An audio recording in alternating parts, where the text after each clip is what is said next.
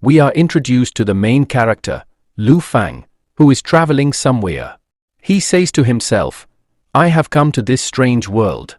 It's been a month since I arrived here. Although I earn a lot of money by bringing goods from Earth and selling them here, I still haven't found a place to live. I really want a place to settle down. He searches for a place and eventually reaches a bar. He asks the owner, will you sell your bar to me?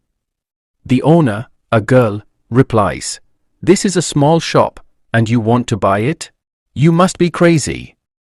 Lu thinks to himself, I need a place to live. Besides, this bar is right in the middle of the city. If I open my shop here, I can earn a lot of money.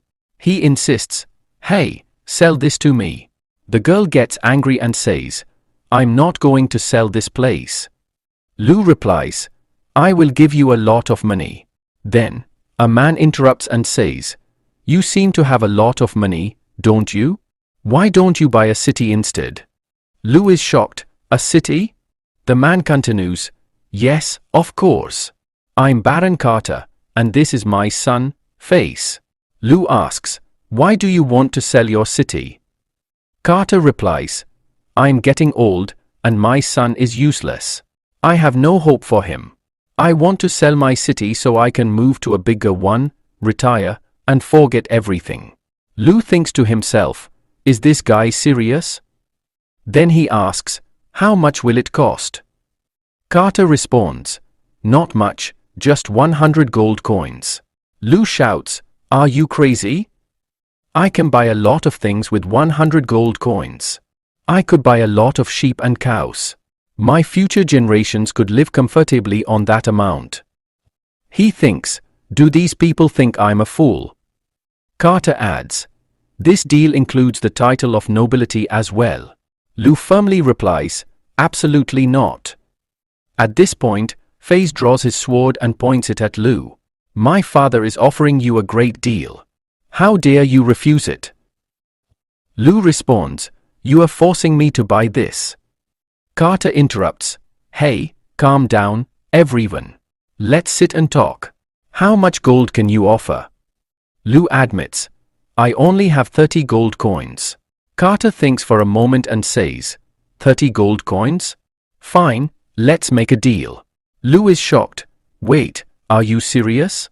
He's really going to sell it for 30 gold coins? Is this a scam? But then he realizes, I didn't bring any money with me.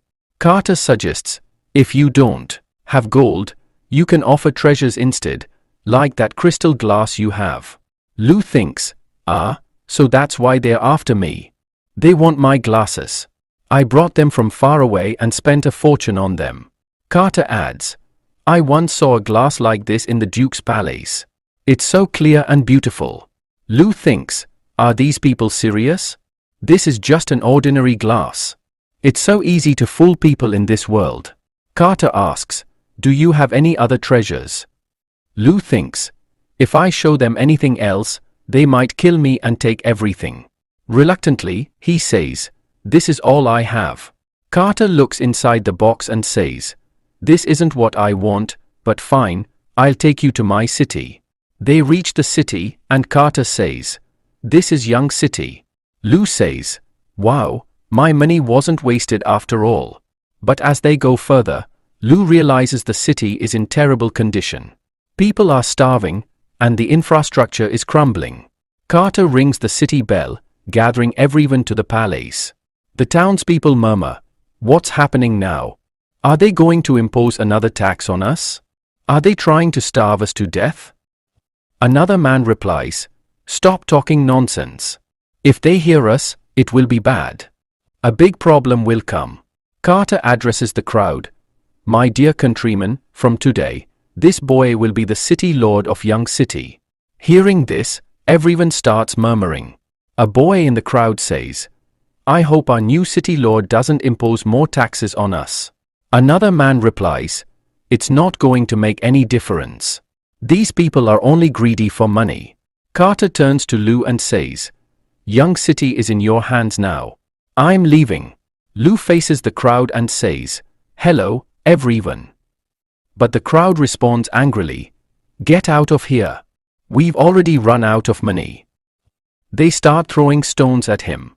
Lu thinks to himself, now I understand why Carter was willing to sell this city for such a low price. Meanwhile, Carter, who is elsewhere, gets frustrated and says, you people are really useless. I've been feeding you for 7 days, and yet you couldn't even kill him. And now you are injured? One of his men replies, my lord, those people are very powerful. We couldn't bring him back. Carter shouts angrily, you are all garbage. Fine, I have an idea. He then yells, hey, city lord. I've left a gift for you in the castle's dungeon. Lu, shocked, asks, a gift? Carter smirks, you need to go there immediately. If you are late, this castle will collapse. Panicking, Lu shouts, what? The castle will collapse? He rushes toward the dungeon, thinking, what has he left for me in the dungeon? I need to find out. When Lu enters the dungeon, a stone is suddenly thrown at him. He dodges it and says, what did you think? That you could kill me with this stone? Absolutely not. As the stone falls at his feet, Lu looks ahead and is shocked. He sees a girl lying on the ground and exclaims, a beast woman? I didn't know there were beast girls in this world. He approaches her and asks, hey, are you alive? Get up. The girl weakly replies, water. Lu thinks to himself, maybe this is the gift Carter was talking about. But I can't just leave her like this. He checks his inventory and says, let's see. Do I have anything to drink? Maybe an energy drink will work. He gives her the energy drink, and suddenly, the girl wakes up. She splashes the drink in his face. Lu exclaims, hey, what are you doing? The girl then kicks him hard, pins him down, and hits him with her paws. She's about to attack again when Lu shouts, someone, help me. Am I going to die here? I don't want to die yet. I haven't even married a rich girl. Just then, the girl faints. Lu sighs in relief. Thank goodness she fainted, or I'd be dead by now. He picks her up and brings her to the palace. Looking at her, he says, she's really beautiful, but why was she locked up in the dungeon? She must have fainted due to hunger. He searches his inventory again. Yes, I have some rice. Let's cook something for her. While cooking, a piece of paper flies out of the palace. It lands in the hands of an old man in the village. He reads it and shouts, everyone, come quickly. Look at this.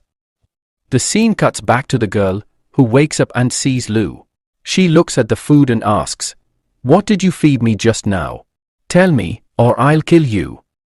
Lu replies nervously, it's rice.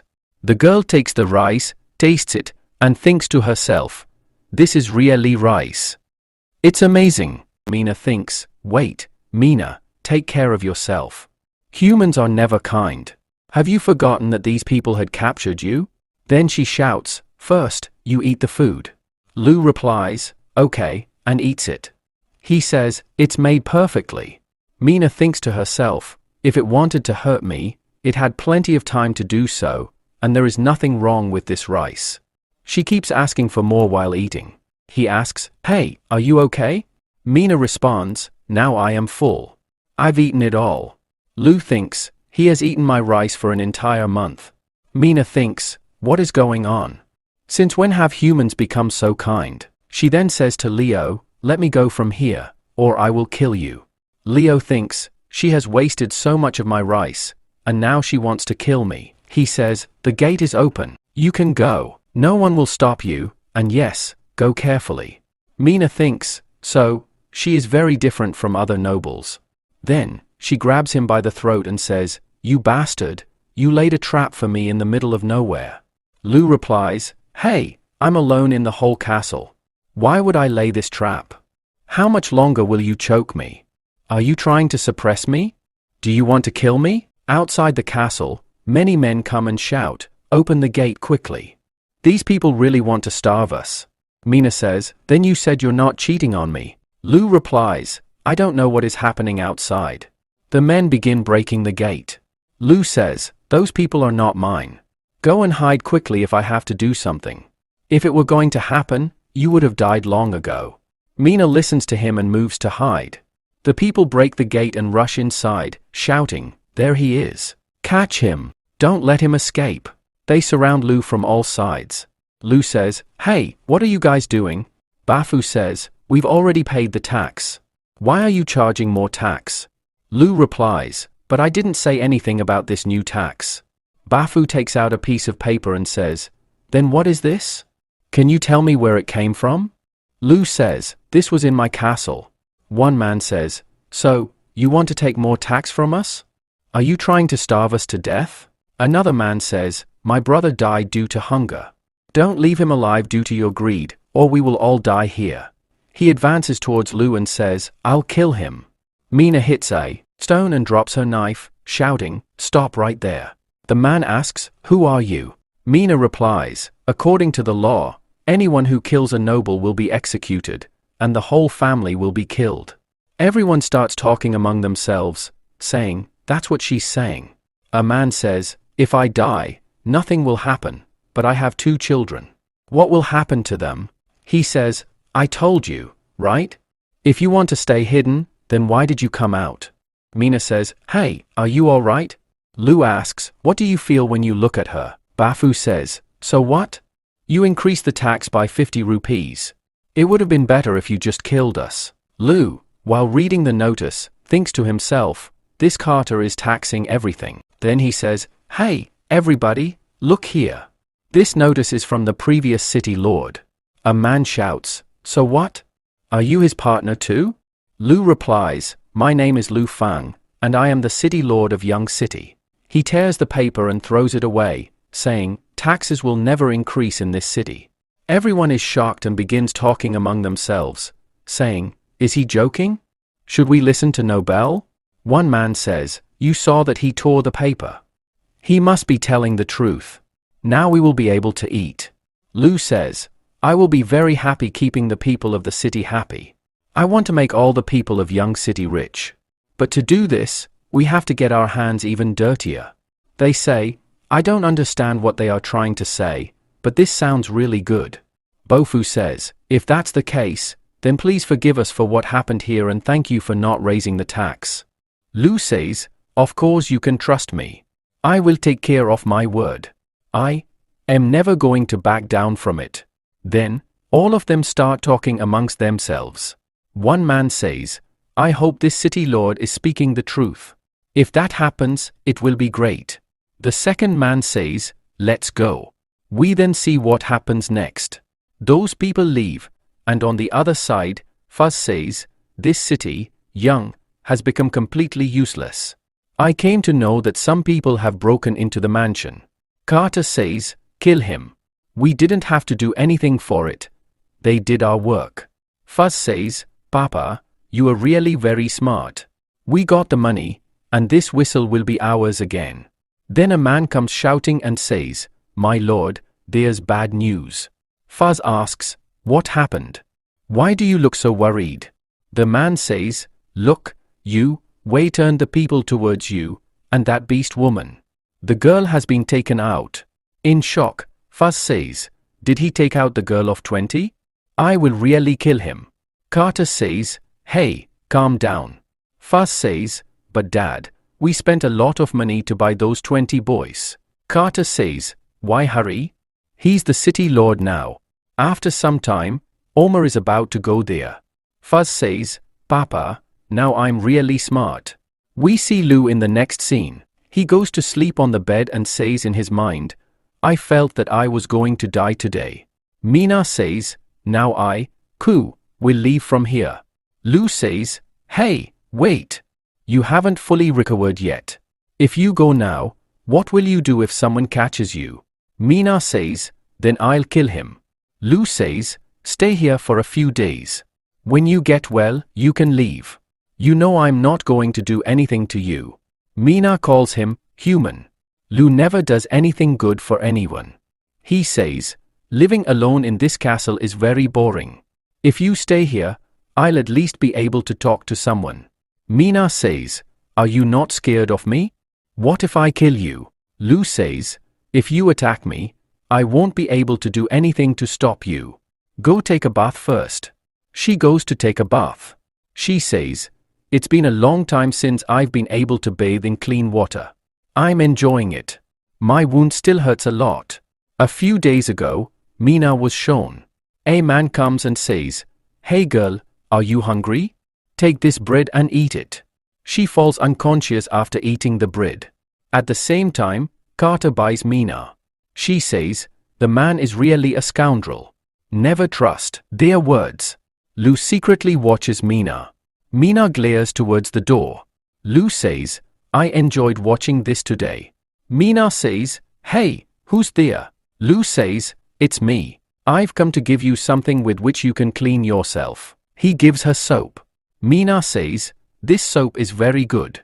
On the other hand, Lou thinks, I've really been caught. Everybody says that cats hate water, but she's enjoying the bath. I didn't even ask her about this. After a while, Mina comes out. Lou quickly picks up a book and starts reading. Mina says, this dress doesn't fit properly. Seeing this, Lou thinks, oh my god, there's a bear cat woman. It's good that I came to this world. Mina says, hey, what are you looking at? Lou says, nothing. Here, I've kept food for you. Mina thinks, his soap is very good. Then she says, okay, I'll eat it. But if you try to do anything with me, I'll kill you. Lou says, no, not at all. I'm not going to do anything. Mina says, humans are very selfish. Lou says, but I'm selfish towards other people. I'm very different from them. Mina says, you are not that different from them. Who can watch someone taking a bath? Lou thinks, damn it, she caught me. Mina says, it would be better if you pack your things. You won't be a city lord after a few days, and you'll have to run away from here. Lou asks, what do you mean? Mina says, there are only 20 days left for the harvest. When that time comes, those thieves will come to steal the crops and might even kill you. Then, after some time, they'll capture the castle to kill you. You don't have any soldiers, and you are not running away from here. Are you waiting for your death? Leo thinks to himself, now I know why Carter sold me this whistle so easily. He is making me a scapegoat instead of himself. Mina says, this is too bad. I am going south. Otherwise, I should have stayed here. I want to see how humans kill each other. Leo says, do you want to see them kill each other? Aren't you afraid of getting hurt? Mina replies, I am not afraid of anyone except God. Leo says, God. Mina nods, yes, absolutely. 5 years ago, God's wrath became so great that she blew cold air from her mouth, turning the entire lawn into ice. We had no other choice but to move south. It affected humans too. How come you don't know about this? Leo says, I lived far from here. Mina says, whatever it is, it would be better if you get out of here quickly if you don't want to die. Leo says, there's still half a month left until the harvest. You don't need to worry about me. I'll handle it easily. In the next scene, a boy is joking around with a lion, saying, hey, what happened? Come and catch me. Then the lion starts chasing him.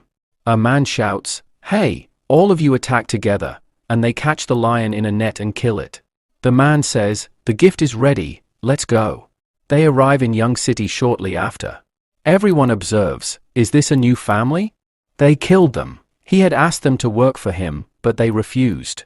The man says, they never came to Young City again. Why have these people come here? Bafu says, have they come to meet Lou? Impossible. Even if he holds her feet, he won't come near her. I say, Lou is really a good boy.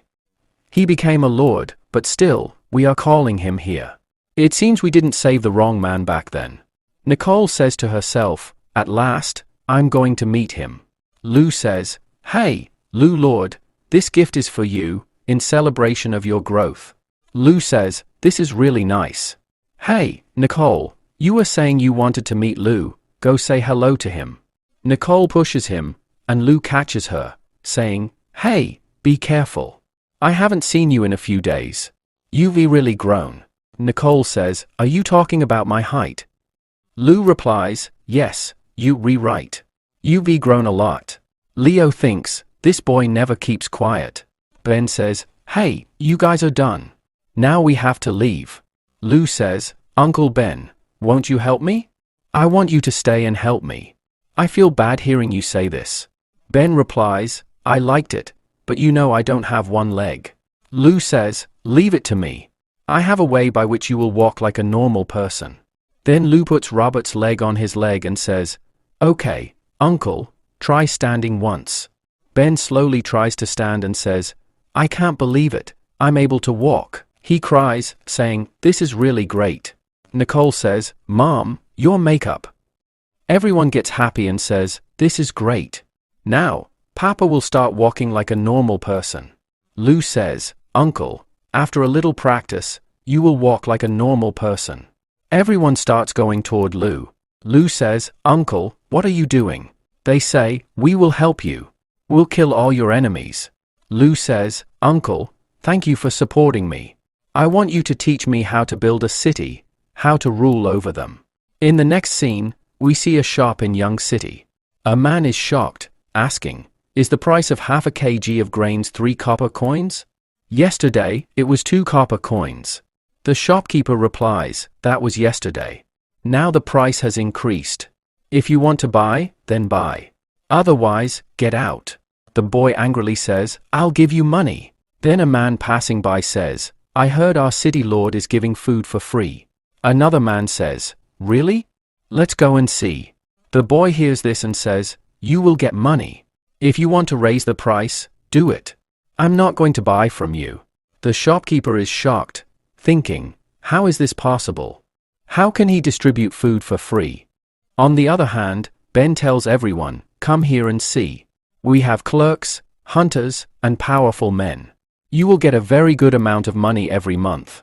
Everyone is shocked and one man says, "Why are we getting so much money? There must be something wrong." Another man replies, "Since when has a noble started paying so much? It's good that he's paying twice as much as before. He's definitely trying to trap us." Everyone looks around and says, "Hey, this is Lu, isn't it? He's really handsome. What kind of clothes is he wearing? I've never seen such clothes before." Someone else adds, "And that beast girl is also wearing really nice clothes." Leo says, "Uncle, sister, I am here. I'll handle everything." Okay, everyone, listen carefully. Whatever is written in this notice is absolutely correct, but for this, you have to pass a test. If you pass, you can take whatever you want. You can eat the food. Everyone is shocked and says, "This is really good.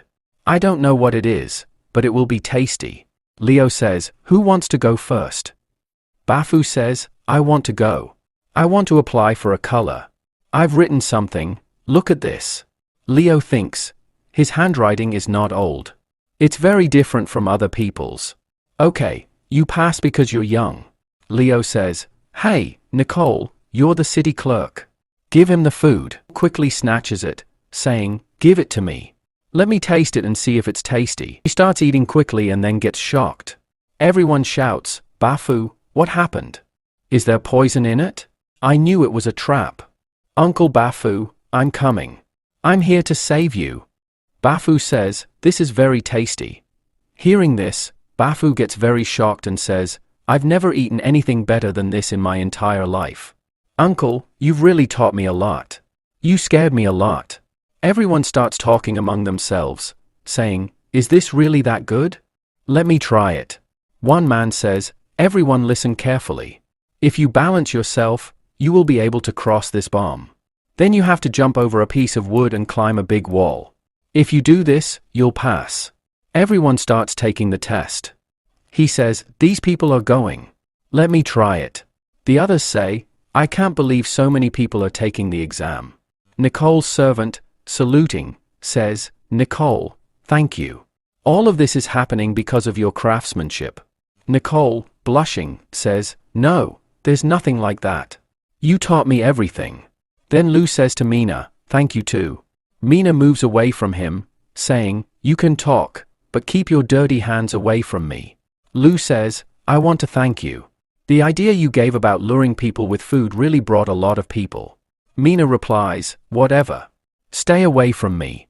Leo thinks, I was about to kiss her, but she went away. Nicole thinks, this girl looks very dangerous, but it doesn't matter to Lu. On the other side, everyone is trying their best to complete the test by eating, but many of them get disqualified. Ben says, I don't know where young Master Lu got this idea of training, but this training is very hard. Even my sons have been training since childhood. It will be very difficult for them to do this. And these village people have never had any training in their life.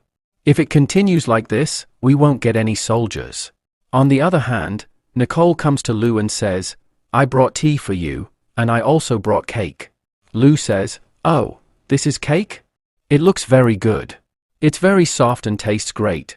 Nicole, you really make it well. Nicole replies, I'm so happy you like the cake.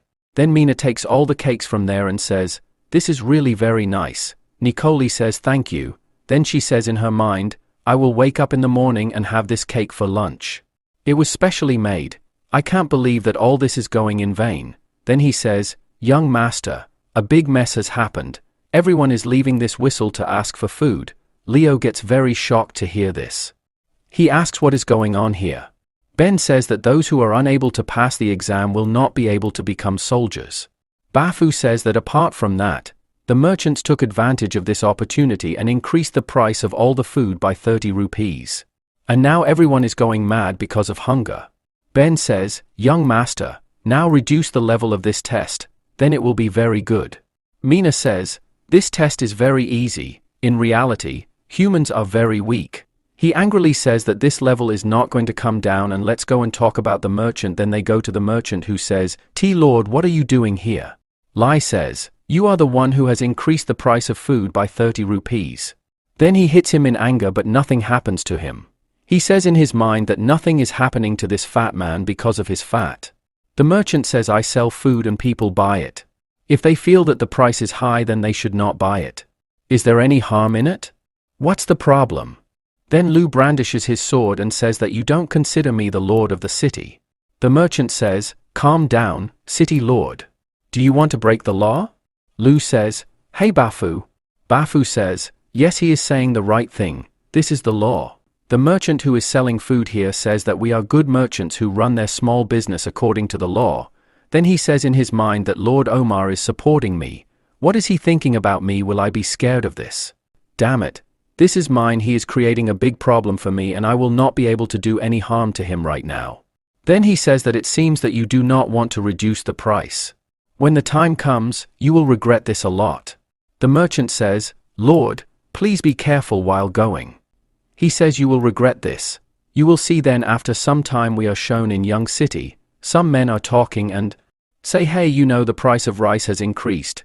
The price of 1 kg is 10 copper coins and the price of beef is 14 copper coins. The coin is so expensive, who will be able to buy it? The second man says that it seems that we will die this time. Then Bafu comes there and pastes a notice. All the people start reading the notice and say, hey Bafu, is what is written in this correct? Does the city lord need workers? Bafu says everyone calm down, what is written here is true. If you people want to do any of these jobs then you can apply now and start working. Then all those people should apply. They start it and they start working happily too. They do it and then after a while Bapu says that everyone should come here quickly, form a line and take your food. Everyone gets happy seeing this and says that this is really food. I cannot believe it. Then at night we had to go to the restaurant and take the food. In the merchant store, a man is shown saying that for the past few days, no one is buying food from us. It seems that they are going to die without eating. The merchant says that you people are really underestimating that child. There was a man saying this, but how was I to know that he would give food to everyone for free? Then how would we sell our goods? The merchant says just wait for 3 days. Within 3 days all the food in the mission would be finished, which he doesn't care about. He does that. The same people will kill him due to hunger and after that we will earn a lot of money in one go. Those people laugh and say yes, you are right. On the other side Nicole says hey. Lulu says yes, what happened? Nicole says it's great that you rebuilding houses for everyone for free and you also giving them food, but Elle says what happened? Do you want to say something? Nicole says that the food in the storeroom will not last long. On the other side, after finishing their work, everyone is standing in a line to get the food. A boy asks why is there so little food here? Has the food finished? Bafu says that I have informed the city lord about it and he is going to do something about it. On the other hand, Lu tells Nicoli that we don't have much rice to give to them. Now we have to what to do. Lu says don't worry, I have a solution. Then the villagers start going mad due to hunger and say why the food has not come yet, I am feeling very hungry. Then the merchant comes there and says, hey Bapu, hurry up and give them food. What happened to them? Why did you stop? Everyone is waiting to get their food. I think there is no food left. Am I right? Hearing this, everyone gets angry and says, is there no food? Bapu says, hey everybody calm down, wait a little, the food is about to come. Morgan says, I am sure that the city lord has no food, does he need my help? One man says, it seems our city lord is in trouble, if he had no food he could have bought it from us. Another man says, whatever, these people worked hard the whole day but they haven't got any food yet. Besides, their child must be hungry. Hearing this, everyone gets angry and says, give me my food quickly. One man says, I knew that this city lord is the master of all the worlds. Bafu gets angry on hearing this and says, what do you want to say? Everybody surrounds him and says, we have worked so hard but these people don't even remember the value of our hard work, he is giving it to me. He is also involved with him. Everybody beat him. Then those people start beating him. Then Lu comes there and says, hey, what is going on here? Whoever tries to cause trouble here, they will be punished here, but you will not have to come to work. Then everyone calms down. After hearing this, the merchant says, oh city lord, you have come here at the right time. Since when have you started distributing food? It is about to start. Everyone is waiting here to get their food. Lu says that the rice is about to arrive but it will take some time. A man says, what are you waiting for? Everyone is hungry. They cannot wait much longer. Will you be able to do it? Then March starts his drama and says, yes, he is right. Look at these people. They have worked hard the whole day. Their children are waiting at home for their father to bring food, and there is a woman here too.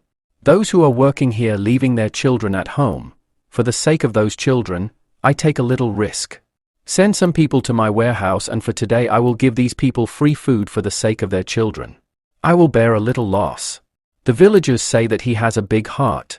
Leo says in his mind that this is his plan, that when I buy rice from him, next time he will increase the price very much, due to which I will lose it forever. I will calm down. Then he says to the merchant, do you think that the people here will be able to afford your food? Merson says, Lord, right now everyone, you are very hungry. Why are you thinking about money now? I know that my food is very expensive. We have to work very hard to get it, so its price increases a lot to reach here. Now here, but money is not such a big problem. Do you want these people to die here without food? Then everyone starts supporting Mersine. Then after some time Mersine says, my lord, look how late it is. Can you feed them? Will you give me food or not? While he does not want to buy rice, it means that he does not care about our villagers whether their children die of hunger or not. Still, he is not going to buy rice from us. Everyone got angry. He goes and one of the men says, no, not at all, I will take food today. The other man says, hurry up and give us the food. It will be better if we go to the castle and finish all his food. Then everyone says, he is right. Let's go. The merchant says in his mind that now he must have realized that he should have never messed with me. Now in the future we will never get into any trouble. Then Ben comes with rice and says, I have come. Merson gets shocked seeing this and says, how is this possible? He says, Bapu, start distributing food quickly. Hearing this, the villagers are very happy. They become happy. On the other side, a man says, what should we do now? Merchant says, our plan is over. Let's go from here. Then in the next scene we are shown Lu. He is sleeping comfortably. Then there Nicola comes and says he is really handsome. How can he look so beautiful while sleeping? Then looking at the young man, she says in her mind that no one will come to know if I kiss him secretly. Mina says, hey, what do you want to do? Nicoli says in nervousness, no, nothing, but you, how did you come here suddenly? Mina says, stop talking nonsense. Have you forgotten that I am a cat woman? Then Lu gets up listening to their conversation and says, what is happening here? Nicoli says, I am here. But I have brought food for you. Lu says, I am right, Nicole, you work very hard. Sushi. Amina says, while eating the food, the training camp you talked about is ready. Lu says, I got very good news so early in the morning. He goes. Mina says, hurry up. They are waiting for you. Lu says, okay. Nikolai says in his mind, his attitude is really very bad. I don't know why Leo always doesn't say anything to him. Leo says, hey Nikolai, cook food, keep it. I will come and eat it. Then Lu in the training round, Ben asks and says, young master, these people have passed your test. Lu says, this is very good. Then he shouts and says, My soldiers, you people could not pass the last test because at that time you did not have enough food. I had nothing for you, so I will give you grains for free and Ben will also train you. Next month you have another chance to pass this test. If you complete this test this time, then you will get it for free. Not only will you get food, but your entire family's tax will also be waived off. Hearing this, everyone becomes happy and says, My lord, what are you waiting for? Start quickly, says Uncle Ben. Start the training, says Ben. Okay young master, then their training starts. Then a boys but gets burnt while practicing. Lou says, Uncle Ben, it seems you will have to work really hard to train them. Ben says while driving, hey everybody listen carefully. Whoever does not complete the training today will not get food. Hearing this, everyone gets very shocked. Mina says in her mind, when I was training Henry and the others, it was really fun. I wonder what they would be doing right now. Then we are shown in a cave. Fuji says that it has been 7 days and Mina hasn't come yet. She must have got trapped in the hands of humans. We have to do something for her. Henry says, so what do you want to do? The idiot can take care of herself. Our main job is to go towards the south and arrange for food, otherwise all of us will die. We will die here due to hunger. Fiju shouts and says, no, I will not go to the south without her. Then some people say, yes, we are not going without her. From here Fiju says, come let us kill the man and bring back our sister. And they start going out of the cave. Then Henry shouts and says, hey stop, and jumps forward in a very stylish way, but due to losing the balance she falls right there. While talking among themselves they say that if it is not there, then why is she doing it uselessly? It fell down. Then Henry quickly stands up and says, hey you guys, don't you people have any brains? Fiju says, then what should we do? Henry says, first we have to go to the city and find out where she is, and then we will make a plan on how to bring her out. The next day Fiju reaches the nearby city to look for Mina and asks why are all these people breaking their houses. Then he reaches a place and says that this person is giving a very good gun. The girl says, are you hungry? Come and eat. If you work for the Lord, you will also get food in the evening. Fiju says you will get food. Then he quickly gets his name registered and starts working. He works with such speed that everybody gets shocked seeing this, and at last he gets the food. He gets happy seeing this and says that at last he has got the food. Today no one will sleep hungry. Then he goes there but he falls unconscious, and then when he regains consciousness, he finds himself at home and is shocked to see his sister, and he says that everyone must have come to know that I am a beast. Then a girl comes and says, hey you have woken up. First you eat this. You had fallen there due to hunger. Fiju runs, and says this again, you tell me what do you want to do with me? The girl says my name is Lenia. Fiju says, hey don't come close to me. I am Beast Man. If you make me angry then I will kill you. Lenia says what? Fiju says I will do it to you. I will kill you, says Lena. Are all the other beast men as funny as you? Fiju says, are you not scared of the Beast Man? Yana says, why would I be scared? Lord has a cat woman. She doesn't do anything to anyone. Fiju holds her hand and says, tell me how she looks. Yana says she has long purple hair and she is very beautiful too. Fiju says in his mind, this is her, I have to go quickly and tell about her. Then he sees that he is holding Yana's hand. Then he quickly lets go of her hand and says, I have caught her hand. It seems she is not afraid of me. Then he takes his rice and leaves from there. The man says, if she had to go, she could have gone through the window. Why did he break the wall and go away? Then Fiju tells everything to Henry. Henry shouts and says, can you work like a human being? For them, Fiju says, I have found out where Mina is. Henry says, tell me. Where is he? Feiho says, hey calm down and first get down from the stone. Then she puts him down. Feiho says Mina has been caught by La Fang. She is in Young City right now. Henry says, La Fang, you are behind this. You will regret it. Henry comes to Young City with everyone to save Mina, and while leaving she says in her mind, Mina, we are here to save you. Then after a while, they reach Lu's mansion and Henry says, here, so really there are many gods as I had thought. Then that is Fiju. She says, do it as I had planned. Fiju says okay. Then they attack all the houses there. Henry says, come on, the work here is over. Let's go quickly, we have to save Mina as well. Manga has fun on the second floor while the boy is studying. Henry breaks the door and comes inside. Lee looks at her panty and asks, now who is this?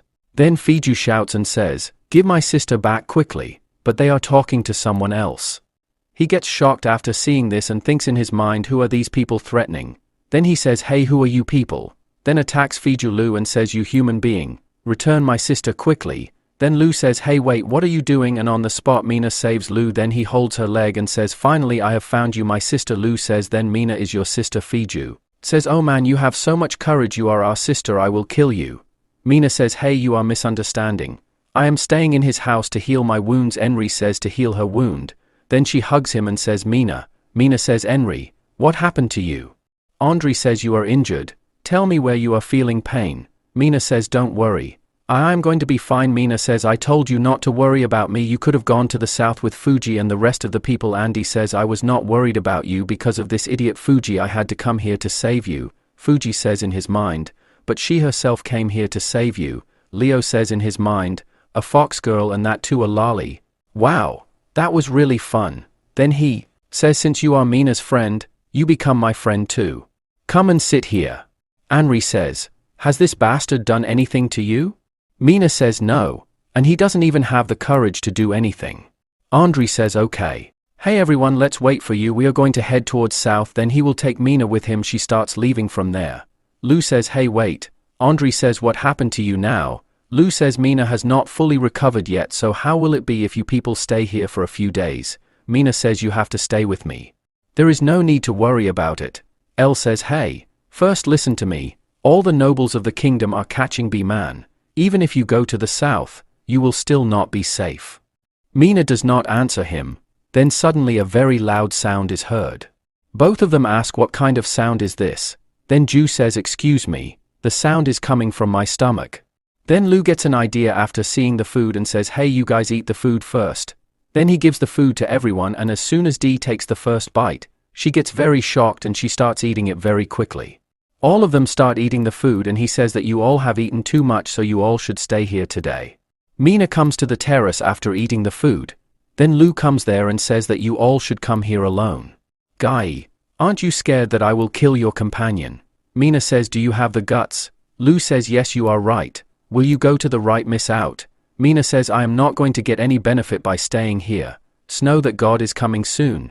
We won't be able to survive for long without food. He says that the south is very far from here and there are many cities in between. Also comes, if you get into danger, then how will it be dealt with? How will it be if you stay in Young City? Mina says, if we are here, then what will we eat? Will you feed us every day? He says, till you are there for me you will work. I will keep giving you food. You will not have any shortage of food. Mina says, we will live with humans. Lu says, yes, of course. If you have any special ability, then use it. Mina says, you behave so well with us, why are you doing this? Lu says, because I don't want to be separated from you. I know that you beasts don't trust humans. You are worried that we might betray you, but we have been together for a few days, so you must have found out what type of a person I am. So how about you stay here? But she ignores him and leaves from there.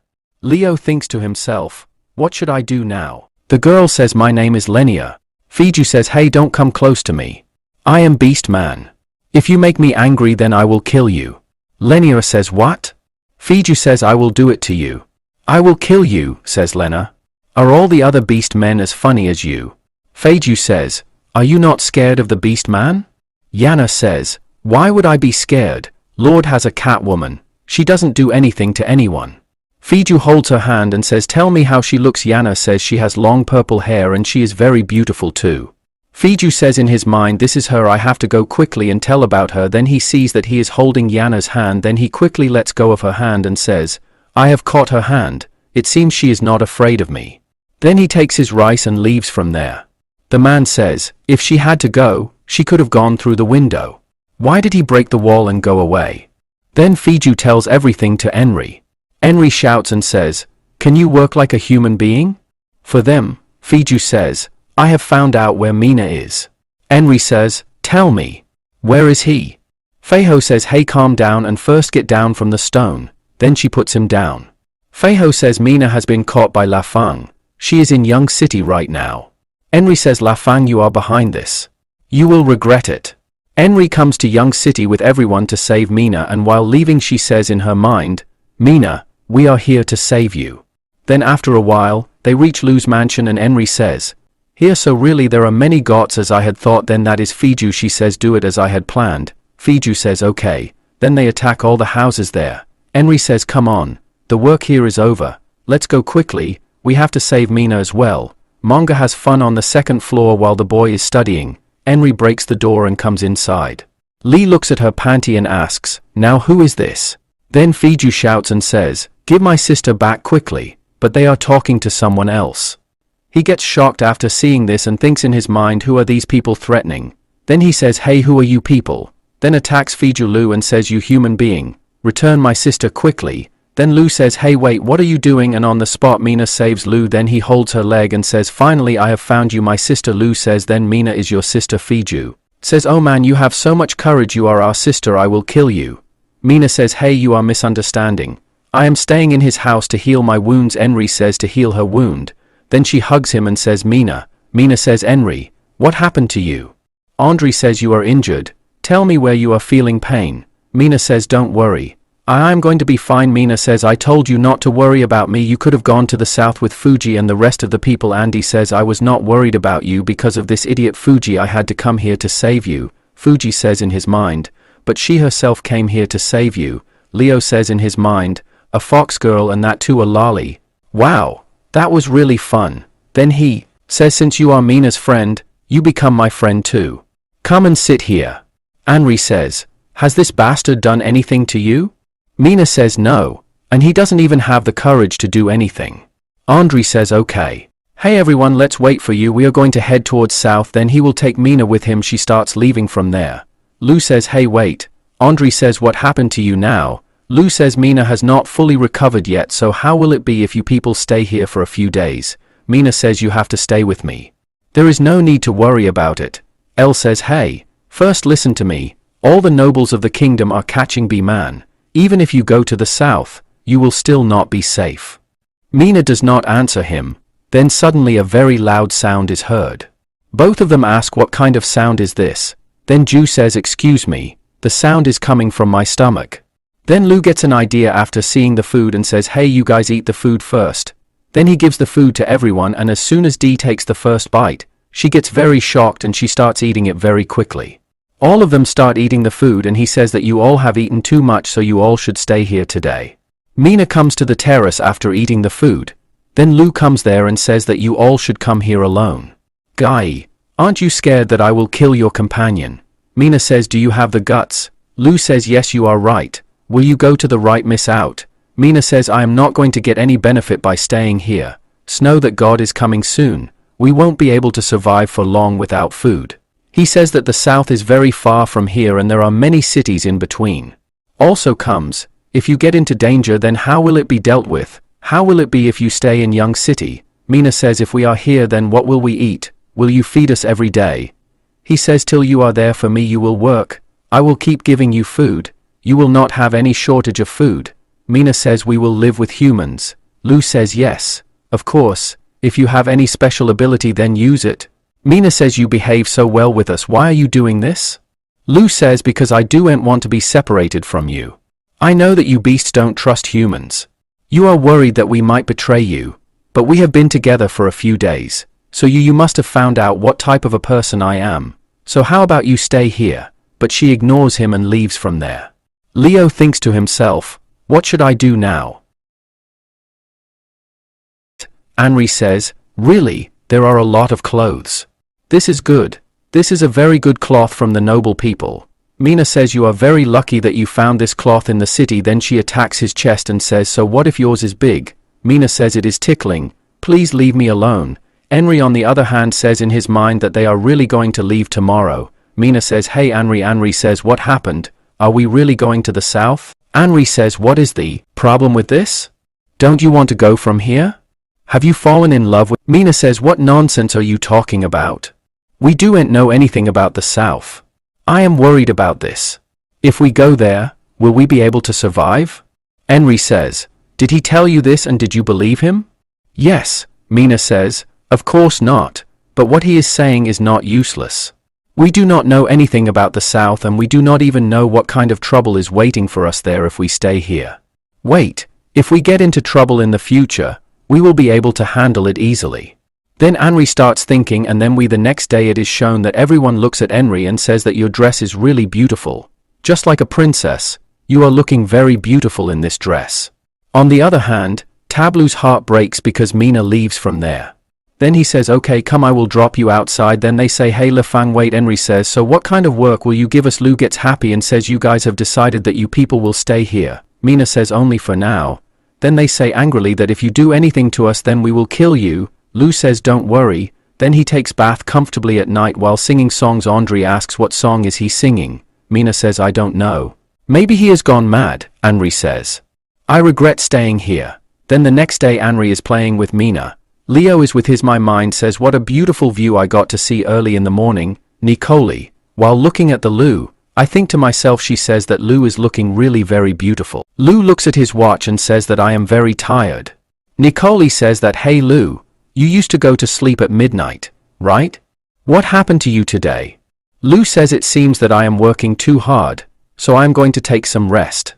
If anyone has any work, then come in the morning only. Nicole says, okay. I will tell everyone that no one should disturb you. Mina, make up her mind. I say that he is behaving very strangely. Then Lu comes to his room and says in his mind that it is time to go back. I have to buy a lot of things too. Then he starts opening a door with his magic. And after some time he comes to his room and falls down. Lu says that I have got hurt very badly. I have used it so many times, but still I have not been able to use it properly. It's good that Mina is not here, otherwise she would have laughed at me. Just then his foot gets stuck in the book and he falls on the ground. Then he says, if here, but it would have been so nice if Nicole was here. My room would not have been so messed up. Let all this be. I have to start my work quickly. Otherwise how will I deal with that goon? Let's go. I have ordered 500 arrows. Then a message comes from the company and it says, hey sir, do you really want to order this? Lu says, yes, of course, we are shooting a movie. The director said there is no problem with the budget, but all the weapons should be real. The man says, wow, it looks so the movie is going to be a blockbuster. Don't worry, we will send the goods soon. Lu says, oh, I forgot. I have to go to the supermarket too. Then he goes to the store and starts shopping. Some people see him and say, look there. The girl sees the man buying so many things and says, wow, it seems he has a lot of money. Then he buys a lot of things and comes to the bill counter. The girl gets shocked to see the things. Then she looks at Lu and says, oh, it's you, mister. Lu says, yes, it is me. Then she looks around and takes him slowly. She tells him that I have read the Nobel Prize that you have written. Don't worry, your secret is completely safe. Why did you not come out for a few months? Don't worry, I promise I won't tell anyone. Lu says that I was very busy. That girl, she says, your neighbors were saying that you have not been coming out for a long time, but I know what you are doing in the temple. You are going to write another great Nobel, right? Lu says, oh, you already know the second one. Mina, while going towards Lu's gate, she says in her mind, I am worried whether something has happened to him or not. Then she opens the door, but it is closed. On the other side, Lu comes home and keeps all the things in his storage. Okay, the work is done, now I should go back. On the other hand, Mina says in her mind, this is very strange. How is it so quiet? Is he inside or not? Now I will have to use the normal way, only then I will have to go to Lu Castle. He reaches there and says in his mind, God, I have landed safely, nothing has happened to me. Then Mina breaks the door. She says, this is very strange, where has he gone? Lu shouts and says, hey, get off me, do you want to kill me? Mina quickly moves away and says, excuse me. Lu had brought food for him. While eating, she says, I have been knocking on the door for a long time. I thought you were dead. Lu says, so that is why you broke the door, because you were worried about me. Mina gets shocked hearing this. She says shyly, not at all. I came to thank you on everyone's behalf. Lu says, then how are you going to thank me? Will you give yourself to me? Hearing this, Mina gets very shocked. Lu says, hey, I was just joking. Take this and drink some water, and by mistake that water falls on his face. Mina says, hey, what are you doing? Lu says, take this napkin. Mina says, give it to me, I can do it myself. Then he falls on him, and Mina, while playing with him, says, have you gone mad? Then he catches hold of Mina's tail. Then Mina gives him a slap. She slaps him hard and starts leaving from there. Then she says that whatever happened here, you will not tell anyone else what you did to me. Lu says, okay, I understand. Then we are shown a boy at night. He says that today again I have got 1 kilogram of grains. The other boy says that really the Lord never gives us less. Then a man comes to him and starts snatching his rice. The boy says that, hey, what are you doing? If you eat this, then you will be able to eat it. If you steal it, then what will my family eat? Then he tears his rice and says get out of here, and all his grains fall on the ground. That boy says my food. Then while going to him he says quickly my food, return it. Then that man kills that boy. The other boy gets very shocked seeing this. Then another man comes and kills him too. Then while leaving they say I told you not to create trouble. The other man says he was about to touch me with his dirty hands, so I killed him. Then the next day everyone starts gathering near the dead body and says that no one can touch this dead body. Don't come in front of him. There is an investigation going on here right now. Lu says angrily, I can't believe it. How can someone kill someone in my presence? When I catch him, I will kill him while torturing him. Ben says, young master, I don't know. I think these guys are goons. Lu says those guys aren't horse guys, goons. Ben says first of all autumn hasn't come yet and everybody knows about young city that right now we can't give them anything, so why would goons come at this time?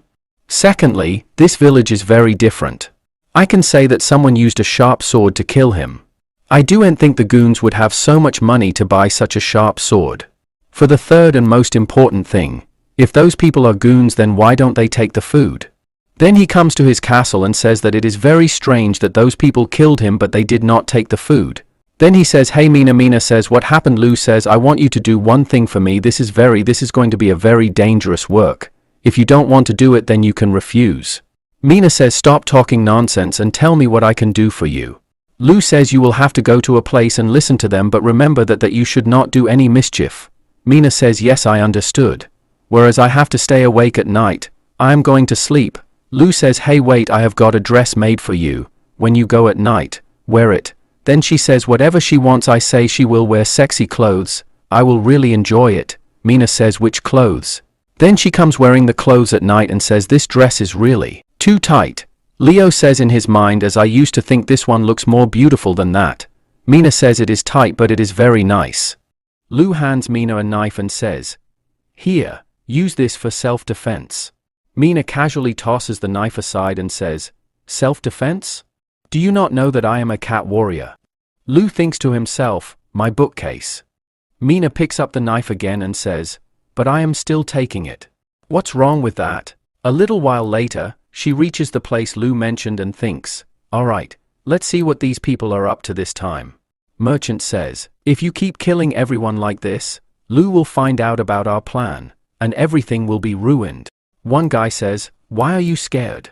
If something goes wrong, we'll just stick to the plan. We'll send a few people and take Lu's head off. Mina thinks to herself, these people talk so big. What do they think? That they can just kill Lu easily? One guy says, yeah, you right. If Lu gets killed, this whole young city will be ours. Another guy says, and that girl with him, she's so beautiful. If we catch her, we can have all the fun we want with her. Everyone laughs and says, yes, you absolutely right. Just thinking about it makes me excited. On the other side, Mina overhears all this and gets furious, thinking, now, I am really going to kill them. Merchant says, this is a great idea, but Lu is a noble man. This could cause a lot of problems. One guy says, what's there to be scared of? Even if we kill him, nothing will happen to us because the Baron is behind us. Thanks to Omar, we're making loads of money. If Lu tries to stop us, we'll just kill him. Another guy says, yes, exactly. Don't worry, we sent for this very task. Mina quickly runs to Lu and tells him everything. Ben says, now I understand why these merchants are getting so greedy, because they have the Baron backing them. Plus, they're trying to kill you. Mina says, what if we just kill all of them today? Lu says, what's Omar's background? Ben says, young master, you don't know?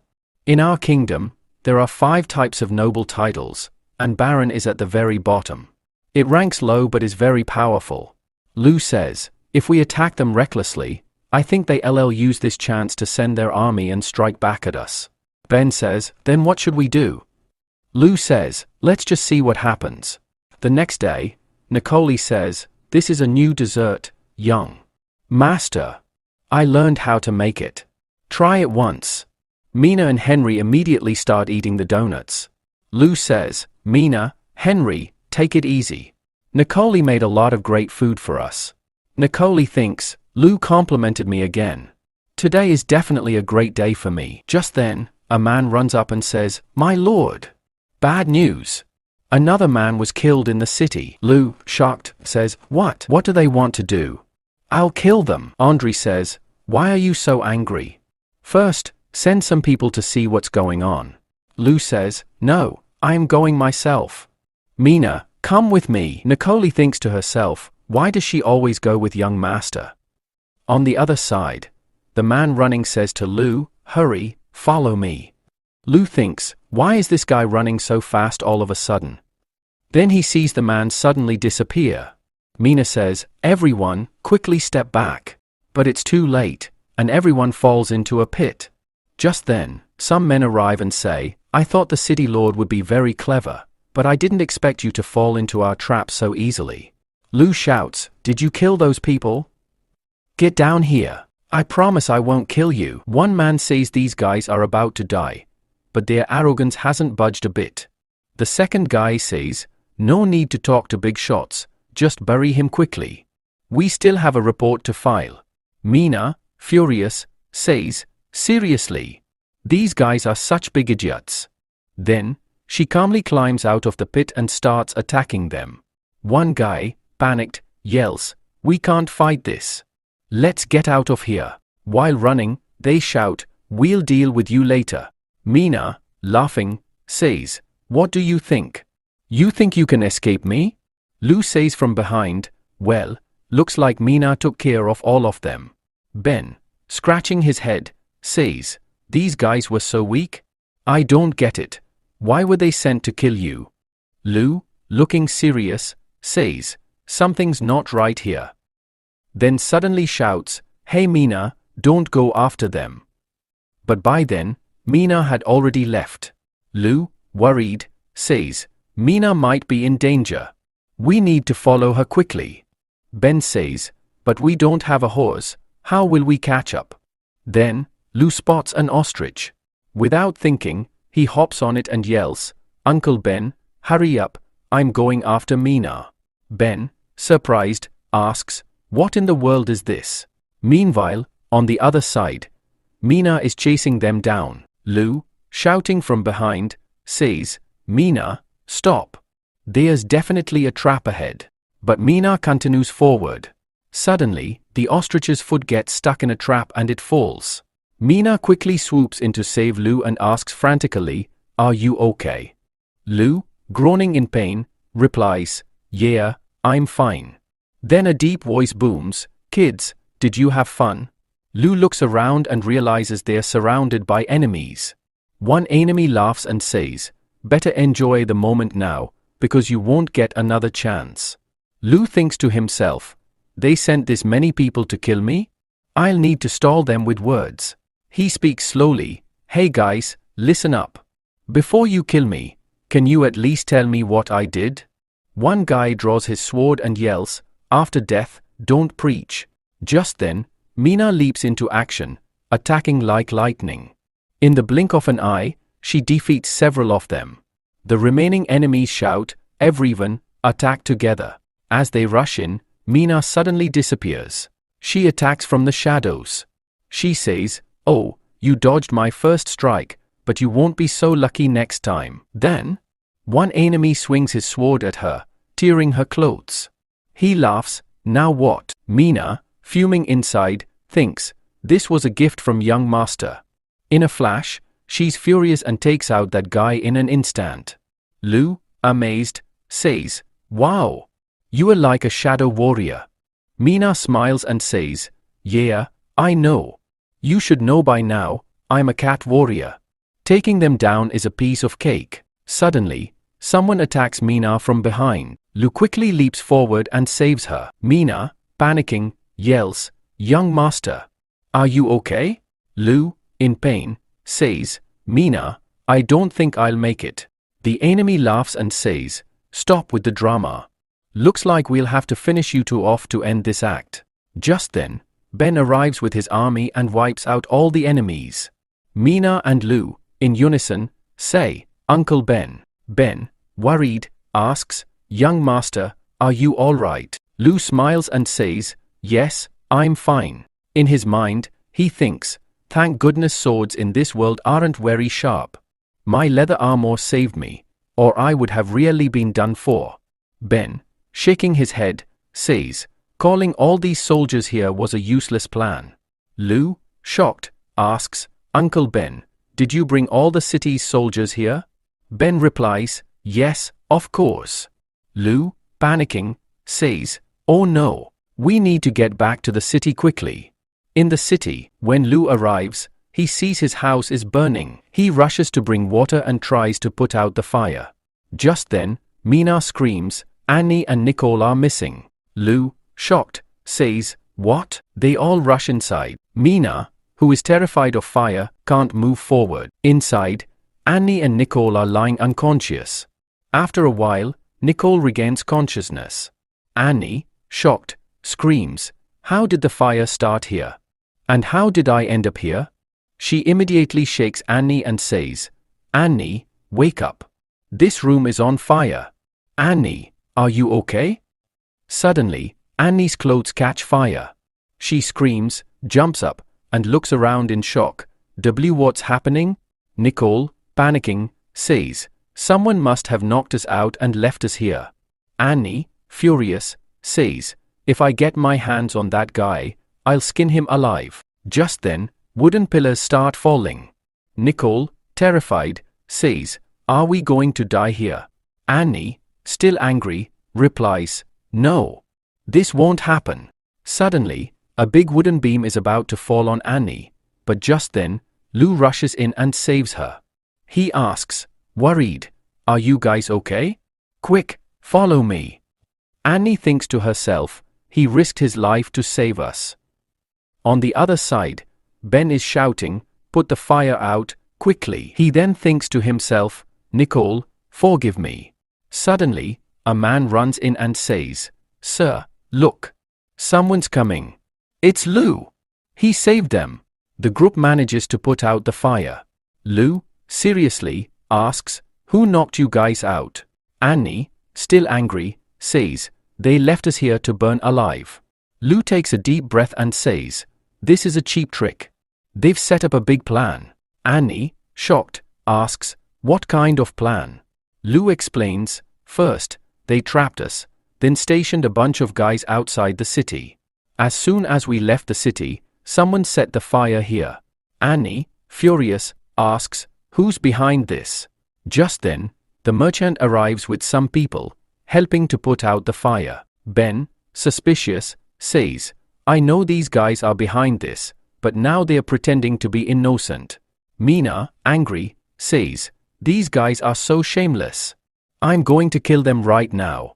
Lu quickly stops her, saying, hold on, think before you act. The merchant thinks to himself, kids, you were in my way. Today, I'll teach you a lesson. Lu, taking a deep breath, says, these people are pretending to be the good guys in front of everyone, and we have no proof. Mina, irritated, says, so, we are just supposed to let them go. The merchant, pretending to be concerned, says, as soon as I heard there was a fire, I rushed here to help. But I got here too late. Lu, with a slight smile, says, thanks. If you hadn't come, our castle would have burned down. The merchant shakes his head and says, no problem, but how did all this happen? Everyone looks at the merchant and says, yes, my lord, what happened here? Lu, walking toward the merchant, says, I know who did this. The merchant thinks, did he catch me? But then Lu pauses and says, it's the bandits' work. They're behind all of this. Everyone around is shocked. Lu continues, I don't know why they're doing this, but I didn't find any of their men outside the city, which means they are still hiding inside the city. Everyone, scared, says, so, it's really dangerous here. Lu, confidently, says, everyone stay calm. Don't worry. I'm the Lord, and it's my responsibility to keep everyone safe. No enemy is leaving here alive. Everyone, filled with enthusiasm, shouts, my lord, we are with you. Merchant says, what does Lu want to do? He couldn't catch the real killer, so now he's blaming everything on Guddu. Mina says, Lu, you know who did it, right? Then why are you putting all the blame on that enemy? Lu replies, you'll find out later. Then merchant walks into his room and says, Leo is lucky he didn't die at our hands today, but his idea of burning down the house wasn't all that bad. That fool thinks Gutta did all of this. Another guy laughs and says, he blocked the city. Now, all the goons will be caught. Merchant, not amused, attacks him with a glass and says, you really are a fool. You're not getting it at all. Lou knows we did it, but he has no evidence. He's deliberately blocking Young City from the scene. He's trying to catch us in Gutta's name. One man asks, what should we do now? Merchant says, for now, he has no evidence against us, so he can't do anything. Suddenly, there's a knock at the door. Some people shout, hey! What's wrong with you? From outside, someone shouts, the goons are here. They want to steal our food. They reply, what? Are goons actually here? Merchant says, you idiots. Those so-called goons are Lu Fang. I didn't think they would come disguised as goons. Then a guy rushes in, shouting, Lord! Our grain is stolen, and many of our people have been killed. One man says, they're making people sick too. What should we do now? Suddenly, Gutta and his gang show up and start attacking everyone. People start fleeing through the windows to save themselves. When Merchant tries to escape through a window, he gets stuck. If I had known I'd get stuck like this, I would have lost some weight beforehand. His servant then throws him out, and he jumps down like a ball. His servant yells, my lord. Are you okay? Merchant says, it's because of my fat body that I survived. Oh no, they're after us, we need to run. The servant shouts, the goon is here. We need to tell the Lord about this. Merchant clamps his hand over the servant's mouth and says, what? Are you crazy? You want to tell him? Some people overhear and say, are there goons here? We need to tell the Lord. Cut to the next scene in the castle. Lou says, Nicole, are you guys alright?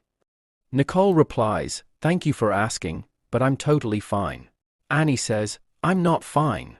I was about to die there. I need a lot of cake to heal myself. Lou replies, alright, eat as much as you want. Mina says, Annie, eat some more of this too. Just then, someone says, my lord, someone reported that they found goons in the city. They're stealing food and planning to run away. Lou says, Ben, gather everyone, we're heading there. Meanwhile, the goons are running off with stolen grain.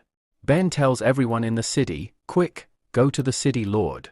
Whoever catches a goon will get their name written in history. Everyone cheers, let's do this. We'll catch the goons and get paid. This is going to be fun. They all head out with Lou to catch Gutta. Lou says, Mina, go hide behind that tree and let me know as soon as they come out of the gate. Mina replies, alright, master. She hides behind the tree. One man says, Lord, let's go. If we get past this gate, we'll be outside the city. Merchant grabs him and says, hey, wait. Look over there. When I get out of here, I'll tell the Lord about this. Then your precious young city will be destroyed. Let's go. No one's here to stop us. Mina is secretly watching all this. The merchants move forward and find piles of grain lying around. They say, this is our grain. Another guy says, yeah, what is our grain doing here? Whatever happens, we'll take this grain with us and leave. Merchant says, wait, something feels off. This has to be a trap. One man says, a trap. When the goons run away, they'll probably leave everything behind in fear. Merchant says, if you want to die, go ahead. I'm not staying here. The man replies, wait. Are you trying to stop me? What are you waiting for? This is our grain, let's grab it and get out of here. After a while, they collect the grain and say, alright, the job's done. They tell Merchant, I told you, nothing's going to happen. Merchant says, do whatever you want. I'm getting out of here. But just then, Lou and his people surround them from all sides. They say, Lord, we're not thieves. Lou replies, if you not thieves, then what is this grain doing here? Everyone shouts, so the merchants are the goons. They're stealing and running away, and still calling themselves innocent. Don't let them go alive, kill them. Merchant says, Lou, you're making false accusations against us. Lou replies, we have all the evidence, and you still have the guts to lie? Catch them. Take them to the city, their fate will be decided there. The next day, Lou is seen taking all the merchants away. The locals, watching all this, talk amongst themselves. One man says, "What's going on? Didn't we go after the goons last night? Are these the ones?" Another man says, "Then why are they catching the merchants? They were helping us put out the fire, right? Really, this is strange. Let's go see what's happening." Then Lu says, "I know you're all curious why we caught them." Everyone says, "Yeah, what happened to them? Why did you catch them? You were after the goons, right?" Lu says, "Because they are the goons." Everyone is shocked and says, "What?" Lu says, "These people teamed up with the goons to burn our grain so they could sell theirs for higher prices. Then they got scared I'd catch them, so they tried to run with the grain. We caught them together." One man says, "Yeah, he's right. I was there last night." Another man says, "Yeah, I saw it too." Lu says, "They teamed up with the goons for profit. They have nothing to do with our lives. Tell me, what should we do with them?" Everyone shouts, "Kill them." Lu says, "Yes, that's the right thing to do. They should never be forgiven." Then he hangs and kills all the merchants.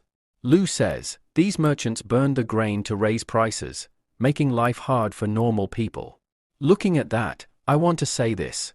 From today, the castle will deal with grain. You can sell your grain at the castle." One man says, "What kind of deal? Can you explain it properly? I don't even understand how I'll sell it at the castle." Lu says, "When the autumn season comes and families have nowhere to store their grain, they'll want to sell it because it'll spoil. No matter the market price, I'll buy it at that price and sell it at the same rate. No need for extra money from you." Everyone says, "I can't believe this. Something this good is happening here." Lu says, "From today, no one in Young City will die of hunger." One man says, "If this lord had been here before, my brother wouldn't have died from hunger."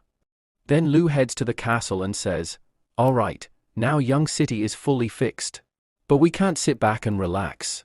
From today, each of you will have a new post, and you'll do new work." Nicole thinks to herself, "A post? What kind of post will I get? Will I get even closer to Lu?" Lu says, "Ben, from now on, you'll be the director of the castle." Ben replies, "Understood, young master." Lu says, "Hey Nicole, from now on, you'll handle everything inside." Nicole happily says, "All right, young master." Lu says, "That means you'll be the secretary now. Any problems with that?" Annie says, "No, no problems at all." Lu says, "Mina, from now on, you'll stay with me to protect me." Mina replies, "I've been doing that already." Lu says, "All right, let's all work together. We are going to transform Young City completely." The group shouts, "All right, young master." Then Ben brings Lu outside and says, "Young master, these people have passed the final test."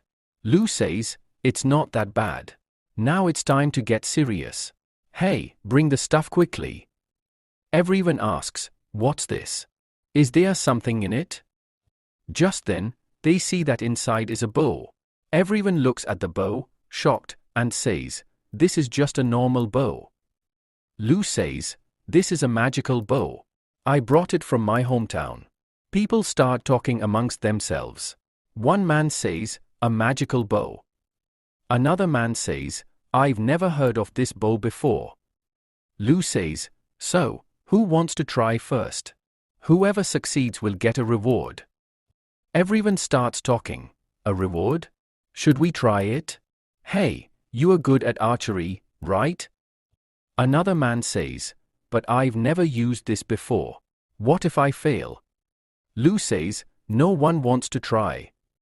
Just then, a boy says, "Sir, I'll give it a try." Lu says, "Sane, this isn't how you do it." Sane, while preparing to shoot, thinks, "It's time to show my strength. I have to succeed." But as soon as he releases the arrow, the bow ends up in his mouth. Angrily, he pulls the bow and says, "I can't believe I'm failing." The bow then hits his main point, and Lu says, "Poor guy, he's in for a tough time." Ben says, "Young master, this bow is incredibly powerful. It's nothing like a normal one. How about you show us how it's done?" Lu, shocked, says, "What?" Mina says, "Yes, exactly. You brought this bow, and it doesn't even bend. Lu laughs and says, "All right, I'll show you." Then, thinking to himself, "Every time I travel between Earth and another world, my fighting power and physical ability improve. I've left here so many times, bending this bow won't be a problem." Lu uses the bow and shows everyone. Everyone exclaims, "Wow, my lord, this is amazing." Ben and Mina are both shocked and say, "The master is incredibly powerful." Lu says, "Hey, San, try again. You've got this." San thinks to himself, "This time, I'm not failing.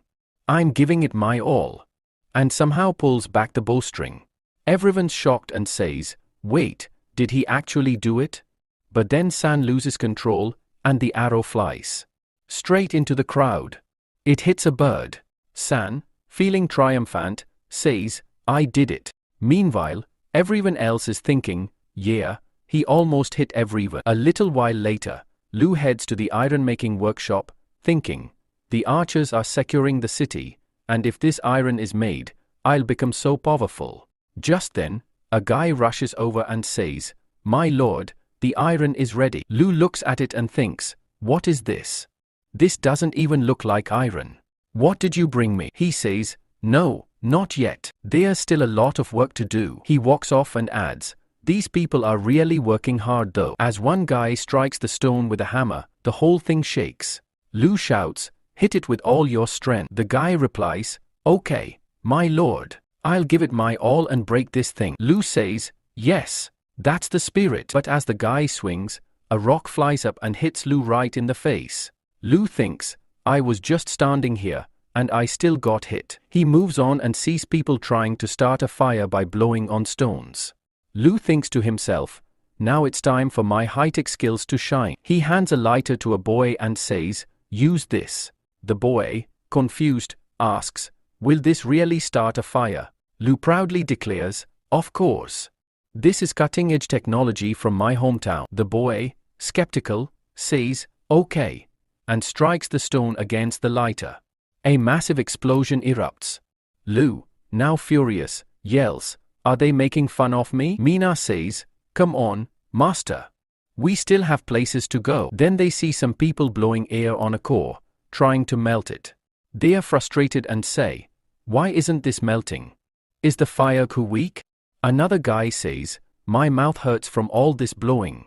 Lu steps up and says, "Look, this is how you do it," and starts blowing air through a pipe. Everyone gasps, "Wow! It actually melted." One guy says, "My lord, your mind is so sharp." Lu hands them the pipe and says, "From now on, use this." Just then, San picks up a big log and says, "Everyone, move aside. Let me try." He blows air into the pipe with all his might, and another huge explosion goes off. Lu, exhausted, thinks, "I'll teach them how to make iron properly later." Next, Lu heads to the paper-making workshop, thinking, honestly, making paper feels way safer than dealing with iron. Suddenly, Bafu shouts, "My lord! You are finally here." Lu asks, "What's wrong with you?" Bafu, panicking, says, "My lord, look behind you." Lu turns around and is shocked. He says, "What happened here? Did you cause all this chaos?" Bafu says, "My lord, making paper is really hard. Our workers can't get it right." Lu thinks, "The book I brought from Earth clearly explained how to make paper. So what's their problem?" Then he spots Annie, laughing as she walks away, saying, "Seriously, that was so much fun today." Lu sees her with a piece of paper and says, "Hey, what are you doing with that?" He notices that there's a picture of him flying on the paper. Annie laughs and says, "Hey, please, just listen to me." Lu says, "Can you make anything else besides this?" Annie, shocked, replies, "What?" BA asks, "My lord, will this work?" Lu reassures, "Don't worry." After a while, Annie says, "Here you go, what you asked for is done." Lu calls out, "Everyone, come take a look here." The group looks at the paper, which has a detailed drawing of the entire paper-making process. They are all amazed and excited, saying, "Miss Annie, you, amazing. I can't read, but I totally get it." Annie smiles and says, "This is just a normal job for me. I can do much better going forward. Soon, paper and iron start being made effortlessly. Lu says, once this is done, we need to quickly set up schools and markets. Bafu nods, understood, my lord. Ben asks, hey Lu, Fang is busy training to fight the army thugs. Why are we focusing on all this now? Lu responds, fighting the thugs is our top priority, but we must also focus on development. In the future, Young City will look like this. I'm working on this plan. A few days later, Tori arrives at Young City and says, what's wrong with Dad? He sent me to this poor country to do business? A man replies, yes, my lord, you are right. Letting go of 150 kilos of grain is pointless. What benefit will we get from this poor country? Tori quickly adds, we need to finish this work fast and get out of here. I don't want to waste a single second here.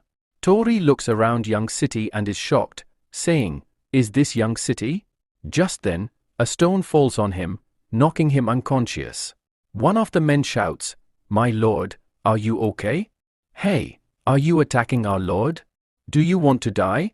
The man angrily shouts, what's wrong with you? Can't you see the sign saying, work in progress, do not enter? Tori, in his mind, thinks, thugs are coming here, and what's the lord doing?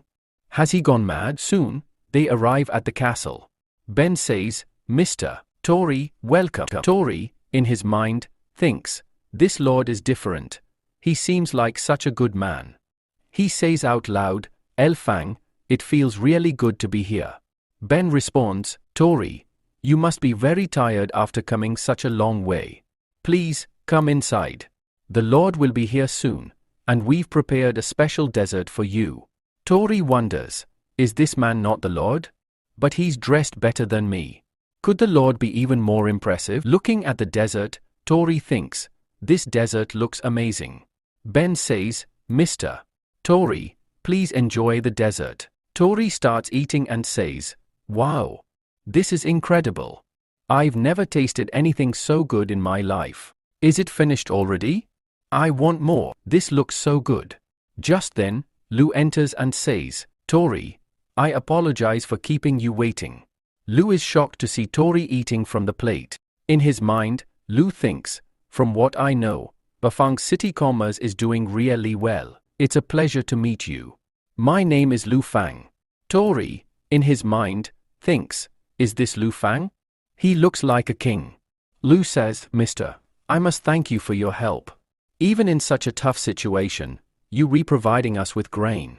Lu adds, how can we help you in return? Tori replies, it's our honor to help you, but we need to buy this rui right now. Lu says, that's too much. It's an extremely important supply for the military.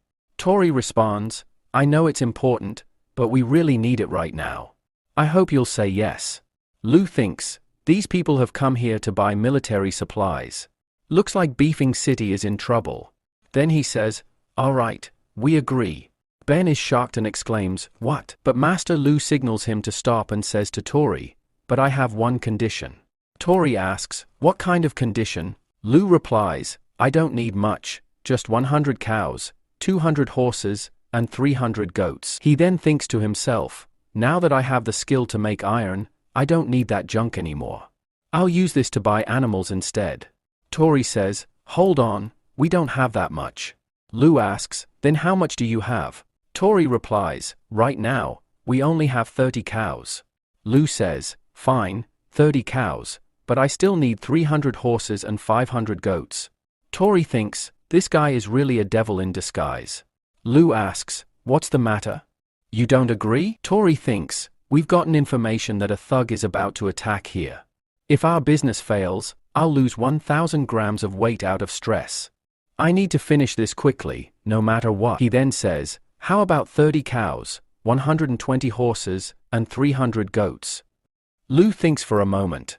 Tori wonders, is this enough? Lu thinks to himself, I got a lot more than I expected. Looks like my bargaining skills are working here too. Tori says, my lord, but this is all I have. Lu says, all right, let's make the deal.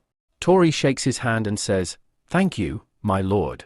As Tori leaves, he thinks to himself, did I just get tricked? Just then, Ben says, Master Lu, Beefing City is buying military supplies so quickly. I'm sure an attack is coming. Lu says, yes, I know. We need to start preparing too.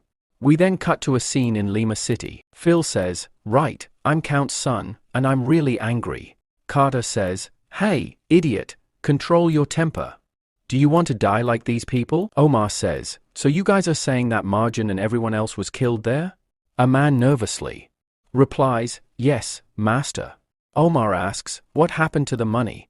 The man replies, we didn't get any. Omar immediately kills him. He asks, tell me, how did they die? The man says, from what I heard, they hung everyone in public and killed them. Omar kills him too and says, stop with the nonsense.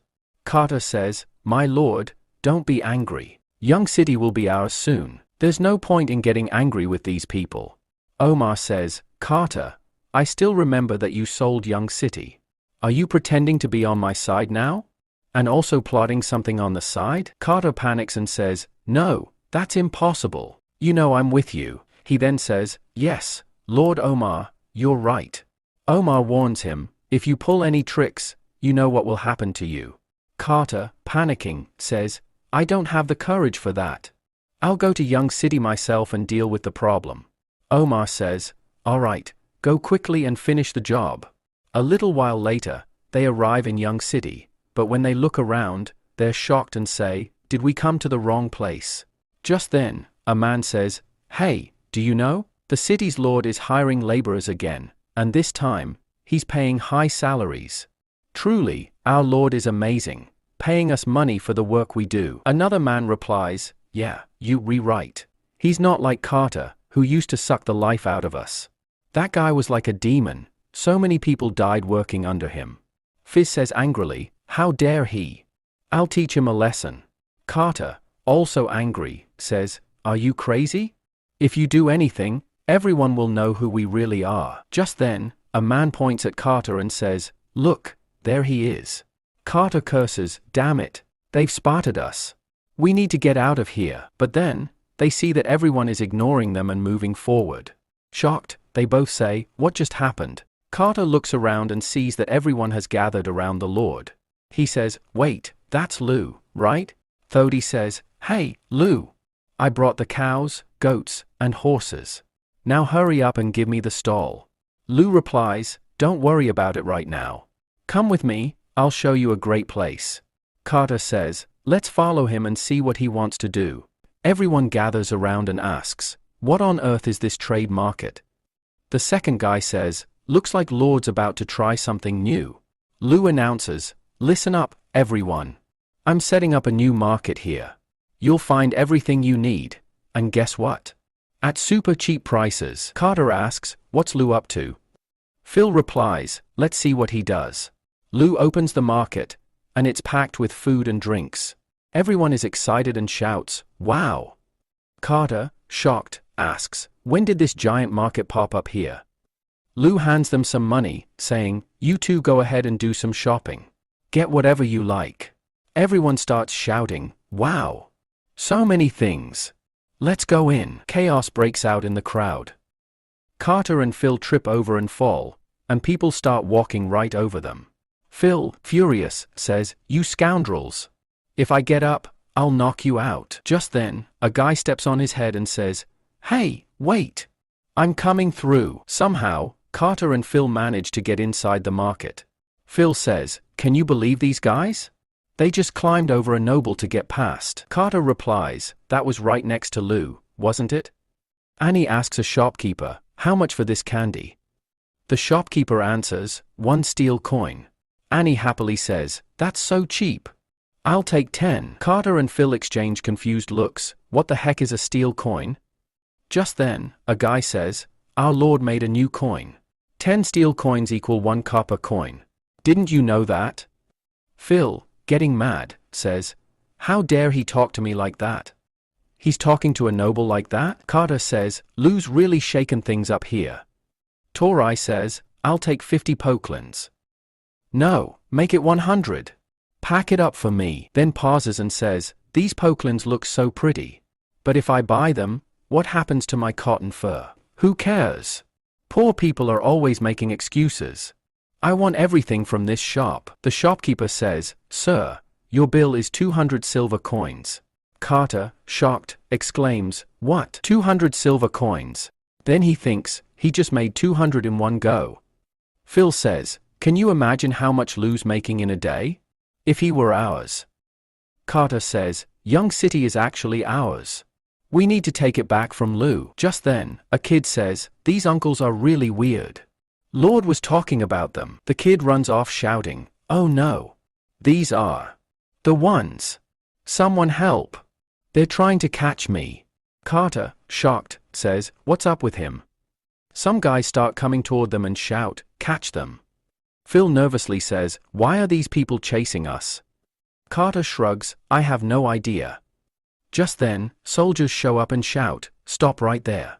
If you don't, you'll regret it. Then they yell orders, Go, attack them. Everyone attacks. Meanwhile, Lou and Mina are calmly strolling around the market. Fizu says, Master, we've caught 2 strange guys. Lou asks, Which strange guys? Fizu says, My lord, it's them. Carter quickly says, Hey, quickly bow down. Don't let Lou find out who we are. Mira recognizes Carter and angrily says, Master, this is Carter. I'll kill him. Lou stops her, saying, No, don't do that. Let's first see what they're up to here. Mira, still angry, says, Do whatever you want. I'm not talking to you. Lou orders. Weren't these guys causing trouble in the market? Lock them up. Carter thinks to himself, If they lock us up, our lives are going to be in real trouble. Then he yells, Hey Lou, wait. Just then, Fiju kicks Carter hard and says, How dare you? You are calling out our Lord's name like that. Carter, trying to stay cool, says, Hey Lo, I'm Carter, and this is FaZe. Lo responds, Carter and FaZe, what are you two doing here? I really owe you an apology. My people didn't know, they just grabbed you by mistake. But Carter, didn't you go to big city? How would you end up back here? Carter replies, Lo, I need to talk to you about young city. He thinks to himself, they can't know I'm here to investigate. Then Lo takes him to a castle and says, Carter, tell me, what's on your mind? Carter says, I've been thinking about this castle for days. I can't sleep, I can't eat. I want to buy back young city from you. Lo replies, You want to buy back young city? He thinks, so he wants to buy it because of the market. Carter continues, Yes, I know it means a lot to you, but don't worry. I know you won't be able to say no. Remember that crystal glass you gave me? It originally cost a gold coin. Now its value has tripled, but I'm offering you 4 times that amount. Just then, Nicola enters with wine and says, Master, I brought the wine. Carter, shocked, thinks, What? She still has the crystal glass? And she's serving it to the guests. My dignity is at an all-time low right now. Nicola hands them the wine and says, Master, I leave now. Lo smiles inwardly. Nicola really showed up at the perfect time. Carter's face was priceless. He then says, Carter, what's wrong with you? Carter, looking around nervously, walks over to Lo and says, As we all know, thugs come to Young City in the autumn to loot it. But I've learned how many are coming this time. There are way more thugs than before. So I don't want you to get caught up in this mess. Just give us the city back, and we'll handle it. Lo thinks, this guy's even more shameless than I thought. Lo then says, You are absolutely right. Carter says, So that means you are giving us the city back. Lo responds, Even though you sold me this city, I can't just let you take it. I'll bear any price, even if it means I have to die for it. I can't put you in trouble. Carter, frustrated, thinks, My plan is a total bust now. Lo then says, If you have any information about these thugs, I'll give you this glass in exchange. Carter, furious, says, Lo, how dare you? Just then, Mira slams a knife onto the table. Carter freezes and says, I really don't have any information about these thugs. And since you don't want to sell the city, I'll take my leave now. Lo says, Where are you rushing off to? You haven't even finished your wine. As Carter leaves, he mutters angrily, He made a fool out of me that day. I'll deal with him. Then Phil says, Dad, when can we go back to the castle? That crystal glass is now worth 3 times more. That guy must be so happy to hear this. Carter, shouting, says, Shut up. After a while, they return home. Fizz asks, Dad, what happened to you? Carter, looking at the glass, thinks, looks like they've got a ton of these glasses. He says, I went to buy the city, but they refused. Fizz angrily says, What? How dare he refuse? Call all the knights. We'll kill him today. Carter says, Hey, wait. He may look straightforward, but he's not. Fizz says, He's just a kid, should we really be scared of him? Carter replies, No, it's not like that. We need to think things through. The way he took down the merchants and knights shows that he's no ordinary guy. Also, his cat is protecting him. If we try to kill him, that cat will probably kill us first. Fizz says, So, what should we do? Young City has already grown so big. We can't let this great opportunity slip away. Carter replies, Since we can't take it down the proper way, we'll have to use the wrong method. Fizz, shocked, asks, What wrong method? Carter says, This kid has been living here for a month now. He doesn't know much about this city. We can take advantage of this chance and get rid of him. Call all the knights here. A while later, all the knights show up. Carter says, We haven't killed anyone in ages. Today, you can kill as many people as you want and pass the time. Meanwhile, Lou is having dinner in his castle and says, Nicole, seriously. You did a great job today. You brought that glass at the perfect moment. Carter's face was priceless. You worked in my style today. Nicole, blushing, replies, Thank you, master. Annie adds, Well, she's always following you around. She must be learned from watching you. Nicole says, No, that's not true. But then thinks to herself, she's trying to win Lou over. I won't let that happen. Lou is praising me for the first time, and she's trying to steal the spotlight. Mina, thinking to herself, says, What's wrong with her? Why did she suddenly break that spoon? Lou, in his head, thinks, What the heck? Why is she suddenly angry? Then he says, Anyway, Nicole did a great job today. Here, Nicole, you can have my chicken. Nicole, still blushing, says, Thank you, master. Ben says, Master Lou, please don't get angry. Whenever it's about you, Nicole gets nervous. Lou says, Nicole helps me with everything. Why would I be angry? Then he pats her head and adds, Besides, Nicole is really great at her work. Whoever marries her will be really lucky. Hearing this, Mina stops eating and, walking away, says, I'm full. Lou, shocked, says, What's going on with her? Annie says, Her shape is perfect, and yet she's dieting? Lou, thinking to himself, says, How can she just get up without eating? Something's definitely wrong with her. Mina walks up to Lou and asks, Should I learn how to cook too? Then she thinks to herself, What the heck? What's wrong with me? I'm a warrior. My job is to kill. Just then, Lou walks in and asks, Hey Mina, what's wrong with you? Mina replies, What are you doing here? Lou says, How could you leave such good food? I was worried about you. Mina replies, I'm not hungry. Lou, thinking to himself, says, She usually eats a lot, and now she's saying she's not hungry? She's totally messing with my head. Then he says, I was just praising Nicole. Are you jealous of that? Meanwhile, all the soldiers break into the castle and start attacking everyone. Lou, blushing, thinks to herself, Am I jealous? That's not possible. Mina, thinking, says, What's wrong with you? Our statuses are totally different. Lou thinks to himself, What's going on with her now? Then he says, I was just kidding, don't take it seriously. Mina says, Your words are pointless anyway. Lou laughs and says, I'm so handsome, that's why everyone loves me. Mina replies, Maybe. But I'm an orc, not a human. No noble person marries a beast. At that moment, Lou presses her against the wall and says, What's wrong with becoming a beast? It's actually amazing. I'd totally marry a beast. Meanwhile, Carter says to his soldiers, Seriously, you all did a great job. Whoever kills Lou first, I'll give them 20 gold coins. Lou, you've been talking too much, now it's your turn to die. Meanwhile, Mina says, Master, what are you doing? Lou replies, Mina, stop calling me master. Just then, a soldier runs in and says, "My lord, a huge crisis has come to the castle." Mina, pushing Lu aside, says, "I'm taking my team there," and then speeds off in that direction. The man thinks to himself, "Oh great, what do I do now? Looks like I came at the wrong time. I'm just a regular soldier. I have no idea about this." Lo, thinking to himself, says, "My first kiss was about to happen, and then this guy." The man scratches his head and says, "My lord." Lo yells, "Who are you waiting for here?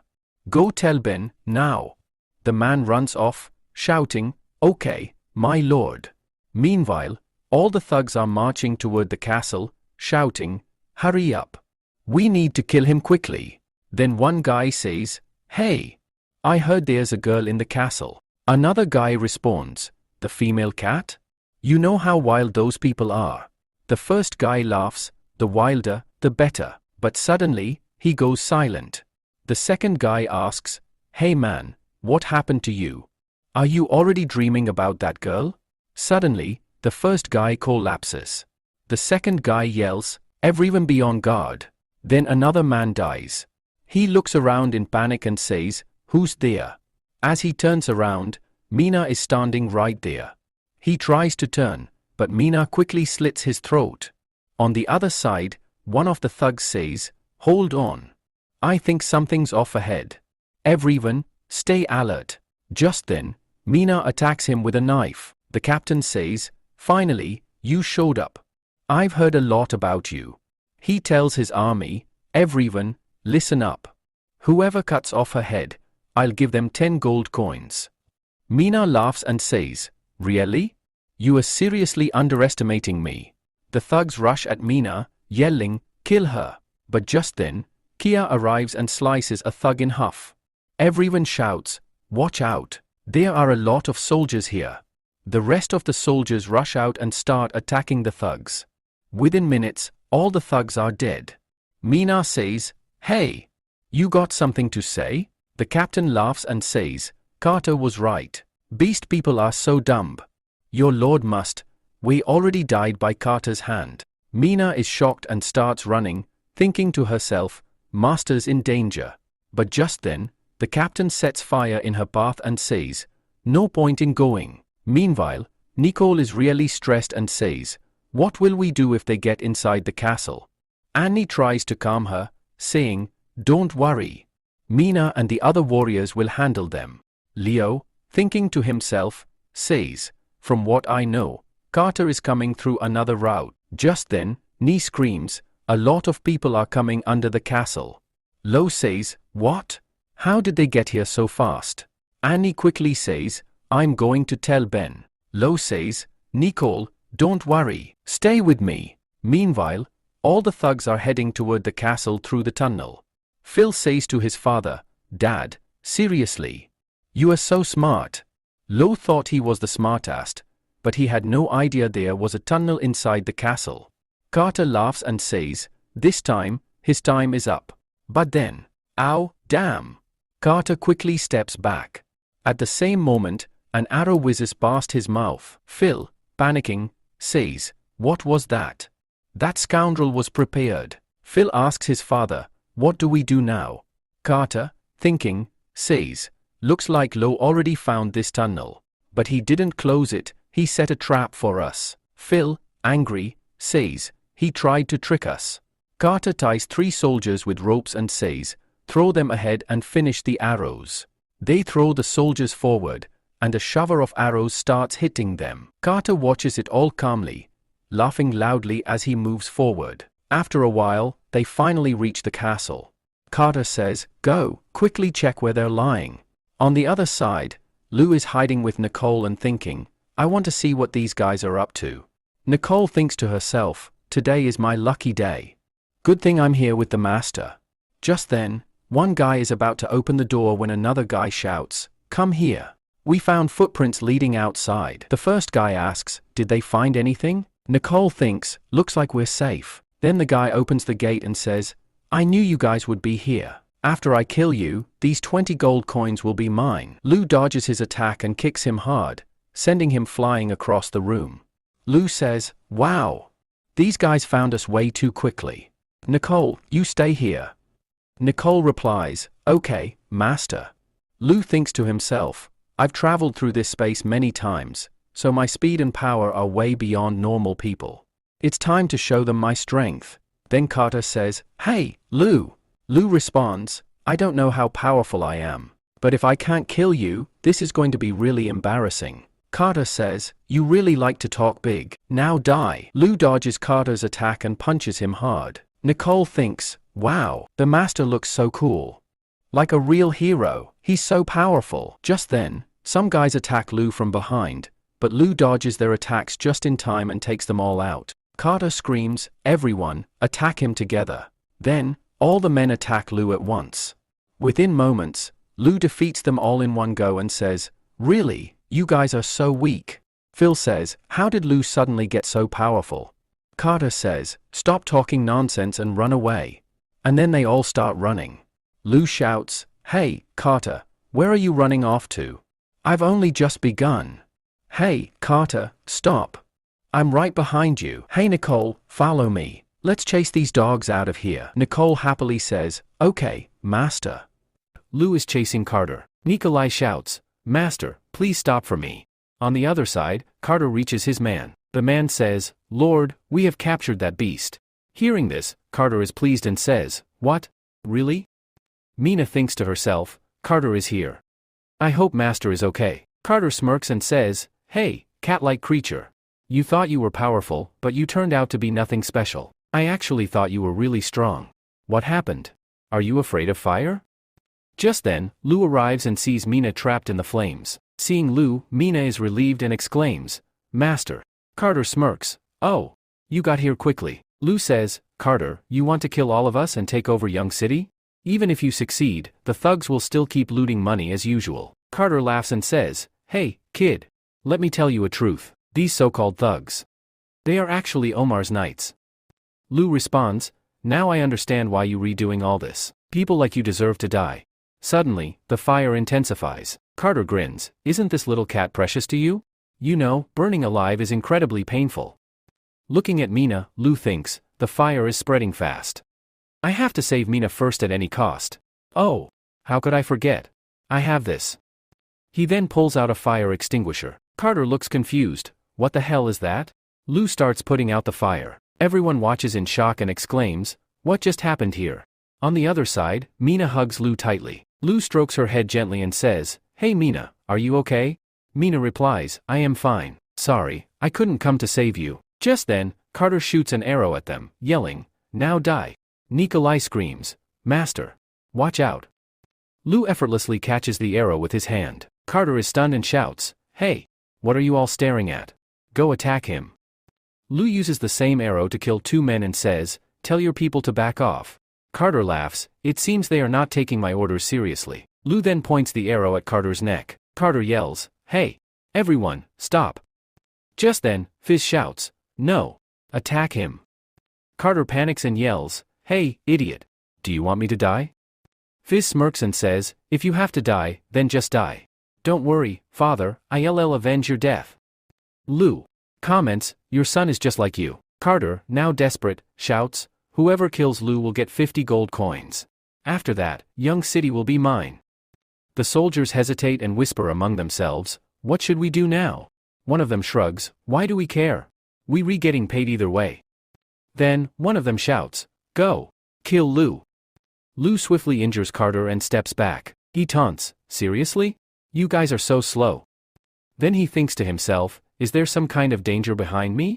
Suddenly, he moves away just in time, as someone tries to attack him from behind. Leo thinks to himself, this isn't an illusion. It's warning me that I'm in danger. He continues, I know that traveling through time and space has made my physical condition stronger, but I didn't know my brain had also become this powerful. All my senses have become incredibly sharp. Then, in a single attack, he defeats all three goons. Mina, shocked, thinks to herself, when did Master become this powerful? Lu challenges, anyone else want to attack me? Then, he kills another man and shouts, hey, what are you doing here? Go, kill him. Lu charges at Chain, but just then, someone shoots an arrow at him from behind. Lu says, finally, it has arrived. Annie shouts, hey, I came to save you. Ben commands, everyone, attack him. Then, they start shooting arrows at Lo. Lo smirks, they, re-attacking from so far away. The arrows won't even reach here. But suddenly, some arrows hit the nearby men. Seeing this, Fist panics and starts running away, shouting, my life is too important. I don't want to fight. Carter yells, hey, take me with you. Lo rushes to Mina and asks, Mina, are you okay? Let me check if you, hurt anywhere. Mina blushes and responds, I'm a warrior. Do you think I'm weak? Just then, Annie shouts, hey, are you guys okay? Mina quickly pulls her hand away. Annie smirks, I arrived just in time, didn't I? I found out that Carter's own son was trying to kill him. Honestly, that's exactly what he deserves. Lo quickly turns around, but by then, Carter has already escaped. Mina, determined, says, this time, I won't let them get away. Meanwhile, Carter is running toward the forest. He suddenly yells, who's there? Fist nervously steps out and pleads, please, don't kill me. Carter glares at him and says, oh, so, you sneaky rat were hiding here. Fist snaps, get out of here. Carter, furious, says, do you really think you can escape? You're not even that strong. Fist, having no other choice, starts leading Carter forward. But then, they suddenly see Mina standing in front of them. Panicked, they exclaim, damn it. We are trapped. Mina smirks, we meet again. Fist stammers, what do you want from us? Mina glares, do you remember how you kept me starving for half a month? And I kept asking, what do you want from me? But you still left me hungry. Master was right. People like you don't deserve to live. Carter pleads, you can't kill me. I'll give you money. And you know Omar is backing me.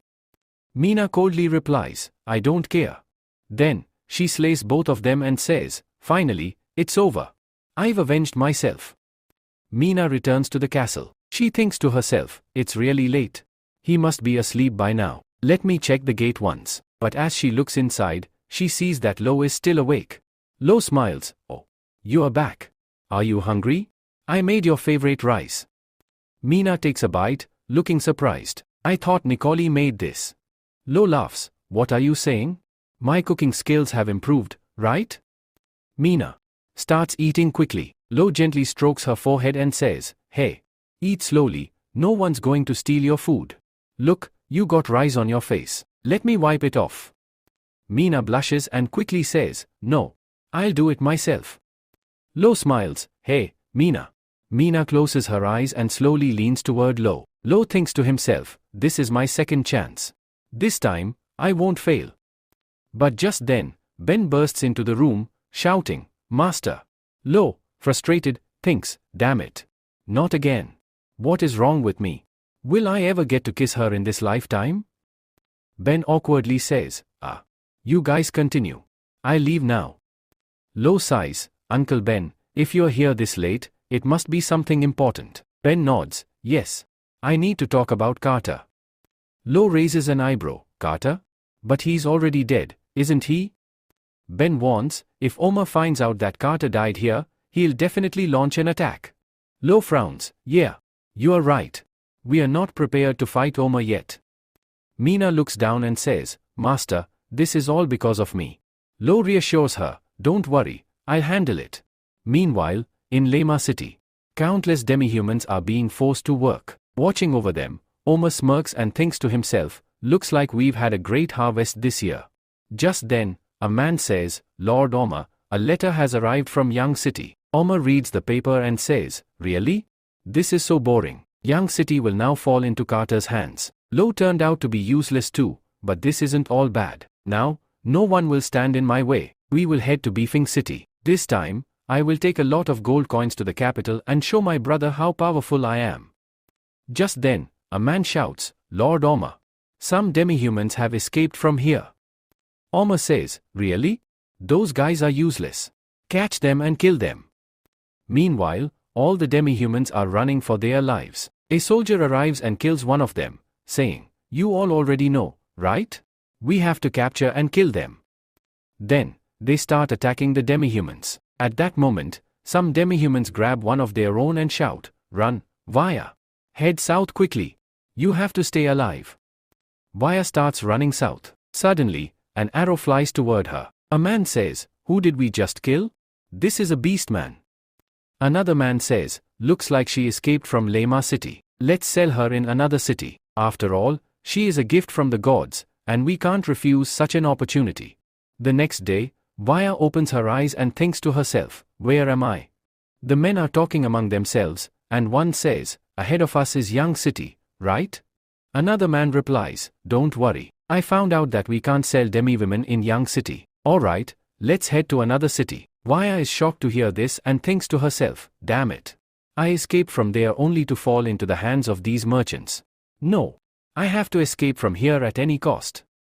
Just then, their cart hits a rock and topples over, breaking the cage. Vaya thinks to herself, "This is the right time. I have to run away from here." Meanwhile, the men are arguing. After a while, one of them says, "Wait. Where did that demi-human go? She escaped. Look over there. She's right there. Hurry, we must catch her no matter what." Vaya, while running, suddenly trips and falls. The man says, "Is your running done now? Come on, quickly." Vaya screams, "Please. Someone help me." Just then, a voice from behind says, "Hey. Stop right there." The man says, "Hey. Who are you? Why are you interfering in our business?" Lo says, "I should be asking you that. Who are you, and what are you doing here?"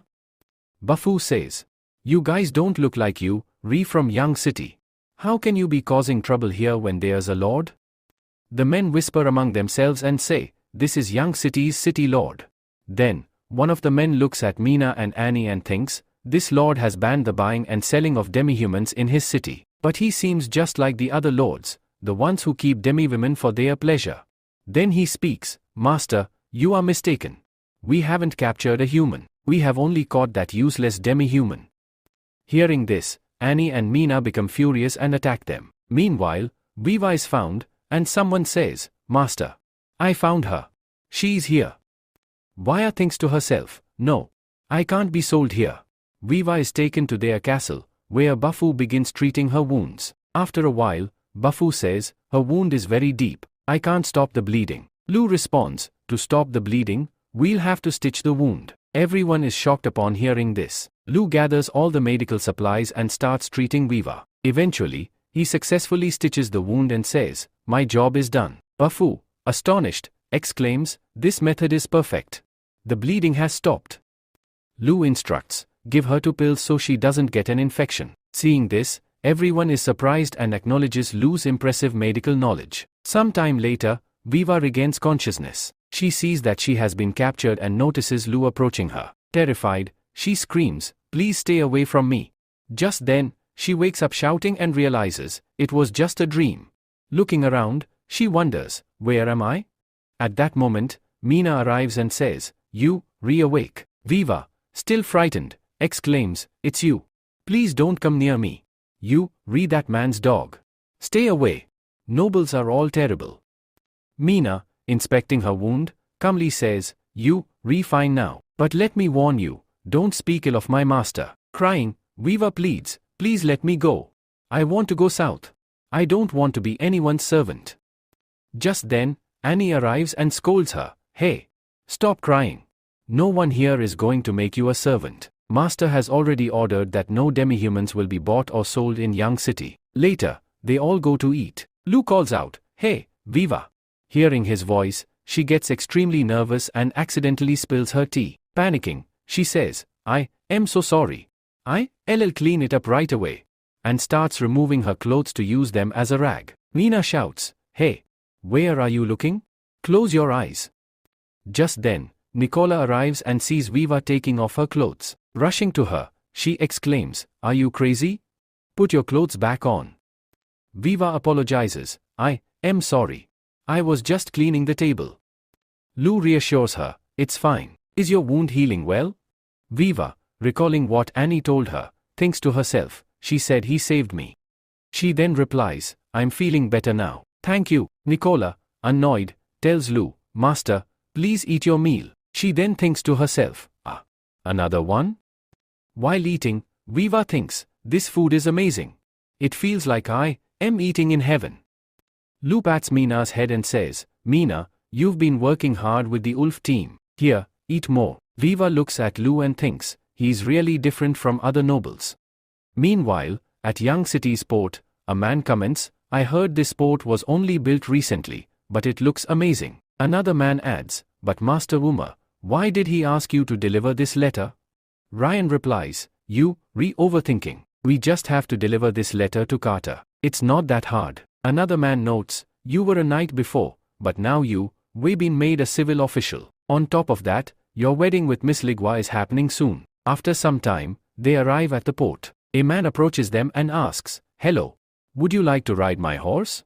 It'll only cost you a few metal coins. Annoyed, one of them responds, what nonsense are you talking about?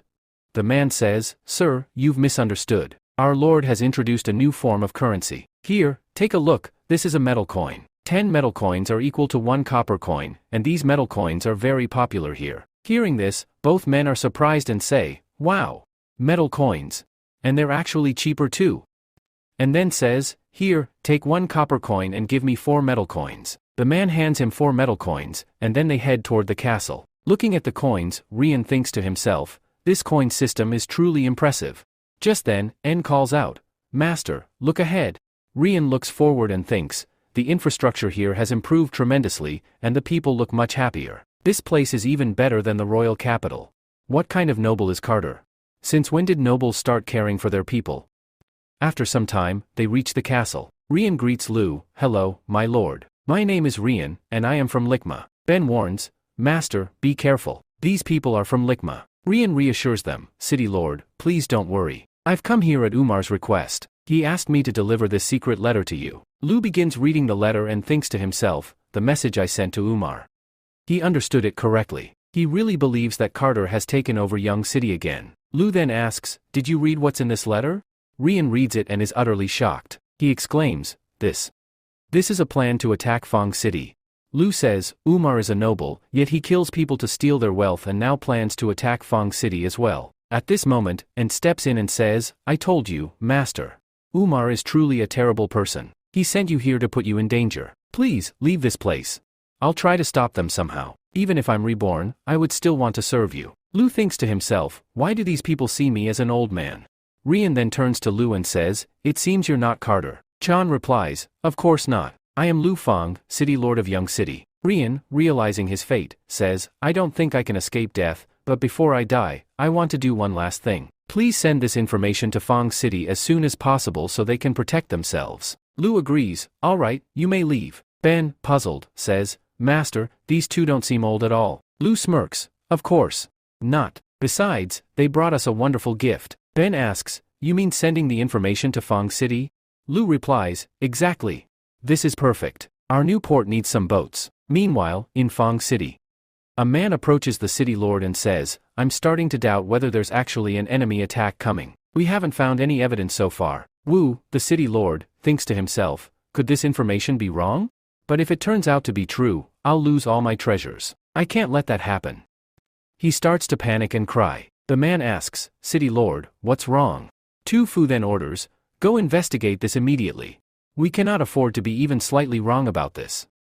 Just then, Tori arrives and says, Father, this is Lu Fang, City Lord of Young City. Lu says, I have information that will solve all your problems. Tu Fu reaches out to take the letter, but Lu stops him and says, Lord, please wait. I worked very hard to obtain this information. How about a trade, 2 large ships in exchange for this valuable intelligence? Both men are shocked and exclaim, 2 large ships? Lu smirks and says, I've heard that Fang City is famous for its ship market. Young City has just built a new port, so.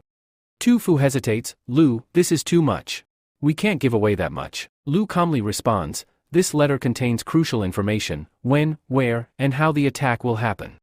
Tu Fu thinks to himself, if this information is true, I can easily defeat everyone. By saving military expenses, I can expand my boat marketplace even further. He then says, alright, you can take boats, but I can only give you medium-sized ones. Lu replies, I need 5 boats. Tu Fu negotiates, no, 4 boats. Lu smirks and says, alright, deal. Here's your letter. Tu Fu thinks to himself, that was too easy, wait, did I just fall into his trap? Torai also thinks, this happened to me as well. Lu continues, Umar's knights have been disguising themselves as bandits, attacking people, and robbing them of their money. Let's play his game and take down all his knights. Hearing this, both Tu Fu and Tori are shocked. They exclaim, no way. Even if we gather all the knights of Fang City, we still won't be able to face Umar's 5,000 knights. Lu reassures them, how about Young City fights alongside you? Come, let me show you something special. Lu's soldiers line up with bows in hand. Lu commands, alright, attack. The soldiers release their arrows, and each one hits its target with precision. Tu Fu is amazed, wow. What kind of bow is this? It hits targets from such a long distance with so much accuracy and power. Tori adds, Lu, this is incredible. Lu smirks, it's not over yet. Watch this. Some guards, fully armored, move in and completely cut down their targets. Tu Fu exclaims, if we had these bows and armor, we could easily win this war. He then asks, Lu, how many knights does Young City have? Lu confidently responds, enough to defeat Umar. Helping Fang City means helping ourselves. Hearing this, Tu Fu and Tori embrace Lu and say, Lu, you're truly a great man. Back in Young City? Lu returns, and Nicole rushes to him, Master, you're finally back. Lu apologizes, sorry for making you all worry. Ben exclaims, for boats. This is amazing for us. Lu instructs, Uncle, gather everyone in the castle. A little later, Lu addresses everyone, Young City and Fang City have allied. Together, we will face Umar. This time, we will wipe out all of Umar's knights. Meanwhile, Viva is secretly listening to their conversation. She mutters to herself, Umar. Ben warns, the war preparations aren't complete yet. We still have time to gather intel on the enemy. If anyone escaped from Umar, it would be Viva. If we ask her, we could get crucial information. Lu disagrees. No, she doesn't trust me, and who knows what she has been through. Asking her could bring back painful memories. Viva's thoughts? He's worried about me, but why? I only arrived here a few days ago. Besides, I'm just a demi-woman. Frustrated, she punches the door. Ben yells, who's there? Come out. Nervous, Viva steps forward and says, it's me. I want to help you. She then reveals everything she knows about Umar. On the other side, Omar receives a letter. Reading it, he exclaims, you stole my merchant and my golden coin. And you even sent me false information. Lu Fang, how dare you? I will kill you. Meanwhile, Lu thinks to himself, should I touch this? Well, whatever happens, happens. Then, while gently patting Viva's head, he says, don't worry, I will definitely take revenge for you. Viva gets scared and replies, okay. Mina adds, if they dare to harm Master, I will kill every one of them. Lu responds, thank you, Mina. Viva wonders in her mind, do these people love each other? Meanwhile, a man is forcing demihumans to work. He yells, hey, what are you doing there? Hurry up and work. Belle replies, I'm coming. Do you even know how heavy this wood is? Just then, a girl falls in front of him. The man hits her and shouts, can't you see? Get up quickly and work, or I'll kill you. Enraged, Belle drops the wood on that man and asks the girl, hey kid, are you okay? The man, furious, yells, hey, servant. Can't you see?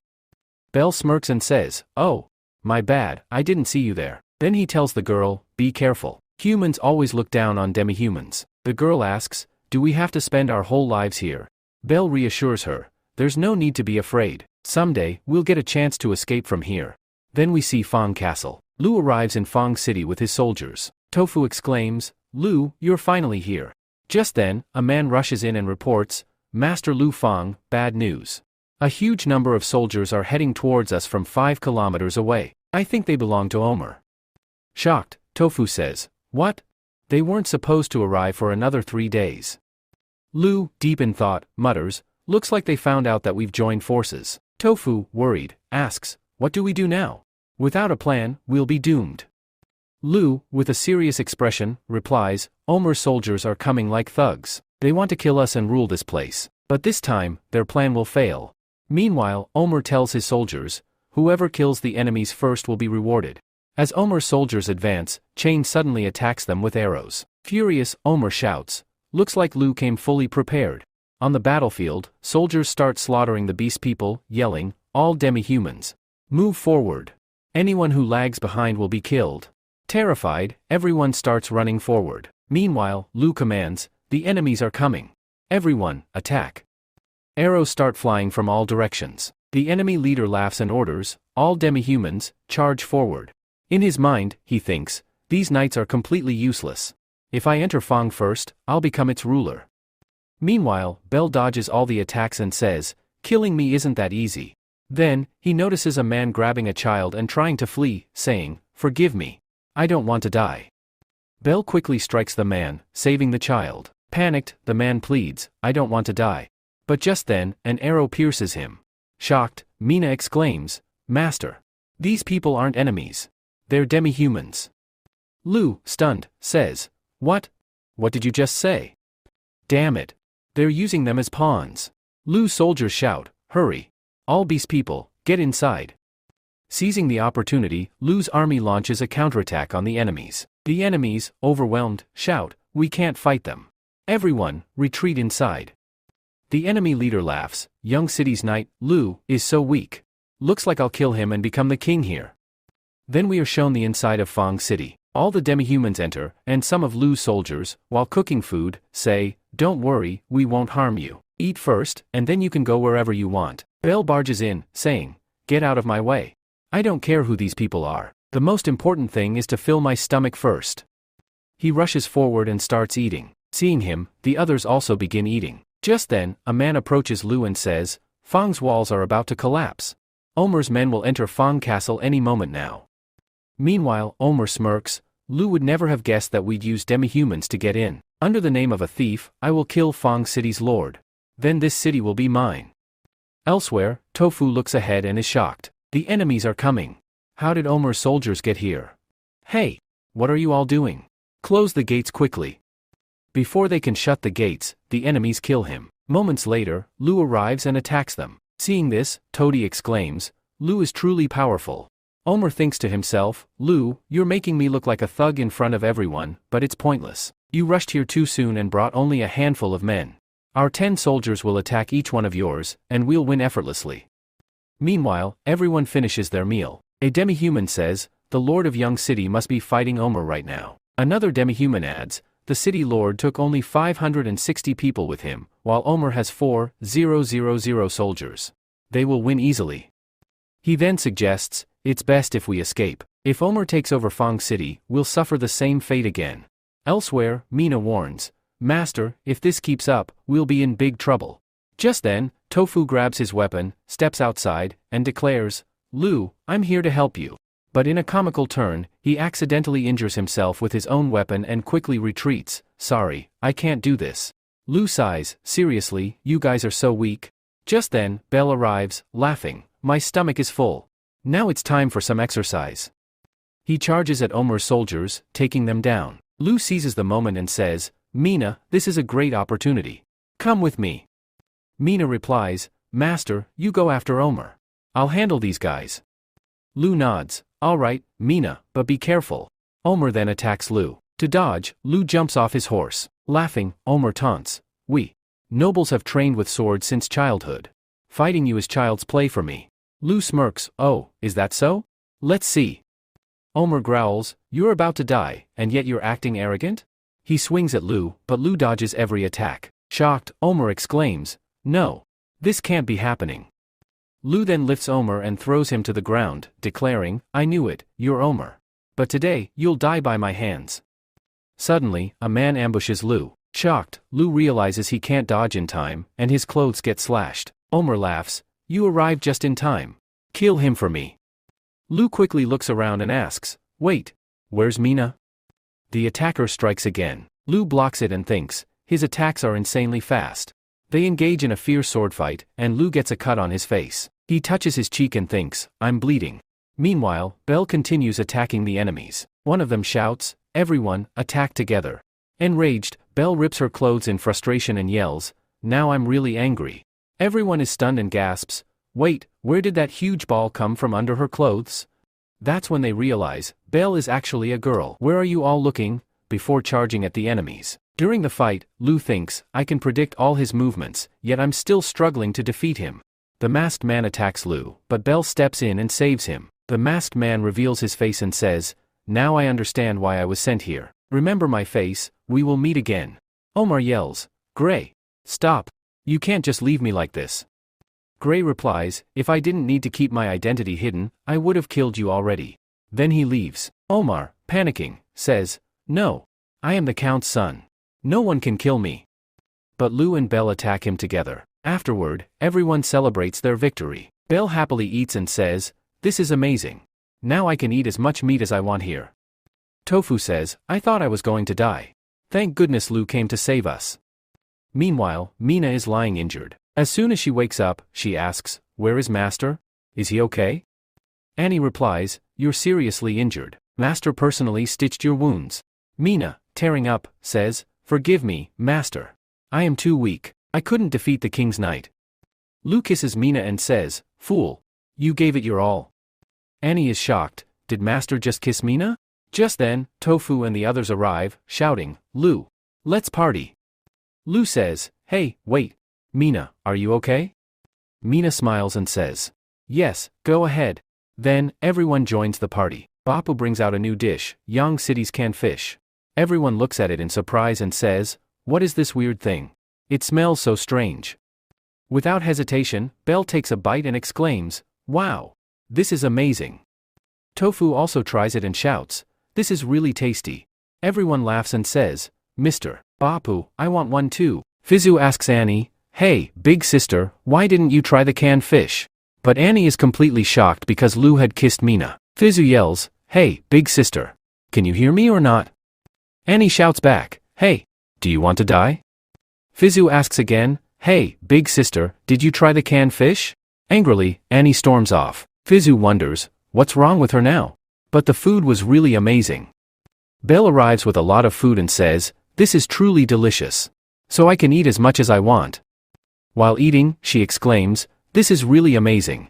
Just then, Lu arrives and says, "Hey, Belle." Belle replies, "Yeah, tell me, what do you want?"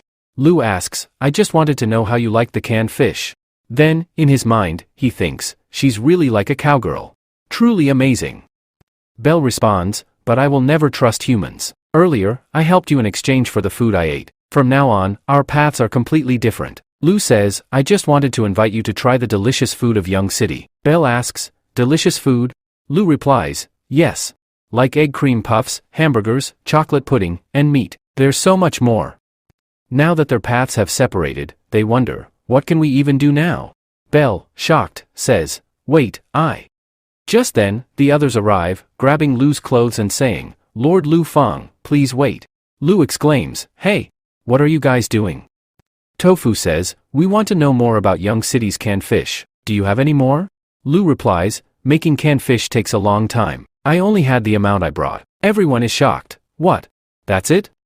Yo only says, "Seriously, this is really unfortunate." Toady says, "Hey everyone, listen to me. Besides canned fish, Young City has many other interesting things. Inside Young City, there's a huge market with countless items." Hearing this, everyone gets excited and says, "What? A huge market? Really? Hey, Lu Feng, can we visit Young City?" Lu replies, "Yes, absolutely." Then, he thinks to himself, Toady is really smart. This way, even Beefing City's market will stay open. Meanwhile, a child eating says, "Dad, this fish is really amazing. How about we visit Young City sometime?" Solo responds, "Yes, you're right. This Lu Feng is truly an interesting person." Elsewhere, some men, while chasing someone, say, "This is a golden opportunity. Everyone is busy partying in the castle. This is the perfect time to capture her." Another man says, "There she is. Look over there. That's an elf. She's so beautiful. We must capture her at any cost. If we catch her, we'll get 1,000 gold coins." They attack her, but the elf effortlessly dodges their attacks and takes them down with her arrows. She says, "These guys are really weak.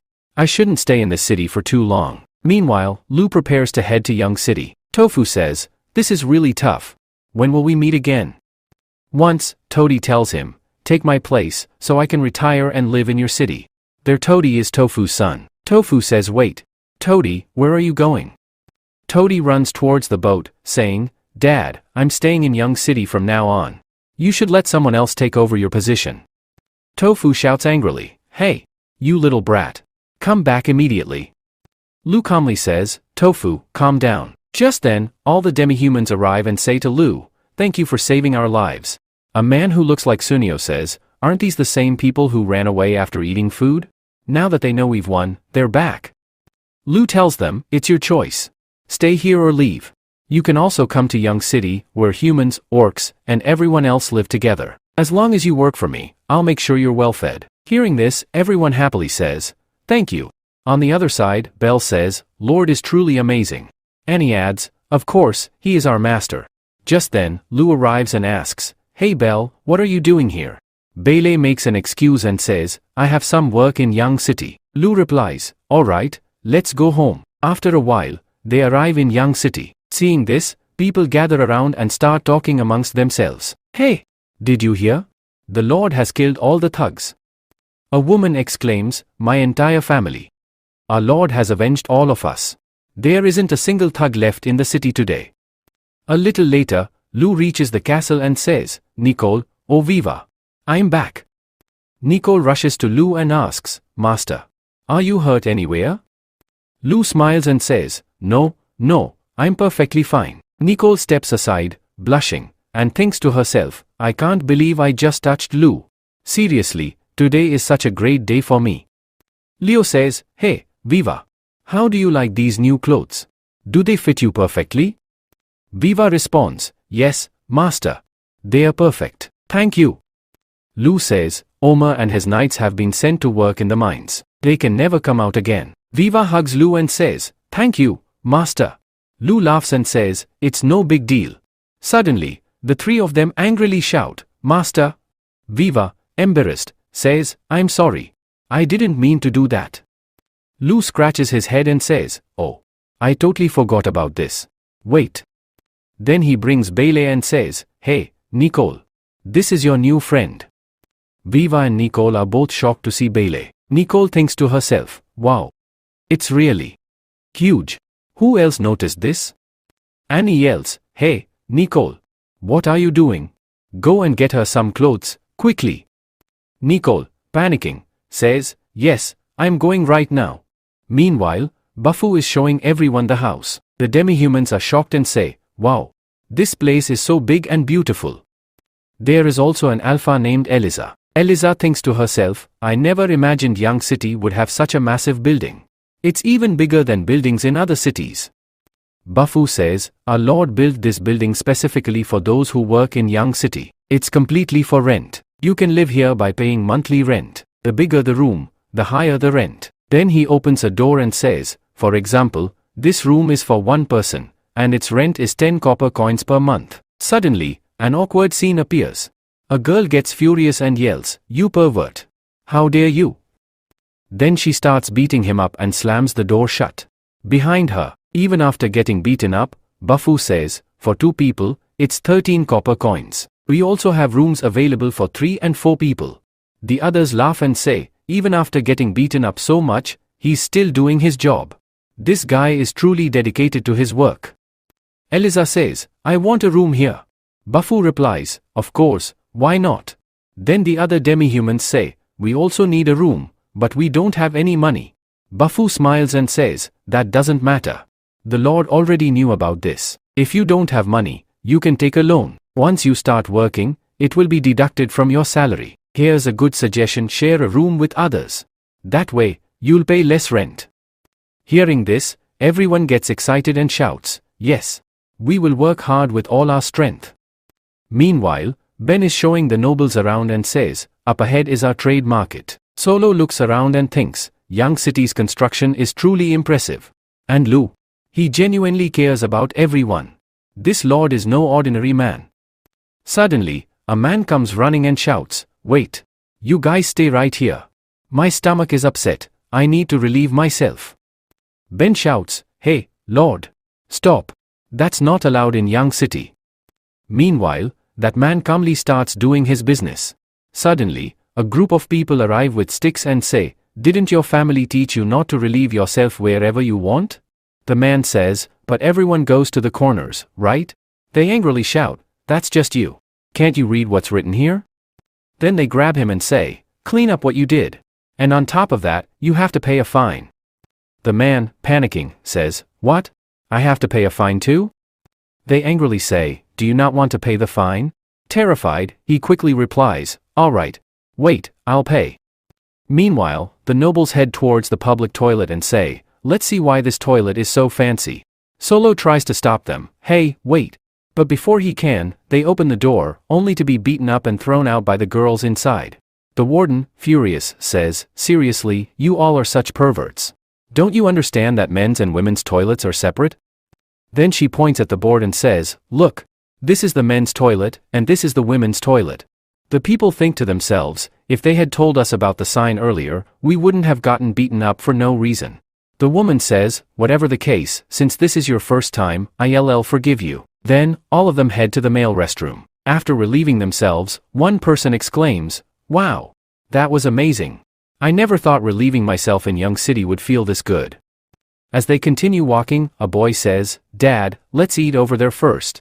Ben says, this shop is the most famous one here. If you all are hungry, go ahead and grab something to eat. Everyone rushes toward the bun shop like madmen. But as soon as they arrive, the other customers step away from them. One man comments, seriously, the people here are really smart.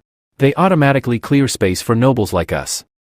They start chatting amongst themselves and say, these people probably haven't bathed for a month, just like we used to. Another man says, whatever, let's just leave. I've lost my appetite. A noble asks, do we really smell that bad? Just then, a man vomits. The people around them react, hey, brotherly, are you okay? Let's get out of here before we end up sick like him. Solo remarks, looks like we really do need to take a bath first. Ben says, if you want to bathe, there's a bathhouse in Young City. You can go there. They all head to the bathhouse. Solo exclaims, wow, this bathhouse is amazing. We can all bathe together in such a huge pool. However, as soon as they get into the water, their filth starts contaminating it, causing everyone else to flee. Solo's son says, Dad, you are seriously disgusting. Solo yells, hey, where are you going? Don't run away from me. His son pleads, please, let me go. A while later, after they've bathed, they step outside. Solo stretches and says, that bath felt amazing. His son excitedly adds, Dad, I really like this place. What if we stayed here permanently? Solo reminds him, have you forgotten why we came here in the first place? The boy suddenly remembers, oh yeah, we're here to find a great husband for my sister. Ben points ahead and says, here's our trade market. You'll find everything you need here. Go ahead and take a look. The nobles enter the market and start browsing through the goods. Meanwhile, Elisa, while eating, thinks to herself, this city is incredible. The food here is amazing. The nobles push forward aggressively, shouting, move out of my way, as they charge ahead like lunatics. Then, they begin buying everything in sight, boasting, we're filthy rich. Just sell us everything you've got. Suddenly, a man shouts angrily, hey, you guys are going too far. If you buy up everything, what will we do? Do you really think money can buy everything? The nobles respond, oh, sorry about that. Does this not seem like enough money? Fine, we'll double it. Don't worry, it's just us today, but we'll be back tomorrow, the day after, and every other day. You might as well stop coming here. Hearing this, the man gets furious and shouts, you. Just then, the market guards arrive and say, we are the guards of this market. According to the Lord's rules, every person has a purchase limit, and you all are exceeding it. The nobles, shocked, exclaim, what? A purchase limit? The guard reassures them, don't worry, we'll take back the extra goods and return your money. The nobles sigh, fine, take it. The local merchants laugh and mock them, what happened now? Looks like your money isn't so powerful after all. As they leave, the nobles mutter, whatever. This is a marketplace, yet there's a purchase limit. If we can't buy more, how will we make money? Let's go talk to the Lord about this. Once he realizes how much profit we can bring him, he'll remove the limit himself. Meanwhile, at the castle, Lou says, hey, Nicole. I can't believe you made this so perfectly. Nicole, blushing, thinks to herself, yes. Keep praising me like this. Lou continues, seriously, you re the best cook in Young City. Nicole replies, Master, please don't joke with me. I am not that great of a cook. On the other side, people are fighting over pizza. Belle yells, hey, don't eat so much, or you'll get fat. Here, let me finish it for you. Annie retorts, you're the fat cow here. Put my pizza down, or you'll puff up even more. Belle snatches the pizza from her and, while eating, taunts, were you saying something? I didn't hear you. Meanwhile, Viva speaks up. Master, I need your help. She suddenly smacks Lou on the forehead and asks, Master, are you okay? Lou, rubbing his forehead, replies, yeah, go ahead. What do you need? Viva begins explaining, actually, my parents were the chiefs of our village. Our family had to move south due to the wrath of the ice god. My parents and the rest of my people were captured by humans and turned into slaves. They helped me escape from Lima City, but they were killed while protecting me. Annie reassures her, Viva, it's okay. Viva says, I want to bring them here. Lou replies, the journey is long and extremely dangerous. I'll send some warriors with you for protection, okay? Overjoyed, Viva rushes to hug Lou, but before she can, the others yell, hey, stop right there. Viva quickly apologizes, sorry. I didn't mean to do that. Preparations begin. Lou turns to Mina, hey, Mina. Are you going too? Mina nods, yes, of course.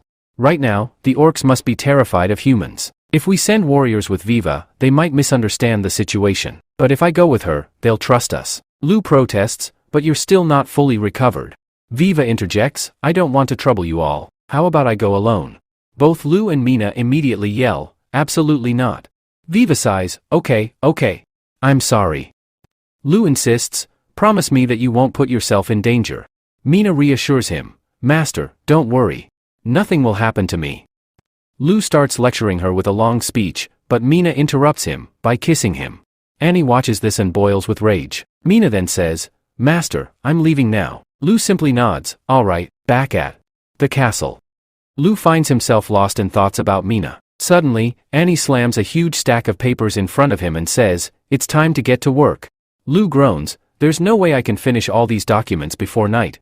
If only I had a good secretary to help me, that would be perfect.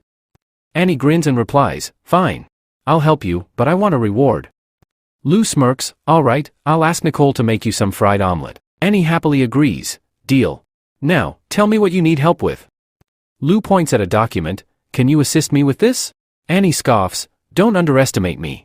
I used to help my dad, I used to help with my dad's business. Lou, surprised, asks, wait, you actually handled a business? Annie shrugs, yeah, you could say that. As she flips through the documents, she asks, Master, what's this processing limit? Lou explains, I implemented it before we visited Beefing City. Why? Is there an issue with it? Annie shakes her head, no, not exactly, but we're about to be flooded with merchants soon. Just then, Nicole bursts into the room, shouting, Master. A huge number of merchants are outside waiting to meet you. Annie smirks and says, speak of the devil. They're already here, like a pack of hungry dogs. Lo mutters, dogs wouldn't even bother shooting at them. They are more like devils. Annie smirks, devils? Then they must taste delicious, right? Nicole interrupts, Master, this isn't the time for jokes. Lo nods, tell all the merchants to gather at the Zhao building. Inform them to return tomorrow, I'll be there as well. Soon, a public notice is posted across Young City. The citizens gather around, reading it excitedly. Oh, the Zhao building is finally opening tomorrow. Another man exclaims, isn't this the building Lord mentioned? The one where the world's tastiest food will be available in one place? I need to check this out. A third person adds, Lord is meeting with tons of merchants tomorrow. All those invited have already received their invitations. The merchants without invitations groan in disappointment. One man gasps, what? 5 silver coins? With that much, I could buy enough steamed buns to last a whole year. Another merchant sighs, only those merchants who received an invite will be supplying goods to Young City. Seriously, they are so lucky. Solo clenches his fists, thinking, I missed such a golden opportunity. Just then, Nicole approaches him. Are you Mr. Solo? She asks. Solo, surprised, replies, yes, that's me. And you are?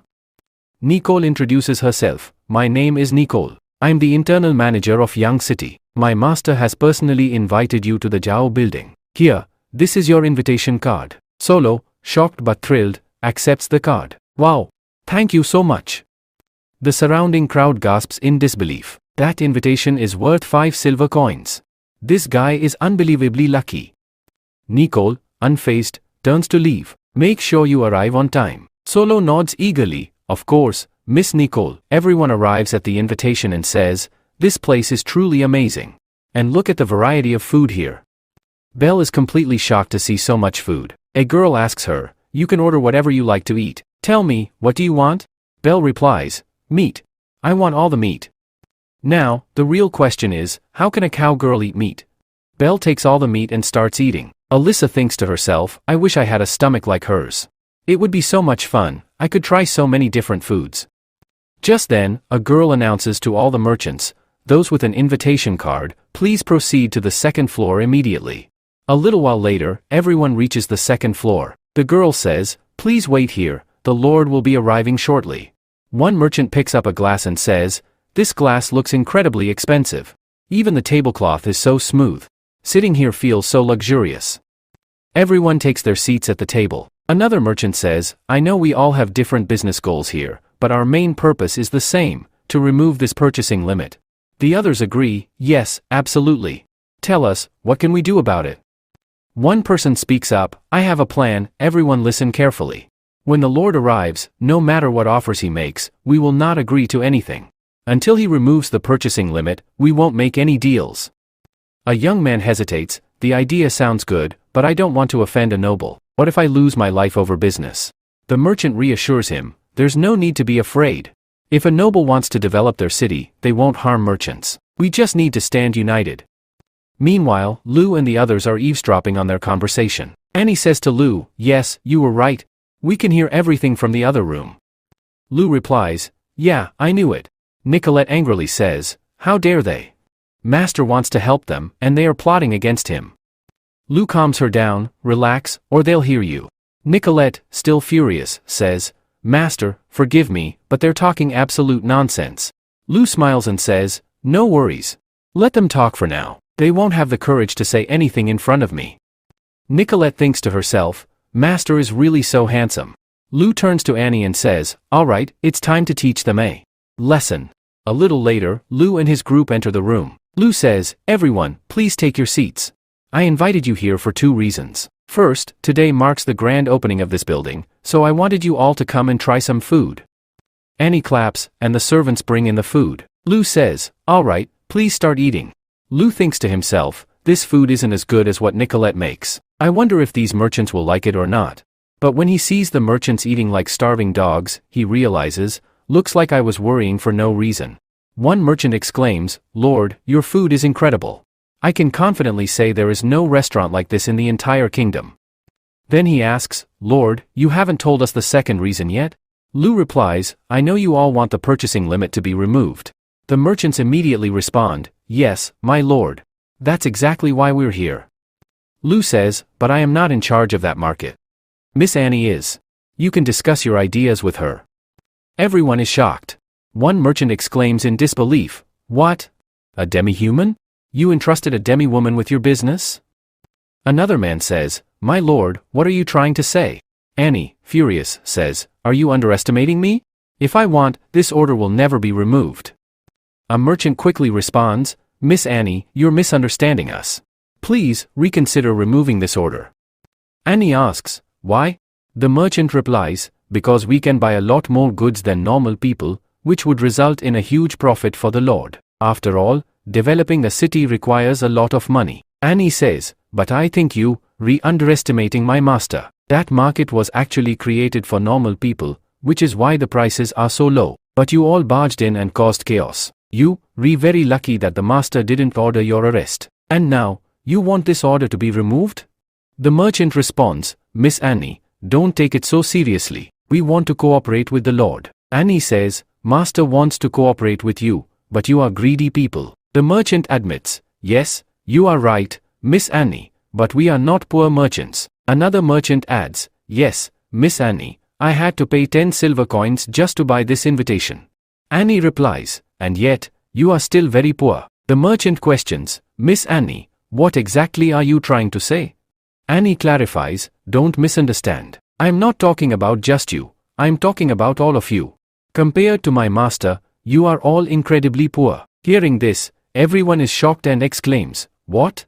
In the next scene, Viva and Mina are shown heading toward the mountains. Mina constantly protects Viva from danger, but in her mind, she thinks, I'm really so useless. Suddenly, her stomach growls. Mina says, hey, Viva. Let's take a break and eat something. Viva replies, no, there's no need. She thinks to herself, no, I don't want to cause any more trouble. But then, her stomach growls again. She hesitantly says, I'm sorry. I think we should stop and eat something here. So, they pause for a meal. Mina offers, try this dried fish. Viva asks, what's this now?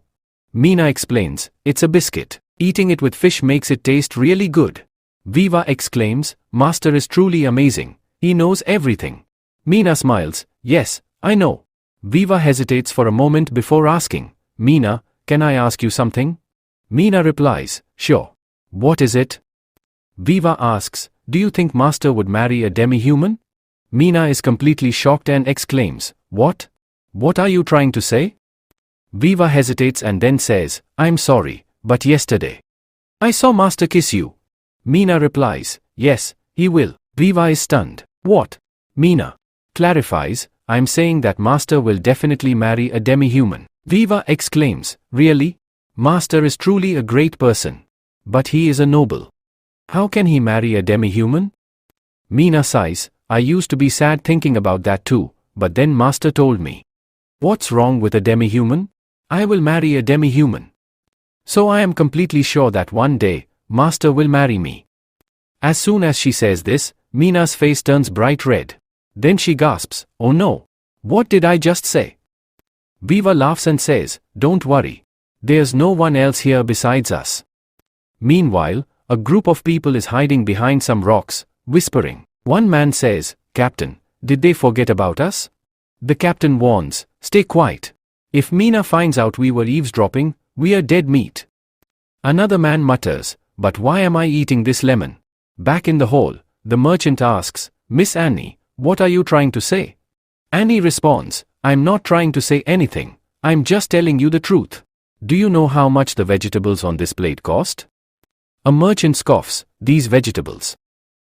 I don't think they could be that expensive. Annie replies, each leaf has been carefully selected, and this single plate of vegetables costs 65 copper coins. Everyone is shocked. What? Annie continues, the chicken you ate, the one with the brown sauce, costs 380 copper coins. The fish in the center? It costs 700 copper coins. And the biggest meatball here? That's the most expensive dish in this building. The merchants think to themselves, wow, the taste really matches the price. Normally, we would have to spend so many silver coins just to eat food like this. Annie says, I know that all of you came here with an invitation after paying 10 silver coins, and you think you've accomplished something big, but you have no idea that just sitting here costs 10 silver coins, and the food is charged separately. The master and we eat such meals every day, and you poor people want to compare yourselves to the master? The merchant says, look, Miss Annie, you are absolutely right that we are very poor, but if we support Young City, there will be even more benefits. Additionally, if we promote Young City, more merchants will come here in the future. In the end, this will be beneficial for you, right? Another merchant says, Miss Annie, I know that the Lord and you are doing great work for ordinary people, but if we don't buy anything, how will Young City succeed? Annie says, let me tell you something. As for selling the goods, the master has already come up with a plan. He has started selling goods in another city. This way, you can earn a lot of money. Hearing this, everyone is shocked and exclaims, what? Then they all say, oh Lord, please forgive us. Tell us your conditions. We are very poor merchants, have mercy on us. The two merchants whisper to each other, we're in big trouble. If this continues, we won't be able to make any money. Lou says, ask Annie about this. Then everyone approaches Annie and says, Miss Annie, please tell us your plan. We will agree to all your conditions. Annie replies, it's very simple. You have to pay a duty. Everyone is shocked and asks, duty? What is that? How do we pay it? Annie explains, if you buy goods from Young City, there won't be any duty. But if you exceed a certain purchase limit, you will have to pay a duty. The more you buy, the higher the duty. The merchants say, because of this duty, won't the goods become very expensive? Annie responds, don't worry. The duty will be calculated fairly. Our products are of high quality, but the prices are very low. So even after paying the duty, you will still make a good profit. Solo thinks to himself, the duty applies only if they buy in large quantities, so it won't affect regular people. This is actually a brilliant plan. Annie adds, if you don't like this plan, we'll sell our goods in another city. The merchants panic and say, no, no. We agree. We have no problem with this. Then, after finishing their meal, they leave. Annie smirks and says, now that's how it's done. I totally outplayed them. The master looks at Lou and says, thanks for this.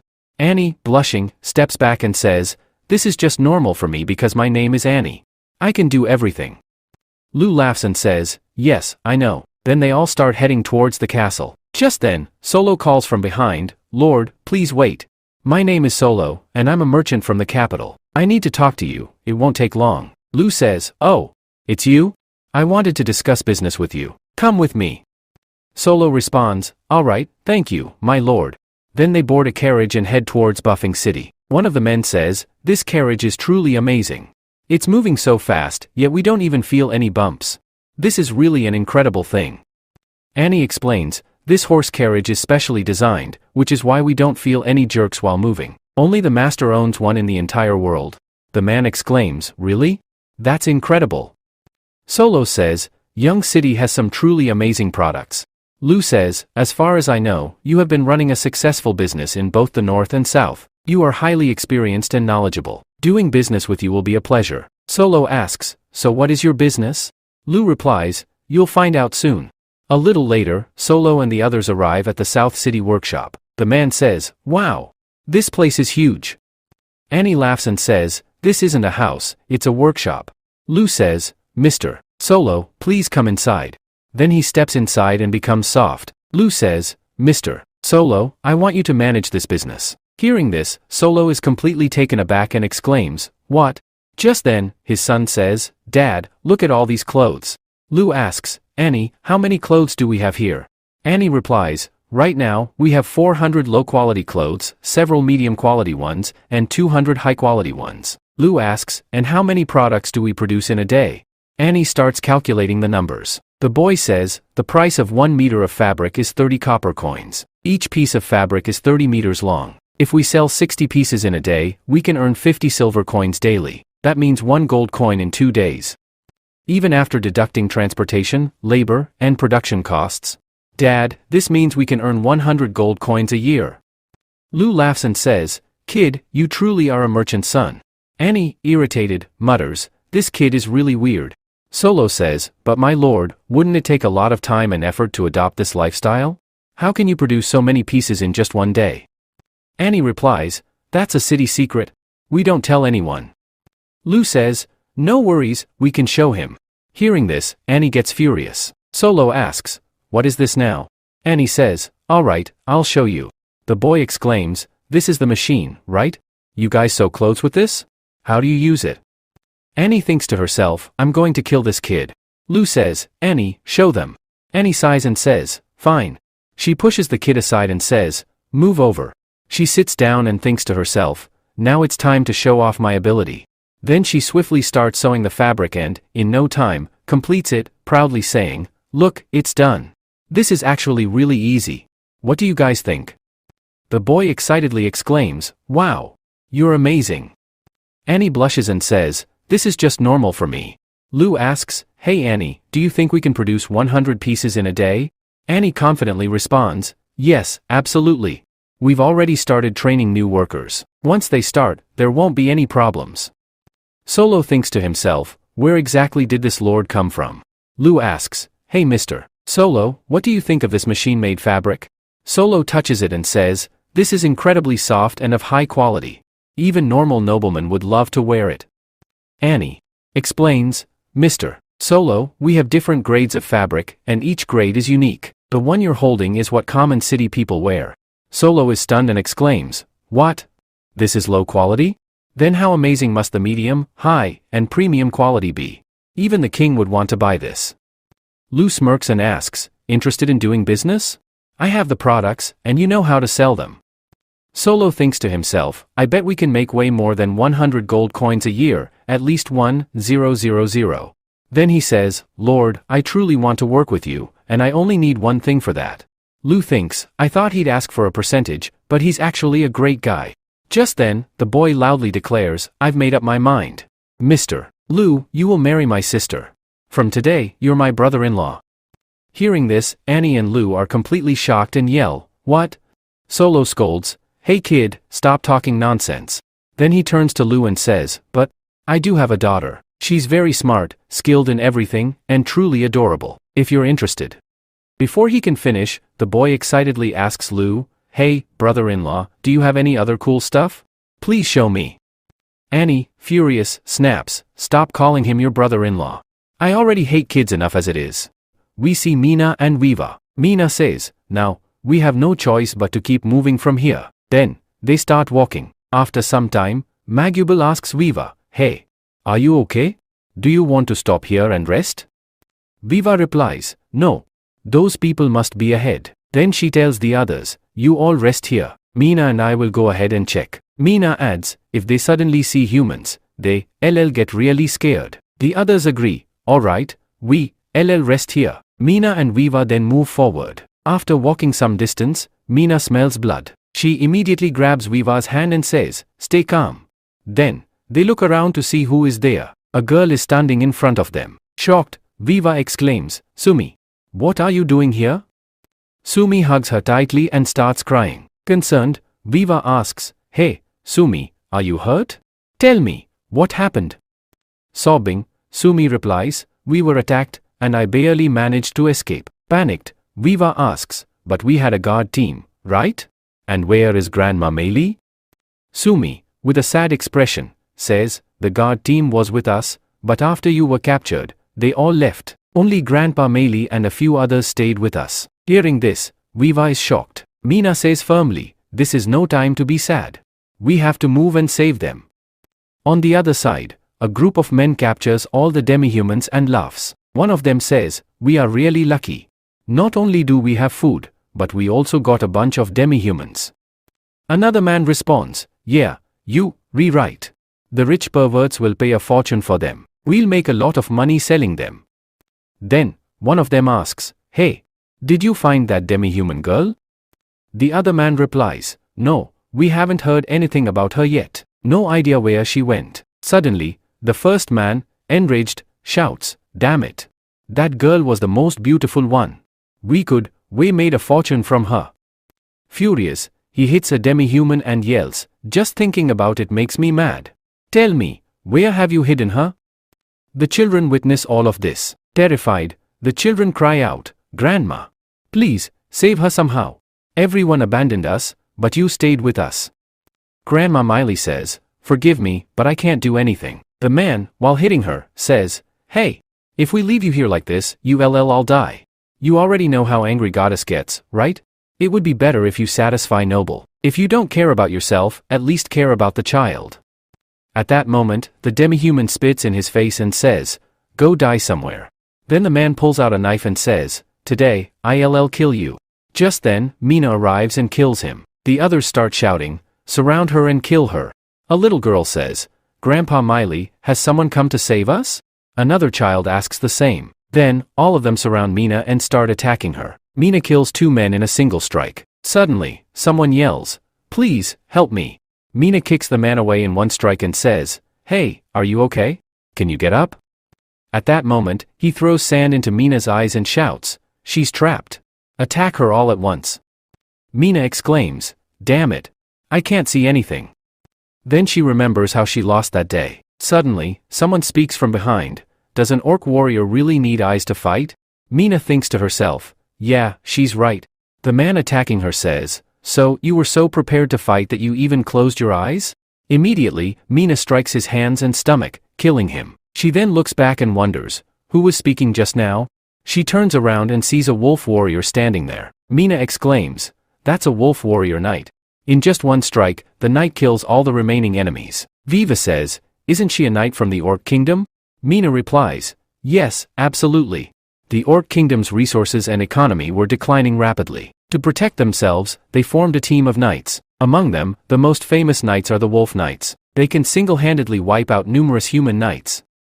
Viva says, "But it said that these knights are assigned to guard the royal princess. So, what is she doing here?" The wolf warrior enters a room, thinking to herself, "Is the princess here?" She searches inside and says, "Not here either. Where on earth did the princess go?" Just then, Viva enters and says, "Grandpa Meili, thank goodness you all safe." Meili says, "They left everything behind and ran away.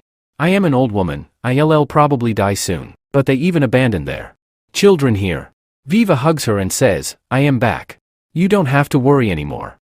After that, the wolf warrior starts leaving. Mina walks up to her and asks, "Hey, how are you so powerful?" The knight replies, "Because losing is not an option." This reminds Mina of what Lu had once said. The next day, we see Lu. He says, "Alright, time to relax a bit."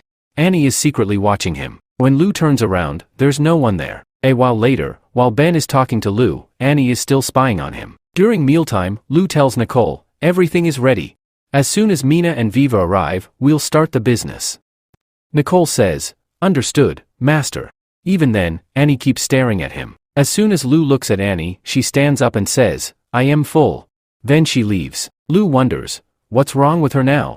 A little later, Annie enters Lu's office. She says, master should be here. Where did he go? Just then, Lu speaks up, hey, are you looking for me? Annie jumps back, startled, and shouts, I am not looking for you. Lu sighs and says, just tell me already, what happened? Annie replies, it's just a small matter. I don't need your help. But Lu takes the paper from her and says, let me see. Oh, this is a report from the building, about smuggling and taxes? Annie says, they are making normal people buy supplies to save duty, and I don't even understand what I should do. Lu replies, don't worry, I've already made a plan for this. Just then, Ben arrives and says, we have chosen the soldier, and Mr. Lin is also here. Lu says, Annie, come with me. I'll give you a tour of the new guard department. Meanwhile, Min says to Len, my lord, would it be wise for us to leave this place right now? I still don't understand why Lu let us go. I've heard that they've captured Omar. If we don't escape now, we won't get another chance. Besides, Min Chao is still waiting for you in Lima City. At that moment, a guard says, Mr. Len, please come inside. As they step inside, they see several strong-built men. Min, surprised, says, Lord, these people are incredibly powerful. We are too weak compared to them. The Lord looks around and says, look at that brand. It's made entirely of steel. Some silver must have been used to make it. These people are fully prepared. They are even stronger than the knights of Lima City. Len thinks to himself, this is truly impressive. I can't figure out what kind of department this is. A guard then says, Mr. Len, your uniform and token are inside the office. Min is shocked and exclaims, Lord. They said your uniform and token are here. Len replies, Lu wants me to work in the guard department. Just then, Lu enters and says, yes, you are absolutely right. I want you to become the director of the guard department. I know you were once a knight, but you were demoted to a mere servant. Your work was never valued. Min, with tears in his eyes, says, yes, Lord Lu, you are right. My lord has always worked hard and honestly, but Omar turned him into a servant. Lu says, Mr. Len, I am giving you a chance. The guards outside were selected by me. From now on, their responsibility is yours. You must protect the people and property of Young City. Len, will you do this? Len responds, absolutely. Thank you for this opportunity. On the other side, Grandma says, Viva, will the nobles truly accept us? We are demi-humans, after all. Viva replies, don't worry, Master is very different from other nobles. In Young City, both humans and demi-humans earn their living through their own work. Grandma says, but we have so many children, and I am very old. We can somehow survive by working, but what about these kids? Viva thinks to herself, yes, she is right. We have so many children, and providing food and shelter for them will cost a lot. Viva then says, don't worry, I will find a solution. If we all work together, these children will be able to live here comfortably. Jar speaks up, I agree. Don't worry, I am strong, and I can work more. In Young City, Annie says, they said they would arrive soon, so why aren't they here yet? Lu replies, they have children with them, so they must be delayed. Belle says, look, they have arrived. Wow, there are so many little rabbits. Annie excitedly asks, where? Why can't I see them? Belle lifts Annie onto her shoulders and says, now, can you see? Annie exclaims, yes, there they are. She then shouts, Mina, Viva. Viva says, there's the master. He has come to take us. Grandma Melly says in disbelief, a noble is calling us to his city? How is this possible? Lu turns to Mina and says, welcome. You must be exhausted, right? Mina says, no, I am completely fine. Just then, Annie takes Mina aside and asks, Mina, are you really okay? You didn't get hurt anywhere, did you? Show me, where did you get hurt? Lu addresses everyone, welcome to Young City. Viva then approaches Lu and pleads, Master, I will work hard to take care of these children. Please, don't send them away. Lu responds, when did I ever say I was going to send them away? Viva, shocked, asks, so, you won't make them leave? Lu says, the moment you step into Young City, you become my people, and it's my duty to provide you with food and shelter. Annie reassures Viva, there's no need to worry. As soon as Master found out that you were bringing children, he had houses prepared for them in advance. Lu then turns to Mina and says, hey, Mina, go and get some rest. Nicolay, show them their house. Mina calls out, everyone, follow me. Melly asks, Jar, what do you think? Should we trust a noble? Jar replies, I don't know either. Melly says, if anything goes wrong here, take everyone and leave immediately. Jar nods, alright, Grandma, I'll do just that. A little while later, Nicolay announces, here is your new home. Everyone is shocked, exclaiming, wow, it's so big. The children rush inside, saying, whoa, this place is so beautiful. And this bed is so soft. It even smells amazing. Are we really going to live here? Sumi excitedly says, Grandma, this mattress is so comfortable. If we sleep here, we'll never feel cold. Melly smiles and says, this is amazing. It feels like a dream.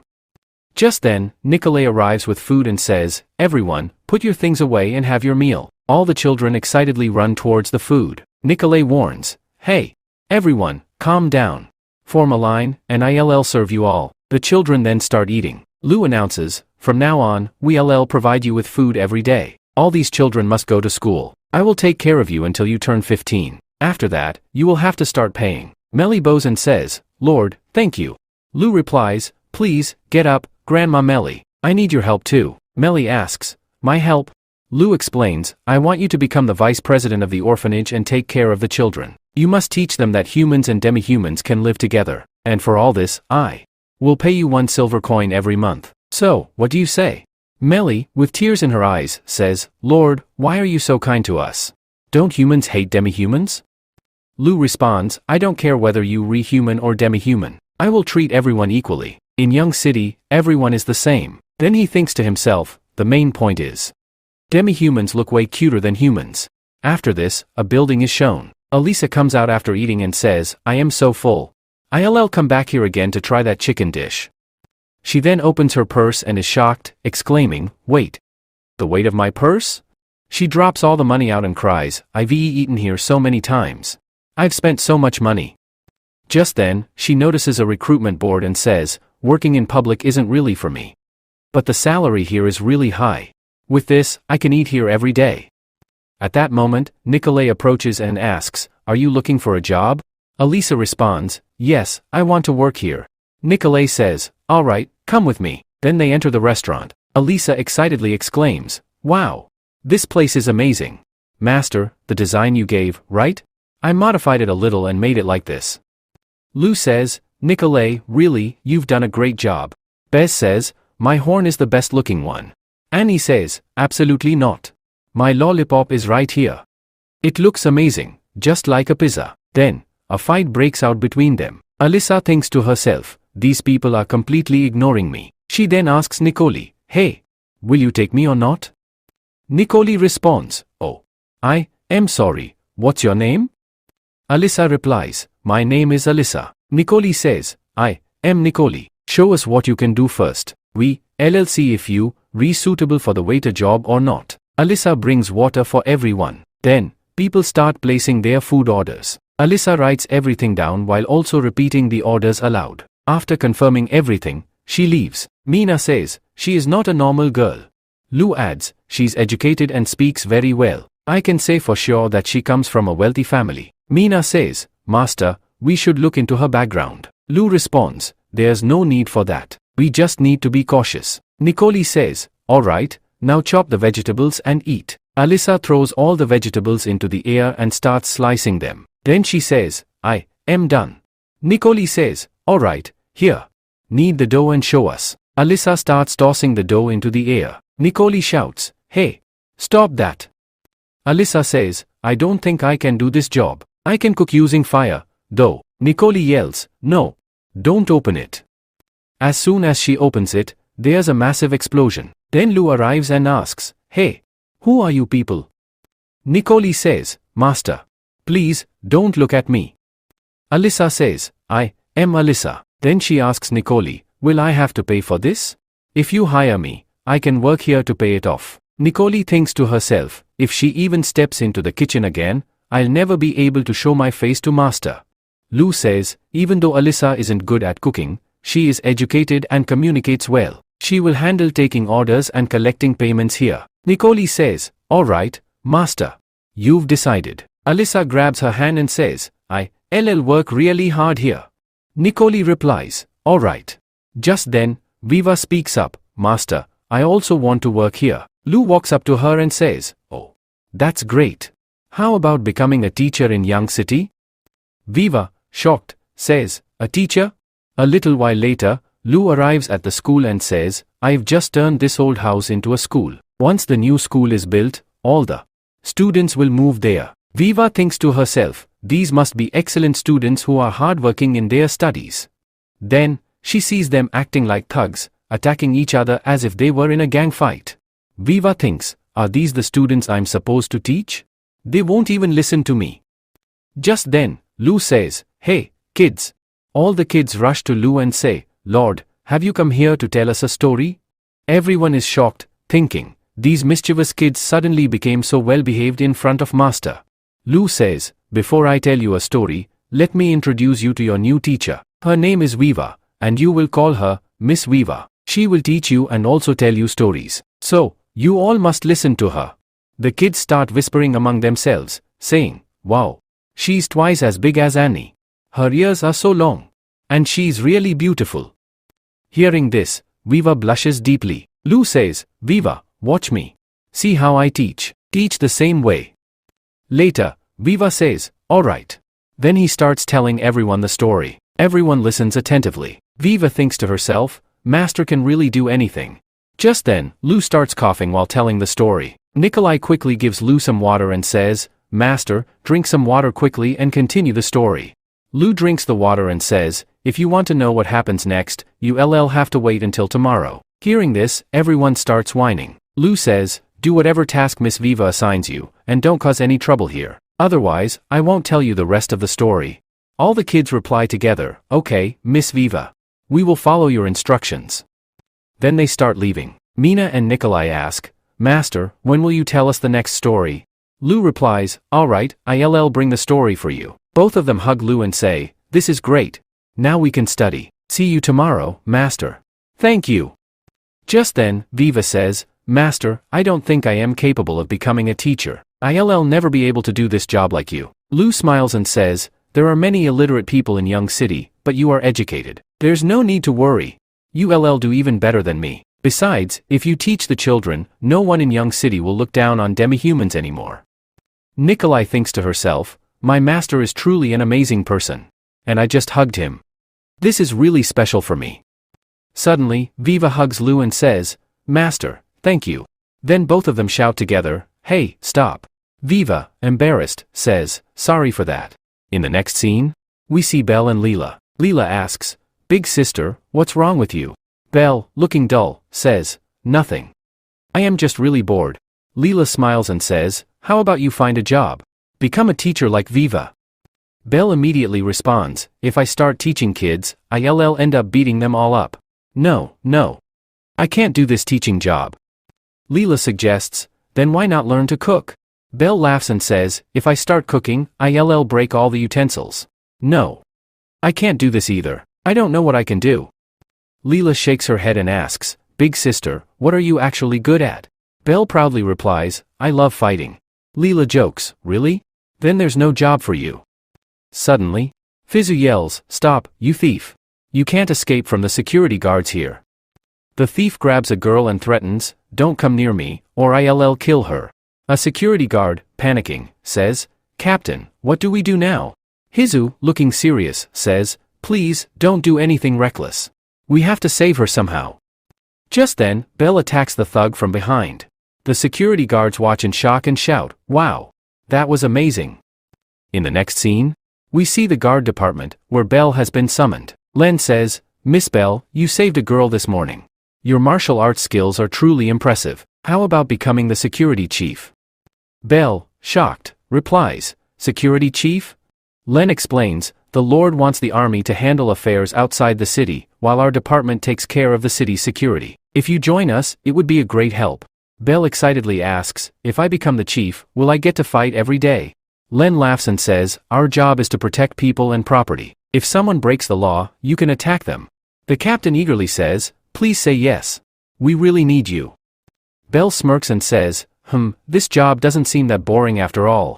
Leela, excited, says, Big sister, you finally found a job. We are shown outside Young City. Some people are arriving there. A man says, "Hey Peter. Why do you want to come here?" Peter replies, "If we go to Lima City, we will find out about that white-haired elf." The man says, "All right.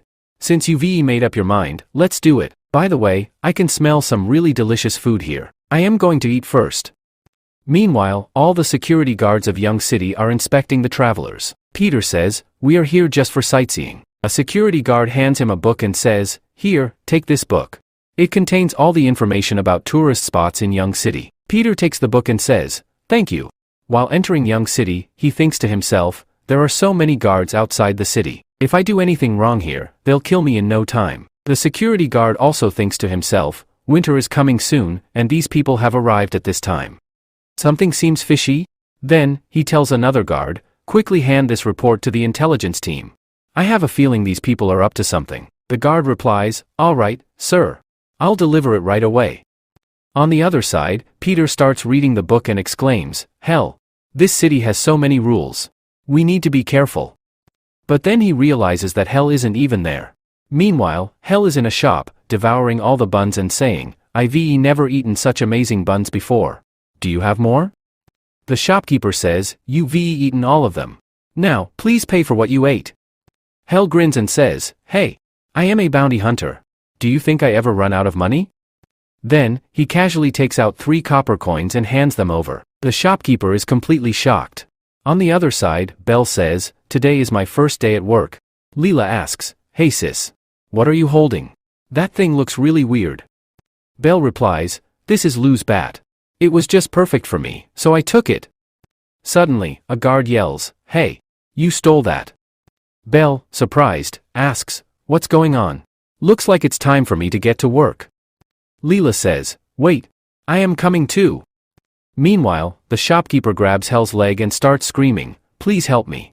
This man ate all my food and is trying to run away without paying." Hell, annoyed, says, "Hey, let me go. As soon as I catch my target, I'll pay you." Just then, Belle arrives and shouts, "Stop right there. If you have anything to say it in court." Then, she looks at Leela and asks, "Hey Leela, how was my dialogue?" Leela laughs and says, "It was really awesome." The shopkeeper, crying, says, "Thank goodness you arrived on time. Please help me. This man ate all my buns and didn't pay me a single coin. How will I feed my family? This will be a huge problem for us." Belle, looking sternly at Hell, says, "Hey, you must pay for the food. Otherwise, you'll be locked up for 15 days. Hell laughs and says, "Haha. Bounty hunters usually catch criminals, and now someone wants to catch a bounty hunter? This is hilarious." Belle, getting angry, says, "Oh, so you know about the law? And yet you purposely did this? That means I have the right to beat you up." Hell smirks and says, "And you think you can fight a bounty hunter? I've defeated over 100 demi-humans alone. And you, a mere female demi-woman, think you can beat me?" Suddenly, Belle swings her bat and smashes it onto Hell's head. He faints instantly. Belle laughs and says, "Ha, that was way too easy. I thought I'd get to fight for a while, but he went down in just one hit." Meanwhile, some people are talking among themselves. One guy says, "Hey, did you hear? Our chief just caught a fat guy who was trying to run away after eating for free." Another guy excitedly responds, "Oh really? Let's go check it out." Peter thinks to himself, "Could it be Hell? I should go see for myself." Belle, still excited, says, "This job is actually so much fun." Belle says, "Really? I am having so much fun doing this. Now, if anyone breaks the law, I can fight them." Peter, shocked after seeing Hell, thinks to himself, "How is this possible? Although Hell isn't a top player, his ability is far above normal hunters. And yet, he lost to a demi-human? In our bounty team, Hell always fights, and I do the planning. But now, Hell is in custody. What should I do now? My career is in serious trouble. My dream. Everything is ruined." Just then, Mally is passing by. Sumi asks, "Grandma, where are we going right now?" Mally replies, "It's Zhao's birthday today. We're going to get a big cake for him." Peter looks at Mary and thinks, "She is truly beautiful." Then he says to himself, "Love at first sight. I've been given another chance to live." Sumi says, "Grandma, look over there. There's a strange-looking man standing." Mally immediately says, "Don't look at him. Let's go from here." Peter shouts, "My goddess, please stop for me." On the other side, Lou bursts into laughter. Nicoli asks, Master, what happened to you? Lu replies while laughing, I just got news that 2 bounty hunters entered our young city. One was running away after eating, but Belle caught him. And the other? He fell in love with Mally and is now following her around. Seriously, these hunters are such idiots. Hearing this, Alyssa leaves the place. In the next scene, we see a view of Beefing City. Tofu is sitting comfortably, eating Young City's food, and says, seriously, this fish with this tea tastes amazing. And this cushion chair. It's even better. It feels like I am dreaming. Just then, a man comes running in, panicking. My lord. Omar's second brother, Count Poli, has arrived. Adam wants to meet you. Hearing this, Tofu is completely shocked and falls down. He quickly regains his composure, meets Adam, and says, welcome here. But in his mind, he thinks, damn it. Why did he come here? Adam says, I'm sorry, it seems I came at the wrong time. Tofu thinks to himself, this Adam is even better than Omar. Then they all sit down to drink tea. Tofu asks his servant, hey, why did you give him the milk tea? I only had 2 tea bags left. The servant explains, but master, you told me to keep him happy no matter what. After drinking tea, everyone is very happy. Adam asks, what kind of tea is this? It tastes really sweet. Tofu replies, it's a new tea. I got it from Young City. Adam becomes serious and says, I need to ask you something. My father has grown very old, and his health is deteriorating. Because of this, he is worried about his children. That's why he sent me here to bring back my brother. It's been a month since he left, but we haven't heard from him. Hey, Tofu, have you seen my brother? Tofu, shocked, shouts, what? Omar is missing? Then he thinks to himself, he's right. I haven't seen Omar, but Omar was the king of thugs. So that means he was a thug, right? Then he says, a few days ago, I was fighting off thugs to save my life. I was so busy with that, and they were about to break into my castle. Could it be that the thugs kidnapped Omar? Adam, shocked, says, you mean my brother? Tofu says seriously, it's possible that the thugs captured him. Or maybe he got stuck in some situation. Adam, disappointed, says, whatever it is, thank you. We didn't get any news about Omar here, so we should leave now. Tofu thinks to himself, I scared them off so easily. This second son of Count Poli isn't that impressive. On the other hand, Adam asks his men, how much have you guys found out about this? Just then, some villagers arrive and say, my lord, about half a month ago, there was indeed an attack by thugs here. After that very day, Omar disappeared. Adam says, if that thug was Omar, then the foolish lord here could never have defeated him. The man responds, the lord of Young City, Lu Fang, defeated all those thugs. Adam shouts, quickly, brother. Send word to father. The lord of Young City, Lu Fang, has killed Omar. Send the army here as soon as possible. The man replies, Lord, Omar has disappeared, but we haven't received any news of his death. Adam insists, I said he's dead, so that means he's dead. We are then shown Young City's castle. Ben says, Lord, we have found what you were looking for. Lu, looking at it, responds, now that's more like it. Ben wonders in his mind, why is Master so obsessed with this useless plant? Lu commands, don't tell anyone where you found this. Then he thinks to himself, this can be used to make many important medicines. By using a wild herb with it, a life-saving drug can be created. I'll take it back and sell it for more than the price of gold. Just then, a panda falls out of Ki's bag. Lu exclaims, that's a panda. Ki explains, I was on my way when I found this panda. Its mother was killed by wolves, and it was left alone, so I brought it here. If you don't like it, I can throw it away right now. Lu exclaims, this panda is seriously so cute. Seeing this, the others are shocked. Suddenly, all the demi-humans exclaim, so cute. Then, upon seeing the panda, they all cheer, wow, this is really adorable. Lu thinks to himself, even in another world, everyone loves pandas so much. But then, 3 of them say, so, it must taste delicious, right? Hearing this, Lu is utterly shocked and collapses on the spot. He yells, is food the only thing on your minds? Just then, Nicoli picks up the panda. Lu asks, hey, Nicoli, are you going to eat it? Nicoli responds, it's really adorable, master. Can I keep it? Lu replies, from now on, you will take care of it. Nicoli excitedly says, all right, master. Then, Mina and Annie approach the panda and say, we want to hug it. But the panda gets angry upon seeing them. Lu warns, hey, stay away from it. We are then shown the border of Young City. A man exclaims, "Wow! The pigeon has returned." He continues, "Using pigeons for sending messages is really amazing. It takes us 5 days to reach Buffing City, but we can send a message in just 1 day." Another man agrees, "Yeah, you, rewrite. Our Lord can do anything." As soon as he reads the message, he is shocked and exclaims, "What? Hey, you to stay here. I need to inform the Lord." The others ask, "Hey, what's the news?" He rushes into the castle and shouts, "Is Master here?" Nicoli responds, "No, Master has gone out for a few days and left me in charge of the castle." He panics, "What do we do now? Master isn't here, and Young City is about to face a huge crisis." Just then, Ben arrives and says, "Huh?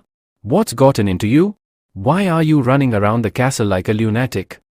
The man shouts, "Father, look at this. This is the news we received from Buffing City." Ben, shocked, exclaims, "Omar's brother, Adam, has arrived in Buffing City to look for him." Meanwhile, Lou returns to his world and thinks to himself, "All right. It's time to sell this medicine." A while later, he arrives at the herbal hall. Lou looks around and says, "Wow. There are so many people here. I wonder how many doctors they have to treat so many patients." Just then, a man approaches him and asks, "Are you here to see a doctor? If so, get in line."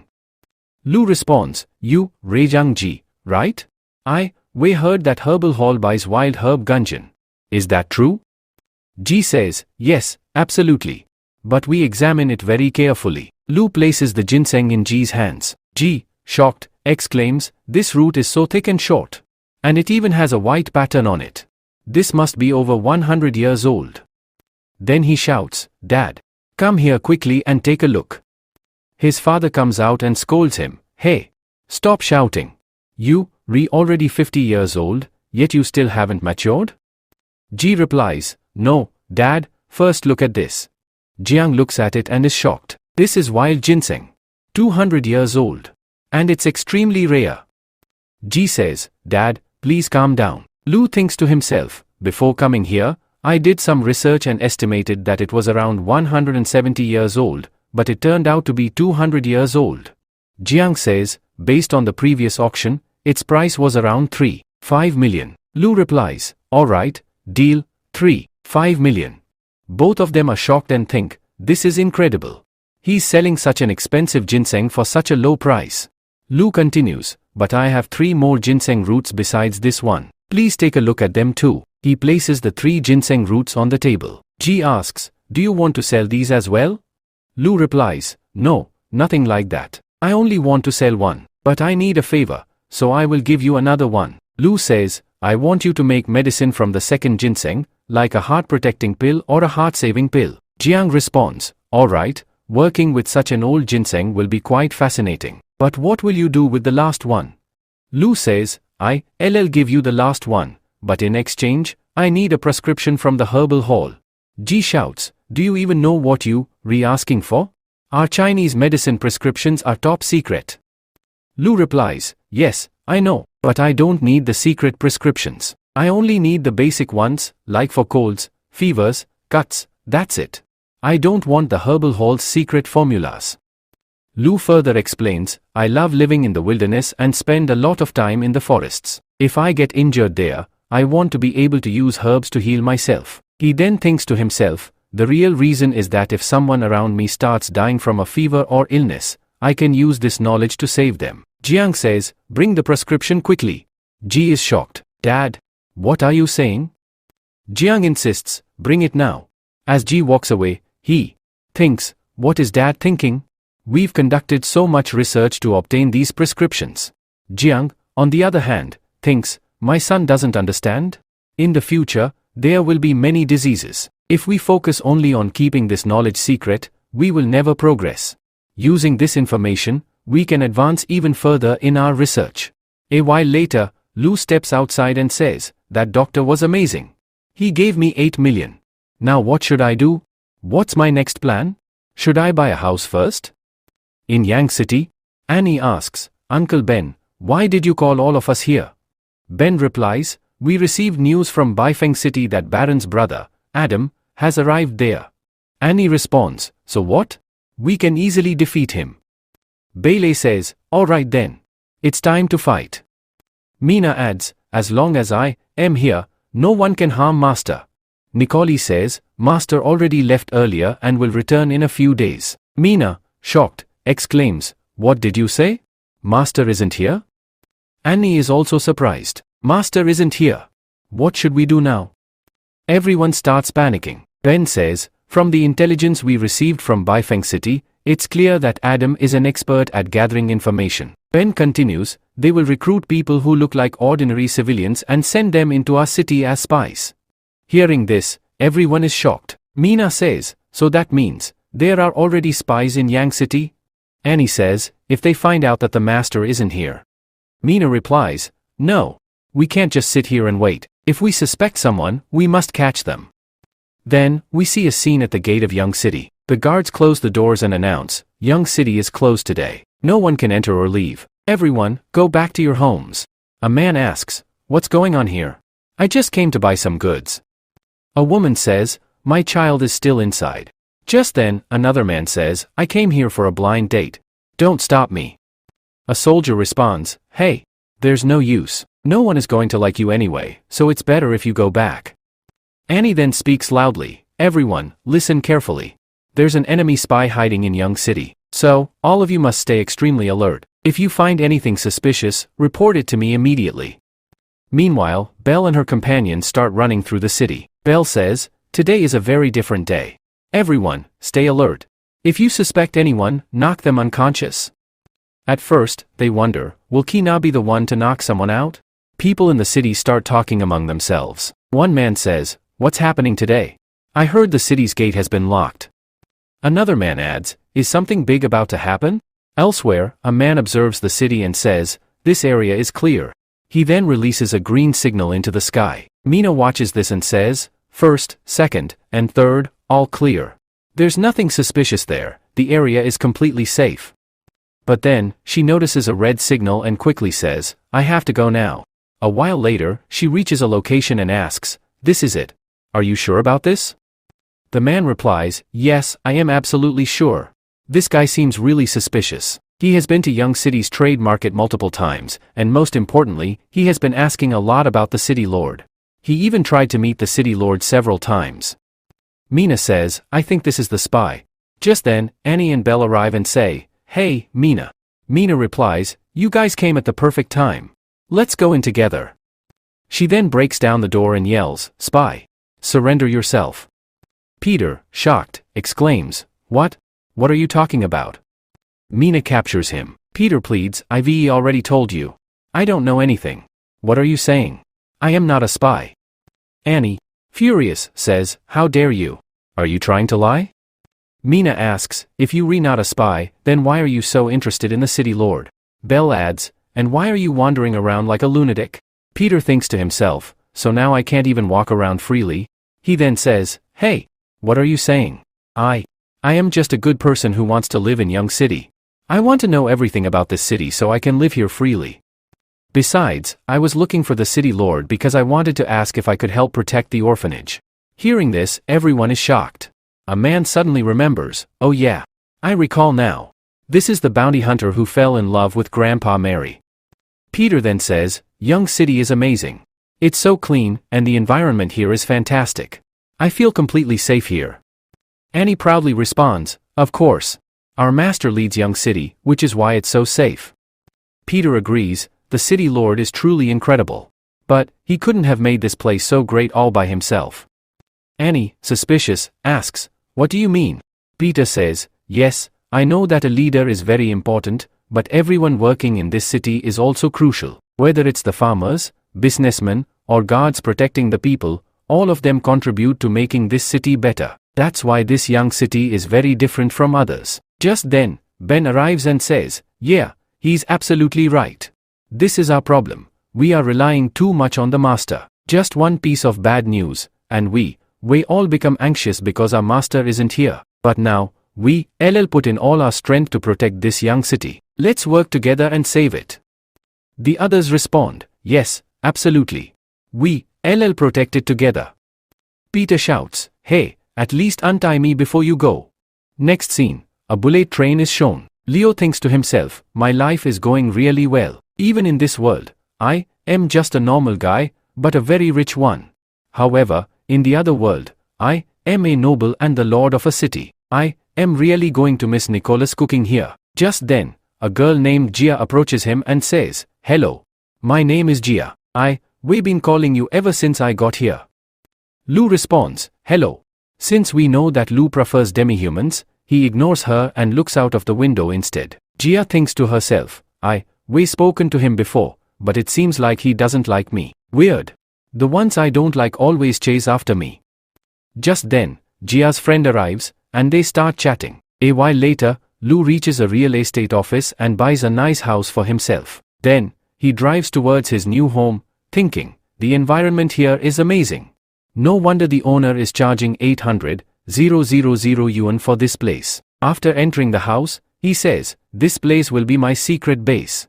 Let's go outside and check out the surroundings. Outside, he thinks, this place is incredible. Wait a minute, isn't that the same girl from the train? What is she doing here? Gia, shocked, exclaims, you live here too?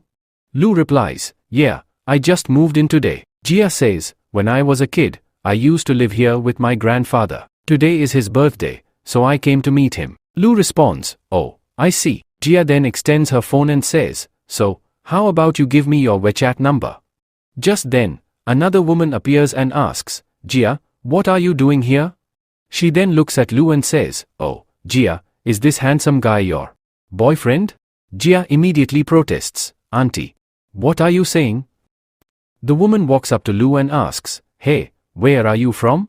How old are you? Do you work with Gia? Lu responds, I make money by writing novels. Hearing this, the woman is shocked and says, what? Then she turns to Gia and says, oh, he's the guy who stays at home all day. Come on, we need to go back and prepare for your grandfather's birthday party. As she takes Gia away, she warns her, Gia, stay away from him. Novel writers don't make much money. Their social circle is terrible. You're young and can find someone way better than him. Besides, you must have heard, he writes novels for a living, which means he probably earns just 3,000 to 4,000 a month by staying up all night. Lu thinks to himself, I still have a huge stock of ginseng, and my savings account is in the millions. But this is great. If I don't go out for a few days, they'll think I'm still busy writing novels. That way, no one will bother me. Later, he arrives back at the castle. Shocked, he says, why is this place so empty? Where did everyone go? Nicola arrives and explains everything before saying, Master, now that you're back, we don't need to be afraid anymore. Lu thinks to himself, looks like a lot has happened in just 2 days.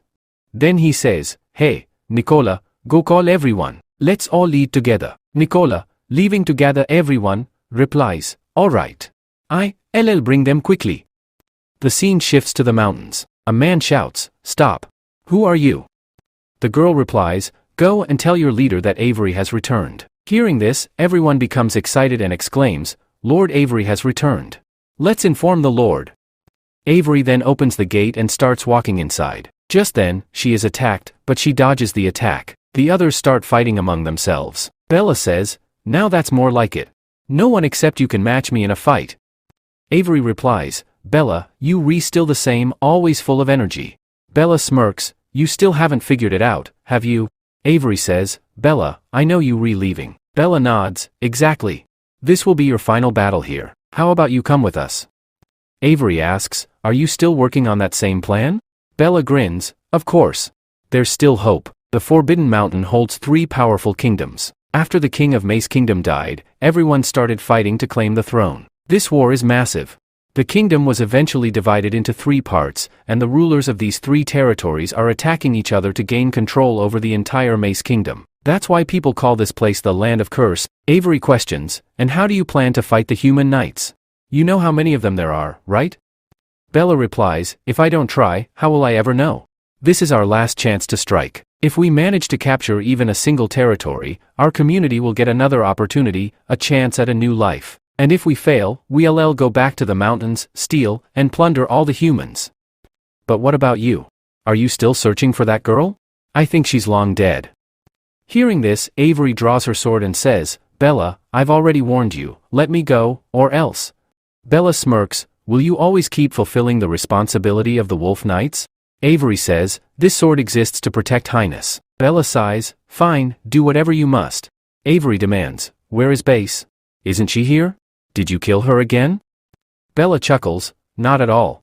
I don't do such useless things. She's living her own life. Avery frowns, what are you trying to say?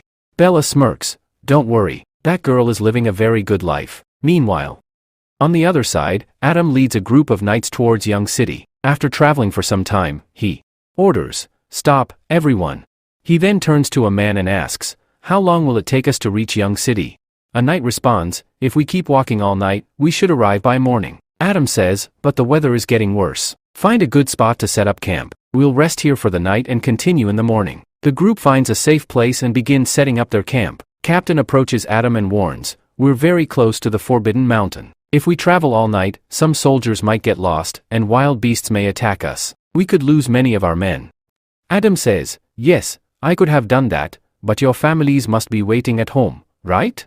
If we keep moving all night, we'll end up losing too many people for no reason. Then he thinks to himself, you guys are my father's elite knights. Based on Omar's knight strength, just one of you can easily defeat 3 of them. How can I afford to lose such valuable assets?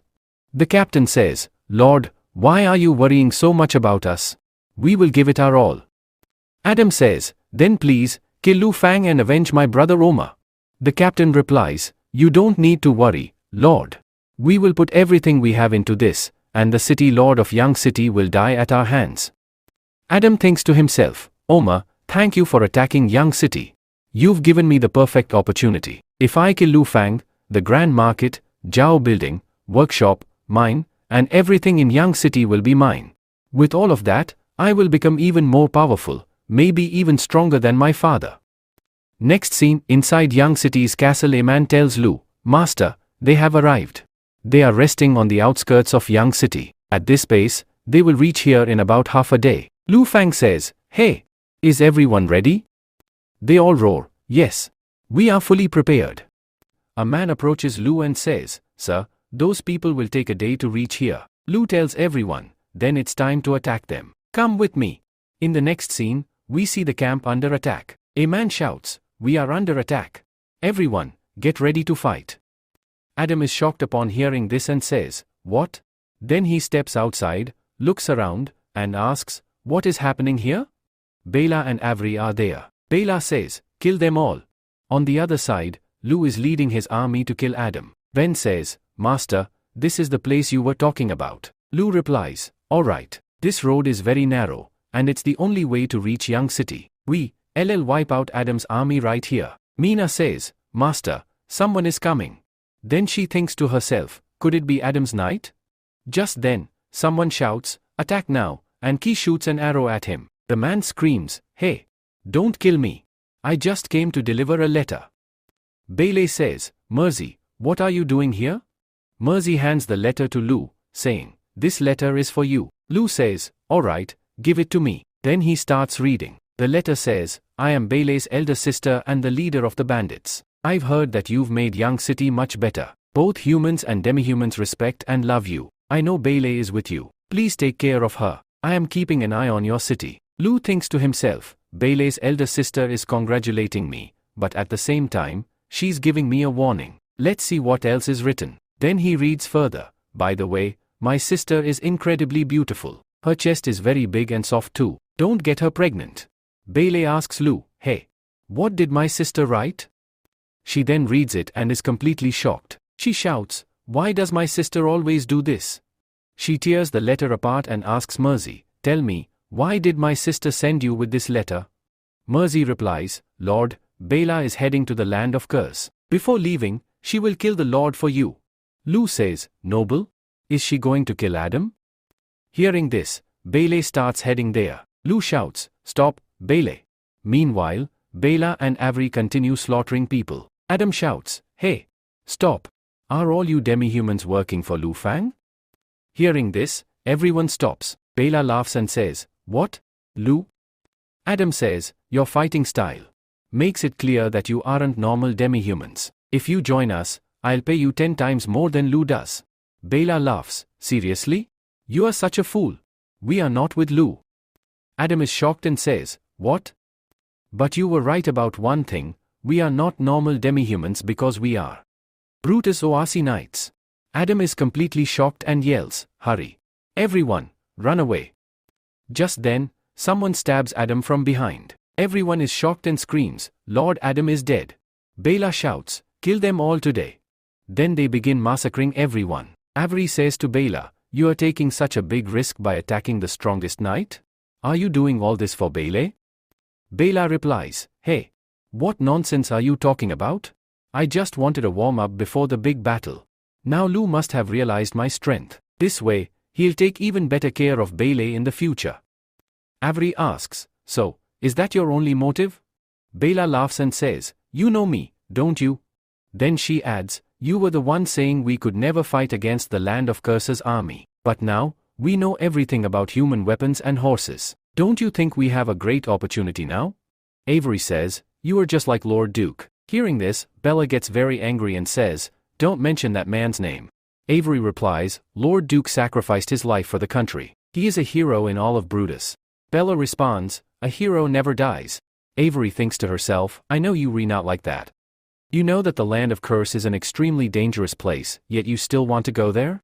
Meanwhile, Belle arrives there in no time and, shocked, says, she's gone. Lu says, hey, Belle.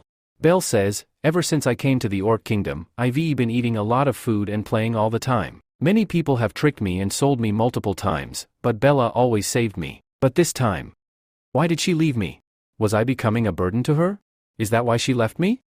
Lu starts laughing upon hearing this. Belle yells, hey, stop laughing. Lu replies, your elder sister was right, you are really stupid. Think about it properly. Your sister wiped out a group of knights just to show her strength. She did all of this to send a message, don't mess with Belle and take good care of her. Belle, your sister loves you very much. Then, while patting her head, he says, besides, every elder sister protects her younger sister. And when younger ones grow up, they protect their elders. Belle asks, can I help my elder sister? Lu says, yes, absolutely. Belle replies, all right, I will give my all and work hard. Then, Lu returns to Yag City and announces, I have something important to tell you all. Everyone listens to Lu and is utterly shocked, saying, do you want to send the army out? Lu says, absolutely. I've already made this plan. If our army goes out, our city's reputation will rise even higher. This will attract many people to join us. Since Omar has been captured and Adam is dead, his father, Count Poli, will definitely take revenge on us. So, we must be prepared to defeat Poli. Ben says, no one is stronger than Master. Lu says, we must increase the strength of our people even more. Iron and weapon production must be sped up. Mina declares, I will kill Count Poli. Lu lightly taps her from behind and says, don't worry. Nothing will happen to me. Just then, Nicoli arrives and says, hey Master. I've made some liquor. Do you want some? Lu grabs her and says, hey, what's wrong with you? Come and sit. Here. Nicoli says, Master, you are so kind. You always praise me. Lu replies, looks like she drank too much. Then, after tasting it, he says, wow, this is really good. Annie says, so, we can produce a lot of it and sell it to nobles. Lu says, no.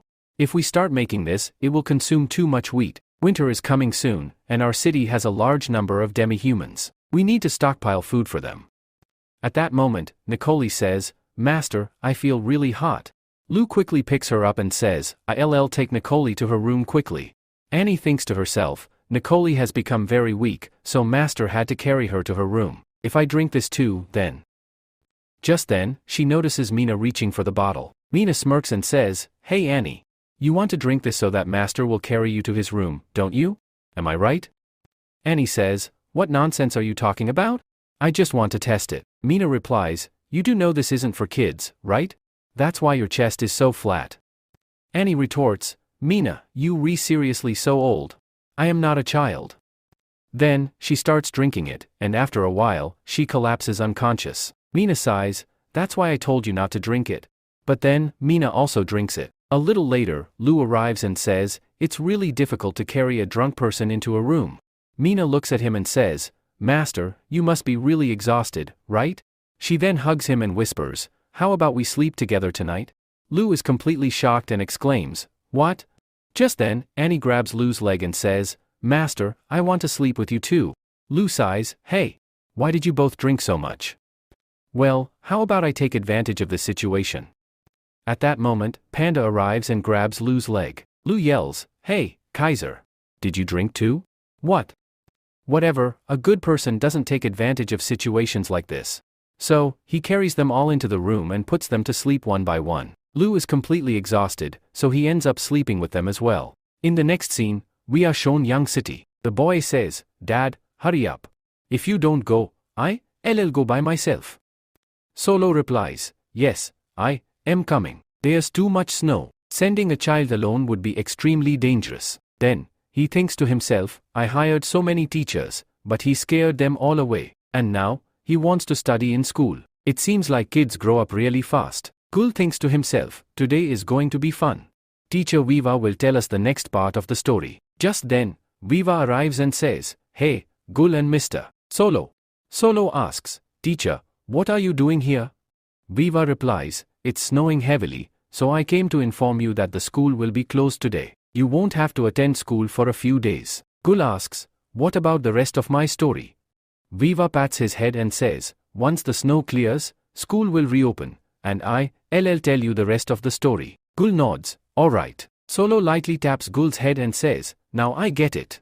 You're only going to school to listen to stories." Gul, pretending to cry, says, "Ouch. That really hurt." Solo smirks, "Well, it's good that the school is closed. This time, your sister is coming, so we'll go pick her up." Gul, shocked, exclaims, "What? That devil, my sister is coming here?" Meanwhile, Viva asks, "Has every student been informed?" Ruma replies, "Yes, absolutely. Besides that, we also informed the orphanage that the school will be closed." Bafu adds, "Last year, this heavy snowfall destroyed many homes. A lot of people had no food and froze to death. But now, everything has changed. We eat well and have proper shelter. All of this is because of our Lord. I am really glad that Lu Fang is our Lord." A while later, Viva reaches the castle and looks around, saying, "Where is Master and everyone else?" Then, she enters a room and asks, "Master, are you here?" As she steps inside, she is shocked to see Lu Fang sleeping with everyone. Just then, Lu wakes up. Lu thinks to himself, "When did I fall asleep here?" Viva apologizes, "Sorry. I am leaving now." Lu suddenly yells, "Hey, wait." Viva stops, "What is it?" Lu says, "You came at the perfect time. I want to take you somewhere." Then, Lu takes Viva to a place. Viva asks, "Master, what is this?" Lu replies, "Come inside and see." When Viva enters, she is shocked to see an abundance of vegetables. She exclaims, "Wow, how is this possible? It's winter season, so how can there be so many fresh vegetables here?" She wonders, is Master some kind of magical immortal? Lu chuckles, "Yes, you could say that. This is a type of science magic. If you want to learn, I can teach you later." Viva excitedly asks, "Will you really teach me?" Lu nods, "Of course. Here, try this. It's homegrown, and you can eat it raw." Viva agrees, "Okay." She takes a bite and, delighted, says, "Master, this is so crispy and delicious. Can I take some for the orphanage children?" Then, she thinks to herself, "How can I take this? If even a single piece is sold, we could earn a lot of copper coins. Right now, its price must be extremely high." Lu replies, "Sure, take as much as you want. You don't need to worry about the children. This is all ours. But first, we need to gather a lot of vegetables." Viva asks, "Master, why are we collecting so many vegetables?" Just then, by accident, Viva touches Lu's hand. She quickly steps back, blushing, and thinks to herself, "This is my first time being alone with Master. My heart is beating so fast." Lo says, "Oh, I didn't tell you, right? Today is Mina's birthday." Viva replies, "Oh, is that so?" Then, the scene shifts to nighttime. Annie says, "What is this?" Viva replies, "Now I understand where all the vegetables went."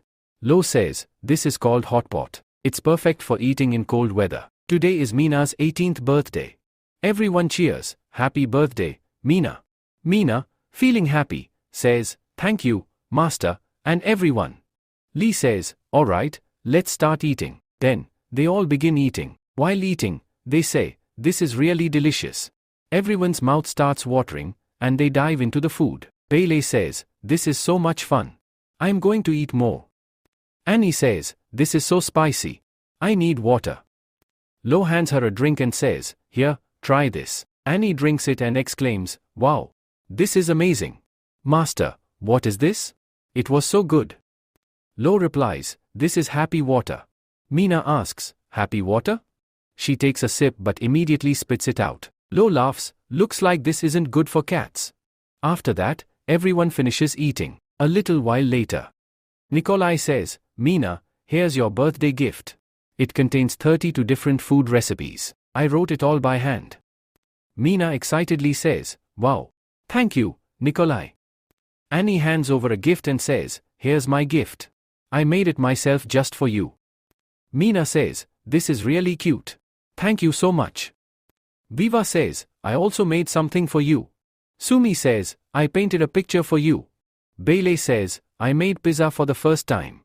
Mina, feeling overjoyed, says, "Thank you all so much." Lo says, "Looks like it's my turn now. Here's my gift, open it."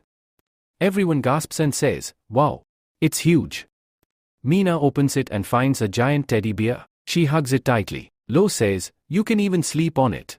It's super comfortable." Mina says, "This is amazing." Annie says, "This is so cool. I wonder what I'll get on my birthday." Bailey and Viva add, "Yeah, we are excited for our birthdays too." Mina tells Lo, "Alright, now I'll cut the cake and make my wish." She quickly makes a wish. Annie asks, "Mina, what did you wish for?" Mina nervously says, "Alright, let's eat the cake first." Then, Annie and Bailey start fighting over the cake. After eating, Mina walks to the window and says, "Master, thank you." Just then, Lo hugs her from behind and asks, "What did you wish for?" Mina softly replies, "My wish." And then, she kisses Lo. Meanwhile, everyone else is still fighting over the food. Lo and Mina grow even closer to each other. The next day, the scene shifts to young Luck City. Solo's messenger arrives and thinks to himself, even though this is a capital, it's nothing compared to Young City. You even have to pay a toll fee to enter. If you don't pay, the guards won't let you in. Normal people here can't afford it and end up spreading filth everywhere. Compared to Young City's nobles, these people are nothing. After living in Young City, seeing such a dirty place makes me feel like I'm dying. But I can endure all this just to see Miss Dalina. Just one look at her, and I'll be fine. A little while later, he reaches the castle. The guard takes the letter and says, "Alright, I'll deliver it to the lady. You may leave now." He reacts in shock. What just happened? This is a huge betrayal. Catherine says, "Hey Dalina, don't you like my brother? He has both courage and talent, and that's extremely rare." Dalina replies, "I don't understand why you bringing this up." Catherine responds, "I don't want to talk about it either, but my father has cut off my money. I can ask my brother for money by sending him a message, but I'll have to do something for it." Darlene says, "But you'll get a lot of money if you agree to the fourth prince's proposal." Catherine, fuming, snaps, "Don't even mention him. I will never marry that fool. He knows nothing about melody." Darlene cautions, "Hey, calm down. This isn't your duke's mansion. You know, walls have ears, so be careful." Catherine smiles and says, "You, so much younger than me, yet you, incredibly sharp." Darlene replies, "You already know my father isn't in the capital. If I were immature, would he have left me alone? But you didn't just come here randomly to meet me. Am I right?" Catherine laughs, "You really know me too well. There's a new musical instrument on the market. If I get my hands on it, everyone will be obsessed with me next year." Darlene remarks, "So you want to buy it, but you don't have the money, right?" Catherine softly admits, "Yes, but I know you'll lend me the money, won't you?" Darlene smirks, "Absolutely not." Catherine playfully says, "Hey Darlene, you, incredibly beautiful. Your business in the capital is the number one in the entire Union Kingdom. Don't you even have enough money to buy a flute? It won't cost much." Darlene takes a deep breath and replies, "Catherine, you, one of the 5 most beautiful women in the capital.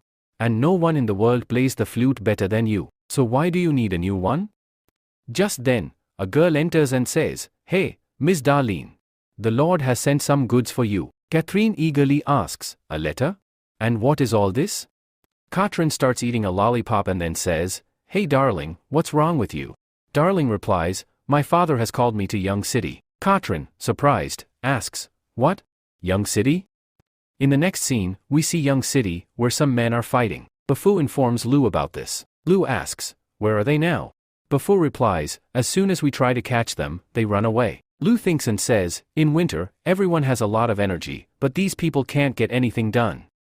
This idea might work. Alright, you go ahead, I'll handle it." Annie asks, "Master, what's your plan?" Lu responds, "Let's go to the Scientific Research Institute." A little later, they arrive there. Chain teaches them how to make gloves. After a few days, they successfully make gloves. Chain excitedly says, "This is really amazing." Annie asks, "Master, what is this? Are we going to fight using this?" Lu replies, "These are boxing gloves." A few days later, a boxing match is organized. A man announces, "Our Lord has arranged a boxing match. The winner will receive money as a reward." Another man, confused, says, "A boxing match? What is that? Is this really a fight?" Someone else says, "It's hard to say, just watch." The match begins. ING, full of enthusiasm, says, "I finally got a chance to show my strength."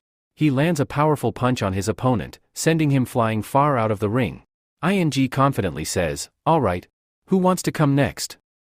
Lu thinks to himself, after seeing this, who would dare step in? I was planning a simple match, but this guy is knocking everyone out. Then Lu announces, "Don't worry, everyone. No military personnel will participate in this. Alright, let me tell you what the winners will get.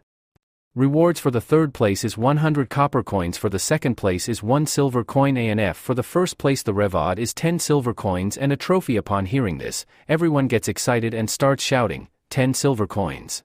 I want to sign up too. Lu thinks to himself, now, this is what I wanted. A little later, the match starts. Solo asks Lu, "Lord, who do you think will win? Who do you want to bet on?" Lu responds, "I think it could be number 7 or number 10. Their hairstyles are very different from normal people. Number 17 also looks strong." Solo calls out to someone, "Hey Luffy, come here." Luffy replies, "Yes. I'm coming."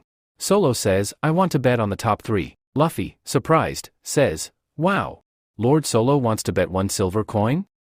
Solo replies, "Yes, I don't want to bet too much." Solo signs a receipt and says, "This looks exactly the same." Luffy explains, "Yes, you're absolutely right. Oh, and by the way, our Lord has invented carbon paper. This way, we can keep the original copy with us and give the duplicate to others." Solo, shocked, exclaims, "What? Carbon paper?" Then he asks Lu, "Lord, when can we buy carbon paper from the trade market?" Lu replies, "It's still in the experimental phase, it will take time before it's available for sale." Solo eagerly asks, "Lord, can you sell it to me? This is extremely important for me. I am willing to pay any amount for it." Lu thinks to himself, "I was tricked by a foreign trader. They charged me double. If I had carbon paper, this would never have happened." Lu finally says, "Alright, I'll arrange for carbon paper to be made." Solo, overjoyed, says, "Lord, thank you so much." At that moment, Toady says, "Lord, I need it too." Lu responds, "This is really expensive." Toady, shocked, asks, "What? 1 gold coin?" Solo says, "I need 10 boxes of it." Lu thinks to himself, the real price of carbon paper might be just a few yuan, but here, it's worth a gold coin. Truly, making money from rich people is way too easy. Then Ben says, "Alright, the result is out. Our champion is this 80-year-old old man." Toddy, shocked, says, "How is this possible?" Solo says, "How can an 80-year-old old man win?" Lu thinks to himself, when a punch is landed in the front, only then do they get a score. It took them so long to understand this, that's why they lost. But I never thought an 80-year-old old man would win. My comic is going to be really funny. On the other side, Avery is walking and looking at the map, saying, "If I keep walking on this path, I'll reach Blade City in no time. It's said that there is a fox oasis in this city. I hope I find the princess here." After a while, she reaches there and says, "This is Blade City. A man speaks to all the demi-humans, the powerful ones, quickly come with me." They all start following him. Some people talk to each other, saying, "Yesterday, we took 100 people from here, and today we, retaking 300. Those who left here haven't come back yet. Are they selling them?" Another man says, "Those people's children died this morning due to hunger. Then Avery starts chasing them and thinks, this is really strange. Why aren't these people going to the city? And why did they bring so many people into the jungle? They look around and say, what are we supposed to do here? Suddenly, a demi-human is killed. Then one of the demi-humans shouts, run. They brought us here to kill us. The man kills him and says, oh, do you think you can escape from here? The demi-human, while running, begs, please don't kill me. I don't want food, I am leaving here. But the man kills him and says, these thugs are so weak. The second man shouts, yes, these thugs are really weak. I'll kill all of them. Dad is going to be so happy. Avery gets very angry seeing this and thinks to herself, this world is really useless. Humans are doing so much harm. Then, some demi-humans come and arrest them. These people look like soldiers from another country. One of them says, hey, what are you doing? We made a deal, right? We can kill as many people as we want. And we also gave you money. The second man says, yes, he's right. What's the matter? We already gave you the money. The third boy says angrily, you have some nerve? My dad is Count Pulley, and you, trying to kidnap me? Then he says, take their stuff to their families and get 50 gold coins from them. If they don't give it, kill them. His servant replies, okay, master. The man shouts, you have some nerve? I want to meet the lord of this place. My dad is Count Pulley. Then an Oasi kills him and says, do you not know how many sons Count Pulley has? And you, just a useless one. He then orders, lock these two up in the jail. Send the rest of the servants back. Feed them and put them to work. Avery thinks to herself, how are humans listening to the demi-humans? And it looks like this dog is of a very high status. Then the demi-human says, all right, everyone, let's go to the city. Avery thinks to herself, what's going on in Blade City? Then they feed everyone and put them to work. Avery, seeing all this, thinks to herself, are these people making armor? It looks like something big is going to happen in Blade City. But I don't care about that, I need to find the princess. According to the information, the fox is locked up in the castle. I need to go there first and check. After a while, she reaches the castle and thinks to herself, how can all the guards here be demi-humans? Is the lord of this place so close to the demi-humans? But then why are they making orcs their servants? Then she starts to go inside the castle when suddenly a man shouts and says, hey, you bastard. Human. Quickly give me that. After looking around, Avery asks, what's going on inside? And then she looks inside. There, the lord has gone crazy and thinks to himself, this is the devil's fruit, right? After drying the devil's fruit, a person gets a lot of happiness. Once a person gets addicted to it, they can't leave it in any condition. And whoever keeps smelling this fruit becomes weak very quickly. After that, they die. After smelling it, the Lord says, that felt great. And then he says, now, I am highly aroused by this devil fruit. Many noble people want to meet you. The Lord says, I know, you all will handle it. Now, leave from here. Seeing all this, Avery thinks to herself, this must be the prince, this of another kingdom, right? The younger brother of our king. But how can this be? I can't believe it. I had heard that he died a long time ago, but what's he doing here? Did he kidnap the princess? Pushpin now, a new character is introduced, his name is Grey. Grey says, are you planning to take over the entire Blade City? Dis says, this is all happening because of you. You brought that fruit to me, here's your reward. Then, Grey attacks the wall and says, who's there? Come out. Avery blocks his attack, and both of them get thrown back. Then she thinks to herself, he blocked my attack? He's really powerful. What's his relationship with this? Grey thinks to himself, he's really powerful. In Young City, he's even stronger than those two. Then he says, hey, Lord. Did you send him to kill me? Dis says, hey, Avery. You here? Avery says, hey Dis. Is the princess here? Quickly hand her over to me. Grey says, oh, this is for you, my lord. Alright, now I am leaving. You all talk. Then he leaves. Dis says, hey, Avery, didn't you understand? Avery says, you deliberately spread wrong information, didn't you? Dis laughs and says, yes, you, rewrite. I just spread this information like that. I didn't think you would believe it. Now stop the nonsense and give me the map quickly. I want all the treasures. Every thinks to herself, how did he find out about the map? Our king already knew he wouldn't be able to save Brutus. That's why he moved all the treasures during the snow season. Then he made a map of that place and gave it to his daughter. Well, it's good that Dis doesn't know about it. Every says, I don't know anything about the map. Des says, hey, don't lie to me. You always stayed with that girl, so you must know about the map. If I had that treasure, I would gather elite soldiers in Blade City and fight against Yan Kingdom. Don't you want our kingdom to be restored? It would be better if you give me that map. Every says, are you going to rebuild the kingdom again? I know your true intentions. You always chase after power. Des says, everyone, catch her and kill her.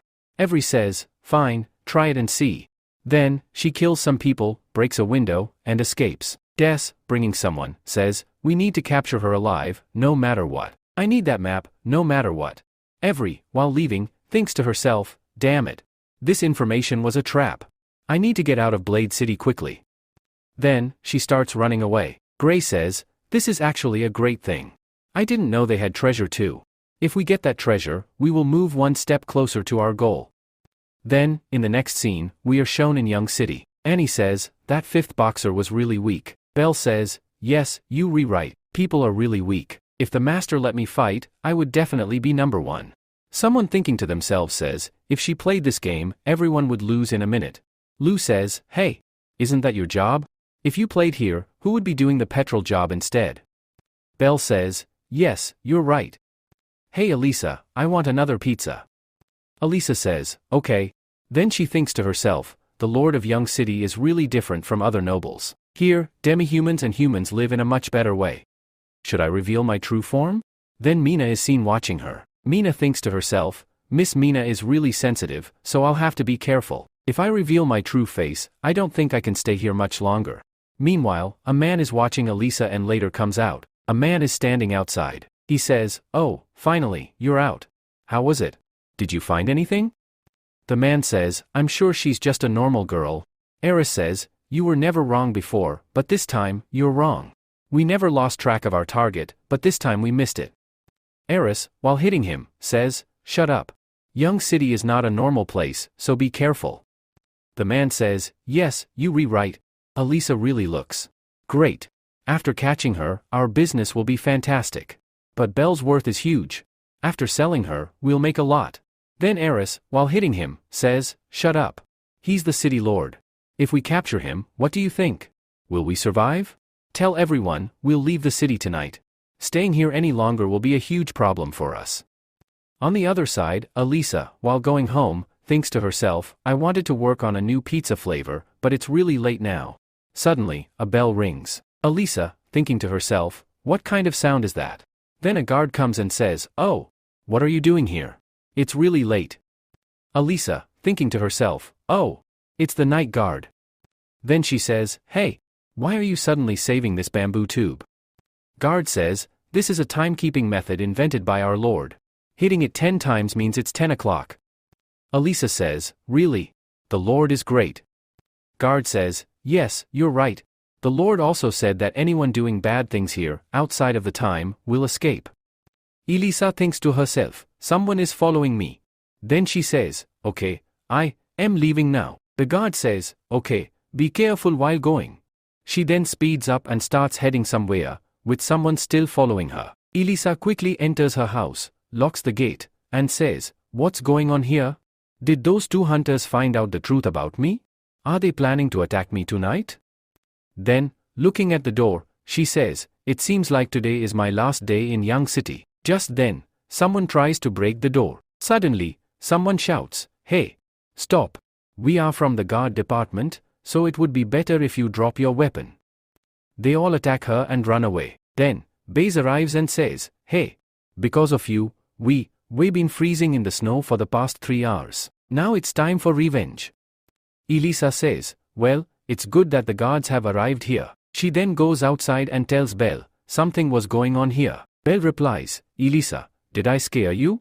Our team was on a mission. The master gave you 2 days off, and you will also get your payment. Don't worry about it. Go to sleep. I'll leave. I'll meet you after 2 days. Elisa says, okay. A few days later, Lane tells Lo, they belong to an organization called Black Iris. These people turn demi-humans into slaves and sell them to other countries. I also learned more about this organization. Their target is not just any normal slave, but beautiful girls, demi-humans, and elves. I'll send more men for patrolling tonight. Okay, I am leaving now. Mina says, hey, master, I am really worried about Annie. She always comes and goes from the castle. She doesn't have any abilities to protect herself. I think she might become their target. Lo says, don't worry, I'll assign someone to protect her. He was about to kiss her when Buffu comes in and says, hey, Lord. Lo shouts, hey, Grandpa. How many times have I told you to knock before entering? Buffu says, sorry, master. I have some bad news. Our vegetables are being stolen. Lo thinks to himself, what? The vegetables are being stolen? After a while, he reaches the place. A girl named I says, there are guards here, but still, I don't know how. Lo says, Aunt, don't worry.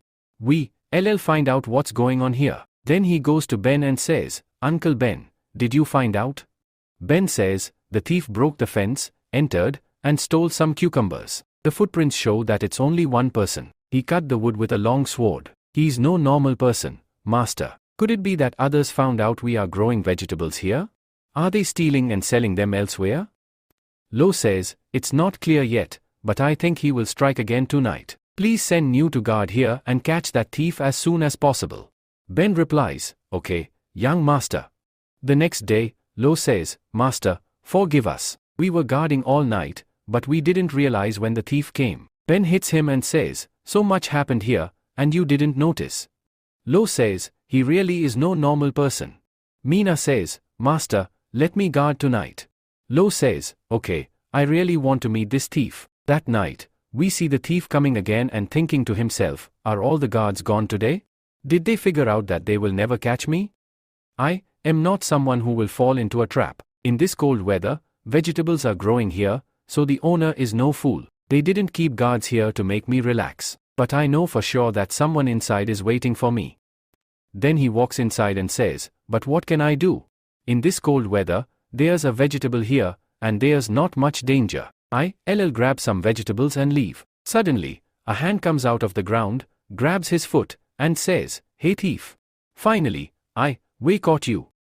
Then everyone tries to catch him, but he lifts him up and throws him away. Just then, someone attacks him and says, hey thief. You won't escape today. But he easily dodges the sword attack. Then he punches him hard and starts running away. Just then, Mira attacks him from behind and says, drop your weapon. You won't escape from here. He's about to attack Mira when suddenly someone arrives with light and says, here's the thief. Catch him. Mira says, wait. It's you, right? You came to save Viva, didn't you? Avery says, hey. You are the same cat. Then both of them speak together. Hey. What are you doing here? Mira says, you were stealing my master's things. Avery replies, I'm not stealing. I just borrowed them. I'll give you the money later. Just then, Lou arrives and says, oh. This seems right, since you are going to give the money. Avery, looking at Lou, thinks, human. Lou says, but this cucumber is very expensive. I don't know if you can even afford it. Avery angrily says, I'm a royal knight. I can afford this much. Lou says, alright. But the stuff you've stolen recently is worth 30 silver coins. Avery, shocked, says, what? 30 silver coins? How can this cucumber be worth 3 silver coins? Lou replies, have you ever seen vegetables in winter? These vegetables are very rare, and their value increases significantly. A cucumber costs 100 copper coins. Mira thinks to herself, his account is back on. Avery, hearing this, is shocked and thinks, oh no, I don't have that much money. Mira says, hey master. Avery helped us save Viva's tribe. Lou says, okay. Since you helped us, we forgive you for the vegetables you stole. Now, you can leave. Avery angrily says, I've told you, I didn't steal. And I'm not leaving. I just borrowed it. I'll give you the money. Lou says, do you have 30 silver coins? Avery replies, not right now, but I'll give them to you later. Lou says, later? When you leave, where should I find you for the money? You don't have the money now, so how about you stay here and work with me? Avery says. Work? I won't bother weak people for you. Lu replies, no, I need a bodyguard. I want you to save some people. Avery thinks to herself, you can never trust humans. But I don't have any other choice.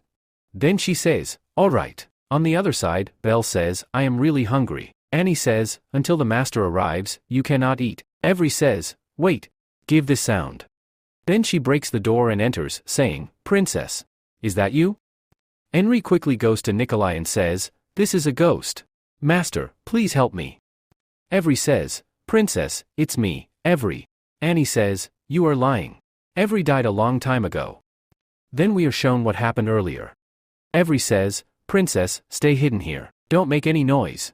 I will somehow get rid of these people. I will come back to get you. Annie says, alright.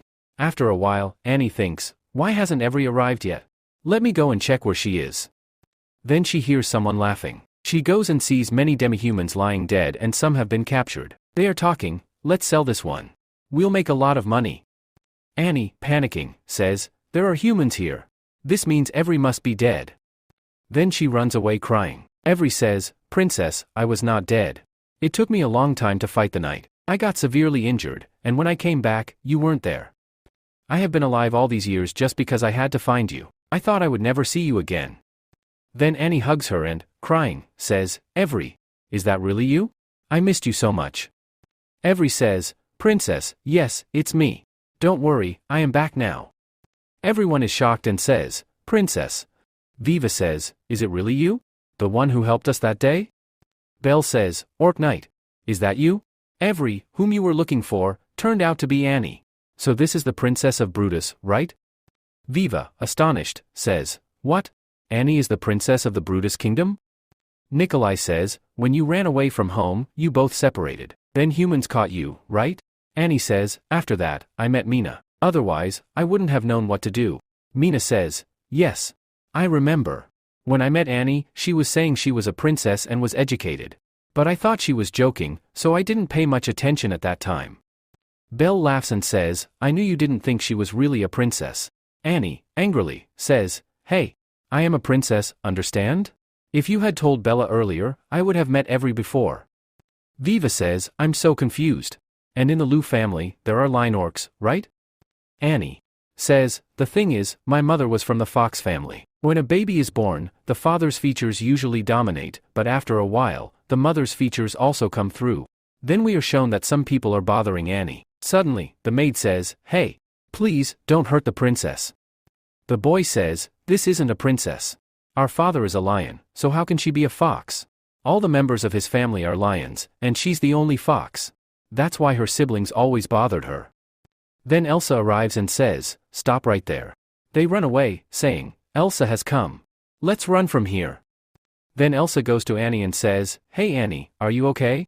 Annie says, yes, I'm fine. I can never lose to those people. Elsa smiles and says, that's what I thought. I knew Annie was a very powerful girl. Now, get up. Annie says, hey Elsa. Elsa says, what happened? Annie says, am I not my father's daughter? Elsa says, honestly, you are so silly. You are very brave. You are definitely your father's daughter. Then Annie says to everyone, I always stayed at home, so no one knew me. Viva says, your sister was a Valkyrie, right? She was a huge idol for everyone.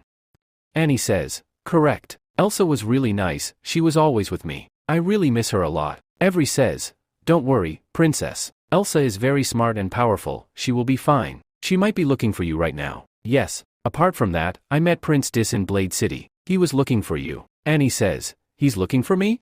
He must be searching for the map. Ari says, please speak carefully. There are so many people here.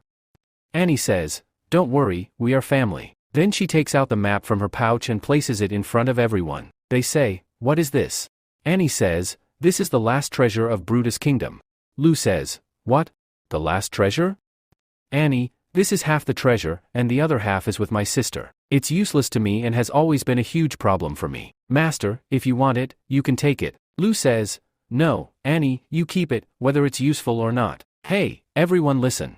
Whatever has been discussed here, don't speak outside, or Annie will get into a lot of trouble. They say, okay, master. Lu, alright, let's eat. I'm very tired. Every, after hearing this, is shocked and thinks to herself, this person. Belle says, I'm really hungry, give me some food. Nicole says, hey, eat slowly. The food is not going anywhere. Annie, giving food to Every, says, hey, eat quickly, or Belle will eat your food. Every, princess, why are you giving me food? Annie, don't call me princess, you can call me Annie. Every, no, you will always be a princess. Annie, alright. I order you to try this once and see. She then starts eating, and shouts, this is really very good, and starts eating quickly. The next day, we see a training field. Mina and Every are fighting each other. A man says, Master, should we stop them? Otherwise, they'll hurt each other. Lu says, it's okay, they are not using their full strength. Then Mina walks up to Lu and says, Master, what are you doing here? Lu, while stroking her cheek, says, good morning, Mina. Looks like I should have kept the morning training first. Mina, shyly, says, we just arrived. Master, are you also going to train here? Lu, yes, absolutely. Then Every says, hey Mina, should I fight with him? Lu always takes care of the princess, I want to thank him. Every thinks to herself, this boy looks so weak. How dare he? He told the princess to call him master? When I defeat him, the princess will be with me. Mina, master. Lu, don't worry, relax, Mina. Every, now, I'll defeat you. Lu, give it your all and attack. Then Every attacks Lu, but he dodges and strikes hard on her sword. Every thinks to herself, damn it. I can't hold the sword.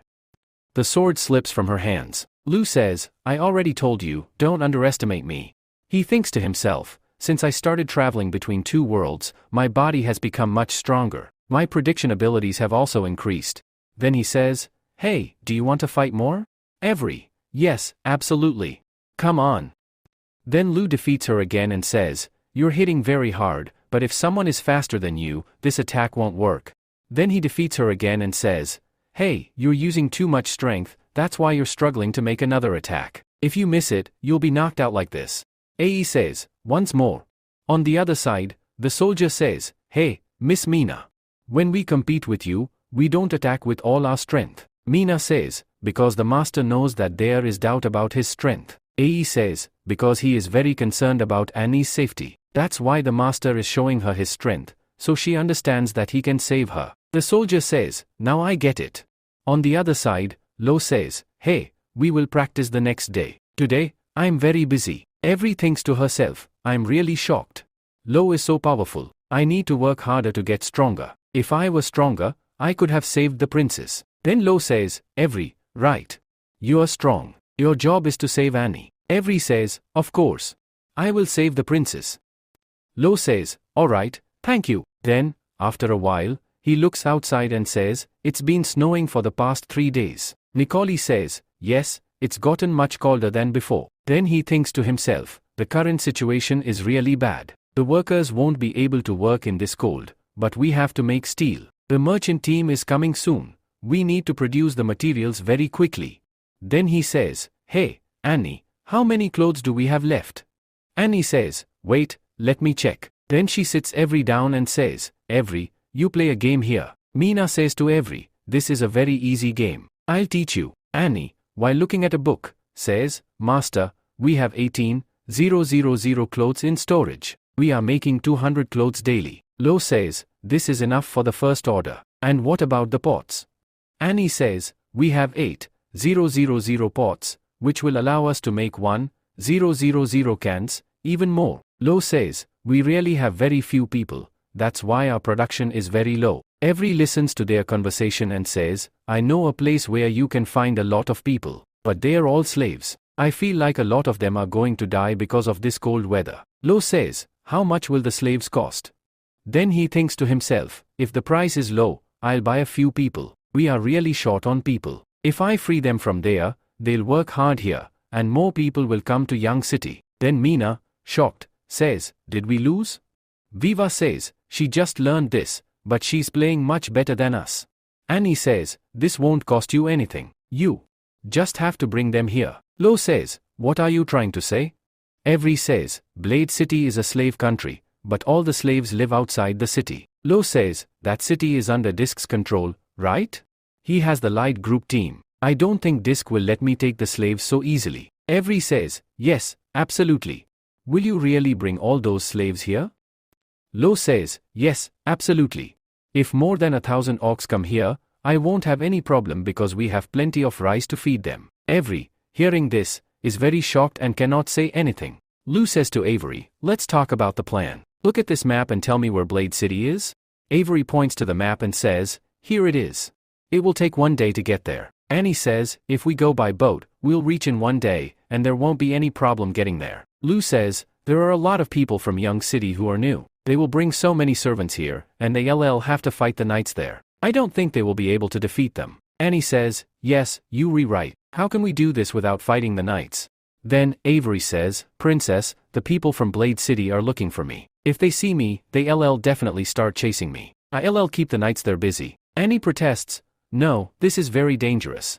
Avery responds, please, let me do this. Lou says, forget about it. You won't be able to handle so many knights. Avery thinks to herself, yes, he's right. Des will send 10 more knights to kill me. Annie says, Master, we can use this treasure. Avery quickly says, Princess, please don't do that. Annie explains, our main goal is to distract Blade City's main army and bring all the servants here. Avery, you can never do this alone. The person who has this map will be powerful and have many people with him. To get the map, he will send a lot of people. Lou says, looks like you already have a plan. Annie asks, Avery, you were saying that they were chasing you, right? Have they reached Young City?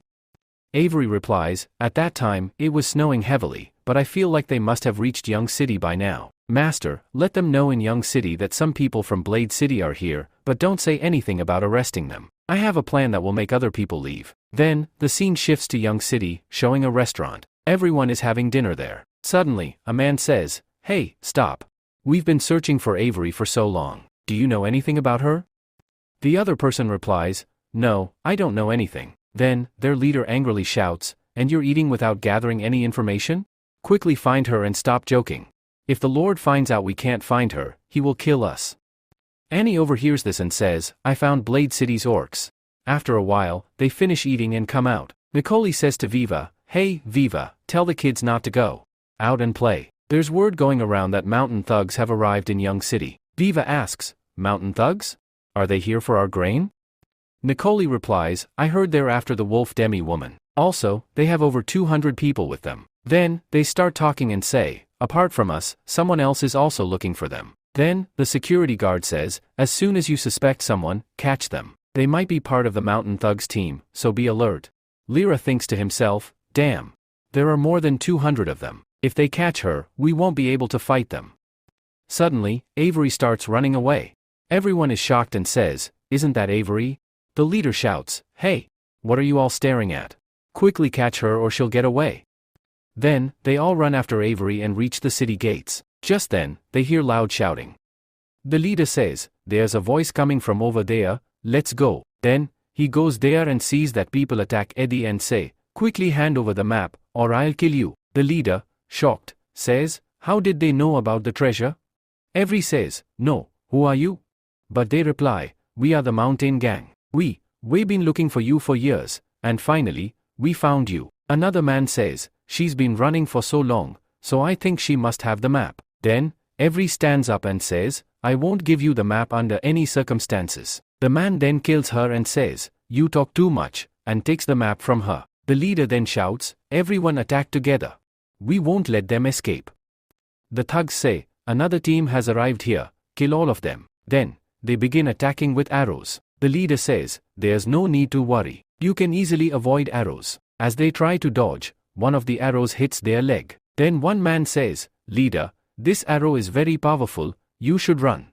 The leader replies, damn it. I have to run. I need to report this news to the Lord quickly. Then the thugs shout, quickly chase him and kill him. Then Oasi says, you were chasing him, right? What are you doing standing here?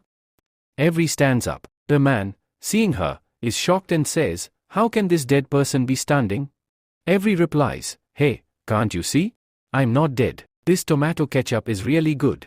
Really, Lou and Princess Annie's plan was great. Due to some rumors, these people were fooled. He says, but this will be difficult, we have 200 people. Miss Avery, quickly finish them off and come with us. Avery replies, alright, you guys go ahead, I'll finish my work and join you. They look at Avery, shocked, and say, we are doomed. Avery says, Aren't you enjoying chasing me?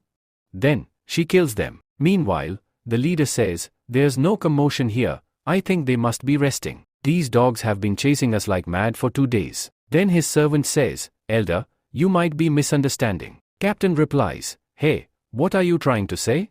You are nothing but a dog. The captain beats him and says, you are brave to joke with me in such trouble. The servant, crying, says, Captain, I think the treasure map is real, that's why the mountain thugs are coming here to kill us. The captain says, tomorrow we'll reach Blade City, then they won't be able to kill us. On the other side, all of Lu's soldiers are eating. One boy says, this military food is very powerful, just a little and we are full. This is also our Lord's new invention. Another man says, hey, you guys talk too much, just eat quickly, tomorrow is our important mission. Then one man says, Captain, we've made a cave. The captain says, good job, everyone, come quickly and eat, we have to get up early tomorrow. Then another man says, I'm full, I'm going to sleep. This sleeping bag is really magical. I slept in a cave yesterday but didn't freeze to death. I think Lord is playing a joke on us. This sleeping bag is very light, it's easy to carry. Do you know when this will be on sale? He asks. He says, it's being said that only 20 sleeping bags have been made so far, and they've said that if we can't bring them with us, we'll have to destroy them. So, I don't think it will be available for sale. Then they all take out their sleeping bags and sleep. The next day, we are shown that there are many people walking, and the sound of their footsteps is heard. Upon hearing this, the captain wakes up and says, hey, get up quickly. They are coming after us, and in just 2 days, their numbers have increased a lot. Has their army arrived here? We should leave this place. With the help of a telescope, he is watching when he sees that those people are running away. He tells everyone, hey, everyone get ready, and remember that you need to make a lot of noise so that they think there are many people here. The others reply, okay, we understand. Just then, the sound of many people walking is heard. The captain says, hey, hurry up. They are very close now. After crossing the jungle, we will reach Blade City. Then, they are attacked with arrows. Somehow, they manage to reach there. Dis says, you couldn't catch Avery, but the treasure map was also stolen from you. Seriously, you re completely useless. The captain replies, those mountain thugs are very powerful. They've been after us for the past 2 days, trying to kill us. They are still outside the city. Dis asks, how many people are with them? The captain replies, there are about 200 of them. Dis says, first, fix your village and take 250 knights with you, and get the map at any cost. The captain says, okay. They were watching the outside of the city. Then, they see the captain bringing a lot of people along with him. He thinks to himself, they are really coming. They've fallen right into our trap. He tells his companions, they are bringing more than 200 knights with them. Everyone hide and follow our plan. Today's mission is extremely dangerous, so be careful. No one can die here. They all shout, okay, we understand. The captain of Blade City, with 200 knights, arrives in the forest. Just then, they are suddenly attacked. The captain says, hey, don't worry, quickly take out your shields and protect yourselves. Then, the knights take out their shields and place them on their heads, and the arrows hit the shields, leaving nothing behind. The captain laughs and says, today, I will definitely defeat you. Quickly, chase after them. He says, hurry up and run, these are Oasi knights. They start fleeing, and the captain shouts, catch them at any cost. Meanwhile, a new Oasi from Blade City is seen heading in a different direction, and he says, our lord was absolutely right. According to their plan, all these knights will be chasing them. Alright, now it's our time, quickly start preparing the food. On the other side, Blade City's outskirts are shown, where slave people lived. Lu's soldiers go to them and say, if you want to stay alive, you must come to Yaju River, you will find food there. The people begin talking among themselves. One says, I feel like this is another scam. Anyone who goes there will never return. How can there be food there? Another demi-human says, we have been starving for days, we are about to die anyway. Let's go and check. If there is food, it will be great for us. They start heading towards the river. Just then, they see that food is indeed being prepared. New arrives and says, come here, food is ready for everyone. They quickly reach there and say, I need food too. The soldiers there say, don't worry, there's enough food for everyone. They serve food to everyone. They eat and say, this is really great, we are eating after so long. New says, what is the situation here? Another man replies, after receiving this news, everyone had arrived. The cold weather has really gotten worse here. If the Lord hadn't sent us here, these people would have died from the cold. Suddenly, someone is heard screaming. Hearing this, New quickly runs inside and says, "What's happening here?" A girl kills someone and says, "Did you come to take our food?" New replies, "No, we didn't." The girl attacks him. New screams, "Hey, stop." He thinks to himself, it seems like something is hidden in her clothes. The girl grabs his sword from her bandage and throws it from his hands. Kim says, "Hey, girl, stop. We came here to give you food." The girl says, "You are lying." Kim responds, "I'm not fooling you, you can go and check." He thinks to himself, this girl doesn't realize how strong I am. The girl says, "What do I have to give for this food?" He replies, "You don't need to give anything for this." The girl responds, "In this world, nothing comes for free, you have to give something for it. My sister says that anyone who helps only looks for their own gain." New asks, "What's your name?" The girl replies, "My name is Efari." On the other side, Blade City's knights surround another knight and attack him, saying, "Quickly give us the map, or I'll kill you." They strike the knight's stomach, and just then, the map falls from his bag. The captain grabs the map and says, "I've got the map now, kill these people." They flee, saying, "Life is very important, let's get out of here." After a while, the captain speaks to Ki, "You really scared me, that was a big risk." Ki replies, "This was the only chance we had. He'll never realize the map is fake. Let's go back to our base." Lu's soldiers, along with the servants, head from Blade City to Young City. Kim tells Efari, "This weather is really cold, go inside, or you'll catch a cold. I've translated the cleaned up text into English for you. Let me know if you like to make any changes or need further assistance." Frey says, "I am perfectly fine." New says, "How did you become a slave?" Frey replies, "You have so much power." Frey says, "Yes, I had food from Blade City in exchange for becoming a servant." New thinks to himself, this girl is really very innocent. Then he says, "Okay, who taught you to fight?" Frey says, "My elder sister." New says, "But why did she leave you alone?" Frey replies, "Because I am very weak, and I will get in their way." New says, "But what do they want, for you to get in their way?" Frey says, "They are going to catch a dragon." New says, "A dragon?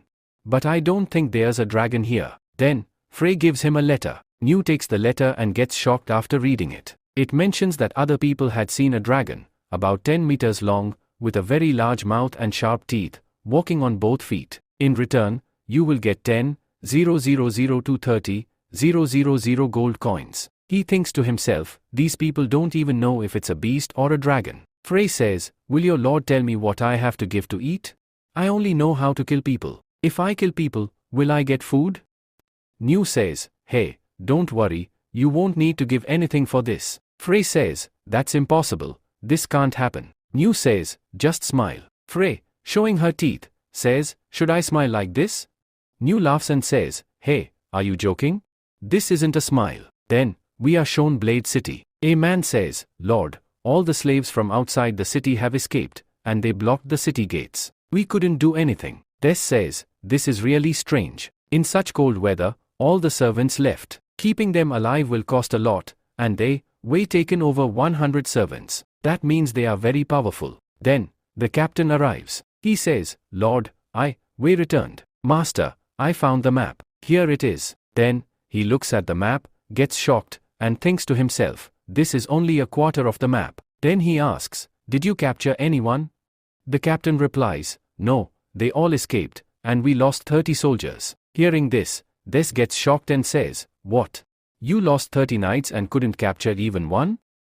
The captain says, "Master, the enemy was very strong. They suddenly attacked us with arrows, and we couldn't even react." Hearing this, Des gets angry, kicks him hard, and shouts, "You lost so many knights, and all for a quarter map. It would be better if you search for the rest of the maps." The captain says, "Lord, please forgive me. Please give me another chance, I won't fail again." Des thinks to himself, "My brother, you divided the map into 4 parts, so Elsa must have one. We already taken one from Avery. I have one now." Then he says, "Go, send people to find Elsa and get her out, and figure out the mountain thugs." The captain says, "Okay." Then, we are shown Young City. Toddy says, "It's really very cold. Dad said we are going to do a big deal here, but why haven't they arrived yet?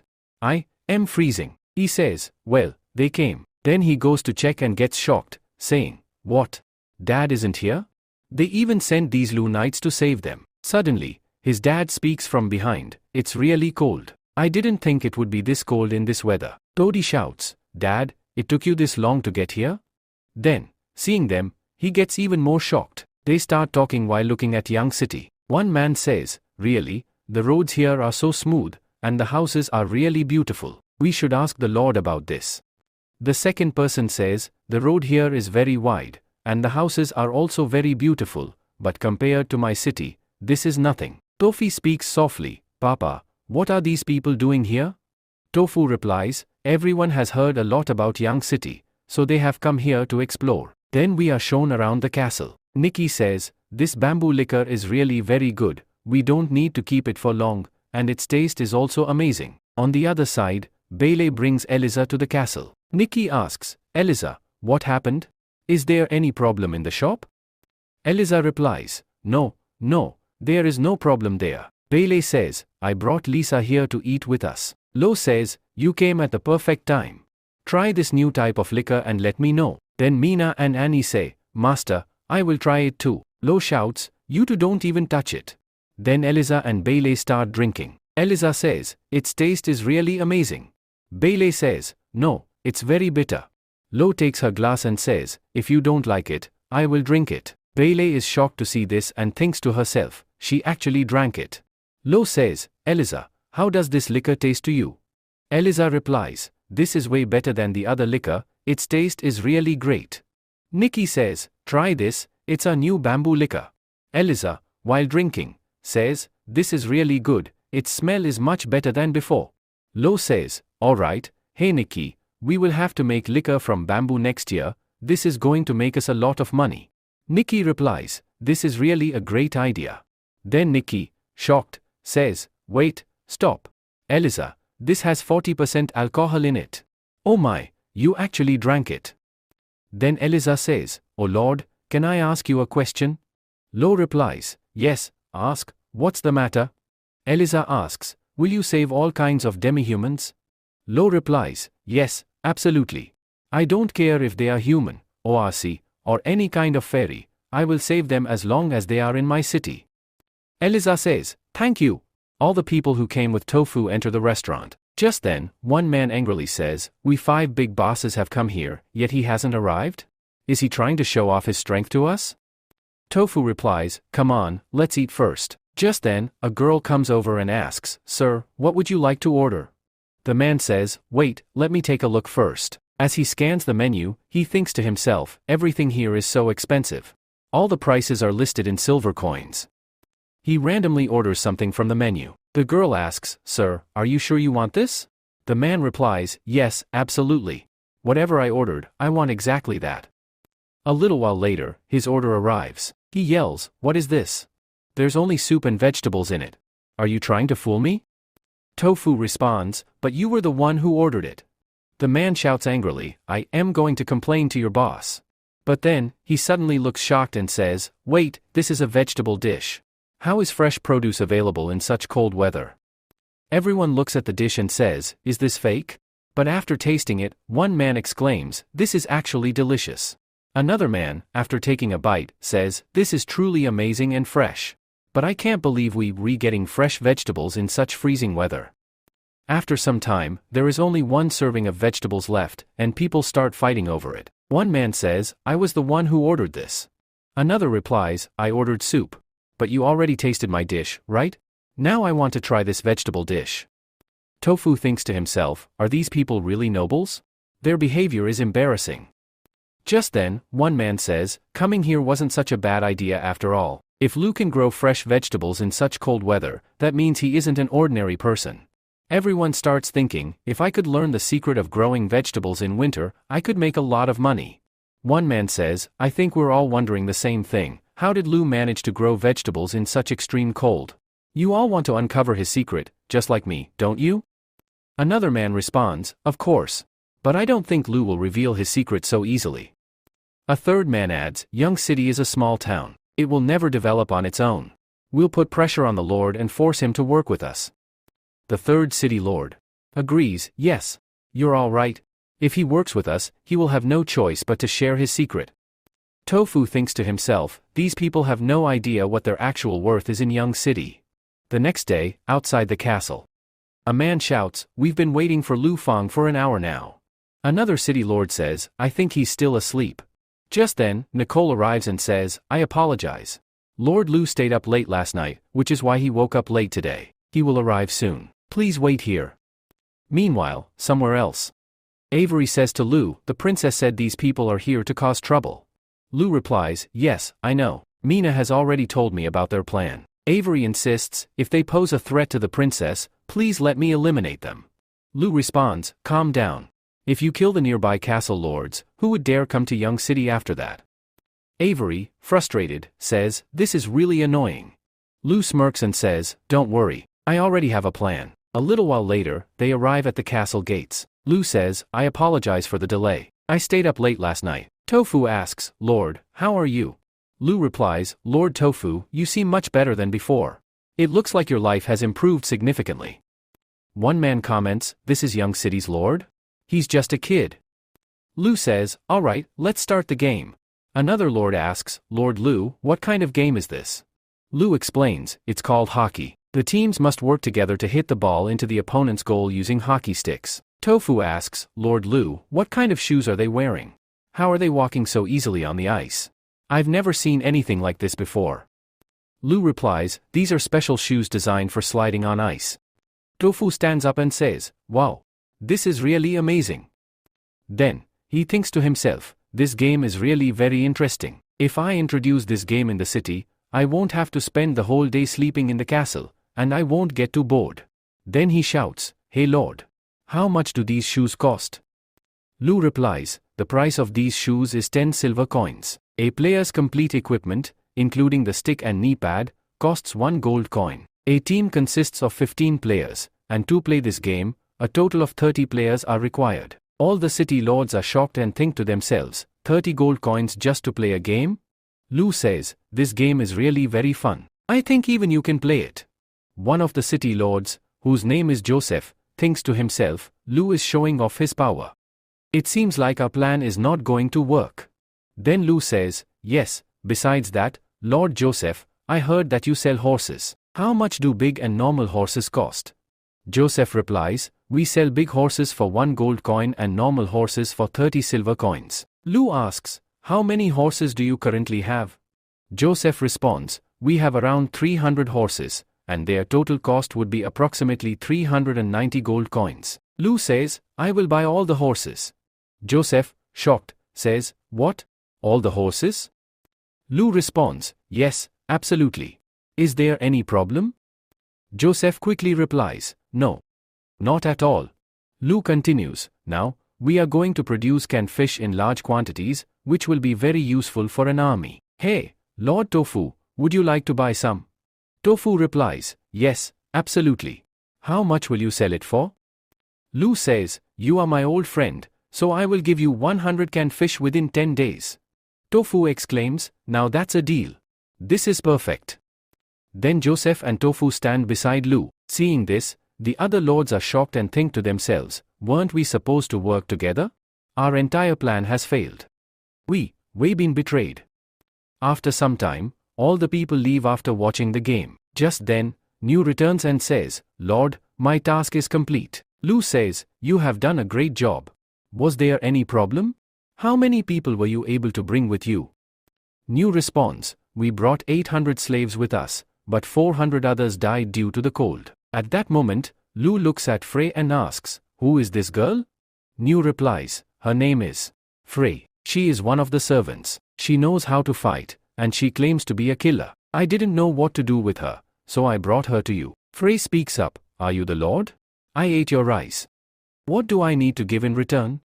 New says, "She has been saying for a long time that no one gives food for free and keeps asking what she has to offer in return. That's why I brought her here." Frey says, "I don't know how to do anything except kill people." Lu thinks to himself, "Killing people?" Then he says, "Alright, whenever I need someone killed, I'll let you know. Until then, I'll stay here." Frey nods and says, "Alright." Lu then says, "Hey Mina, take her for a bath and give her some warm clothes." Mina replies, "Okay." Mina takes Frey for a bath and, looking at her, thinks to herself, "She is so thin. Something terrible must have happened to her." Then Mina says, "Alright, LL take off these clothes. They, very dirty now. Frey responds, my sister put this on me so I could live among humans and become a skilled killer. This helps me hide my ears. Mina asks, are you pretending to be human? Are you an ORC? Then she lifts Frey's clothing and exclaims, hey Frey. You are a Celia demi-human.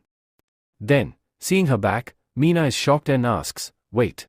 Where are your wings?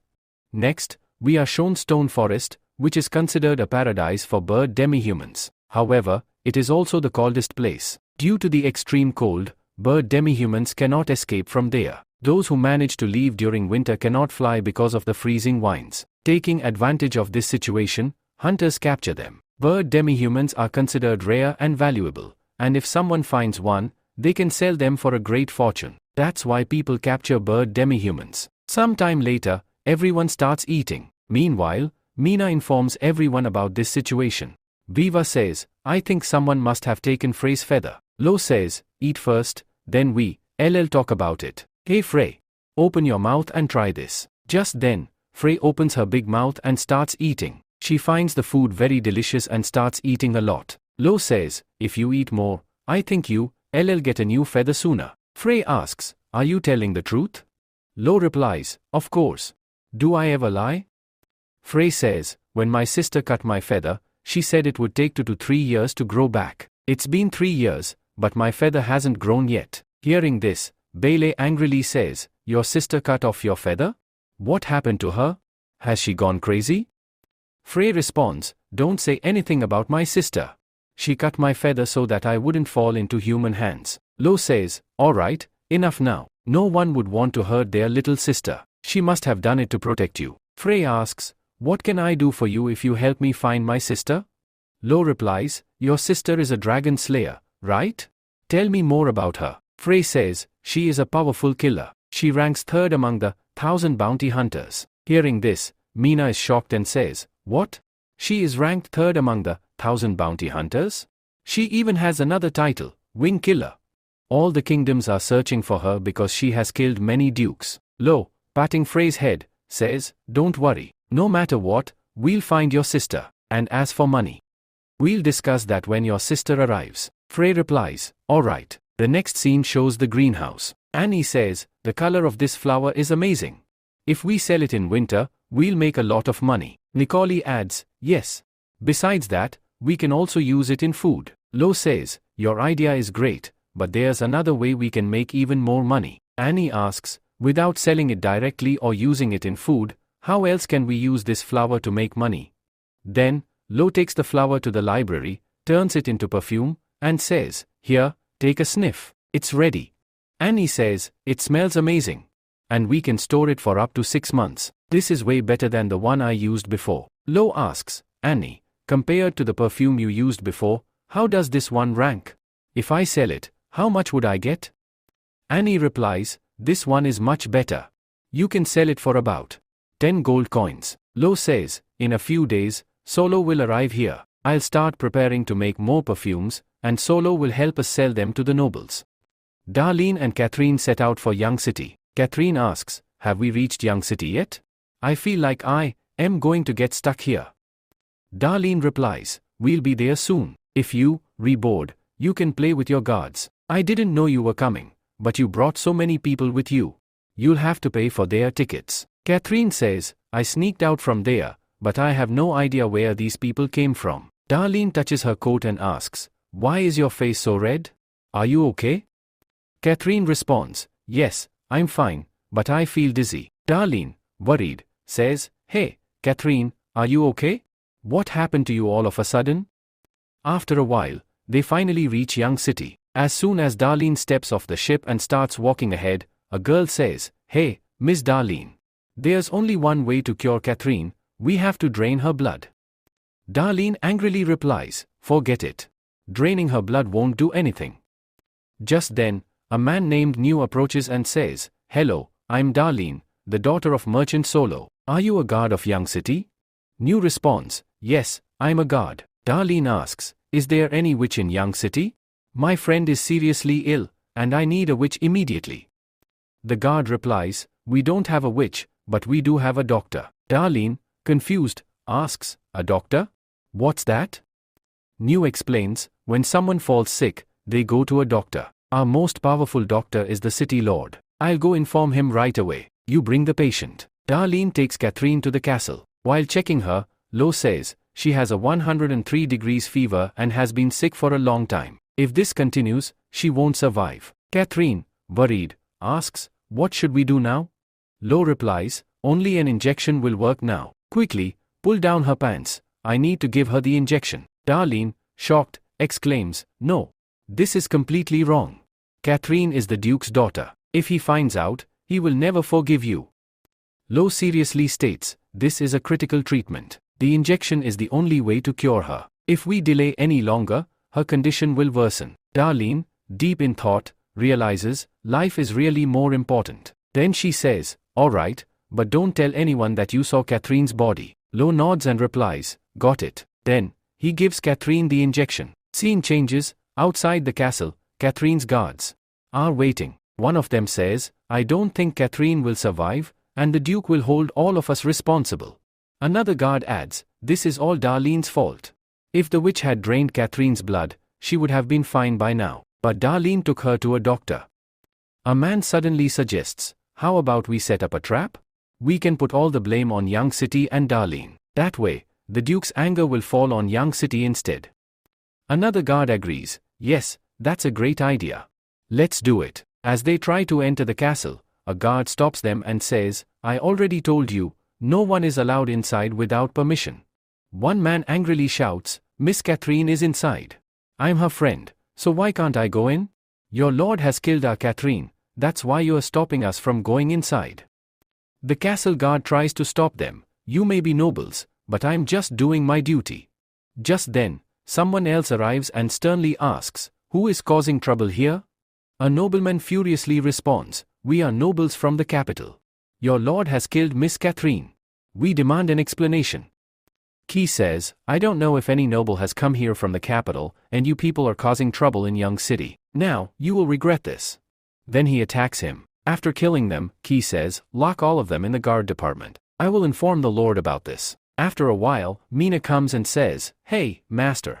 Darling wants to meet you. Lu says, alright, send her in. Darling enters and says, Lord Lu, thank you. You saved Catherine. She has woken up, but she is having a hard time getting up. On her behalf, I sincerely thank you. Lu says, alright, sit down. I need to talk to you. You are Solo's daughter, right? Does anyone here build ships? Darling replies, yes, we have such a person. Lu says, to be honest, I want to build a shipyard for some large ships. That's why I need an experienced builder. I am ready to offer a high salary for this. Can you send someone to handle this task? Darling thinks to herself, Young City isn't even that big, so what will he do with so many ships? Then she says, alright, I will arrange it, but we only have ships between 12 to 30 meters long. Besides, I have seen that there are already ships in Young City. Lu says, we currently have 12 ships, but that is not enough for the long term. They are too small. Large ships should be at least 50 meters long. Darling replies, are you joking? A 50-meter long ship is extremely expensive. Besides, no one builds them because they are highly accident-prone. A single mistake can destroy the entire shipyard. Lu says, don't worry. I have already planned everything. Once the ship is built, you will see. I will pay each worker 500 copper coins per month. I hope you will agree to this. Darling thinks to herself, 500 copper coins. That's twice the regular salary. Does he really have a plan? Does he seriously think that with just a few workers, he can build such a massive ship? Whatever. I'll agree to it. I know his plan will fail. Then she says, alright, I agree. I will inform the workers about this. Lu says, Miss Darling, thank you. Just then, Solo arrives and says, hello, Lord. Oh, Darling, you are here too? Darling replies, Father, I'm sorry I couldn't meet you earlier. Solo says, no problem. Lord Lu's men have already informed me about this. Well, it's great news that Catherine has been saved. Lu says, I invited Solo here because I want to discuss a business partnership. You must know, Mr. Solo manages our clothing business, and he only wants 1% of the profit. Darling is shocked upon hearing this and thinks, 1%? That's way too low. Solo says, after selling clothes, we earn 1,000 gold coins every year. Darling thinks, the sales volume is excellent, but the profit is too low. How did father agree to this? Lu says, I want you to sell my product, and this product can only be sold in the capital. Darling is shocked and says, what? Lu reassures her, don't worry, I won't make you work for free. I will increase your profit share to 5%, and Young City will provide you with 5 types of products to sell. Check them out first, then decide. Without my permission, you won't be able to sell them to anyone else. Solo is shocked after reading the terms and says, alright, I will sign. Hearing this, Darlene is completely shocked. Then, Solo takes his son to a restaurant. Gul says, Dad, you took so long to come. But why did you bring this, devil sister, with you? Darlene grabs his throat and says, hey boy. Have you really become so brave in just a few days? Do you really have the courage to call me, devil? Gul nervously replies, hey sis, I am sorry. Then he asks Solo, Dad, why did you agree to her condition? Solo says, Darlene, what do you think? Am I stupid? Darlene replies, although Young City has great purchasing power, there are very few people here. So, this is nearly impossible. I don't think he will be able to make much money. Solo laughs and says, you are still very young.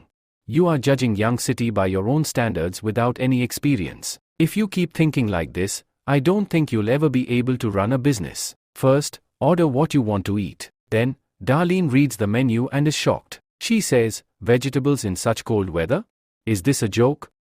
Gul responds, no, I've eaten it before. It actually tastes really good. Darlene says, Dad, can I see the list of products that Lo gave? Then, while reading the list, Darlene says, paper? Yeah, I know toilet paper, packing paper, wine, canned fish, perfume? What is all this?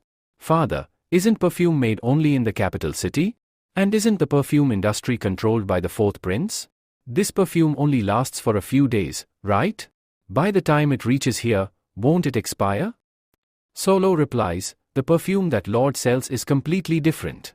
Its fragrance is extremely fresh, and it can be stored for up to 6 months. Darlene, completely shocked, says, what? A perfume can last for 6 months? The perfume business is highly profitable. And there are so many nobles in the capital. Even with just a 5% profit, we can still make a lot of money. Now I understand why you agreed to this. Honestly, this lord is like a magician. Solo jokingly says, hey, are you impressed by Lord Lo? If you are not in love with someone else yet, then Lord would actually be a great match for you. You're smart, and he's smart too. You two would make a great pair. If you don't try, he might become someone else's husband. Darlene shouts, Dad, stop talking nonsense. A little later, their food arrives. Darlene says, Dad, I am going to the castle to see Catherine. Solo replies, alright. Then Darlene shouts, hey Gul, read carefully, or you'll regret it. Gul responds, alright, I got it. As she leaves, she sees Elisa working. In her mind, she thinks, this girl looks just like Elisa. Whatever, I need to go meet Catherine. Catherine wakes up and says, where did darling go? I am feeling really hungry.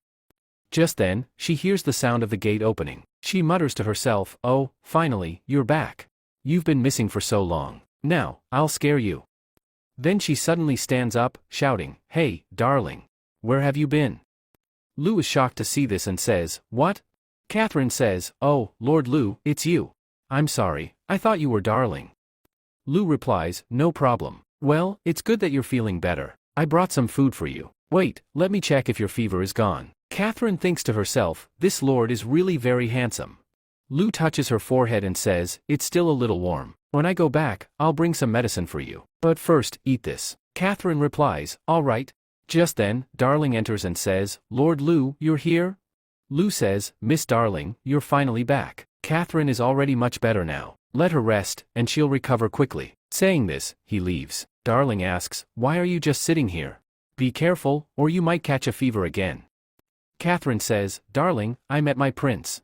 He is so handsome and so intelligent. Darling responds, how many times have I told you not to read too many of Princess Lucy's novels? Even after getting sick, you're still dreaming. Then she adds, besides, you know what? I saw a girl in a shop who looks just like Alicia. Isn't that really strange? Catherine says, Alicia? But Todd said she was heading south. What is she doing here? Darling replies, I'm not sure either, but that girl had gray-colored hair, and she was talking nicely to everyone. Catherine says, I'm feeling fine now. How about we go there tomorrow and check it out? Darling replies, all right, but first, eat this. Catherine eats it and says, wow, this is really delicious. The next day they head toward the shop. Looking around, Catherine says, "Wow! The atmosphere here is amazing. Orcs and humans are talking to each other so nicely. This place is really wonderful." She continues, "This was exactly the scene in Princess Lucy's novel. She would absolutely love Young City." Darling says, "Young City is truly a great place. When we go back, we'll tell Princess Lucy everything about it." A while later they reach a restaurant. Darling says, "Look over there, it's her." Then she walks up and calls out, "Hey, Alicia." Catherine says, "I'm sorry about that. I was looking for someone else." The girl replies, "It's all right." Darling says, "I think I made a mistake. Maybe Alicia had already gone south a long time ago." Catherine says, "Don't be so sad. You know she's strong, so nothing will happen to her." Suddenly, Alicia appears and says, "Hey, Darling." Catherine and Darling look at her in shock and say, "Alicia? I can't believe it's you. How are you?" Alicia replies, "It's a long story. But what are you two doing here?" Darling says, "I came here for business, and Catherine just tagged along." Catherine says, "Hey, Alicia. Why are you wearing such strange clothes? You look so different." Alicia whispers, "There are too many people here. Let's go home and talk about this." They reply, "All right." A while later, at Alicia's house, Darling, shocked, says, "What? You want to live in Young City? That's way too dangerous. Young City is still under the territory of the Young Lung Kingdom. If anyone finds out that you're an elf, a lot of bounty hunters will come after you." Catherine says, "How about you come with us to the capital?"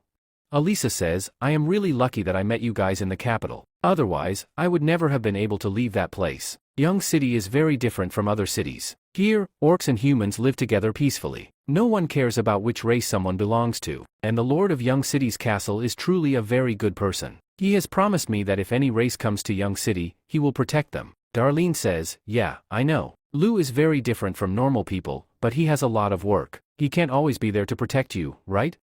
Catherine says, "Yes, that's absolutely right. So, it would be better if you come with us. If anyone finds out about you, you won't be able to survive here alone." Alicia says, "Yes, I know that the Lord is very busy, but last time, the guards saved me from those people. I thought I would get caught this time, but they arrived at the last moment and captured them. I am really safe here, and I am also earning money by working. This is exactly the kind of life I wanted."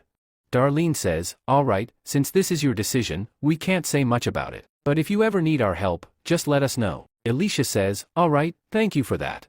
Anyway, it's already quite late. How about you guys stay here tonight and tell me what's going on in the capital?" Darlene says, "Seriously, your room is really nice." Alicia says, "Lord Lou built this place. It's like a hotel, but it's very cheap, and there are night patrols as well, so no one faces any trouble. This place is completely safe." Darlene says, "Hey Catherine. Let's rent a place here and stay too." Catherine, shocked, says, "But why?" Darlene says, "You re the Duke's daughter. You can't stay in a stranger's house for too long. So, tomorrow, you'll have to say goodbye to him." Catherine says, "All right." The next day at the military department, everyone is training hard. Nu says, "Hey everyone. Give it your all and work hard. I am telling you in advance, whoever fails to complete this test within a month will have to leave and find work elsewhere to earn their food. You will not get free food here." The soldiers shout in response, "Understood. We will give our best and train with all our might." Just then, Nu sees Lou and walks up to him, saying, "Master." Lou asks, "How's everything going here? How many people have given up so far?" Nu replies, "Not many. We still have 350 people with us." Lou says, "Good. Keep training them. The horses will arrive in 6 to 7 days, then start their horseback riding training." Nu says, "Don't worry, Master. I will handle everything." Lou, thinking to himself, says, "These people will become the main force of Young City, with more than 400 soldiers. Even though they won't be the best warriors in the world, they will still be strong enough to defeat 1,000 knights with ease if they wear the armor I designed. Apart from that, I also have to prepare the ships. The people of these castles are really troublesome to deal with. Negotiating with them is extremely difficult." Then, he asks, "Has the wood we collected dried yet?" Nu replies, "Yes, it has dried. In 2 days, we will send people to the Forbidden Mountain to gather more wood." Nu, shocked, says, "Master, are you sure? If they do this, they will be extremely exhausted." Lou says, "Yes, for now, that's what they will do. Besides, we will need a lot of wood to build the shipyard." Nu says, "Master, your plan is really brilliant. Training and work will happen simultaneously." Later, Lou returns to the mansion and asks, "Hey, Annie. How much gold do we have right now?" Annie says, "Wait, let me take a look." Then, after checking, she says, Master, we currently have 223 gold coins. Even if we consider all the expenses and salaries, we will still have some gold coins left. But when Joseph's horse arrives here, we will have to pay a lot of money for it as well. Lu thinks to himself, we can earn a lot of money, especially next spring when we sell our goods in the market. But right now, we are neither able to save money nor earn enough. Just then, the others say, Hey, Master. Lu asks, what happened? Annie says, Master, I have 22 silver coins. When will I buy a lollipop from you to save money? Nicole says, I also have some silver coins. If that's not enough, I'll borrow from my father. Base says, I've already spent all my money. Mina says, I can take on a hunting mission. It's been a long time since I last hunted someone. Avery says, I'll take on a hunting mission too. Lu says, alright. But it's not like we are out of money. You guys can keep your money and buy things for yourselves. Annie says, but. Lu says, hey, Annie, have you forgotten about our restaurant's profit? Annie says, oh, I totally forgot about that. She quickly opens the ledger, starts reading, and is shocked. She exclaims, how is this possible? We are earning 7 gold coins in just 3 days. If this continues, we can increase our revenue and reduce expenses. But if Darlene's people don't arrive on time, we won't be able to cover our costs. Lu says, no worries. If they manage to sell in the capital, it will be great. Annie says, but this stuff is very expensive. What if something goes wrong? Lu says, don't worry, Solo will take care of everything. Just then, Avery says, if there was an auction here, it would be amazing. I would steal money from rich people. Annie says, Master, that's a great idea. If we organize an auction here and invite merchants, I can sell my exclusive lollipops in the auction. Mina says, I can sell all my cooked food too. Nicole says, I only have 1 bottle left. Bae says, yeah, me too. Avery says, I already drank everything. Lu says, hey, stop it, you guys. You're acting like I've gone bankrupt.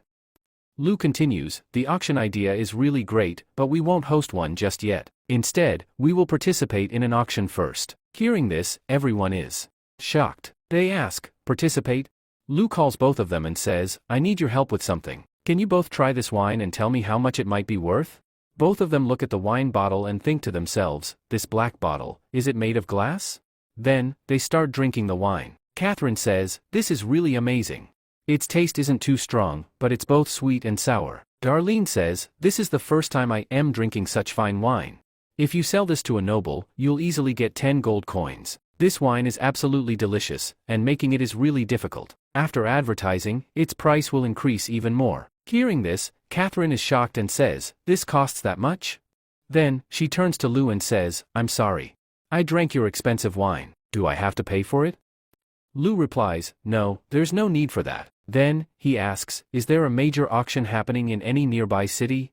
Darlene responds, if you leave now, it will take you 7 days to reach there. You'll find a city named Tanjing City, where 20,000 people live. The lord there is Tingy, and he holds an auction once a month. You only have 11 days left to participate in the next auction. Are you planning to go there and sell this wine? Lu says, yes, you're right. Catherine asks, Lu, can you come with us? Lu replies, all right, thanks for inviting me. Blushing, Catherine says, it's no problem. Seeing this, Darlene is shocked and thinks to herself, has Catherine fallen in love with Lu? If the Duke finds out that his daughter is in love with a regular noble, then? I really need to talk to Catherine. If I take Elisa's mother's help, convincing her will be much easier. At the young city guard department, all of Catherine's guards have been captured. A guard says, hey, wake up quickly. Your punishment is over. And remember, behave properly when you're outside. If you cause trouble again, you'll end up right back here. Now, get out of here fast, or I'll send you to the mines. As they leave, they think to themselves, Lu, how dare you? You put us in such a bad situation. No matter what, I will get my revenge on you. Meanwhile, Lu asks, Miss Darlene, do you have something to say? Darlene replies, Lord Lu, we want to leave the castle now. Catherine has completely recovered, so there's no reason for us to stay here any longer. Nikolai asks, why? Do you want to leave? Staying in the castle with us is a great opportunity. Lu says, yeah, she's right. At that moment, Annie whispers to him, Catherine is the Duke's daughter. If she stays here, rumors will spread. Hearing this, Catherine stands up and says, staying in the castle is really nice, and Nikolai's cooking is excellent. I don't want to leave. Lu responds, I understand. If bad rumors spread, we won't be able to do anything about them. Alright, where do you plan to stay? Darlene replies, thank you for understanding. We'll rent a house. The houses here are really great. Lou says, hey, Annie, give them a room key. Annie replies, alright. Lou adds, if you both ever want to visit, you are welcome in the castle anytime. Darlene says, thank you. Outside the castle, all the guards arrive at the castle gates, and a man says, hey, my name is Viscount Jesse. Go and tell your lord that I wish to meet him. The guard replies, the lord is very busy right now. If you want to meet him, come back tomorrow. Annoyed, the man says, you're just a guard. How dare you? His companions stop him and say, hey, calm down. Don't you remember? We were locked up for days because of this exact situation. Thinking to himself, the man says, if we take Catherine's dead body to Lord Duke, he will take our revenge for us. Then, he calms down and asks, so, when will the castle lord be free? Just then, Catherine arrives and says, Viscount. What are you doing here? Viscount thinks to himself, how is this possible? How can Catherine be alive? Well, this is great. She's still alive, which means I still have a chance to become her husband. Then he says, Miss Catherine, it's so good to see you. We are here just to meet you. The second man says, yes, he is right. That's why we are here. Darlene says, I know why you all are here. Stay away from us. A guard says, Darlene, what are you talking about? Everyone was really worried about Miss Catherine, hoping she would recover soon. Catherine yells, you were worried about me recovering? I know exactly what you were planning. You were going to put all the blame for my death on Darlene, weren't you? I have no connection with you people. Get out of here. When I go to the capital, I will tell my father everything about this. Hearing this, Viscount thinks to himself, if she tells her father about this, my life will be over. Then he incites everyone, saying, hey everyone, look at this. This is not Catherine. Miss Catherine was very sick. Our witch doctor had said that even if she recovers, she would need to stay in bed for a long time. So where did she suddenly get so much strength? The young city lord and Darlene are working together. To escape from this situation, they have brought some other girl here to pretend to be Catherine. The people murmur among themselves, yes, he is right. She recovered too quickly and started walking within a few days. She is definitely not Catherine. Darlene, furious, says, hey, what are you doing? She is the Duke's daughter. Don't you have any respect for her? Just then, a man pushes Darlene aside and says, you are also working with the castle lord. When we go to the capital, you will regret this. Everyone, kill this fake Catherine. The city guards shout, hey, what are you doing? Catherine's guards start fighting back. On the other side, as someone tries to attack Catherine, he says, Catherine, die now. But just then, Catherine and Darlene grab each other and scream, somebody help us. At that moment, Lou arrives and attacks them all, saying, capture these four and lock them in jail. A guard responds, yes, my lord.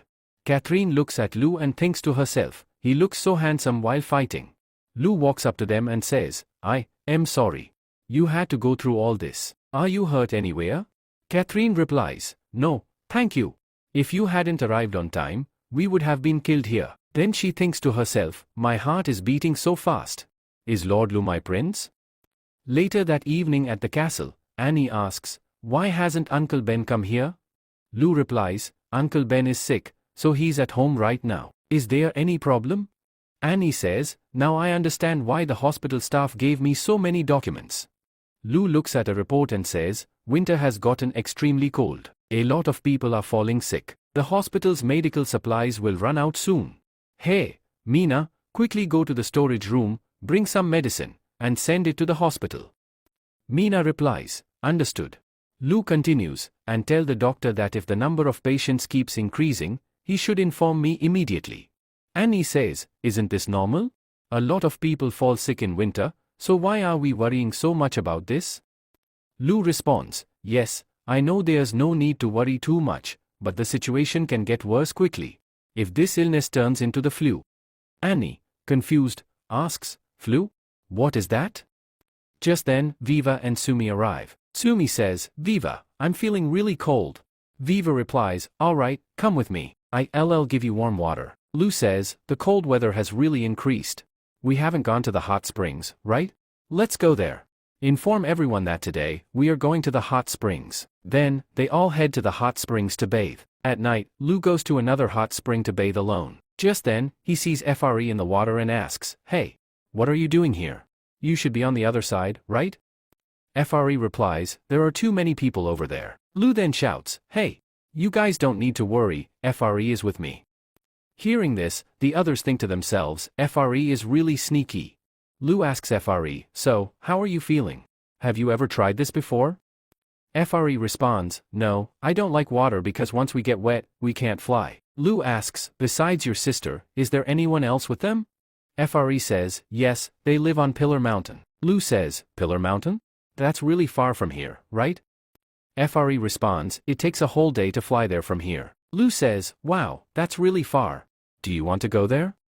FRE replies, absolutely not. If I go there, I will waste food. Lu says, no problem, you can stay here. I have plenty of food. Let's play a game. FRE asks, a game? Lu explains, whoever can hold their breath underwater the longest will win. Then, he goes underwater. After a while, he comes back up and exclaims, wow, that was so much fun. Seeing this, FRE gets excited and says, this is really amazing. Lu adds, kids love this game a lot. Then, FRE also goes underwater. After a while, Lu starts thinking, what happened to FRE? Does she even know how to swim? He then panics and jumps into the water, trying to get the water out of her stomach. Just then, the others hear his voice and rush over. They ask, Master, what's going on here? They are shocked to see that Lu is kissing FRE. A few moments later, Lu clears the water from her mouth and says, phew. I'm so glad you're okay. I was really scared. Then, FRE suddenly says, now, you have to marry me. Everyone is shocked and exclaims, what? FRE continues, but my sister said that whoever kisses me must marry me. Lu replies, you only 13. You can't get married yet. FRE argues, but sometimes, 13-year-old girls do get married, right? Lu responds, yeah, I know, but I only marry girls who are 18 or older. You have to wait until you turn 18. Hearing this, FRE gets excited and says, really? Okay. I wait until I am 18. Everyone hears this and reacts, 18 years. Mina and Viva think to themselves, I am already 18. Annie and Nicole think, I am about to turn 18 soon. The next day, Lu is seen leaving for the auction. He tells Annie, it's really cold outside. You all should go back. We'll return soon. And there's no need to cry. I want you all to stay safe here. Annie replies, okay. We'll wait for your return. Avery and Dees, you two are now responsible for protecting Young City. They reply, don't worry, Lord. We will keep Young City safe. Lu says, alright, I am off now. Annie says, alright, come quickly. Then they leave from there. On the other side, Catherine and Darlin come to bid farewell to Elisa. Elisa says, hey Catherine, when you reach the capital, write me a letter. Catherine replies, alright, and be careful. No one should find out who you really are. Elisa says, don't worry. If that happens, I will come to the capital to seek your help. Darlin says, that would be an easy task for Catherine. Alright, you both go and take care of yourselves. Then they bid her goodbye and leave. After a while, they reach Lu. Just then, a man says, hey, Lord. The ship design you gave us is truly perfect. We are facing no issues building it, and everything is going smoothly. Lu asks, alright, and how long will it take to be completed? The man replies, with the help of your soldiers, we are getting wood from the Forbidden Mountain. By next spring, one ship will be ready. Darlin thinks to herself, a new ship will be ready so soon? That means he wasn't joking at that time. Just then, Lu asks, hey, what happened to you? Darlin replies, nothing happened. Then they start heading towards the auction city. Suddenly, Catherine shouts, I caught another fish. Darlin says, hey Catherine. Calm down, you scaring away all my fish. Then she shouts, wow. It looks like I caught a really big fish. Lu says, hey. Calm down. It seems like you caught something else instead of a fish. Then, looking into the basket, he thinks to himself, I haven't even caught a single fish yet. Just then, Darlin catches a fish and says, hey, Lord Lu. What were you saying just now? I couldn't hear you. Lu replies, not much, I was just saying that you are very beautiful. Hearing this, Darlin is shocked and thinks to herself, what is he trying to say? Why did he suddenly start calling me beautiful? Has he fallen for me? No. That's impossible. A few days later, they reach Tennu City. Catherine and Darlin say to Lu, Lord Lu, thank you. It was really great staying with you. Lu replies, I didn't do much. You both are always welcome in Young City. They both say, all right, we will come. Then they bid him goodbye and take their leave. Suddenly, someone pushes Nicole, but Lu catches her and says, hey, are you all right? Nicole, blushing, replies, yes, I'm fine. Just then, a demi-human says, I apologize for this. Nicole says, it's okay. Mina says, these orcs are heading towards the slave market. Lu says, we need a place to stay for now. Let's leave this matter here for the time being. A little later, Lu asks, is this the biggest hotel in all of Tanjin City? Qi replies, from what I've heard, this is the best one. Nicole says, really? It smells so bad here. Our young city is way cleaner than this. As they step inside, they hear a man saying, that's true. My friend went to the sea and saw the kingdom of God. Another man replies, how can something like that exist in the sky? I think your friend is just a drunkard. The first man argues, if that wasn't true, then why would Taki hold this auction? I'm sure he has something from the kingdom of God. Trust me, the kingdom of God is real. Lu says, Qi, go and find out what this kingdom of God is. Qi responds, all right, master. Then we are shown the castle of Tanjin City. Tanji says, Lord Poli, you're here so soon? Poli replies, from what I've heard, there's a treasure from the kingdom of God here. Tanji says, Lord Poli, how have you been? Has your city's income doubled? Poli replies, forget all that. You know why I'm here. So, what kind of treasure do you have? Tanji replies, you'll find out at tomorrow's auction. Poli says, stop joking and tell me what it is. I want to see if I have brought enough gold coins with me or not. To buy that thing. Tank says, it's an EMS note. Hearing this, he is completely shocked and says, what? EMS note? Are you joking with me? Tanji says, I have already seen it. That EMS note is real. Poli says, don't put it in the auction. Tell me its price. Tell me, how much do you want? If you help me get the throne, I will at least make you a Grand Duke. Tenji says, but I won't be able to do it. This news has already spread. If I cancel the auction, my reputation will be completely ruined. Poli says, all right. I am leaving for now. I need to arrange more money for this. Then he leaves. Tank tells his servant, the news of the EMS note should reach every corner of the city by evening. Guard says, all right, sir. Meanwhile, on the other side, Lu sits back and says, the food here is the best. Waiter says, yes, you are absolutely right. Lu says, take all of this away. I don't want to eat anything. But I will still pay for it. Then, the waiter takes away all the food. Nicole says, Master, should we cook our own food? Lu says, all right, I'll make instant noodles. Within a short time, he prepares the noodles and tells Mina, hey, eat slowly, there's more food coming. Nicole says, Master, these noodles are really amazing. If we start selling them, they will become very popular. Lu says, really, Nicole? You have such a business mindset. All right, when we go back, I will teach you how to make them. I'll also hire workers and start its production. Nicole says, all right, Master. A little while later, after finishing the meal, Lu says, you all must be very tired from such a long journey, right? Come on, get some rest. Mina says, this place is really dirty, and I haven't brought enough blankets, so we will have to sleep together tonight. Nicole, blushing, says, all right. Then, both of them sleep next to Lu. In the next scene, Qi arrives and says, Master. I found it. They all wake up and say, all right, come in. Qi enters and says, Lord, I have gathered all the information. Lu says, tell me, what have you found about the kingdom of God? Qi says, an item from the kingdom of God is going to be auctioned, and that item is the EMS note. Lu says, EMS note? What is that? Qi says, it is said that there was a great knight named EMS who went to the Forbidden Mountain in search of the kingdom of God. Whatever happened there, he recorded it in his notes for 3 years, and that is how it got the name EMS note. Lu says, do any of you know about the kingdom of God?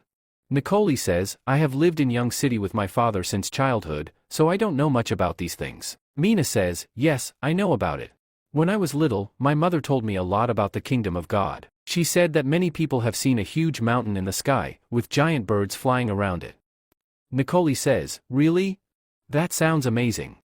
Qi says, a boatman told me that he saw the kingdom of God near the sea. There was a shadow of a mountain in the sky. Lu, thinking to himself, says, this is just a mirage. Mina asks, hey master, what do you think? Do you believe the kingdom of God is real? Lu says, if I am not mistaken. Then, Nicole says, but master, I trust you. Mina says, yes, me too. Lu says, all right. Hey, tell me, what are the rules of the auction?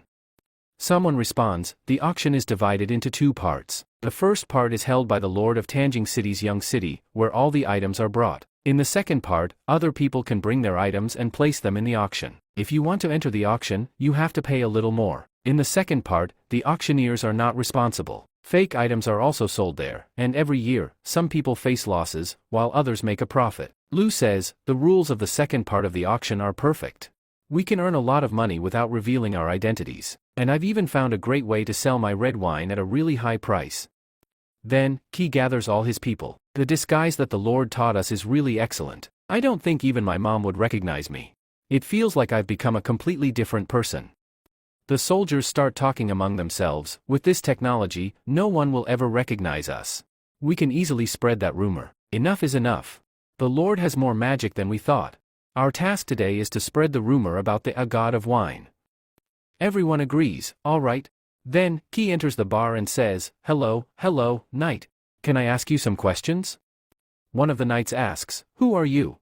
Qi places some money on the table and says, you can call me Mr. Qi. You were just talking about the Ames note, right? I need to know something from you. The knight asks, what do you want to know? Qi responds, I want to know about the kingdom of God. My lord has learned that another item from the kingdom of God is coming to Tanjing City. If you tell me about it, I will reward you handsomely. The two knights are shocked and say, another item from the kingdom of God? Qi smirks, oh, so you guys don't know? All right then, I'll be leaving. The knight quickly stops him and says, Mr. Qi, please don't go. This wine is on me. Please have a drink. What do you mean by a second item from the kingdom of God? Will you tell us about it?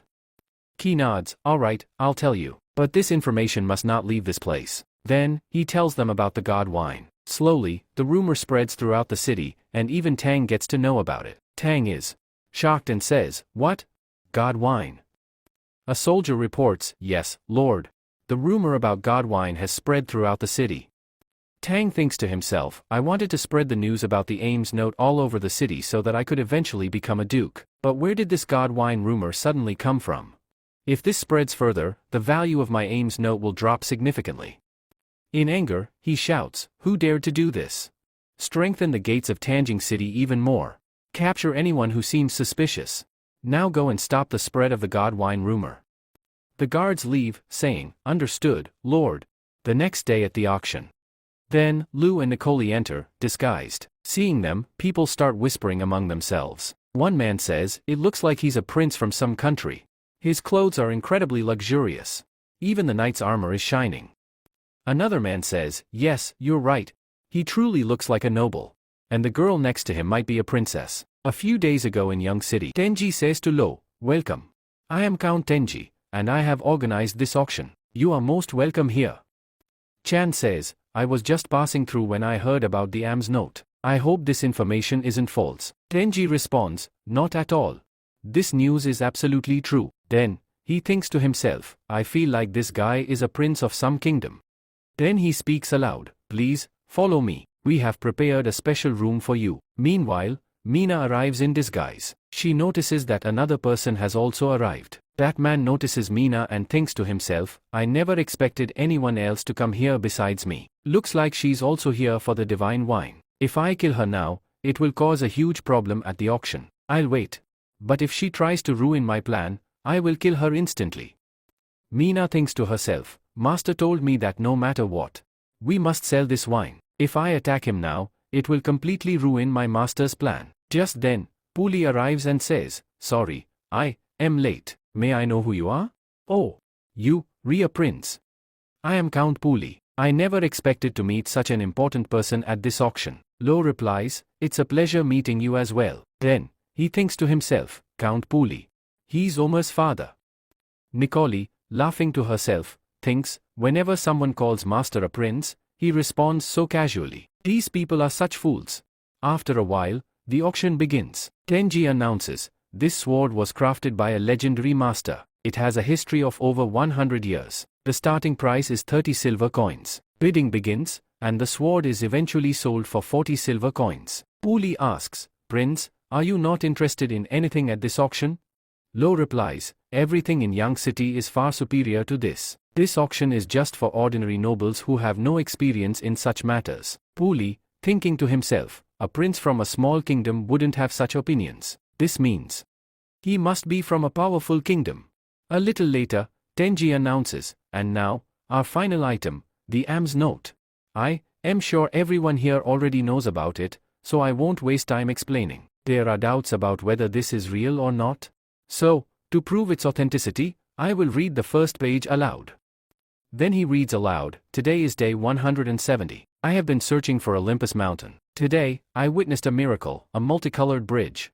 No one will believe that this bridge has 5 colors inside it. The topmost part is blue, beneath it is orange, then sky blue, green, and finally, yellow. There are many flowers here, but all of them have very unique colors. Tonight, I will rest here. I feel like I am very close to the God Kingdom." Hearing this, everyone is shocked and says, "This is truly an Ames note.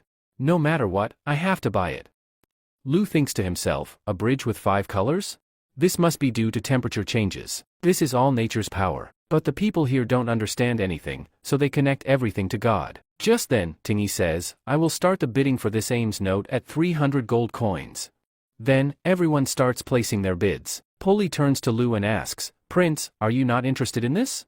Lu thinks to himself, if the prince wants to buy it, then I don't have enough gold coins to compete with him. Then, Lu says, "I want to buy it, but I haven't brought that much money with me, so I won't bid." Polly asks, "Prince, then should I buy it?" Lu replies, "All right, go ahead and buy it." Immediately, Polly announces, "I will buy this Ames note for 300 gold coins." Hearing this, everyone falls silent. Tingy says, "All right, 300 gold coins. Does anyone else want to compete?" When no one else bids, he starts the countdown. 3, 2, 1. Polly, congratulations. Finally, this Ames note is yours. Polly says, "Thank you." Tingy declares, "The first round of the auction is over. Now, the free auction will begin, so enjoy." Suddenly, darkness covers the area. Seeing this, everyone panics and shouts, "What is happening?" Polly also shouts, "Save me. And my note too." At that moment, Mina arrives and says, "I am one of those who worship the gods. In this auction, I have brought divine wine." The people start questioning, "This is divine wine? How can we trust you?" Another man adds, "Yes, he's right. We won't believe it unless we try it ourselves." Meanwhile, a man who has been secretly watching thinks to himself, "So that means she has the divine wine? This looks like it came straight from the God Kingdom. I should have killed her earlier." On the other side, Mina says, "You can test it, but whoever tastes it must buy it." Then, she pours the wine into a glass. Seeing this, everyone is delighted and exclaims, "This is such a beautiful wine. This really is divine wine." Tingy thinks to himself, "Even this glass must be very expensive. The wine looks as deep as a ruby. This definitely came from the God Kingdom." Then he says, "This is so different from any other wine." Mina explains, "This wine calms the mind. It is excellent for the brain and heart, but most importantly, it will extend your life." Tingy thinks to himself, "It reduces aging and extends life?" Then, Mina declares, "The starting price for this divine wine is 300 gold coins." Immediately, Tang says, "400 gold coins." Then, everyone starts bidding. Lu shouts, 600 gold coins. Just then, Tang yells, 700 gold coins. Hearing this, the crowd stops bidding. Tang buys the wine for 700 gold coins, drinks it, and thinks to himself, "1 bottle for me, and the second bottle to strengthen my duke status." Then, after drinking, he exclaims, "This really is divine wine. And its taste is so much different from any other wine." Suddenly, a man shouts, "Catch that girl. Whoever captures her will receive 100 silver coins from me." After that, several people start making offers to capture her. Soon, many soldiers arrive at the scene. Mina says, "Seriously, humans are so greedy." Just then, she throws a smoke bomb, and the entire area gets filled with smoke. Seeing this, everyone is shocked and exclaims, "What is this? Damn it! My eyes are burning, and I can't see anything." Someone shouts, "She's a witch. Everyone, kill her." Then, the soldiers attack Mina, but she dodges their attacks and counterattacks. On the other side, Puli screams in panic, "Save me. And the MS note too." Then, he shouts even louder, "Who stole my MS note? Who had the guts to do this? No one should be allowed to leave. And whoever tries to escape, kill them." Meanwhile, Lu says, "All right, it's time to go home." Nicoli responds, "Okay." At that moment, people are chasing Mina and saying, "Isn't she the one selling the god wine's divine wine? And she has 100 gold coins with her. If we catch her, those gold coins will be ours." Mina thinks to herself, "Damn it. There are too many of them. Just then, more people arrive, and they all attack the group, shouting, "Kill them all. If even one survives, they'll find out about the master." After dealing with them, Mina and her group escape. A little while later, Mina becomes alert and says, "Stop. Someone is following us." Suddenly, her group vanishes from the spot. Seeing this, a man is shocked and says, "Where did they suddenly disappear to?" Just then, Mina attacks him from behind, but he manages to dodge and says, "We've seen her before. She was in the bar." Another man interrupts, "Shut up and tell me, where did you get this divine wine?" Then, they attack him, but he easily dodges their attacks and says, "Wow, you're really strong. But you forgot that one of our men is still here." Suddenly, his allies attack from behind and capture him. Mina says, "I saw him at the auction too. Take him with us. Master will decide what to do with him." Then, they capture him and bring him to the boat. Lu says, "You guys did an amazing job. Did you face any trouble on the way?" Ki replies, "Any knights who were following us have been dealt with. One guy was claiming to be a member of the Bounty Club, so we captured him and brought him here." Lu reacts, "A member of the Bounty Club?" Mina then explains, "The Bounty Club is a place where bounty hunters and killers complete missions to earn rewards." Lu says, "So that means someone paid him to follow us?" Mina nods, "Yes, that's correct, but I have a doubt. Why is he hiding his identity? He's strong enough to be in the top 20 killers, yet he chose just to follow me? If he wanted, he could have killed me right there." Lu says, "Alright, lock him up for a few days and find out who he really is. Nicoli, prepare a good meal for everyone." Nicoli responds, "Okay." Lu smiles and says, "Seriously, your warrior team did an excellent job today. Everyone, relax and have dinner." Ki replies, "Alright, master." Mina hands Lu some gold coins and says, "Master, here are your gold coins." Lu hugs her. Mina says, "Master, my clothes are so dirty now." Lu laughs and says, "You really did an amazing job today." Mina smiles and says, "I am so happy that I could help you." Lu gently strokes her cheek and says, "Alright, my little kitty, go take a bath now." Mina suddenly remembers and exclaims, "Oh, I almost forgot. I also brought the MS note with me, master. I thought you might like it, so I brought it along." Lu pats her head and says, "Yes, I know it's valuable, but next time, don't take such risks." Mina says, "Alright, master." Then Lu starts reading the MS note when suddenly, Nicole arrives and says, "Master, the food is ready."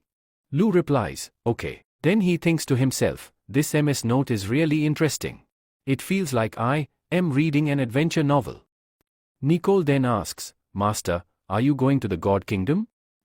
We've been reading that note for so long, so I am asking." Lu says, "If I want to go on an adventure, I can go there." Nicole asks, "Can I come with you? I'll cook food for you."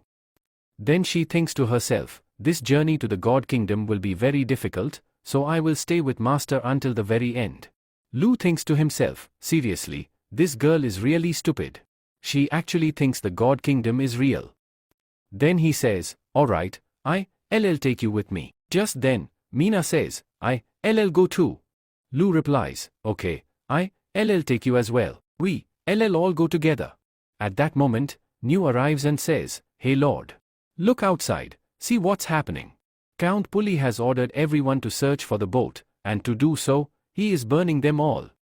Mina says, "Good thing Master is smart. We left before all this started." Lu thinks to himself, "Of course, I have to be smart. The MS note and that man they are looking for are both with us. That's why they re-burning the boats." Then, New says, "Lord, this letter is from Young City." Nico laughs and says, "Master, this letter is from Annie.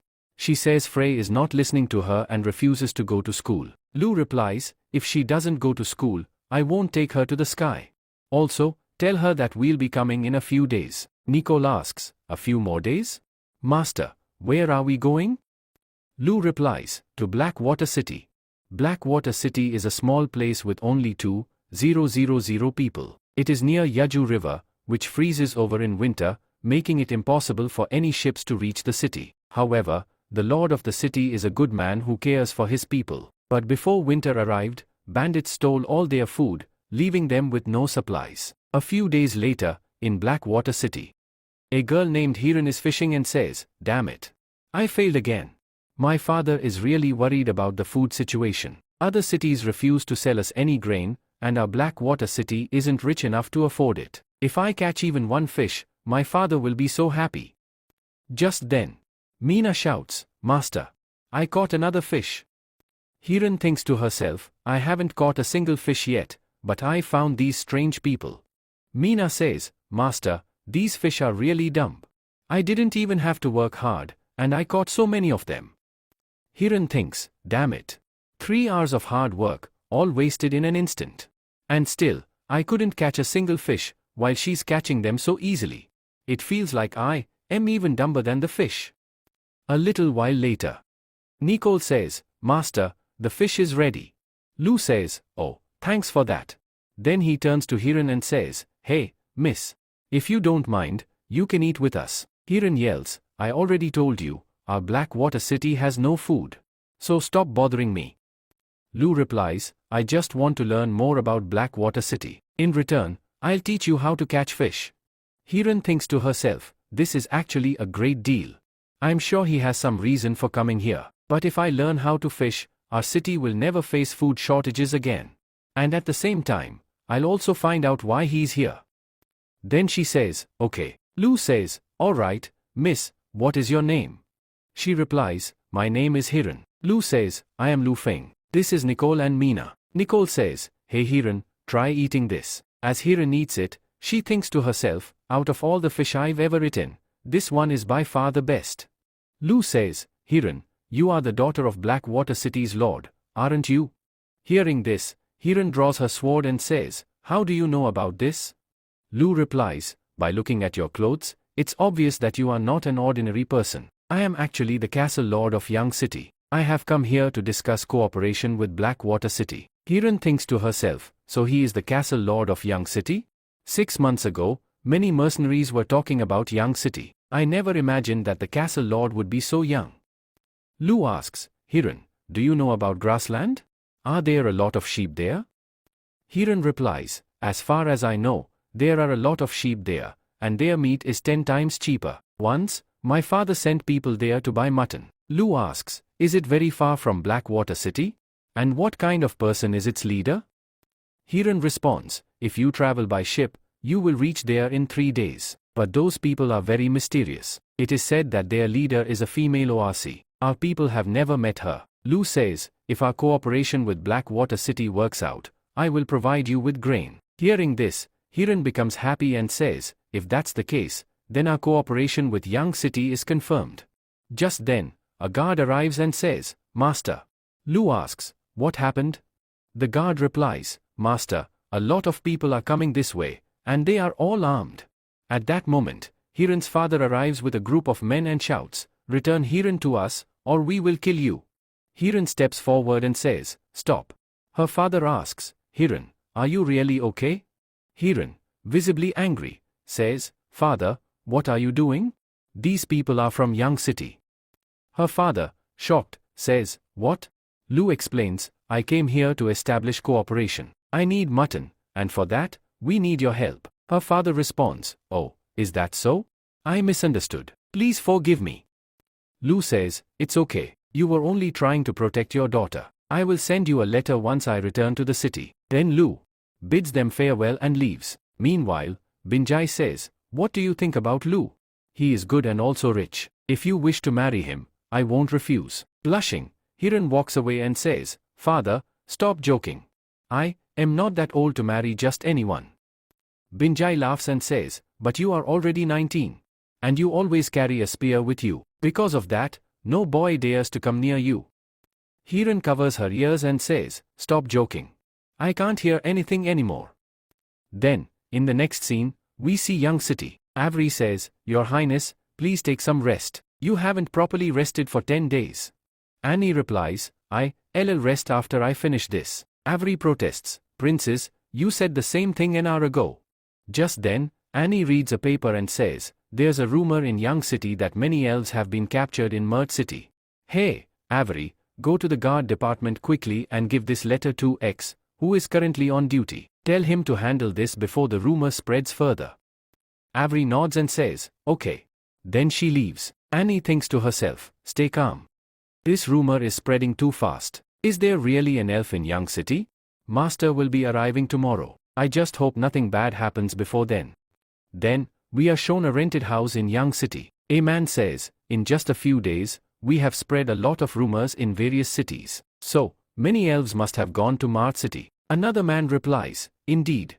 This job is really amazing. When we return to Black Iris team, we will get promoted. Elisa is secretly listening to their conversation. Just then, the first man says, there is no such thing as a promotion in this, but we might get some bounty money for it. Also, we might get some leftover help from the nobles. The second man excitedly responds, that sounds great. I have never had the pleasure of an elf in my entire life. The other guy smirks and says, really? You are completely useless. I've already enjoyed it long ago. Just then, Elisa kills him. The other man, terrified, starts running away. Elisa, furious, demands, tell me, how many elves are there in Mart City? But he refuses to say anything. So, Elisa shoots an arrow at his foot and says, don't lie. I am giving you one last chance. The terrified man replies, I have no idea. I haven't been there in the past month. After leaving Young City, I was planning to go to Mart City. Elisa asks, then, a month ago, how many elves did you have? And how many were male and female? The man replies, there was one female elf who hadn't been sold yet, and we didn't do anything to her. You should already know that we don't touch the servants until they are sold. Elisa coldly says, alright, my final question, how many of your people are in Mart City? The man responds, we are more than 100. Now, please let me go. But Elisa kills him too. Just then, a guard arrives and shouts, open the gate quickly. We found out that you people have been spreading rumors. Elisa quickly escapes from there. Meanwhile, the guards break down the door and enter, only to find a corpse lying there. X thinks to himself, the first one was killed instantly, but the second one was tortured before death. That means they were trying to extract some information. Now, I'm sure that there are elves in Young City. Then, he stands up and says, you all stay here. I will quickly inform the higher-ups about this. He then rushes to tell Annie everything. Annie, shocked, asks, are you sure an elf did all this? X replies, yes. I am completely sure.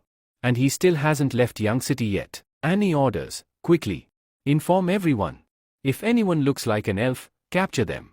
X replies, alright, I'm heading there now. On the other side, Elisa is escaping and thinking to herself, even in Young City, I couldn't live peacefully for long. If everyone here finds out about me, they will destroy the city and capture me as a slave. There's no point in staying here anymore. I must hurry to Mart City and save my people. A while later, Lo arrives in Young City. Just then, Avery arrives with some soldiers. Lo asks, what happened? Do you need something? Avery urgently says, Master, please come quickly. We need to return to the castle immediately. The princes will explain everything to you. Then, Annie explains everything to Lo. Lo, shocked, exclaims, what? Elisa is an elf? Annie hands him a letter and says, read this. Lo starts reading the letter. It says, Lord, I am Elisa, and I am an elf. Please forgive me for not telling you the truth about myself. If I had told you, it would have caused you great trouble. Young City was truly a wonderful place for me. I am grateful that you gave me work and shelter without even knowing me. I hope we meet again someday. Lo says, alright. This girl is really stupid. Then, he angrily commands, hey, Wolf Warrior team, get ready. Mina, bring the bow. Nikolai, help me with the armor. They respond, alright, Master. Lo declares, I never break my promise. Let's go to Mart City. We have to bring Lisha back home. In the next scene, Elisa is shown heading toward Mart City. Suddenly, she feels like someone is following her. She shouts, who's there? Then, suddenly, she attacks. The girl trembles and pleads, please, don't kill me. Elisa looks at her and says, oh, you are an elf. You don't need to be afraid, I'm an elf too. Then, she shows her ear to prove it. The girl responds, you, the white-haired elf, aren't you? Elisa asks, oh, so you know me? What's your name? The girl replies, my name is Mo. Are you also here to rescue the elves from Mart City? Elisa nods, yes. I came here after hearing the news. Mo excitedly says, this is amazing. We already have 5 helpers, and with you, we'll be 6. This will give us a great chance to save the other elves. Elisa asks, then why are you here alone? Mo replies, I am guarding this place, while the other 4 elves are hiding in a cave. Come, I'll take you there. After a while, Mo says, look, we arrived. Then, she enters and excitedly calls out, hey, everyone. Look who I've brought with me. All the elves rush to Elisa and exclaim, you, the white-haired elf, aren't you? Elisa smiles and says, yes, you can call me Elisa. One girl excitedly says, wow, this is amazing. Lord Elisa, you, the idol of all elves. Another girl adds, now that Lord Elisa is with us, we can save so many people. Lord Elisa, please become a leader. Mo says, you all talk, I'll go outside and check. Maybe more elves are arriving like Lord Elisa. Suddenly, another girl speaks up, hey Mo, you should rest. I'll go and check instead. Mo smiles and replies, I don't have any special skills anyway, so let me at least help with this. Then, she leaves. Elisa asks, does Mo always wander outside? A girl answers, yes. Since she has no skills, she keeps watch outside and doesn't let us do this work. Elisa asks, how long have you all been here? The girl replies, we've been here for 1 or 2 days. Elisa asks again, was Mo with you from the beginning? The girl shakes her head, no. We met her in the forest. She told us that the other elves had been captured, and she was the only one who managed to escape. Since then, she has been waiting in this forest for other elves to arrive. And now, together, we will rescue all of them. Suddenly, Elisa speaks seriously, we need to leave here quickly. The elves look surprised, what? We need to leave? Elisa insists, yes. Hurry, or we'll get trapped here. Everyone quickly grabs their weapons and rushes outside. As soon as they step out, they see a huge army of knights. Seeing this, everyone is shocked and exclaims, what happened? Where did so many knights come from? Elisa yells angrily, Mo, I know you, behind this. Come out. Just then, Mo steps out, clapping her hands, and laughs, now I understand why everyone calls you Lord Elisa. You figured out my plan so easily. The others are in shock. How could you do this to us? Elisa glares at her, so, you saw me arriving, and that's why you made that sound, right? Mo smirks, yes. You, absolutely right. But honestly, I thought I was going to die for this. I had no idea I would get such a huge opportunity. Then, she laughs and declares, your bounty is 1,000 gold coins. Just then, a soldier comes and says, ma'am, everyone has arrived. She replies, all right, Lord Elisa, it would be best if you put down your weapon and come with us. Otherwise, you already know what will happen to your 4 companions. Elisa responds, so, you are from the Black Ladies? But you're an elf, right? Then why are you working with the Black Ladies and betraying your own kind? Mo starts laughing upon hearing this and says, elf? Don't joke with me. I am no ordinary elf. I am a dark elf. I have been old for a long time. Hearing this, everyone is shocked and exclaims, what? Mo continues, hey, Lord Elisa, if you try to escape, I will kill all of them. Then, she captures them all and locks them in cages, saying, understand this now, our people are everywhere in Mart City. So, forget about escaping. You must already know that elves make excellent slaves. If some noble buys you, you won't have to worry about food, shelter, or clothing. You should actually be thanking me for this. Elisa, enraged, responds, you are truly shameless. Mo yells, you have no right to say that. I was only 12 years old at the time. My mother became very ill because of the cold, and you elves abandoned us and left. That day, I swore that whoever saved us, I would consider them my lord, and I would destroy all elves. And at that time, Black Ares saved me. He gave me another chance at life. Now, I want to see how many elves will come here to save you. I will capture them all and sell them. Next scene, we then see Lu, who is leading a group of soldiers towards Mart City to rescue Elisa. Just then, Key says, Master, Mart City is right after this forest. But the path is very narrow. If we go around, it will take 2 hours, but if we go on foot, we'll reach in an hour. Lu replies, all right, tie the horses here. We'll go on foot. They start moving forward. Just then, Mina asks, Master, what is this? Lu replies, this is a flashlight. Avery asks, what? A flashlight? Can we use it to attack enemies? Lu responds, no, it just provides light. Look. He then turns the torch on. Avery and Belle scream, wow. Did the sun rise so quickly? Lu says, alright, don't waste time. Let's go. They continue moving forward. Suddenly, Qi hears footsteps. He shouts, who's there? Lu points his torch in the direction of the noise, and there stands Mo. Mo screams, no. Don't kill me. Mina, in her mind, thinks she's an elf. Lu turns off his torch and asks, are you here to rescue the elves too? Mo replies, yes. But in her mind, she thinks, what is this man doing with demi-humans? Is he here to kidnap elves?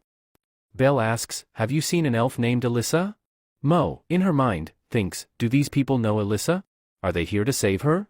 No matter what, I won't let my plan fail. I will capture them all and put them in cages. Then she says, are you Alyssa's friends? Alyssa and the other elves have been captured. Please, save her somehow. She leads them into a cave and says, Alyssa and the others were resting here. You all must be exhausted from your long journey, so take some rest. I will guard the camp. Lu replies, that won't be necessary. Just tell us, how did Alyssa get captured? Mo explains, there were many knights here, and they had set a trap in Mart City. As soon as she arrived, she fell right into their trap. Avery asks, so how did you survive? Mo replies, the thing is, I never went there with them. Alicia was saying that I am very weak, so they told me to stay here. Mina asks, how did you know there was a trap there? You didn't even go with them. Mo, thinking, says, I've been observing for the past few days. One night, I saw them setting up a trap. Lu says, alright. How many people are in Mart City? Mo replies, around 50 people. Just then, a guard arrives and says, Lord, we have found out that there are more than 100 people in the city. Lu asks, so, did you find out where the elf is? Guard replies, yes. And they are completely fine. Lu says, hey Mo, can you tell me why there are more than 100 knights here? Hearing this, Mo is shocked. Lu continues, stop lying now. Everything you said is complete nonsense. You deliberately brought us to this cave and misled us by saying there were only 50 knights. I can say for sure that you are one of them. Alicia was caught because she trusted you. Belle yells, hey, you're an elf, right? Then how could you betray your own kind? Mo says, Alicia lied to you all. Do you even know who she is? She is the white-haired elf, and her bounty is around 1,000 gold coins. Then, Mo thinks to herself, as soon as these people find out about Alicia, they will start fighting amongst themselves. I will take advantage of the situation and escape to Mart City. After that, I will bring the soldiers and capture them all. Mina says, I never thought Alicia was so famous. Belle adds, she really is amazing. But why did she hide all this from me? At that moment, Mo shouts, hey, are you guys even listening to me? Her bounty is 1,000 gold coins. Lu replies, 1,000 gold coins mean nothing to me. Alicia stays with us in Young Seat, so your words won't affect our relationship. Tie her up right here. We are going to save Alicia. Then, they tie up Mo and leave for Mart City. Everyone spreads out as they say, go. Spread out everywhere. We are going to save Alicia. Meanwhile, another elf says, how could she do this to us? Alicia replies, it's okay. I will help you all escape from here. Suddenly, she hears sounds of a fight and reacts in shock, *** that voice. It's Lords. At that moment, Lu arrives and asks, Alicia, are you okay? Alicia, thinking to herself, he came all the way. Here to save me? Lu says, hey, why are you still sitting here? Come on, it's time to go home. Then, he takes everyone outside. A guard arrives and says, Master. Here, I have brought what you asked for. Lu calls Alicia, come here and take a look. You look great with this. Alicia asks, what is this? Then, she looks at it in shock and thinks, what kind of bow is this? Just then, another guard arrives and says, Master, those people have arrived. Lu instructs, Alicia, get your bow ready. We are about to leave. Alicia replies, all right, Lord. Then she tells everyone, get ready to escape. Lord has come to rescue us, so we need to leave quickly. The group responds, all right. We are ready. When Alicia steps outside, she sees Lu fighting all of them. Seeing this, she thinks, he really is powerful. But I can help him. She grabs her bow and attacks one of the soldiers. Shocked, she thinks, this arrow is incredibly powerful. It pierced through his helmet and took him down. Now, I can use this to help him. She continues attacking them with her arrows. After a while, Lu says, mission complete. Let's get out of here. Mina, along with Avery, goes to the cave to check if the elf is still there. Mina says, all right. Then she leaves. Meanwhile, Alicia approaches Lu and says, Lord, thank you for saving us. This bow is truly incredible. Lu says, won't you take this?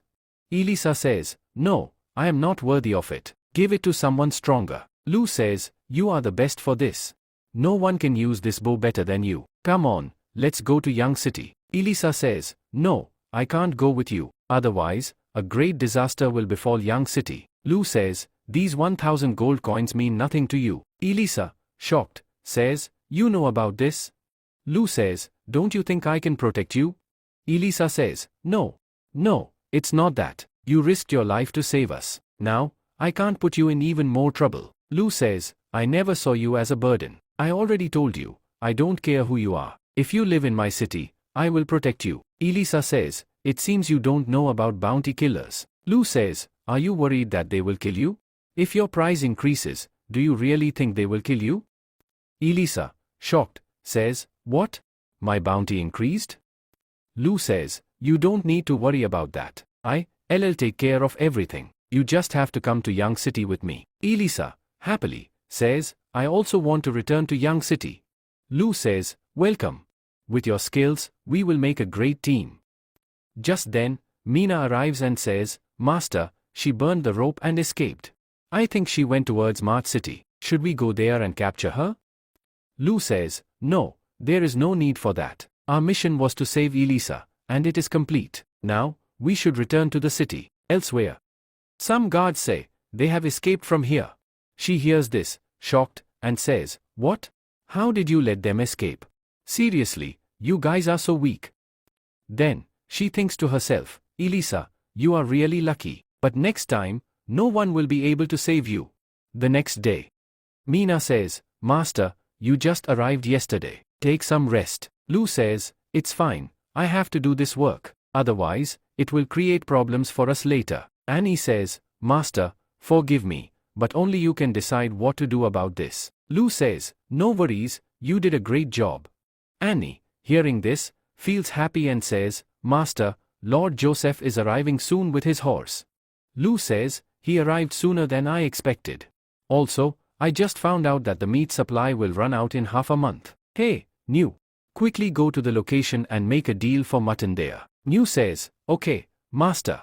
Lu, I am going to set up a safety department. Mina will be the director, and you will be the vice director. The safety department's work will be delivering messages and gathering information about people. I have written down everything about how you should operate. Outside. Lu sees Elisa sitting there, looking troubled. As soon as she sees Lu, she stands up and says, Lord, what kind of job are you giving me now? Lu says, I know you are an excellent archer, so I want to form a sniper team with all the elves. Elisa, shocked, says, sniper team? What is that? Lu explains, snipers hide in an open area and can kill targets from a great distance using their bows. Elisa, is that bow magical? Lu, yes, every member of the sniper team will get this bow. Your monthly salary will be 1 gold coin. You will all stay in the military camp, and you will get 2 days off every month. If you complete your mission, you will also get a holiday. Elisa thinking to herself, 1 gold coin and 2 days off every month? This is really great. Lu, right now, your camp isn't ready, so your team will have to stay together. Later, Mina will come to train you. Think about it and let me know your decision. Elisa, Lord, I will join this team. Lu, alright. Anyway, I'm really exhausted. Just then, Efari looks at him, then gently strokes his head and thinks, I had completely forgotten that Lu made a promise to me. Lu says, you've been waiting for me for so long, right? Come on, I will take you to the sky now. Efari, excited, says, okay. Just then, Annie says, Master, I also want to know how you will take Efari to the sky. Lu laughs and says, alright, come on, we'll all go together. Lu arrives at the scientific research center and asks, so, how did the hot air balloon experiment go? The man responds, Lord, the balloon is ready, but no one has tested it yet. Annie asks, Master, will this take us into the sky? Lu replies, yes, absolutely. This is called a hot air balloon. Just then, Mina shouts, Master, it's flying. At that moment, Frey grabs Lu and says, hey Lord, I want to go there too.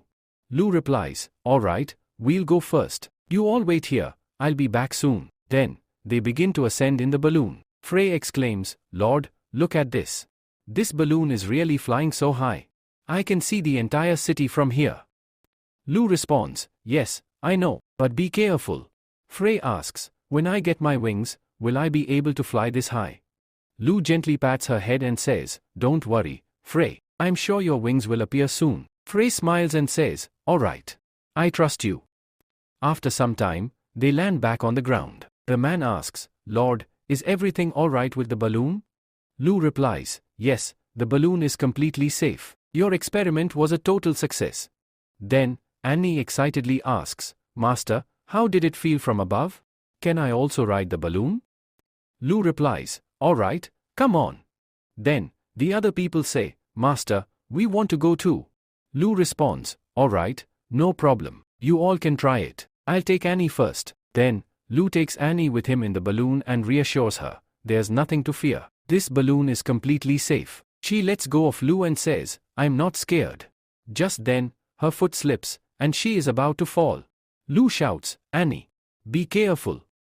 He catches Annie, but in the process, he accidentally kisses her. Annie quickly turns away and, in her mind, thinks, I kissed Master? I actually kissed Master. After that kiss, my heart is racing. And it won't stop beating so fast. She then turns around and looks at Lu. Lu is completely shocked and nervously says, wait. This is. Annie says, yes, I know, it was an accident. I won't tell Mina about it. Then, in her mind, she thinks, wait, what am I even saying? Lu reassures her, don't worry, I will take you home once the balloon is fully ready. Annie asks, really? Lu replies, yes, absolutely. The scene then shifts, showing Sahara's tribe. Elsa asks, are we running out of salt in our tribe? We haven't even bought anything, so we should still have money, right? A maid responds, the merchant who came here has raised the price of salt too much. We don't have enough money to buy it. Elsa, angry, says, these people only care about profit. We will never deal with this merchant. The maid warns, but if we don't have salt, we won't have strength either. Then, the other tribes will easily defeat us. Elsa sighs and says, alright, I'll figure something out. Then, she thinks to herself, if Annie were here, she would have solved this problem easily. But all I know how to do is fight enemies.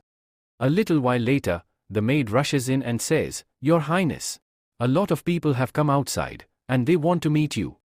Do you remember the deal we made with the Lord of Blackwater City? Elsa asks, what? How many people are there? The maid replies, there are more than 100 people. Elsa thinks to herself, alright, bring them to the reception hall. Then she wonders, more than 100 people are here? I remember Blackwater City doesn't have that many people. She enters the reception hall and asks, Lord Bainsey, can you tell me what you are planning to buy? Bainsey says, Leader, he is the one buying this. I just brought him here. Elsa asks, can I know where you are from? New replies, I am from Young City. At that moment, Bainsey says, Leader, the Lord of Young City, Lu Feng, is a very talented person. Elsa responds, oh, is that so? Then she thinks to herself, Young City. I have never heard about it. It seems like a small town. Lu says, Leader, this letter has been sent to you by Lu. Elsa replies, a letter? Alright, I'll read it. After reading, she says, Hey, Mr. New, your lord is saying in this letter that they want to buy sheep and horses in large quantities. So how much do you actually need? Then she thinks to herself, how much can a small town lord even buy? Probably just a few. This won't benefit us much. Lu says, we want to buy 2,000 sheep every month. Elsa, shocked, exclaims, 2,000? Every month? Then she thinks to herself, this will be the biggest transaction of our kind. New says, yes, in the first month, we will buy 2,000. If everything goes well, we will increase the volume to 10,000 per month. In return, we will give you 1 gold coin. Elsa thinks to herself, 10,000 sheep? Even if they were buying at a low price, I would have sold them, but they are offering a gold coin. New says, Leader, how do you find this price? If you agree to this deal, I can give you the gold coin right away. Additionally, Young City will also provide you with some special products. All these products come from Young City. Elsa says, is this salt? It looks as white as ice. Then, as she tastes it, she says, the taste isn't that bad. New says, this salt is made using our master's secret method. It has no additional taste, it's just regular salt. We have 100 sacks of salt, and each sack costs 30 copper coins, which is very reasonable by market standards. Elsa, shocked, exclaims, "What? 30 copper coins?" Then she thinks to herself, all the other merchants were selling low-quality salt for 36 copper coins. New says, "You should also try this wine." After trying it, Elsa exclaims, "Johannes, this wine is really amazing." Elsa, while drinking, thinks to herself, "This is even better than before." New says, "This special wine has been crafted by our master using his secret method. It is only available in Young City. Please open this, it will go perfectly with the wine." After tasting it, she says, "Wow, this is really good. But what exactly is it?" New replies, "This is canned fish. It is also made by our master using his secret method. You can only find it in Young City." Elsa says, "All right. And what is this last item?" New responds, "Please open it and see for yourself." As soon as she opens it, she is shocked and says, "Wait. How is this vegetable available in the winter season? Is this really fresh?" New says, "Yes. Our master has cultivated this using his magic cultivation method. Now, even in winter, vegetables can grow, and you will find them only in Young City. If you agree to this deal, we will trade every month. You don't have to worry, its price will not increase beyond the market rate." Elsa says, "All right, I will make a deal with you, but I want to meet Lord Lu next spring. Then, we will decide how to expand our business." New says, "All right, I will inform my master about this." Then, he leaves. At that moment, the maid comes and says, "Your Highness, this is truly great. Our salt problem is finally solved, and our tribe has secured a big deal." Elsa says, "Young City arrived at the perfect time and helped us." Then she thinks to herself, what kind of person is the Lord of Young City? He has created so many things, yet I know nothing about him. Then, the scene shifts to Jeep City. One man says, "A man?" The other man responds, "The Lord of Young City, Lu Fang? We never heard of him. Do you really want to hire a top 100 killer? His price will be extremely high." Shero says, "Yes, absolutely." Shero is also the son of Count Puli, and he thinks to himself, the first prince and the second prince are fighting each other for the throne. So after all this, the fourth prince will become the king. My plan is to kill Lu Fang and take revenge for Omer and Adam. At the same time, I will take control of all his soldiers. This way, I will help the fourth prince get the throne, and my father will comfortably become the duke. Then, we see a man heading toward Young City. He thinks to himself, there are too many guards around this castle. Everyone here is doing their job properly. Waiting for an opportunity will be very difficult. I need to find another way to kill Lu. He then enters a pizza shop. Fang sees Frey and thinks to himself, as far as I know, this girl's name is Frey. She has a very good relationship with Lu Fang and currently lives with him in the castle. If I can figure out the castle's structure, I can use that knowledge to sneak in and kill Lu Fang with my poison, the poison I crafted with my own hands. Frey buys a pizza and starts to leave. After a while, Fang speaks, "Hey girl, can I ask you a question?" Frey replies, "No." Fang thinks to himself, seriously? This girl is really weird. Then he says, "Hey, I just need to ask something small. You are really beautiful, right? So, can you help me?" Frey angrily responds, "No. You look really ugly." Fang thinks, "Fang, keep yourself together. I think this girl is seriously crazy. I need to know the castle's structure to kill Lu, so I have to do this." Then he says, "Hey girl, if you answer my question, I'll give you 10 copper coins." But Frey says nothing. Fang says, "Alright, 20 copper coins? 30? 50? Then he takes out all his money and says, "This is all I have. Around 10 silver coins. I just need to know about the castle's structure." Then, looking ahead, he gets shocked and says, "Huh? Where did that girl go?" Suddenly, Frey attacks him from behind and says, "You want to harm the castle? That means you are my enemy." She then informs Lu about this. Lu thinks to himself, seriously? That guy's luck must be really bad for asking Frey for help. But I can't believe he survived. Then he pats Frey's head and says, "Really, Frey, you did an excellent job. You saved the castle." Then he says, "Hey Ki, bring me the killer who made the paralysis poison." Ki responds, "Alright, I'll bring him now." Then Ki brings Fang. Seeing Frey, Fang thinks, "I am a killer. But I got knocked out by a little girl. Lu says, you must be really brave to attack a noble. Do you have anything else to say? Fang says, honestly, my luck is really bad, but I hope you will give me a quick and painless death. Lu says, tell me, you make poison that knocks people unconscious, but it doesn't actually work, does it? Fang replies, yes. I was a witch doctor some time ago. Lu asks, a witch doctor? Then how did you become a killer? Fang says, during my practice, a noble accidentally died at my hands. To survive, I had to take up a job as a bounty killer. Lu says, you tried to kill a noble, so you will be hanged in front of the public. But I will give you a chance. Fang is shocked to hear this and says, really? Are you seriously not going to kill me? Lu says, you don't have any killer talent, but you can become a great doctor. I want you to study for it and create a medicine that can relieve patients' pain. I am providing you with research and a place to stay. You can study medicine there. Fang says, Lord, thank you for giving me a second chance. Please be careful because I have already failed. Now, others will come here to kill you. Lu replies, there is no need to worry. My guards are much better than those killers. Then, we are shown the capital. A boy says, hey Lucy. I heard that you are not feeling well, so I came to see you. Lucy says, brother, you are welcome here. Lucia says, now sit down. Do you remember the last conversation we had? I want you to make me the hero of your novel. So, what do you think about it? Lucy replies, I am not feeling well, so I'll write about it later. We will talk about this some other time. Lucia thinks to himself, another excuse. If she doesn't write the novel properly, I will never talk to her again. I'll just turn this useless girl into my plaything. Then he says, alright, Lucy, write it once you feel better. Lucy says, no, that's not what I meant. Lucia asks, Lucy, what do you mean then? Then he thinks to himself, she has refused me so many times. Is she siding with Greenie? Just then, Greenie arrives and says, Lucy, I came here to see you. Then he sees Lucia there and angrily asks, what are you doing here with her? Lucia replies, have you forgotten your manners, Greenie? You should respect your elder brother. Besides, I came here to see Lucy. Your manners are terrible, and on top of that, your IQ is dropping. Alright, Lucy, I leave now, but don't forget our promise. Then Greenie says, hey Lucy.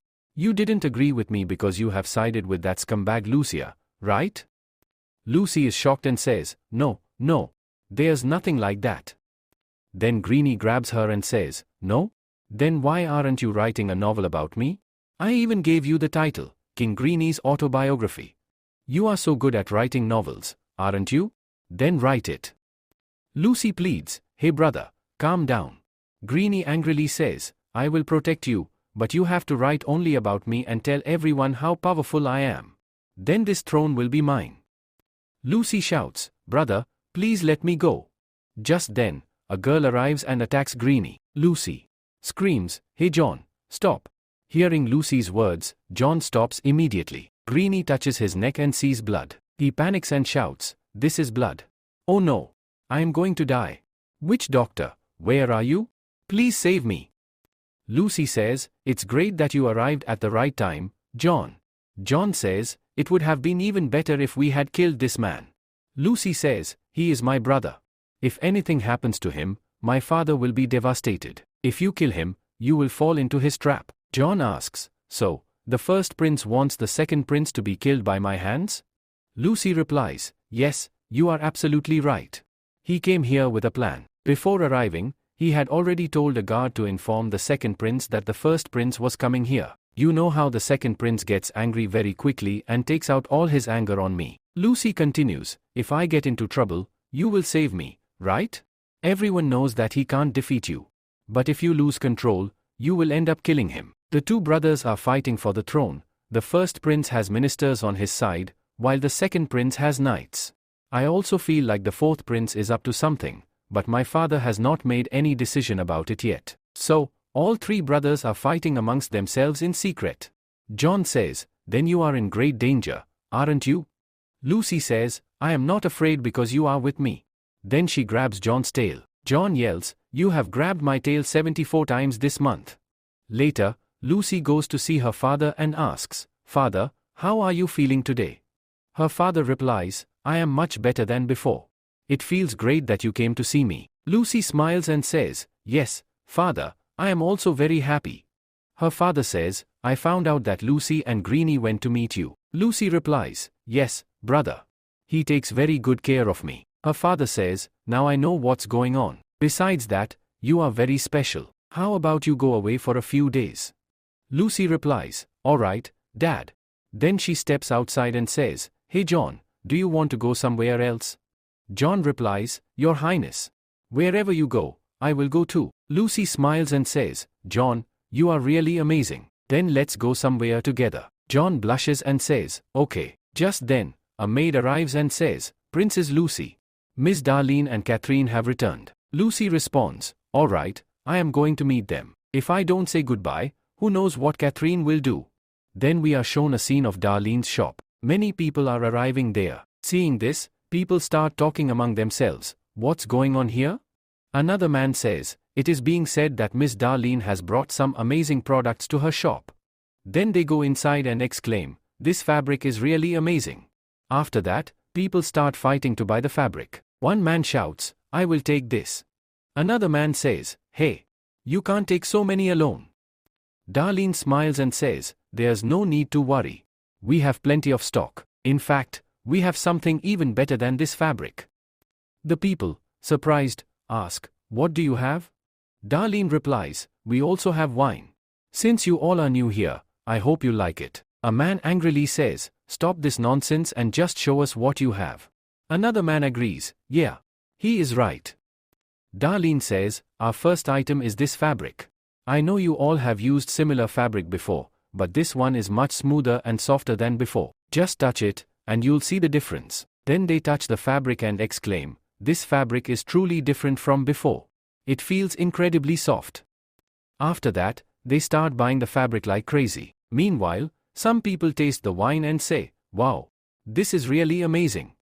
Another man adds, this is even better than noble liquor. Darlene smiles and says, a good wine should be served with good food. Try it with these pickles, fish, and cucumbers. It will taste even better with these. As they eat, they say, this is really delicious. But, what is this cucumber? Another man responds, whatever it is, it tastes amazing. Darlene continues, our next item is paper. There are two types of paper here, thick and thin. The thick paper can be used for writing, while the thin one can be used for cleaning. You can use it for the toilet, or to clean your hands and face. People are amazed and say, Miss Darlene, this is truly incredible. Catherine happily exclaims, now that's what I'm talking about. Now I feel like everything will sell out. Darlene laughs and says, yes, I think so too. Just then, a man arrives and says, Miss Darlene, we have seen all of this, but I want to know, do you have anything else? I heard you have perfume. Is that true? Darlene smiles and says, yes, our final item is perfume. She then opens a bottle and says, here it is. The man frowns and says angrily, so, what's so special about it? Perfume already has fragrance. I don't think yours is any different from the others. Darlene calmly says, my perfume is not like others. A normal perfume lasts only 10 days, and after that, it starts to smell bad. But the perfume I have in my hands can last up to 180 days. Hearing this, people are shocked and exclaim, what? 180 days? Another man says, so that means I won't have to change perfumes frequently anymore. Darlene says, and its price is also very low. This perfume is divided into 5 levels. The one I had was of the 5th level, and its price is only 88 silver coins. Hearing this, the people are shocked and say, what? This perfume is amazing. I can't believe that I can buy it for just 88 silver coins. Another man asks, what is the highest level? I will buy that one.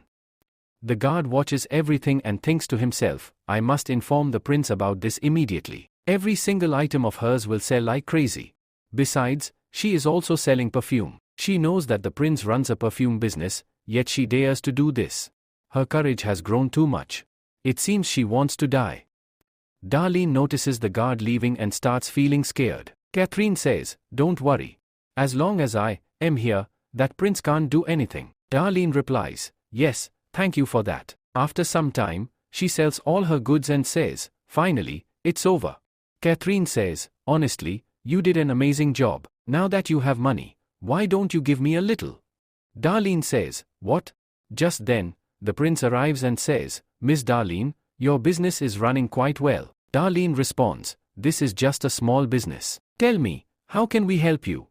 The prince says, I heard you were selling perfumes. I am very curious about this. It looks like we already sold all of them. Catherine replies, yes, we sold everything. The prince says, anyway, I didn't come here to buy anything. Some time ago, I developed a new type of perfume, but someone stole my secret formula. It seems that the perfume you sold is actually mine.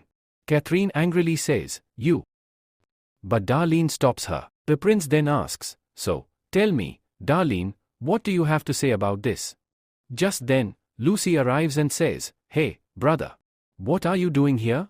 Darlene, Catherine, I came to see you. The prince replies, I was discussing business with Miss Darlene. Lucy asks, did Darlene say something about you? Oh no. Please don't take it the wrong way, brother.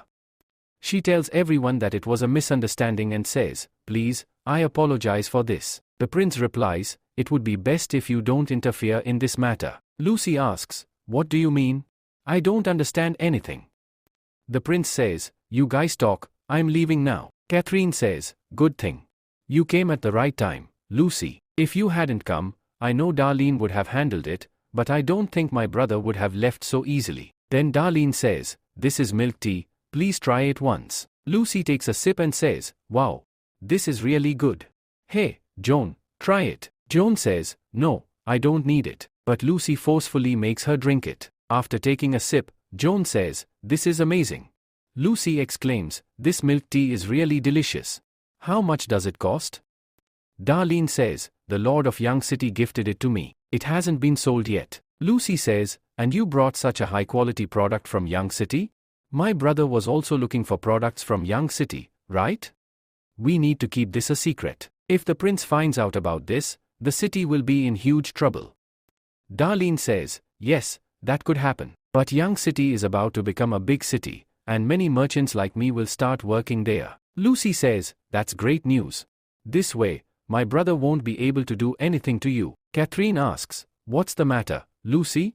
Why are you so concerned about Darlene all of a sudden? Do you need something?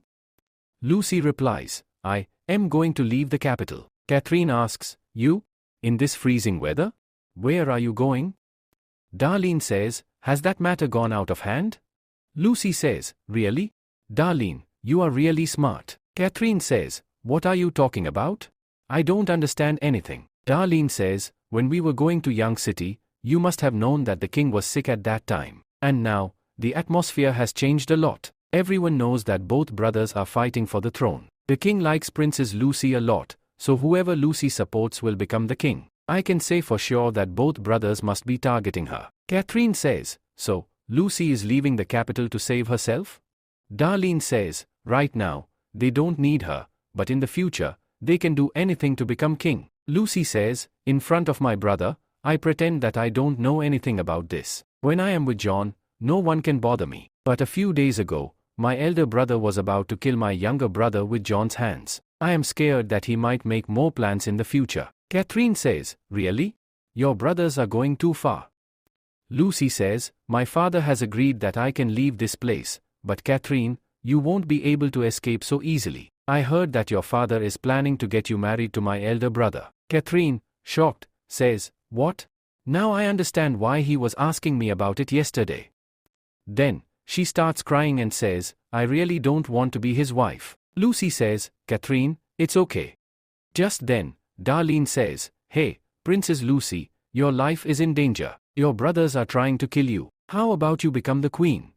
Catherine says, Darlene, don't say that. 100 years ago, there was a queen in the Yunnan kingdom. To remain queen, she used to offer noble girls as tribute. To prevent this from happening again, no girl is made a queen anymore. If Lucy becomes the queen, not only her brothers but also everyone else will try to kill her. Lucy says, I am a princess who likes to write stories. Even if I want to be a queen, I don't have enough money, nor do I have people's support. Catherine says, then where are you going now? That too in such cold weather? Lucy says, I haven't decided yet. She then walks away. Darlene says, I knew you wouldn't have thought about this. How about you go to Young City? You will find many great things there, and you will love that city. Lucy says, young city? Then Catherine says, yes, that city is amazing. Humans and demi-humans live peacefully there, and Elisha also lives in that city. There are so many amazing things to eat. You should try everything. Lucy, shocked, says, humans and demi-humans live peacefully? They both reply, yes, absolutely. Then Lucy says, hey John, let's go to young city. John says, all right, your highness. Then, the scene shifts to young city, where we see Lo kissing Mina. Lo says, it's been a long time. There's no one else but us. Mina, blushing, says, yes, you are right. Lo says, it really has been a long time. Today, I took some time out to watch the elf training. After a while, Lo reaches the elf training ground and says, hey Elisha, so this is how you are conducting the training. Elisha says, first, I teach the elves how to aim. In the second step, I increase their speed. This will greatly improve our fighting capability. Lo says, so you are teaching them to attack moving targets? And also to hit distant targets? Elisha, shocked, says, Lord, what are you saying? Lo says, forget about it for now, I'll tell you later. Tell me, how is the training going? And how is the training I gave you progressing? Elisha says, just as you instructed, we have followed everything. All elves are now highly skilled in stealth, and no one can find them. Lo says, it seems you are very confident. How about I test it? You have 20 minutes to prepare. Elisha says, all right, I will inform everyone. Mina says, their accuracy is really impressive. They hit the target perfectly every time. Lo says, they can hit a stationary target, but they need more training to attack while moving. After 20 minutes he goes out to search for her. Then Lu says, hey, come out, I have already seen you. Don't put so many leaves on the snow. Then the elf comes out. Lu says, if you want to hide in the snow, you should use fur so that you can breathe for a longer time. After a while, he says, hey, come out. We can see you're behind, so just come out. Mina, feeling happy, says to herself, Master really knows everything. After some time, Lu says, hey, your hair is visible. Come out. When you go inside the snow, you should cover your head with a cloth. Between the stones, there are so many pieces of wood. Anyone can tell that someone is hiding there. Come out.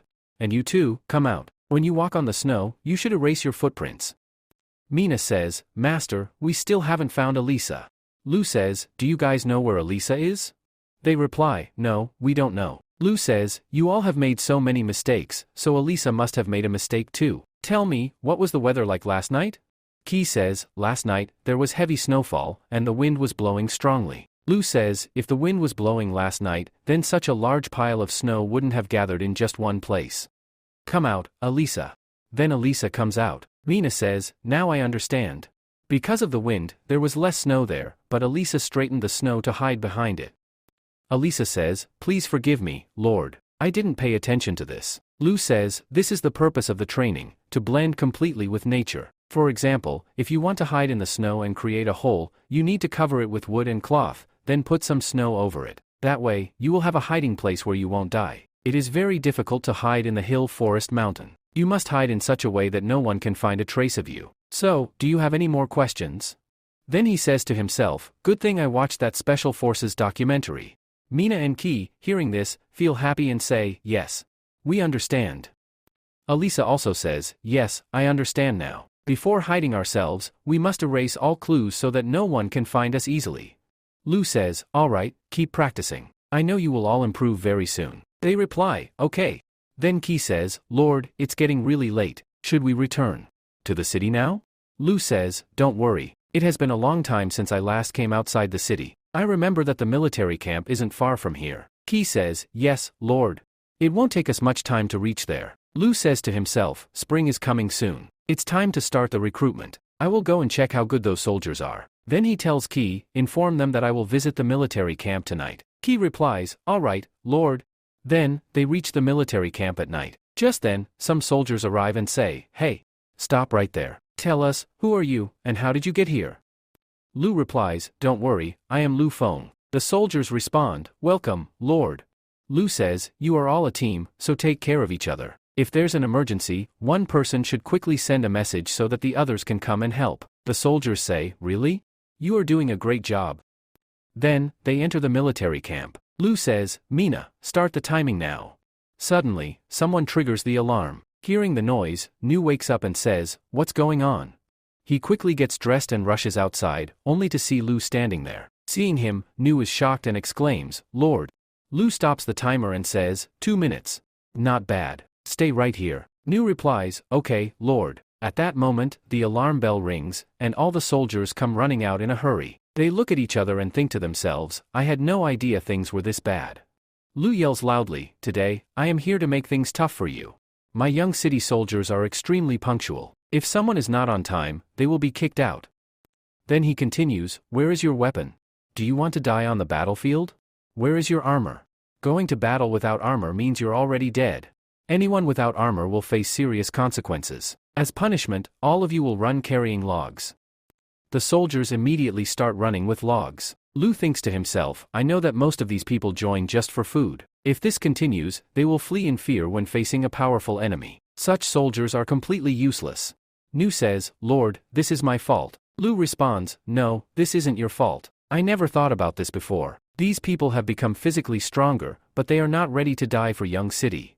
The next day, Lu gathers all the soldiers and says, "Yesterday, you all made me feel ashamed. Now, do you even have the courage to look me in the eyes? You are worse than elementary school students." Then he shouts, "Tell me, are you angry, or are you ashamed? I feed you all well every day. In Young City, no one eats better than you. But this is how you repay me? Do you think eating is more important than wearing armor? You can't even wear armor properly.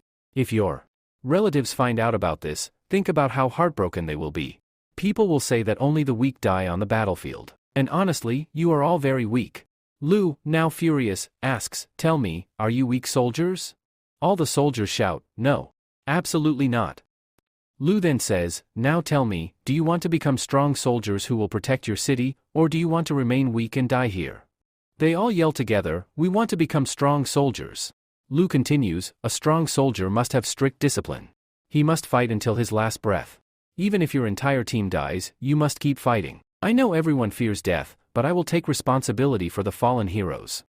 From now on, if any young city soldier dies, I will take care of their parents, raise their children, and build a memorial in their honor so that their families always remember them." Hearing this, all the soldiers shout, "We are ready to die for Young City." Lu then brings out a flag and says, "This is the flag of our young army. It represents me, you, and everyone else." Then, he takes a knife, cuts his own hand, and says, "As the Lord of Young City, I will shed my blood to protect Young City and its people." Seeing this, everyone is shocked. Then, one of Lu's comrades also cuts his hand and says, "I, too, am willing to do anything to protect Young City." One by one, all the soldiers cut their hands and shout, "We too.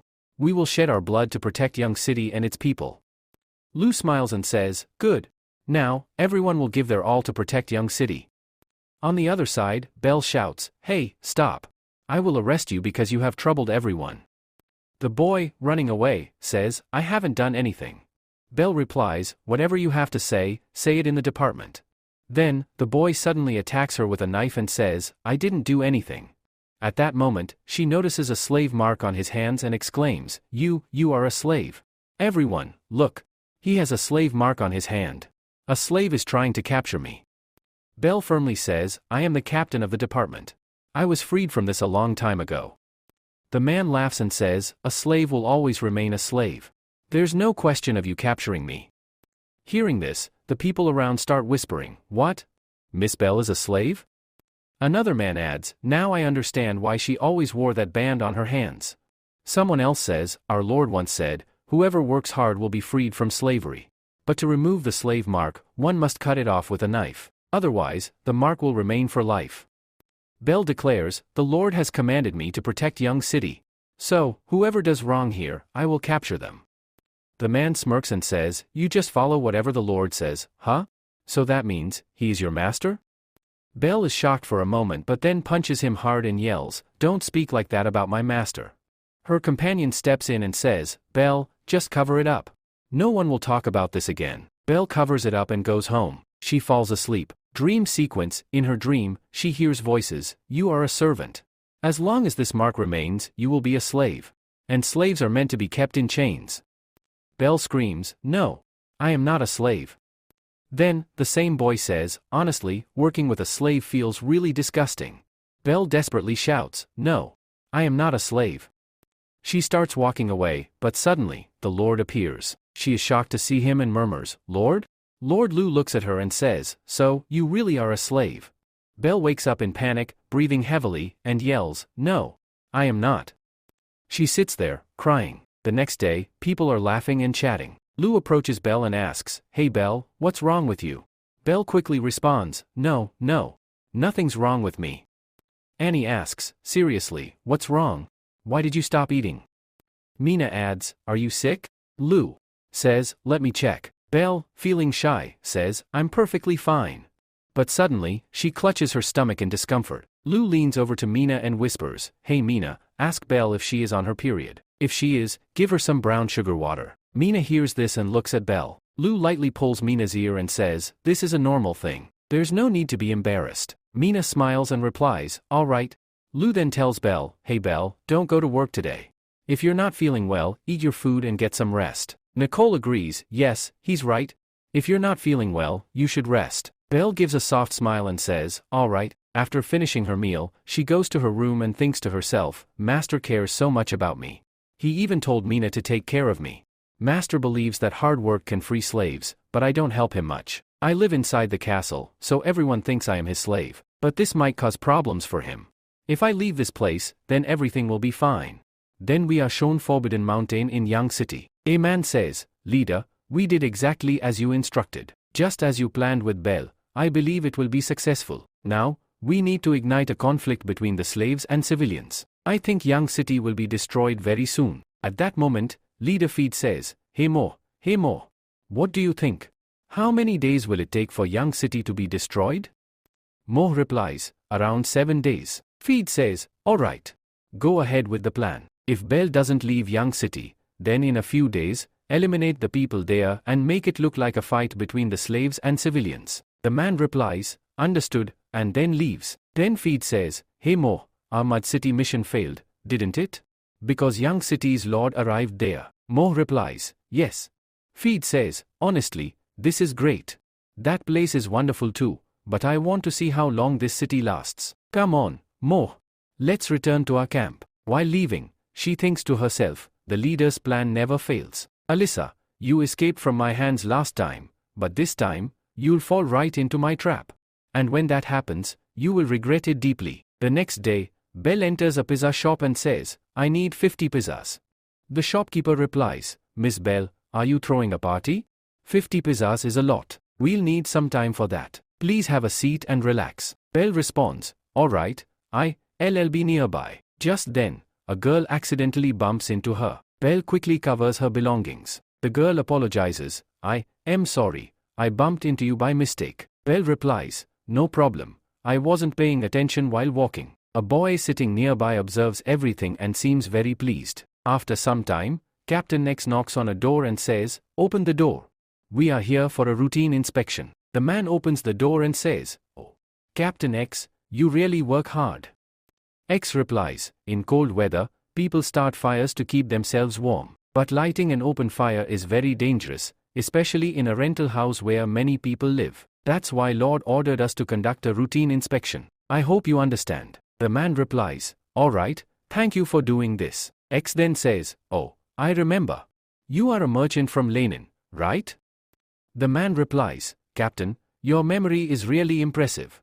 X continues, "I recall that there were a few others with you. Did they all leave?" The man responds, "Yes, they went to Yang City for sightseeing. The food there is excellent, and the goods are great too." Captain asks, "But we've been here for so many days. Don't you want to go there?" The man replies, "Yang City is still new to me, so I'm not going there yet." X says, "All right, my room inspection is complete. Now I'll check the next room. If you need anything, you can come to me." The man replies, "Okay, Captain. Thank you." Then Captain X and his team leave. The man thinks to himself, "Yang City's people are really good at their jobs. I was worried they had figured out my identity, but it seems like they have no clue." Just then, his companion arrives and says, "I saw Belle shopping. It looks like she's leaving soon." The man replies, "Really? The leader's plan is working perfectly. Get ready outside Yang City, just as we planned." Meanwhile, elsewhere, X approaches Lu and says, "Lord, that merchant seems suspicious. I have a bad feeling about him. He has been in Yang City for the past 8 days. Initially, He went to the market, but since then, he has been relaxing, eating, and roaming around without doing any business. Besides him, there are other people behaving the same way. Annie says, so it looks like they are the ones causing all this. They are the ones starting conflict between young city's civilians and slaves. Just then, Mina adds, this is all Black R's doing. I'm sure of it. Lu says, no. Their real target is the slaves of Young City. Right now, Young City has nobles, merchants, civilians, and slaves. The majority of the population consists of civilians and slaves. If a war breaks out between them, the entire city will be thrown into chaos. Then, Black R's will take advantage of the situation and capture the orcs. X says, but civilians and free men are living peacefully in Young City, so they will never worry about rumors because they trust you. So, this Black Ares plan will be completely useless. Lu replies, yes, I think the same. This rumor won't benefit anyone, and I don't think anything will happen, unless, for example, if people don't find out that there is a slave in Young City, then. Suddenly, he shocks and says, wait, Belle? Now I understand why her mood has been so bad for the past 2 days. Hey, Mina, quickly go and find her. Mina says, okay, master, and leaves immediately. X asks, master, what happened to Belle? Lu answers, Belle has been feeling really down for the past few days. While she was working in Young City, a man called her a slave. And you already know, Captain, that everyone likes Belle. But if someone speaks ill of her, it will hurt the other slaves a lot, right? X is shocked and says, now I get it. Just then, Mina returns and says, master, Belle has taken all her belongings and left. Annie stands up in shock and says, oh no. If Belle has left, the other slaves will say that we couldn't even keep her here. Her departure will make all the slaves in Young City extremely sad. This will make Black Ares' plan completely successful. Mina says, okay, I am going after her. Lu stops her and says, wait, let her go. Meanwhile, Belle, carrying all her belongings, walks away and says, goodbye, master. Thank you for taking care of me all these days. I will miss these days a lot in the future. Suddenly, a few men appear in front of her and say, hey, where do you think you were going? Belle is shocked and asks, hey, who are you people? One of the men replies, you don't need to know who we are. Now, you just have to die here peacefully. Another man says, she is alone. Kill her. Then, all of them attack Belle. But just then, a loud scream is heard from behind. The attackers look back and see that their allies have already been killed. At that moment, Avery steps forward and says, who said she is alone? She will never be alone. The Lord has ordered me to ensure that no one escapes from here. Belle, in shock, asks, Avery, what are you doing here? Avery replies, the master already knew that you were going to leave. Belle, feeling uneasy, asks, the master knew everything? Then why didn't he stop me? Avery explains, he told me to inform you that this is all part of Black Ares' plan. They want to ruin your relationship with the master so that they can destroy Young City. Hearing this, Belle is completely shocked and says, what? I never wanted to trouble the master. Avery says, save these words for later. You should go and tell the master everything directly. Right now, we need to eliminate all these enemies. Let's attack them together. Then, they fight together and eliminate all the enemies. Meanwhile, in Young City, the merchant is shown. He says, it's been 2 hours, and there's still no news. Did our plan fail? Looks like we will have to move on to plan B. He then releases the birds and says, fly quickly and deliver the message. Just then, a man catches one of the birds and reads the letter. He then says, now, we have to execute the second plan. Let's begin. Just then, X arrives with his team and yells, stop right there. I know you are the one spreading these rumors. It would be better if you surrender to us. One of the men, in panic, says, they found out about us. Kill them all. Suddenly, an arrow hits his leg. Seeing this, all the enemies surrender. The captain signals and says, you did an excellent job. The elf replies, all right. Thank you. Meanwhile, the merchant panics and says, what is happening? Suddenly, Mina breaks through the window, kicks him hard, and says, I am from the safety department. We found out that you are trafficking humans. It would be best if you surrender to us. The merchant, trembling, says, No. This is a misunderstanding. I am just a simple merchant. I haven't done anything. Mina coldly responds, fine. Tell all that to the guard department. The merchant starts running and screaming, help. There is a robbery happening here. Just then, a man strikes him on the head. Mina orders, take him away immediately. Later, Mina goes to Lu and reports, last night, the guard safety and sniper teams, along with us, around 200 people, managed to capture 92 members of Black Aries. That merchant is now under interrogation in the guard department. Lu, satisfied, says, all right. Now, all of you should rest. Just then, Avery arrives and says, Master, we have returned. Lu smiles and says, good. I am glad you all safe. We should thank Belle for this. Belle, in shock, says, what? Lu explains, if you hadn't tried to run away, who would have handled Black Aries Knights? If not for that, we wouldn't have been able to capture all the enemies of Young City. Belle starts crying and says, no, I didn't do anything. I was just trying to run away. Master, please forgive me for this. But I was scared. I am just a servant. I thought you would look down on me, and because of me, your reputation would be ruined. Lu wipes her tears and says, you don't need to worry. No one is going to cast you out, and no one will speak ill of you. You are the captain of Young City's patrol, and everyone admires you. Belle replies, but this slave mark, because of it, I will always remain a slave for the rest of my life. Lu gently pats her head and says, seriously, you are such a fool. You will always be you. This slave mark is just a symbol, it doesn't define you. And if you don't like it, I'll remove it for you. Belle, surprised, asks, but how will you remove it? Lu says, you don't need to worry. You overthinking this. You will always be the captain of Young City's patrol team, whether you a slave or whether the whole world dislikes you. But I will always like you. Belle, blushing, asks, really? Lu replies, yes, absolutely. Have I ever lied to you? At that moment, Belle kisses Lu and says, Master, thank you. Suddenly, Annie shouts, hey, Belle. What are you doing? How can you kiss the master? Belle replies, a kiss just means getting closer.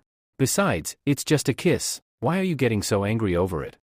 Annie, furious, yells, I'll kill you. The next day, Lu goes to Merced and asks, what is your position in Black Aries? And who made this plan? Merced responds, Lord, how many times do I have to tell you? I am just a normal merchant. I came here to do business, and I don't know anything about Black Aries. Lu says, so, you saying you didn't do anything? Then why were you running away when Mina arrived? Also, a merchant who comes here just for business doesn't stay at home all the time. Merchant replies, this place is too big for me. I was scared I might get lost. Besides, someone else is helping me manage my business. Lu says, enough. From the day you arrived in this city, the safety department has been watching you. You spread the rumors that caused Belle a lot of trouble. What do you think? That I would let you go after knowing all this? Merchant, angrily, says, since you already know everything, why are you questioning me? Even if I have to die, I will never reveal anything about Black Aries. Then, he tries to cut his own throat, but Key punches him hard. Lu says, hey, don't die so soon. If you die here, it won't be of any use to us. Take him outside. Then Key brings the merchant and all his associates outside. Seeing this, a crowd gathers around and asks, what's going on? Isn't this the same merchant? Another man says, yeah, but what crime did he commit? We'll find out soon. Lu speaks loudly, everyone, listen carefully. I am the castle lord of Young City. Some of you know me, and some of you don't. But that doesn't matter, because after today, everyone will know me. I thank you all for your hard work for Young City. From now on, Young City will be better than ever. Everyone will get a home, food to eat, and even free education. But people like these, who turn others into slaves, completely destroy our lives. The crowd starts murmuring. So, this is the merchant? Now I understand why they weren't doing any business. Another man says, yeah, these people came to Young City for this reason. Lu says, these kinds of people want to get rich quickly without working hard. They make money by doing dirty deeds. Such greedy merchants have ruined many families. They turn our friends, relatives, and loved ones into slaves. Seeing this, many people are too scared to even acknowledge their own families because they see themselves as slaves and start hating themselves. The furious crowd starts throwing stones at them and shouts, kill them. People like them don't deserve to live. Lu says, there are many people in Young City who have become slaves, but now, you can all raise your heads with pride. You were slaves, but that doesn't matter anymore. You are citizens of Young City, and here, everyone is free. Today, I will give you a new life. I will remove the slave mark from your hands. A girl hesitantly asks, Lord, are you serious? Will you really remove the slave mark? Lu, smiling, replies, yes, absolutely. Now, everyone will receive an ID card from the tattoo shop, and their slave marks will be removed there. Hearing this, the people cheer, this is amazing. Then, we see Young City's tattoo shop. Lu instructs the tattoo shop owner on how to make the tattoos. Then, he tells Belle, "Hey, Belle. It will hurt a little, so be careful." Belle smiles and says, "All right." A little while later, Belle happily exclaims, "This is really beautiful. And my slave mark is gone too." Then, the other people start shouting, "I want a tattoo too." The tattoo master reassures them, "Don't worry. Everyone will get their turn, one by one." Then, in the next scene, we are shown that Mo is heading towards the cave. Just then, Knipe stops her and says, "Hey, stop." Mo replies, "Black, I need to talk to the leader about something." At that moment, the leader says, "Let her come inside." She then enters and says, "Leader, the plans we made have been completely ruined." The leader responds, "Don't worry. Last time, we acted carelessly, but this time, we won't fail. The young city has turned out even better than I expected. For now, leave it as it is, there's no need to worry. Apart from us, someone else also wants to eliminate Lu." Then, we are shown Young City. New shouts, "All soldiers, I don't understand how you all even passed the first exam. Is this the best speed you can manage? The army doesn't need weak and careless people. Are you one of them?" The soldiers shout back, "No."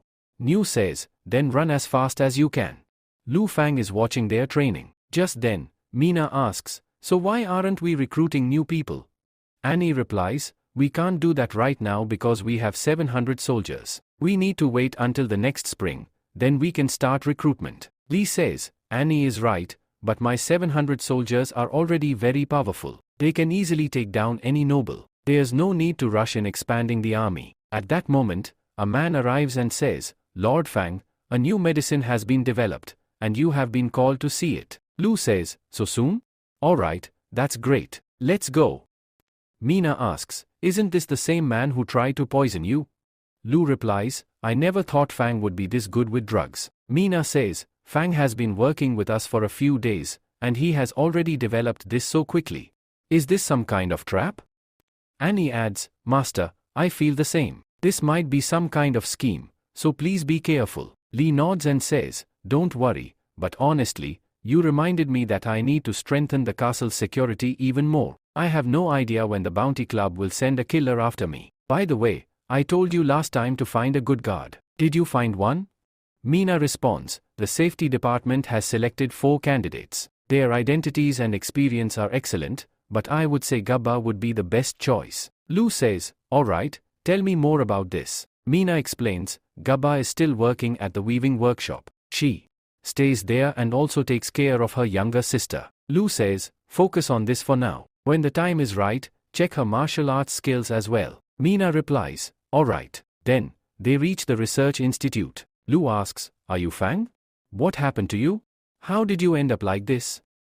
Fang replies, "It doesn't matter, Lord. My anesthetic is extremely powerful. By using it normally, anyone can be knocked unconscious for 5 seconds. Lu asks, "Just 5 seconds? Will this really affect a person?" Fang explains, "Lord, nothing major will happen, just a bit of dizziness. I have tested it on myself." Lu asks, "What if I increase the dosage?" Fang replies, "Then a person will stay unconscious for a whole day, but when they wake up, they will experience severe headaches." Lu speaks, "You have done an excellent job." Annie quickly brings paper and a pen and says, "Here you go, Master Lu." Lu hurriedly starts writing on the paper and says, "Hey, Mina. Take this to the military workshop immediately and tell them to start working on it right away." Mina takes the paper and is shocked. She says, "Master, this is Lu speaking. This is the flowing needle, our special weapon, which will have anesthesia on it. Fang, you have truly done a great job. As a reward, what do you want?" Fang, "Lord, I am very happy that you didn't kill me and even allowed me to work here. The atmosphere here is amazing, which helps me work comfortably. I am really happy staying here. But, Lord, you must stay alert because the Bounty Club could send an assassin to kill you anytime." Lu, "Don't worry. I can't stop them from coming, but killing me won't be that easy." The scene shifts to the Bounty Club, where Zero arrives and says, "My task is still incomplete. How much longer will it take?" Maid, the assassin who took the job hasn't responded from there. I believe he has failed. I will spread the word quickly, and another stronger assassin will come who can complete your task effortlessly. Maid, you will need to pay another 10 gold coins for this. Zero, alright.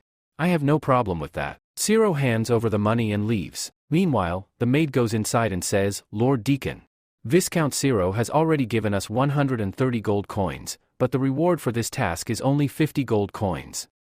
Maid, 7 Deacon is keeping a lot of gold coins for himself, which is why this task keeps failing. The Bounty Club's woman, Deacon, says, send a message to 7 Deacon. If he doesn't complete the task, he must return the gold coins. Within a month, Young City has developed at an incredible pace. Maid, Lord Deacon, if you are interested in Young City, I can send my people to capture Lu Fang and bring him here. Deacon, no, that won't be necessary.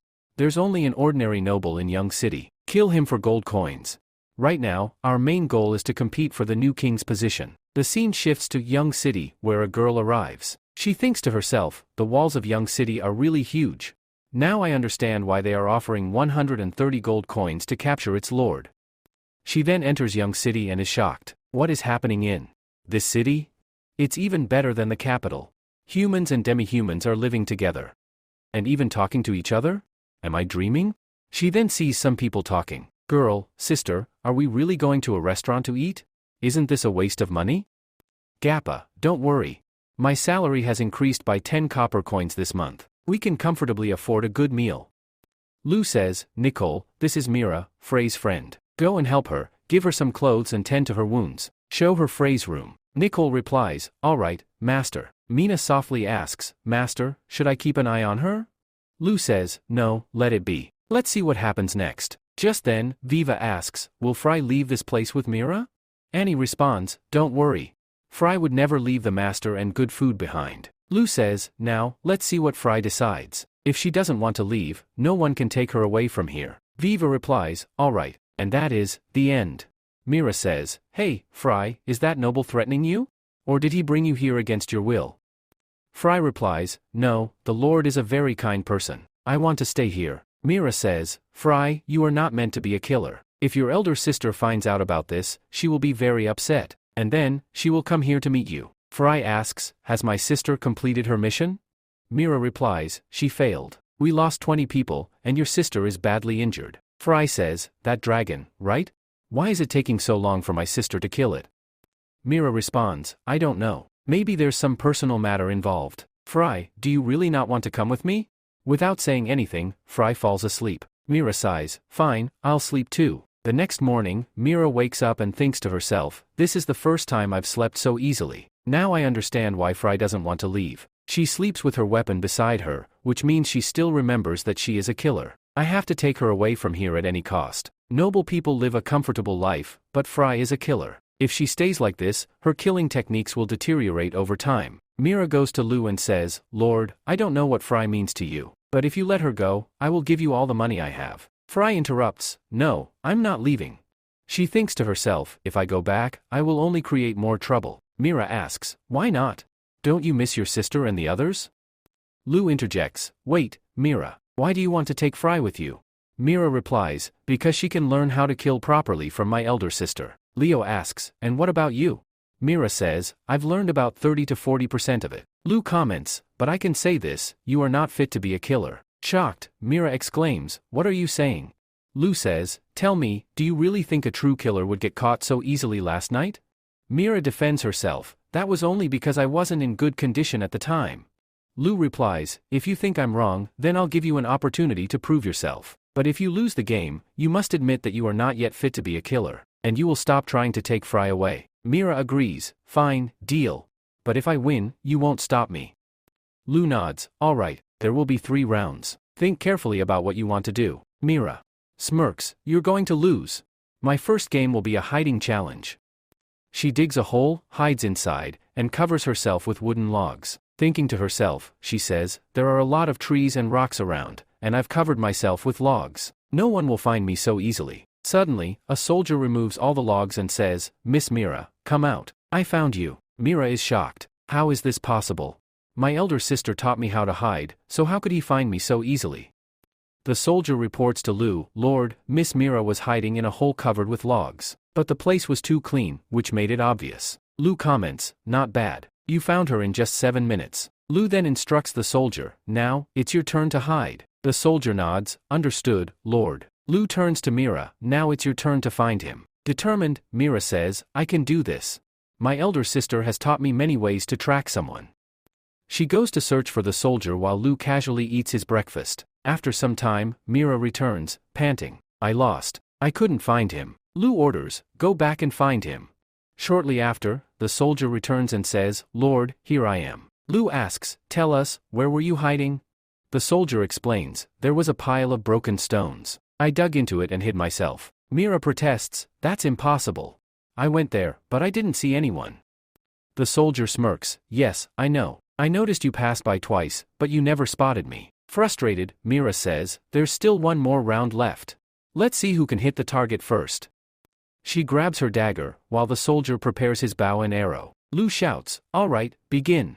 Mira flies toward the target at full speed, thinking, the target is at least 100 miles away. There's no way he can hit it before me. I will definitely win this. As she speeds forward, she suddenly sees an arrow whizzing past her. The arrow reaches the target before she does. Mira is stunned. She stops midair, turns around, and exclaims, this is impossible. Lu declares, I win. Now, you cannot take Fry away from here. Mira pleads, Lord, can we play a third round? They all return to the castle. Nicole says, Master, I have made the arrangements as you asked. Lu replies, all right, thank you. Mira says, Master, I have already lost 2 rounds, so what's the point of playing the third round? Lu replies, that's my reason. Then, he thinks to himself, my goal is not to win this game. By doing this, Frey's sister will be attracted to come here. If the bird ORC agrees to work in Young City, I will be able to build an air force with ease. Then he says, alright, the third round is lunch. Mira asks, wait. The third round was supposed to be about killing someone, right? So why are we having lunch? Lu replies, there are many ways to kill, and poisoning food is one of them. Didn't you know that, Mira? Mira says, of course, I know that. But since you've already said the food is poisoned, if I don't eat, I win automatically. Lu responds, yes, that's true, but I haven't poisoned the food. So, prove that the food is poisoned. If it's not, then you can eat it. Alright, start eating. Mira thinks to herself, my elder sister once told me that to check for poison, use a silver needle. If the needle turns black, it means the food is poisoned. She checks the food and thinks, nothing happened, so this food isn't poisoned. Just then, Frey says, this food is really delicious. Don't worry, Master wouldn't do anything bad to us. As Mira eats, she thinks, it really is very tasty. After some time, everyone finishes their meal, and Mira says, I am full. This food was truly delicious. Then she tells Lu, I have tasted everything, and there is no poison in the food. I haven't felt the slightest discomfort. Lord, this time, you have lost. Lu responds, really? Suddenly, Annie says, Master, my stomach hurts. One by one, everyone starts saying, Master, my stomach is hurting too. Mira exclaims, what's happening to them? This can't be. I did exactly what my elder sister taught me, so how could there be any poison? Lu says, I didn't add any poison, but if you eat certain foods together, this is what happens. It can upset your stomach and even turn into poison. Demi-humans eat a lot, so they need to be extra careful. Mira realizes, so our stomachs hurt because crab should never be eaten with persimmon. We'll be careful next time. Are there any other food combinations we should avoid? Lu replies, that's a secret. If you want to know the answer, bring Frey's sister here. Frey protests, no. My sister is very powerful. Lu pats her head and says, she's your sister. I just want to talk to her. Now, I have some work to do, so you all should rest. Mira thinks, I lost this game because I am too weak. But my elder sister is much stronger than me. When she comes here, she will take Frey away. Lu says, Frey is free here. No one is keeping her captive. She is just a child, and whatever decision she makes, I will support her. Mira nods, alright, take care of her. I'll bring my elder sister here soon. Lu says, okay, travel safely. Then Mira says, even though you are taking such good care of Frey, I should tell you the truth. I actually came here to kidnap you. Mina suddenly pulls out a knife and exclaims, what?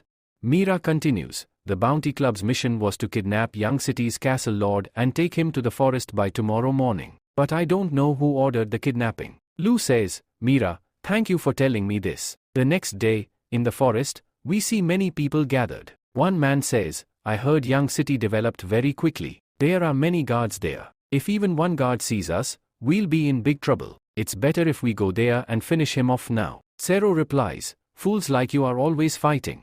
We will lose a lot of knights in battle. I have already sent people to kidnap the castle lord. I will take over the city without fighting. Hearing this, his captain gets angry. 5 hours later, Zero, now furious, shouts, I thought they would capture him and bring him here, but no one has returned yet.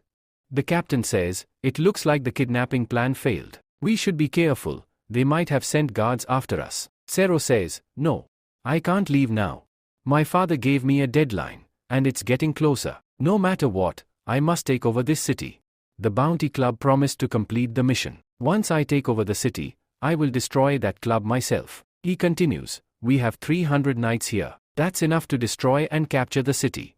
The captain replies, all right, as you command. Then, they march toward Yang City for battle. Suddenly, massive boulders start falling from the mountains above. The captain shouts, everyone, run. It's a trap. As they move forward, many soldiers are crushed by the falling rocks. Zero yells, how is this possible? How are rocks suddenly falling?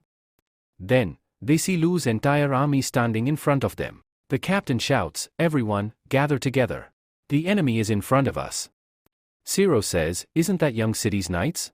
We should escape. But the captain slaps him hard and says, do you think this is a game? We can't just leave whenever we want. The enemy has surrounded us. If we want to survive, we must win. If you speak nonsense again, I will kill you myself. Then he commands his soldiers, don't worry. We still outnumber them. Fight with all your strength and defeat them.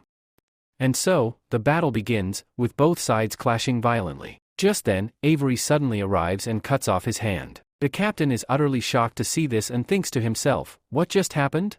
He quickly grabs his weapon with his other hand, holds the reins of his horse in his mouth, and charges forward to fight. After a while, Avery says, even till your last breath, you didn't show any fear.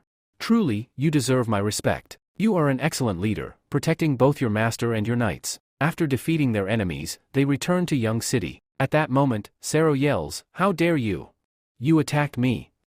Mira responds, stop pretending. We know that you were planning to kidnap the Lord of Young City. Zero says, I don't understand what nonsense you re-talking about. But in his mind, he thinks, I can't believe they betrayed me. Just then, Mina attacks him and says, you still have a chance. Surrender now. Zero screams, my cheek is cut. How dare you injure me? Mina places her knife against his throat and says, enough with the nonsense. Just then, Lu steps forward and asks, tell me, why have you come here? Zero replies, we needed a city where we could train our knights. That's why we came to take over this city. Mina asks, and what do you plan to do with these trained knights? Zero responds, I wanted to help the fourth prince claim the throne. Lu scoffs and says, so you wanted to rebel? That's why you wanted to take over this city? Zero argues, how can you call this a rebellion? Every prince has the right to fight for the throne. Lu asks, then tell me, what is the current state of the capital? Zero replies, the king is very ill, and so far, no successor has been announced. All 3 of his sons are planning to become the next ruler. Lu orders, take him into custody. Neo responds, understood. Master. Zero yells, hey, what are you doing? I am a viscount. Ignoring him, Neo grabs him and takes him away. Lu thinks to himself, these princes will fight for the throne soon. That means chaos will erupt in the capital any moment now. Perhaps, trouble has already begun. I wonder how Darlin and Catherine are doing right now. Catherine shouts in frustration, these people won't even let me go outside. And those pigeons that Lu gave me, they killed them all. She turns to Darlin and pleads, tell me, what should I do now? Darlin gently lays her down in her lap, strokes her head, and says, why are you starving yourself over this? Do you know how much weight you've lost in just a few days? Catherine sighs and says, the food here is awful. That's why I don't eat it. Darlin smiles and reassures her, don't worry. I know that soon you'll get used to eating it. By the way, I'm going to Young City for a few days. Would you like to come with me? Catherine hesitates and says, my father won't let me go with you. Darlin smirks and says, then how about we escape from here secretly? Catherine shakes her head, that's impossible. There are too many guards here. She sighs again and mutters, I already knew this was my fate. I can't do anything about it. My father says that the prince will become king one day, so I must marry him. What do you think? Is there anyone better than him, someone my father would accept, so that I wouldn't have to marry him? Darlin grins and asks, better than the prince? What about Lord Lu Fan? Catherine hesitates, but Lord Lu and I. Darlin firmly says, Catherine, we must not miss any opportunity. I will go to Young City and tell Lord Lu about this. I believe he will surely help you. Catherine blushes and whispers, I hope so too. Meanwhile, somewhere else. Lu asks you, did the orc tribe agree to the deal? You replies, yes, they want to meet you in Blackwater City. They will decide the future of the alliance there. Lu nods and says, alright, go immediately, buy 500 horses, and tell their leader that they can choose the meeting date themselves. You responds, understood, master. Lu thinks to himself, when spring arrives, there will be massive construction in Young City. For that, we will need a large number of horses. Just then, he notices Huron and says, I heard you came here to learn. Huron bows slightly and says, yes, Lord, you are right. In just 1 month, Young City has developed tremendously. That's why Blackwater City wants to learn from you. Lu smiles and says, it's great that you want to learn something new, but we can't teach you everything. Huron quickly responds, no, I just want to learn the basics. Lu says, first, learn internal affairs from Nikolai. Then she leaves with Nikolai. Just then, Annie arrives and says, Master, here is the complete report on the Jangi building. Lu replies, alright, thank you. He then asks, apart from that, how is the bridge construction going at Yuzu River? Annie responds, it's completely ready now, just waiting to be opened. The library has also been opened, and the newspaper office has been built as well. Lu asks, so, have you found a good person to work for the newspaper? Annie replies, according to our requirements, the editor should be well educated and an excellent writer. But finding such a person in the city is very rare. Still, we are searching. Then, we are shown Young City's textile mill, where a girl says, your work is done now, you can go home. Gappa thinks to herself, I worked really fast and finished making one more piece of fabric. At the end of the month, I'll get more copper coins for this. While leaving the mill, she thinks, on my way home, I'll buy 2 meat buns for you. This is my reward for sewing a fabric. Then she sees a huge crowd on the road and, shocked, says, what's going on here? Why is everyone running in that direction? A boy replies, the newspaper office that was built has now been opened by the Lord. They are recruiting people for the newspaper office. Those who are educated will get a very high salary, so we are going there to try our luck. Gappa thinks, oh no. I should go too. If I get late, I'll lose this job opportunity. She then starts running towards the office. Gappa thinks to herself, an educated employee. You loves reading, so she would be perfect for this job, but she is very weak and can't even walk properly. If I don't stay with her, who will take her there and back? She then shakes off the thought, forget it. I need to buy buns quickly and head home. A little later, Gappa reaches home and calls out, You, Happy, responds, sister, you're back. Gappa asks, you were home alone all day. Nothing happened, right? You smiles and replies, nothing happened. Don't worry, sister. But I got really bored staying home all day. Gappa thinks, she got bored? Then what? If she suddenly stops and thinks, it would be good to get her into some work. If she doesn't find a job that suits her physical condition, she'll break down completely. You asks, what happened, sister? Gappa replies, nothing, you. Look, today I brought you some meat buns. You must be really hungry, right? Eat them, they're still warm. You says, the buns you brought earlier are still here. You've been working all day, so you must be hungry. Gappa laughs and says, I brought these buns for you, so eat them quickly. You shakes her head, I'm not hungry. You've worked hard all day and must be exhausted, so you should eat them. Look, even your stomach is growling. Besides, I can't eat 2 buns alone, so you should have 1. I want us to eat together. Gappa smiles and says, alright. Vayu says, alright, Lord. Then she writes it down and hands it over. Lu starts looking at it and says, Vayu, your ability is not very suitable for an editor. I am giving you 2 choices. First, you can learn writing from me, but you, LL only get half of your salary. Once you master it, your salary will be 1 silver coin. Second, you can refuse the first choice. Vayu happily says, I choose the first option, Lord. Lu replies, alright, come here tomorrow. I'll teach you some basics. Vayu says, okay, Lord. Then she asks, Lord, why did you choose me? I can't go anywhere else without my sister's help. Lu then says, Ki, go to the castle and tell Niccolo to bring whatever is in cabinet number 16. Ki responds, alright, Lord. Then he starts touching Lu's feet. Vayu says, Lord? Lu replies, don't worry, I just want to see if this can be fixed or not. Can you feel anything? Vayu says, yes, a little. Lu advises, when you go outside, wear shoes and massage your legs 3 times a day. This will help improve blood circulation, and gradually, you'll be able to feel your legs again. Vayu says, okay, Lord.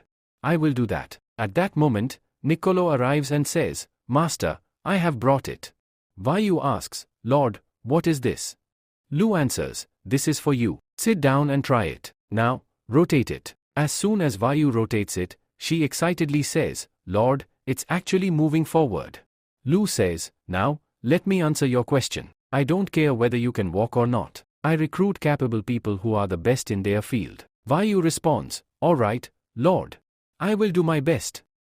At that moment, Gappa says, Lord, for what you have done for Vayu, I will obey all your orders. Lu says, you will work in my castle. I need a guard, and Mina will explain everything to you. Gappa says, all right, Lord. A little while later, they arrive at the newspaper office. Lu steps outside and sees many children gathered there. The children say, Lord, you are here. Lu asks, is everyone here? Let's go. The kids reply, all right, Lord.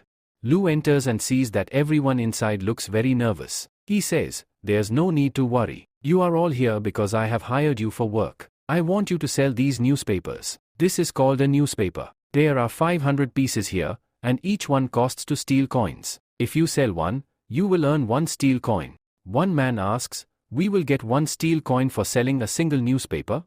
Another man says, so there are 500 pieces. That means if we sell all of them, we'll earn 500 steel coins? A third man asks, Lord, are you serious? Lu replies, yes, I am serious. This is not just a one-time job. You have to do this every day. Quickly get to work, and you, LL, also get breakfast along with it. That should be enough for you all, right? Hearing this, everyone gets excited and says, thank you, Lord.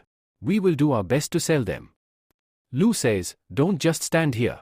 Go and eat first. It's not too late, you can still get to work. The people respond, all right, Lord. Then they all go out to sell newspapers, shouting, newspapers are now on sale. Our Lord has created this newspaper. Soon, the Lord will build a bridge over the Yesu River. This newspaper contains all kinds of news. At that moment, Lei's fiancé asks, what is this newspaper, Lei? Is the Lord planning to create something amazing again? Lei replies, I have no idea, but it looks like something new is about to happen. How about we buy one and check it out? Then Lichao says, hey, newspaper boy. I need 1 newspaper. How much does it cost? The child says, all right, lady, take it. It will only cost you to steal coins. She buys it and, while looking at it, says, so, this is a newspaper? It actually looks really interesting. Then, she looks into the newspaper and sees that a bridge is going to be built over the Yashu River. Hey, Lei, look at this news. The Lord is saying that he is going to build a bridge over the Yashu River. That river is huge. How can anyone build a bridge there? Lei replies, if it's the Lord's idea, then it can be done.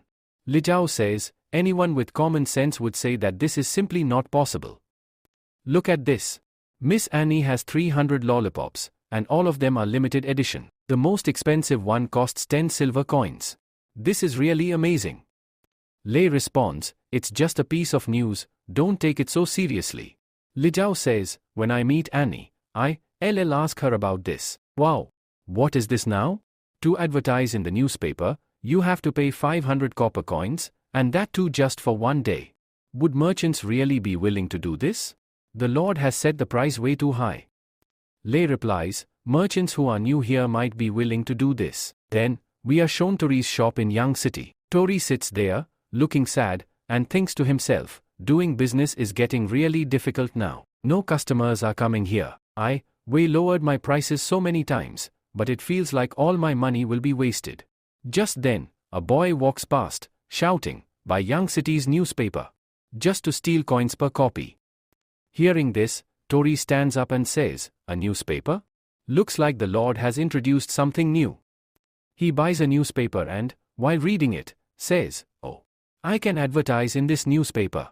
But I have to pay 500 copper coins for just 1 day? This is really expensive. No matter what, I have to do this. Otherwise, I'll have to shut down my shop within a month. He then goes to the newspaper office. At that moment, Lo says, hey, Tori, do you want to advertise in the newspaper? Tori replies, my business is getting worse day by day. We changed my prices multiple times, but nothing has worked. So, I am hoping that advertising in the newspaper will help my shop do well. I want to run my ad for 4 days, let's see if this really works or not. Lo says, alright. Do you have any specific requirements? Tori responds, Lord, this is my first time advertising. I don't know much about it. Please help me. Lo asks, what is your cheapest clothing item? Tori answers, the cheapest one costs 10 copper coins. Lo says, then the slogan will be, Young City's cheapest clothes are at Tori Tailor. What do you think? Tori, excited, says, this is really great. With this ad, people will come to my shop to buy clothes. Lo warns him, listen, let me make one thing clear. If you give false information in your advertisement, meaning if you don't actually have 10 copper coin clothing in your shop, then I will remove the advertisement immediately, and your store will also be shut down. Tori replies, I do my business honestly. That won't happen.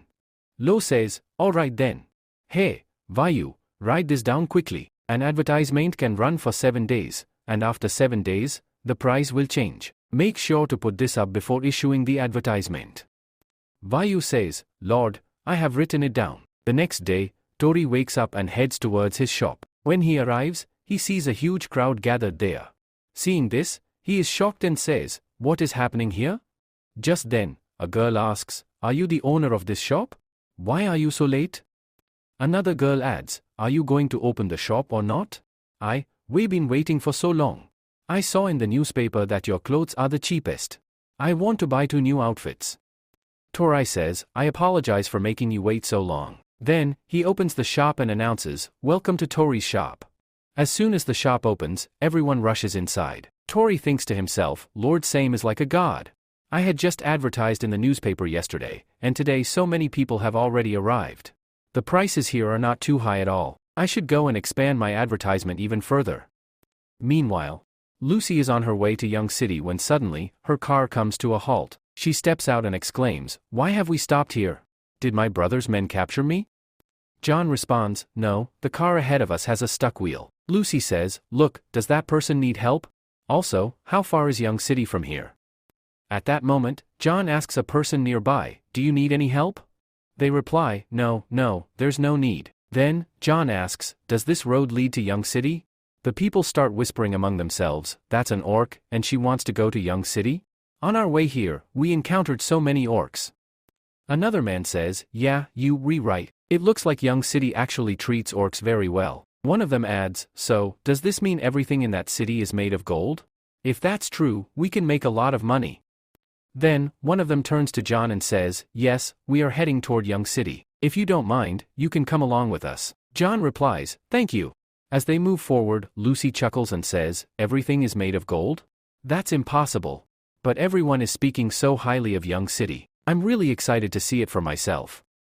John warns her, I am telling you now, don't expect too much, or you'll be really disappointed later. After a while, they finally arrive in Young City. Lucy looks around and exclaims, everything I heard about Young City was true. The streets are so well planned. Businesses have flourished here. Orcs and humans live together peacefully. My dream for the Holy Line was exactly like this. John, in shock, says, I have nothing to say about this. Just then, the city guards approach them and ask, are you new here? John immediately steps in front of Lucy protectively. One of the guards reassures them, don't worry, we are the guards of Young City. If you renew here, you should first check out the hotels and rental houses. If you ever need help, you can visit the guard department. Welcome to Young City. Lucy says, alright, thank you. Then she thinks to herself, even the guard here is an orc.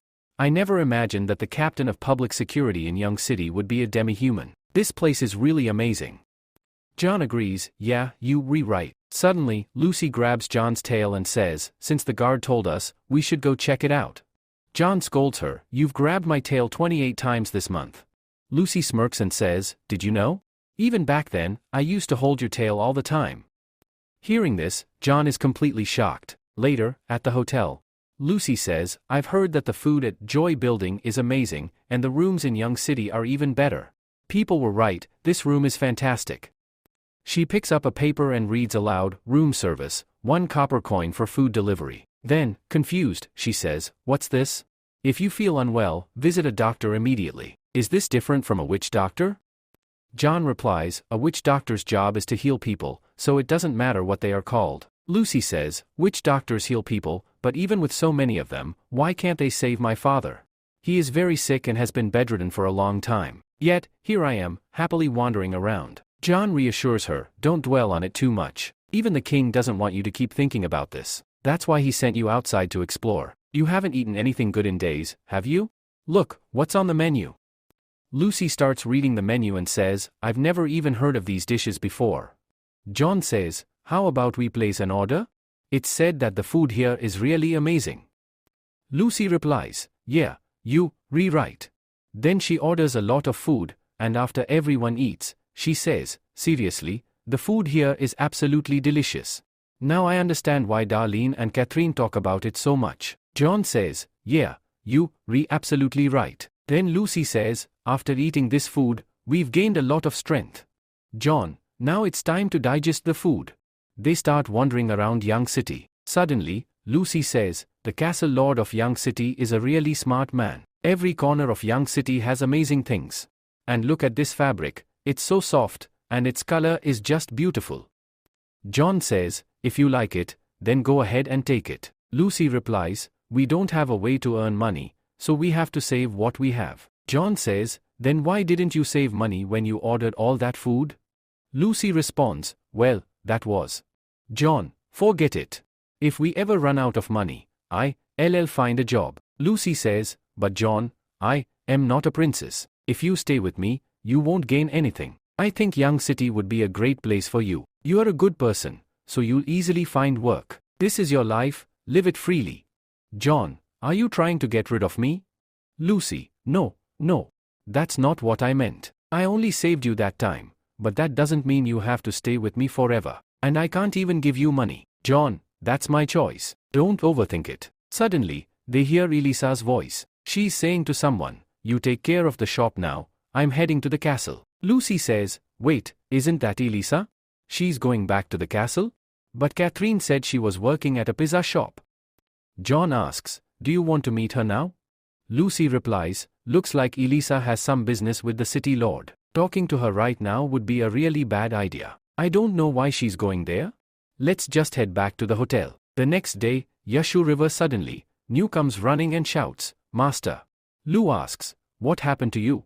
New replies, when the workers were doing their job at Yashu River, they found all of this. I don't understand what it is, please take a look. Lee says, this is freshwater mussel.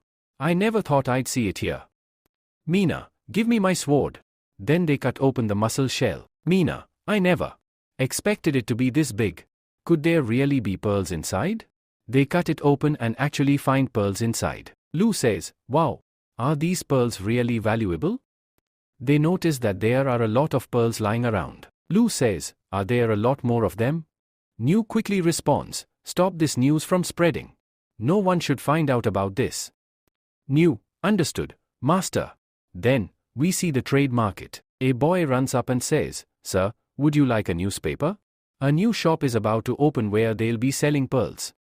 Solo buys the newspaper and thinks to himself, a pearl shop is opening here? It's said that pearls are extremely rare. So how did Young City suddenly get so many? I should go check it out. If the price is really low, I can sell them in the capital and make a huge profit. Then everyone reaches the pearl shop. Lu says to everyone, welcome, everyone. Now, you can buy whatever you want from here. John thinks to herself, oh, so this is the city lord of Young City? But he doesn't seem that special to me. Just then, a man asks, Lord, where are the pearls? Another man adds, yes, he's right. I also want to see what the pearls look like. Lu replies, there's no need to worry. Here are the pearls. The people exclaim, what? These are pearls? Lu then opens them up, revealing the pearls inside. Seeing this, everyone is shocked and says, wow, these are so beautiful and white as well. And that's how pearls are made. Lu explains, yes, you are right. Pearls are formed inside mussels, but not every mussel produces a pearl because each one is unique. The price of a pearl depends on its size, color, and rarity. The rarer it is, the higher its price. The pearl in Annie's hand is around 7 mm in size and costs 50 silver coins. Hearing this, everyone is shocked and says, really? That's so expensive. Another man says, I really want one, but I can't afford it. Solo also comments, compared to outside prices, this is actually quite cheap. Lu says, on the second floor, we have pearls of even higher quality, ranging from 10 silver coins to 10 gold coins. Anyone interested can go upstairs. One man says, that's way too expensive. Even if I worked my entire life, I wouldn't be able to afford it. Another man agrees, yeah, he's right. At that moment, Lu picks up a bucket and says, for all of you, I have this. Solo asks, Lord, these are mussels, right? We all know that pearls come from mussels. Are you saying you will sell the mussels directly to us? Lu replies, Solo, you're really smart. As you can see, I have 3 buckets of mussels in front of me. Red ribbon bucket, costs 1 silver coin. Yellow ribbon bucket, costs 500 copper coins. Blue ribbon bucket, costs 100 copper coins. Once you pay, you can open the mussel and whatever is inside will be yours. Hearing this, everyone gets excited and says, wow, this is way cheaper than buying pearls directly. Another man comments, yeah, I know that pearls come from mussels, but there's no guarantee that there will be a pearl inside. If there isn't, we'll lose a lot of money. The first man replies, still, if there is a pearl, it will be amazing. I'm definitely giving it a try. The mussel that the Lord just opened had 3 pearls inside. John says, this is just like betting on mussels. The city lord really knows how to do business. Solo then says, Lord, I want a mussel from the 1 silver coin bucket. Lu replies, alright.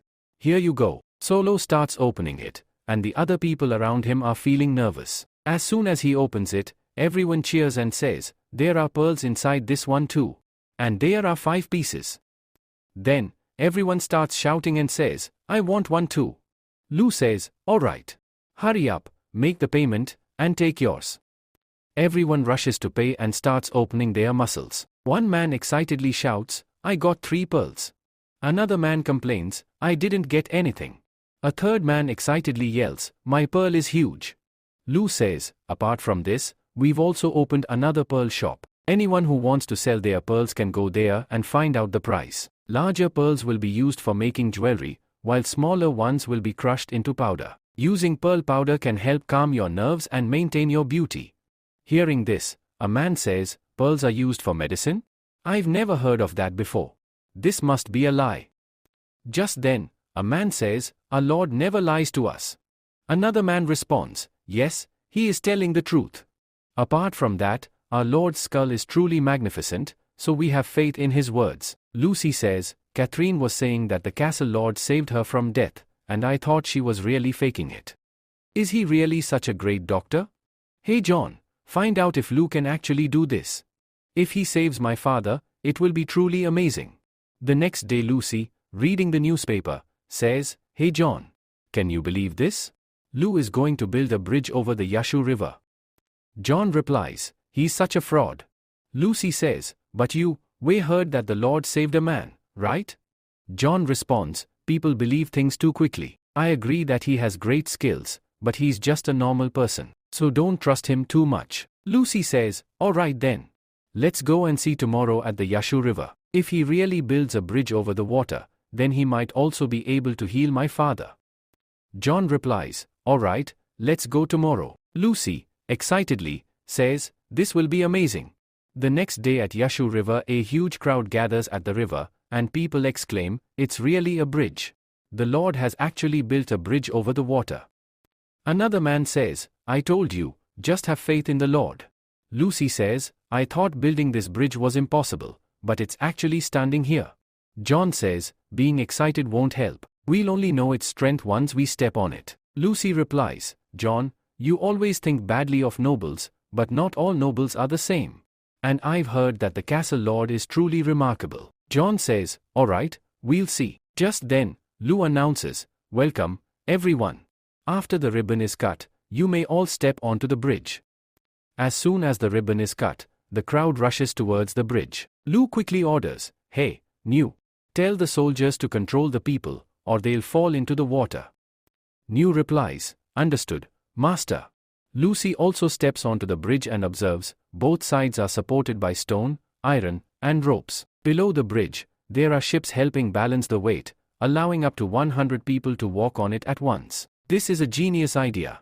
I don't think any kingdom has ever built a stronger bridge over water. John says, it's really built, huh? Then Lucy exclaims, this makes me even more certain that he must have a cure to heal my father. John responds, we came here too early. Meeting the castle lord won't be easy, and you don't even have proof that you are a princess.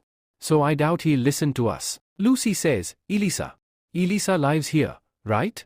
If she helps us, we'll be able to talk to him easily. That night Elisa is returning home from work and thinking, the sniper team's training lasted way too long. I don't even know if the pizza shop is still open. I didn't get to eat yesterday either. When she reaches the shop, she gets excited and says, great. It's still open. Now I can finally eat my pizza in peace. Just then, someone throws a stone at her. Elisa instantly pulls out her bow and shouts, who's there? She sees a man running away. She yells, stop right there. Then she thinks to herself, has a bounty hunter sent another killer to assassinate the Lord? These people never give up. But then, she notices that the man suddenly stops. She shouts, tell me, who are you? Why have you come to Young City? If you don't speak, I'll shoot you. John speaks, it's been a long time since we last met. Did you forget me, Elisa? Elisa, shocked, replies, John? What are you doing here? She thinks to herself, weren't you with Princess Lucy? If you are here, then could it be? Then she remembers, before saving Princess Lucy, John was a killer. If she has left the princess's side, does that mean she's back to her old ways? If John is here to kill the Lord, then there's no way I can stop her. Just then, Lucy speaks up, Elisa, put down your weapon. It was my idea to come to Young City. Elisa asks, Princess Lucy, what are you doing here? Lucy replies, Elisa, I need you to do something for me. They all move into a room. Elisa says, Darling and Catherine must have already told you that I'm living peacefully in Young City. Lucy responds, last time, you wanted to leave the castle, right? What's your relationship with Lou? Is he trying to marry you just because you are beautiful? Hearing this, Elisa is completely shocked and says, you are seriously mistaken. Lou wanted me to build an archer team. Lucy replies, oh, that makes sense. If you stay here, you'll be much safer. Elisa says, the Lord is truly a very good person, but what are you doing here? Did something happen in the capital, or are the princes fighting for the throne? Lucy replies, the capital situation is not that important right now. Then she grabs Elisha's hand and says, Elisha, tell me, can the Lord really heal people? Can he save someone who is on the verge of dying? Elisha responds, the Lord once saved a dying soldier, and everyone in Young City knows about it. Lucy, excited, exclaims, that's amazing. Then he can save my father too. Elisha, shocked, asks, your father? Lucy, what are you talking about? Lucy explains, my father is very sick, and no one in the capital has been able to cure him. Elisha asks, so you want the Lord to go to the capital with you? Lucy replies, I want him to cure my father. So, Elisha, can I meet him? Elisha responds, all right, I will inform the Lord about it tomorrow. Hearing this, Lucy hugs her and says, thank you so much. Then Elisha asks, so, how are Catherine and Darlin? Have they managed to sell their goods in the capital? I thought they would return to Young City quickly, but there's been no news about them. Where are they? Lucy replies, Darlin's shop has become very popular in the capital, and as for Catherine. She suddenly stops. Elisha, shocked, asks, what happened to her? Lucy says, father is very sick, which is why the princes are fighting for the throne. Duke Lord will marry Catherine to the one who has the highest chance of becoming king, so he can prove his loyalty. She is the duke's daughter, and this is her fate. Elisha walks away, thinking to herself, that prince is really a terrible man. Catherine is my friend, I can't let her suffer. I must go to the capital and help her in any way I can. The next day, Elisha goes to Lou and says, Lord. Lou asks, Elisha, what are you doing here? Is there a problem with your training? Elisha responds, Lord, my friend wants to meet you. Lou says, your friend? The one who came to Young City, right? Elisha replies, actually, she is the princess of Yulin Kingdom. Mina, surprised, says, is she the one who writes noble stories? Elisha answers, yes, that's her. Lou asks, Elisha, tell me, what is Princess Lucy doing in Young City? Then Elisha explains everything to him, and after that, she calls Lucy inside. Lucy, shocked, says, can't you save him? But didn't you once save someone who was on the brink of death? My father feels dizzy, he coughs a lot, and now he can't even get up. Are you worried about going to the capital? I promise nothing will happen to you there. I will give you a title, gold coins, whatever you want, as long as you save my father. Lu replies, this is a disease. When you get old, your body stops functioning properly, and it can never be completely cured. Lucy thinks to herself, yes, he is right. Father has grown very old. I should have realized this earlier. Even the capitals which doctors couldn't heal him, so expecting anything different here is pointless. Lu continues, keeping him in a ward and treating him is impossible. But if he is taken care of properly, he can live for a few more years. Lucy asks, a nurse? What is that? Are you coming with us? If my father can live a few more years, that would be amazing. Lu replies, I can't go with you, but I will give you some medicines. Make sure to administer them properly, and don't forget that he needs his medicine on time. Lucy says, all right, and prepares to leave. Annie comments, Master, it's unfortunate that the king cannot be fully cured. That means the princes will fight for the throne. Lu responds, it will take another half a year for the new king to be crowned, and that time is more than enough for us. Then Lucy takes the medicine and departs for Yulin Kingdom. Elisha says, all right, promise me that you'll return to Young City soon. I know you were really enjoying it here. Lucy smiles and says, yes, definitely. I'll come back soon. Just then, John says, Princess, it's time to leave. Lucy replies, all right, let's go. John thinks to herself, the princess is leaving, but he didn't even come to see her one last time. It's really disappointing that we didn't stay here longer. I really wanted to know more about him. As Elisha walks back, she suddenly stops in shock. She exclaims, what? This is the secret code of the bounty hunters. What is it doing here? Annie is shocked to hear this and says, 18? Vijay replies, Lord, this is truly impossible. With the number of workers we have, we can build a large boat within 2 months. But if we rush, it could lead to a huge problem. Lu says, oh, I completely forgot that we have a labor shortage. Then he looks down, shocked, and says, what is happening? The rain wasn't even that heavy, but the water level here has risen drastically. He then shouts, hey, New, come here quickly. New arrives and says, yes, Lord. What happened? Lu asks, has there been any flood near Young City this year? New replies, Young City has never had a flood, but Greystone experiences them. We also heard that many people die in the floods there. Lu asks, then what do the nobles do about it? New replies, they never help. No matter how hard those people work, the nobles never save them. Lu says, yes, you are right. But I still want to save them. Hearing this, everyone is shocked. New says, Lord, what are you saying? Annie and Mina ask, are you really going to save them? Lu responds, what? Can't I do this? Mina says, only you can do this. Annie says, I'll quickly arrange for boats. With small boats, we can bring people back quickly. Lu says, no. That will take too much time. We will take this boat and go rescue them. Annie, prepare everything quickly. We need to leave soon. Annie replies, all right, Master. Lu says, with this, we will have many more people, and then we can build large boats easily. At that moment, Annie says, when you were talking to Vijay, I wanted to say that we don't have enough money, and building large boats will require a lot of funds. Besides, if we go to rescue them, we won't have enough supplies left. If Solo and Darlene were here, it would have been much better. But there's still no news from them. Lu says, no worries, I trust them. If we don't get any information soon, I'll send some people to investigate. Annie says, but. Mina interrupts, hey Annie. The master has already spoken. You don't need to worry. Annie says, worry? I am not worried about anyone. Then we see Darlene heading toward Young City while thinking to herself, we already told Catherine that I will help her. But how will I tell the Lord about this? This is a really difficult situation.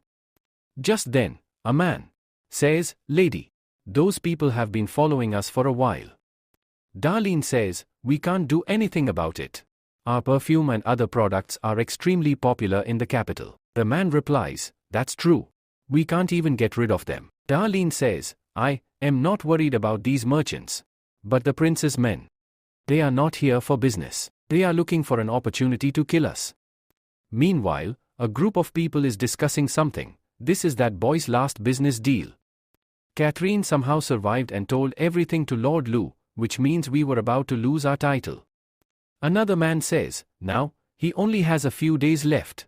The fourth prince says, as soon as we get the perfume recipe, we have to kill that girl by any means necessary.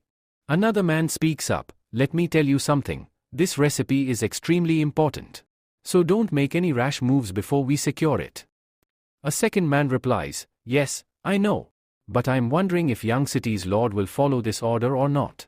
Because handling the first and second princes is already a tough challenge. Then another man comments, those people are truly worthless.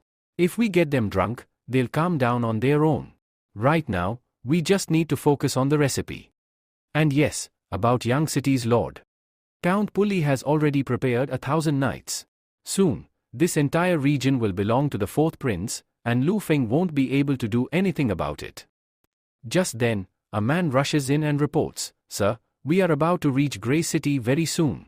A knight responds, Really? We reached so quickly. Another knight says, But it's completely submerged in the flood.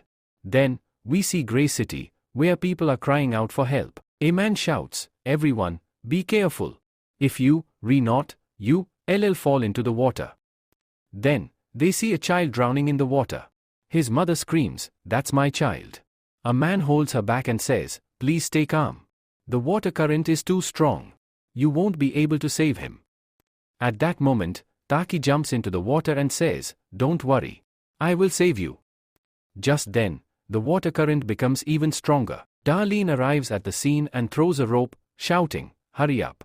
Climb up. He grabs the rope and climbs up, saying, Thank you, lady.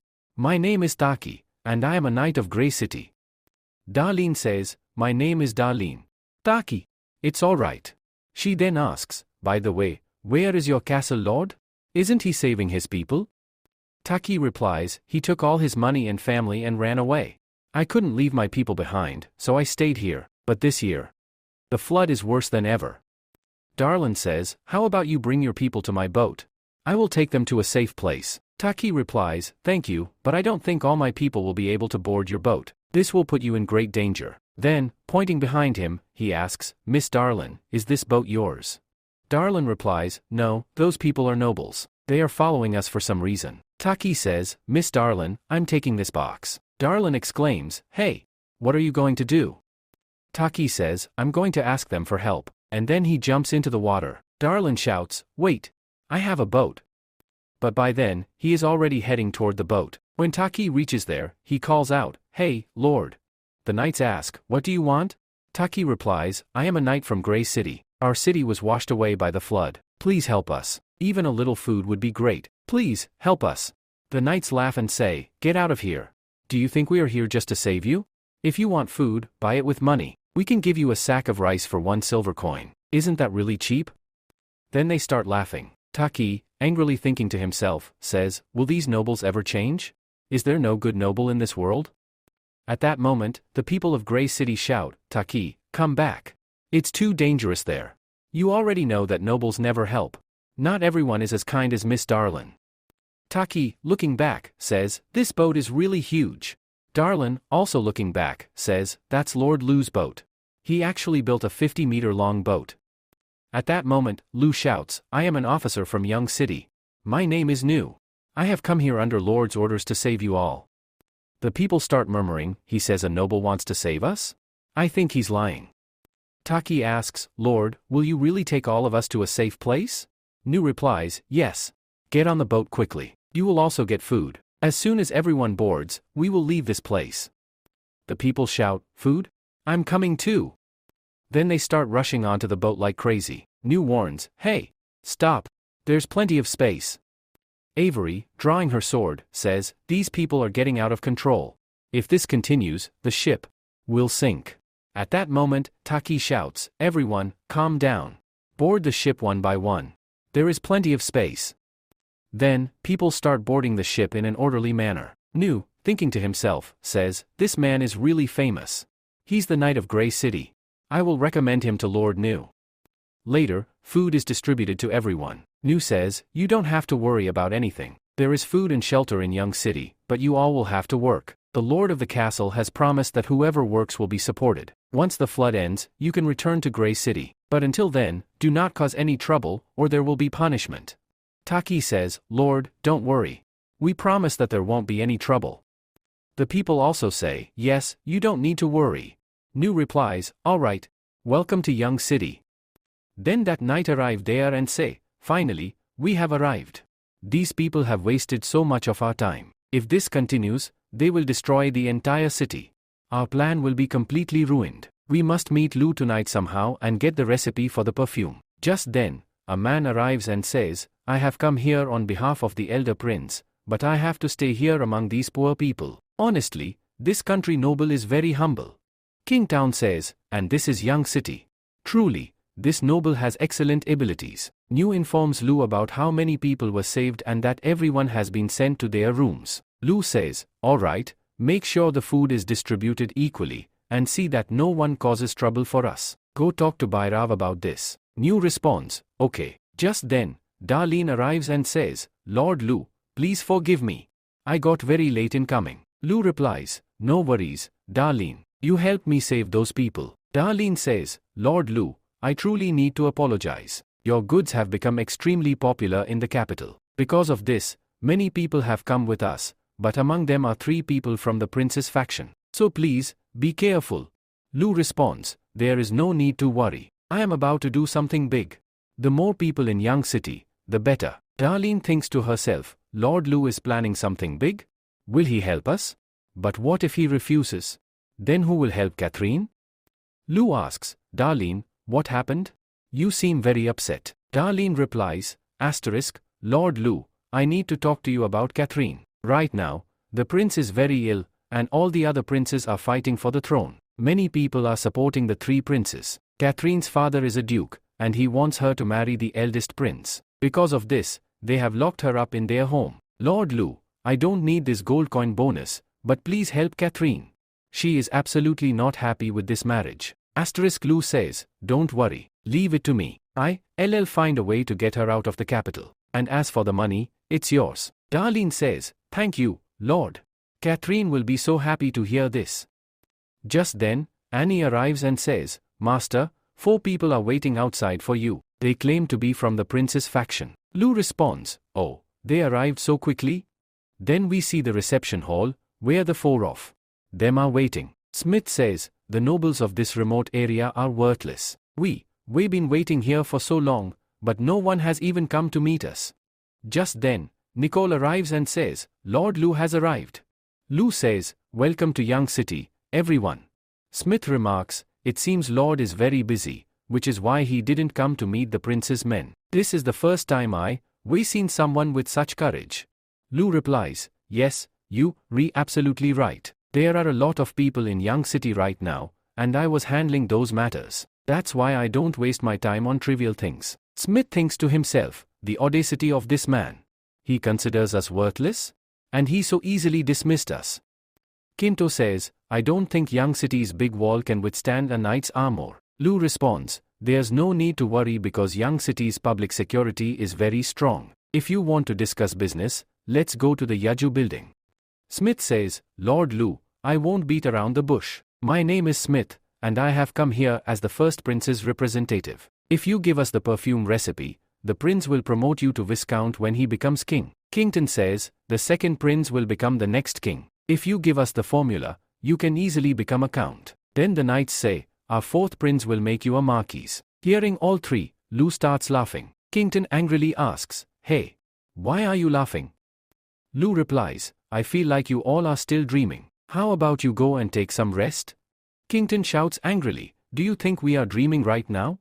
Smith says, it looks like this condition is not suitable for you. If you give us the formula, I will accept all your conditions. Lu responds, all right. Since you all are insisting so much. Hearing this, the 4 of them become very happy. Lu then adds, the price of this formula is just 300,000 gold coins. Hearing this, all 3 are shocked and exclaim, are you crazy? Lu says, I will sell this perfume formula only to the one who gives me 300,000 gold coins. Smith replies, seriously? You don't really want to sell it, do you? To gather that much gold, we would have to empty our entire treasury. Lu calmly states, I have already told you the price. If you agree, let me know. I don't think you all can decide on this. Go and talk to your masters. If they agree, then come back. Smith says, if you change your mind, come to me. Kington advises, I'm giving you a piece of advice, think carefully about this. The knight warns, the fourth prince will arrive in the west soon, and then you already know what will happen. Lu replies, alright, I'll see what happens. Then they all leave. Darlene says, the prince will find out everything that happened here, and those people will take revenge on Young City. Lu responds, revenge? Even if the prince comes here, I will kill him. Now, it's your turn to help me. Darlene asks, how can I help? Then Lu explains everything to her. In the next scene, we see the market. Darlene says, I was only away for 3 months, but Young City has amazing food now. Elisa agrees, yes, you are absolutely right. Darlene asks, hey Elisa, what's wrong? Are you tired? Then she adds, never mind, let's just head back. Elisa replies, no, I'm not tired. I'm just thinking about something. Darlene asks, what are you thinking about? You were surrounded by so many enemies, and Lu saved you. Is that what's on your mind? Elisa responds, I am very grateful to Lord Lu. He saved me and my companions, and he even provided jobs for us. Lord Lu is truly a great person. That's why I don't want to cause any trouble for him. Darlene says, but he's keeping you here, which means he knows you won't be a problem for him. You are overthinking this.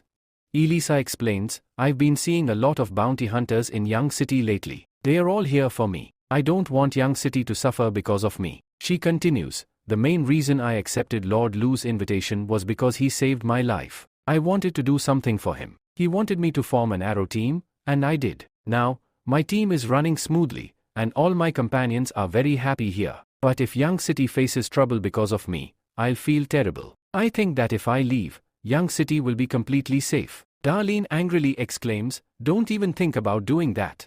He worked so hard for this, and if you leave, everything will be ruined. Elisa asks, what are you talking about? Darlene says, I won't tell you now, but you'll find out tomorrow. Then she approaches a young boy and says, I need a newspaper. Darlene remarks, this newspaper is really amazing. It contains so much information and even has space for advertisements. Meanwhile, some bounty hunters are watching them secretly. At that moment, Red says, there are way too many guards here. I don't think we can pull this off. Horn responds, this task may seem small, but its reward is around 1,000 gold coins. Our job is to capture her alive. I think this elf must be hiding some secret. Otherwise, why would Lord Lu be working so hard to protect her? Red says, a secret worth around 1,000 gold coins. It must be a treasure map. Hound replies, speaking of treasure, do you know that an auction is going to be held here tomorrow? Red says, yes, I know. It's advertised all over the newspapers. But how does that benefit us? We don't have an invitation, and this is only for the rich. Then Hound pulls out an invitation card and says, not forever. Meanwhile, a man arrives at Kingtown and informs him about something. Kingtown says, an auction is going to happen. This is a great opportunity to make a fortune. Then we are shown Jiazu building. One man asks, are you going to the auction tomorrow? The other man responds, yes, of course. This is our city's first ever auction. Knight overhears their conversation and says, an auction in such a poor place? What valuable things could they possibly sell? Well, let's go and see what they are offering. The next day, we see a pearl shop. The owner says, the biggest pearl we have is 14 millimeters, but it's not available in our store. If you want it, you can buy it at tomorrow night's auction. Smith thinks to himself, an auction in Young City, and a 14 millimeters pearl? I absolutely cannot miss this. The following night, we see many people heading towards the auction. One man says, so many people are going to the auction. Another man adds, no one can enter without an invitation letter. So what are these people doing here? A boy replies, I came here to see the castle lord. They say he looks very handsome and is a great person. He even provided us with food and shelter. The other man says, don't just say he looks good, he is truly handsome. Suddenly, a boy shouts, look. He's here. Then all the people cheer and say, Lord, thank you. You have helped us so much. Lu asks, who are you people? Mina answers, they are the people of Grey Stone. They all came here to thank you. Lu nods and says, oh, is that so? Well then, everyone, stand up. There is no need for all this. Just promise me that you won't cause any trouble in Young City. The people shout together, yes. Absolutely, Lord. You don't need to worry about that. Then Knight heads towards the auction. A girl at the entrance says, welcome. Please show your invitation card. Knight hands over the invitation card and says, here you go. Just then, Kington arrives and says, "Oh, so you guys are here too? But you can't even afford a good seat for just 2 gold coins. Seriously, your master is incredibly poor." They reply, "Once we get inside, you'll regret saying that." Kington laughs and says, "Alright, we'll see." Then he walks inside and comments, "The decorations aren't too bad." "Oh, Smith. You're here too? And sitting way at the back. Are you really sitting so far behind? Can you even see the auction items from there?" Kington continues, "I really didn't know Smith was this poor. He doesn't even have enough money to buy a better seat." Hearing this, Smith angrily shouts, "I arrived late, that's why I couldn't get a front seat." Lou watches all of this. Just then, Annie says, "Master. Our plan is working perfectly. These nobles will compete out of anger, and the bid price will skyrocket. We are going to make a lot of money." Mina asks, "Plan? What plan?" Lou pats Annie's head and says, "It was all Annie's idea. Look down there, they are fighting over seats." Lou continues, "Annie's plan was to divide the seats and sell them at different prices. This way, the nobles would compete fiercely. The one who loses the first auction will do anything to win the next one. And the one who wins will be encouraged to buy even more." Mina exclaims, "Oh, so that's the strategy?" Lou laughs and says, "Let's see how much money we can make from these nobles. I just hope these capital merchants aren't too poor." Just then, Darlene steps onto the stage and says, "Welcome, everyone. This is Young City's first ever auction. My name is Darlene, and I will be your host for tonight's event. Now, let's begin with our first auction item." Some merchants start talking among themselves and say, "What kind of treasure can they possibly have in such a small city? If I weren't free today, I wouldn't have come at all."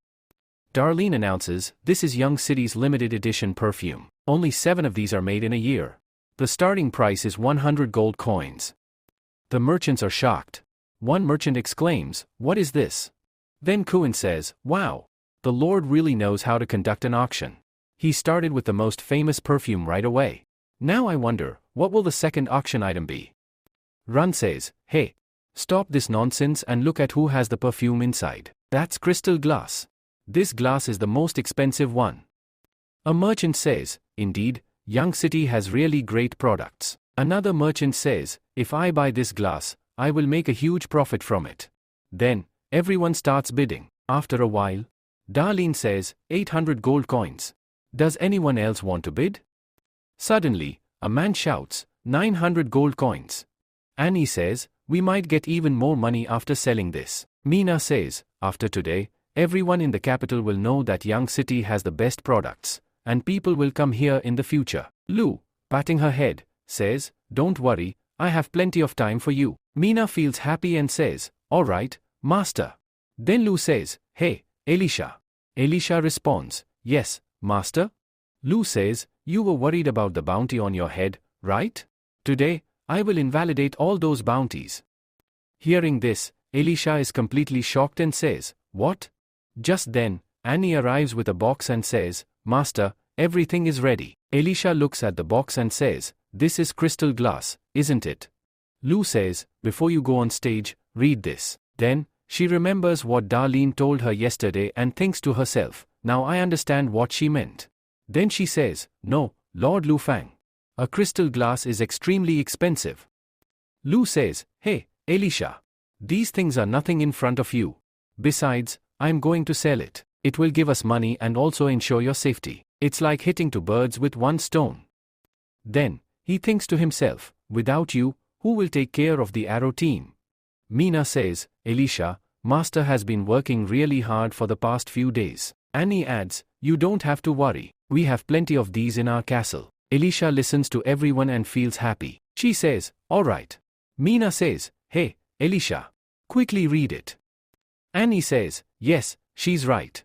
You're about to go on stage in a few minutes." Elisha says, "Yes, I know. I'll read it."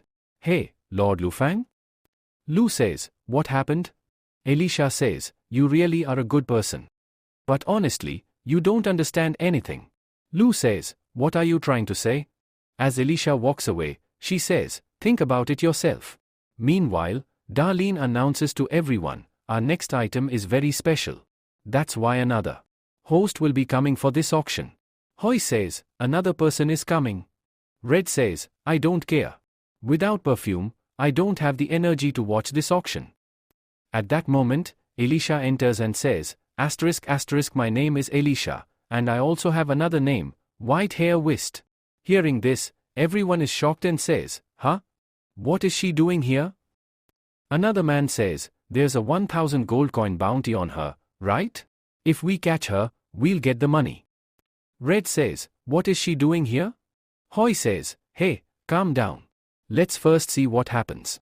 I just hope they don't kill her. Elisha says, you all must be wondering why I'm here and why there is a 1,000 gold coin bounty on me. It's because I possess a treasure worth 1,000 gold coins. Hearing this, everyone is shocked and says, what? She has such a valuable treasure?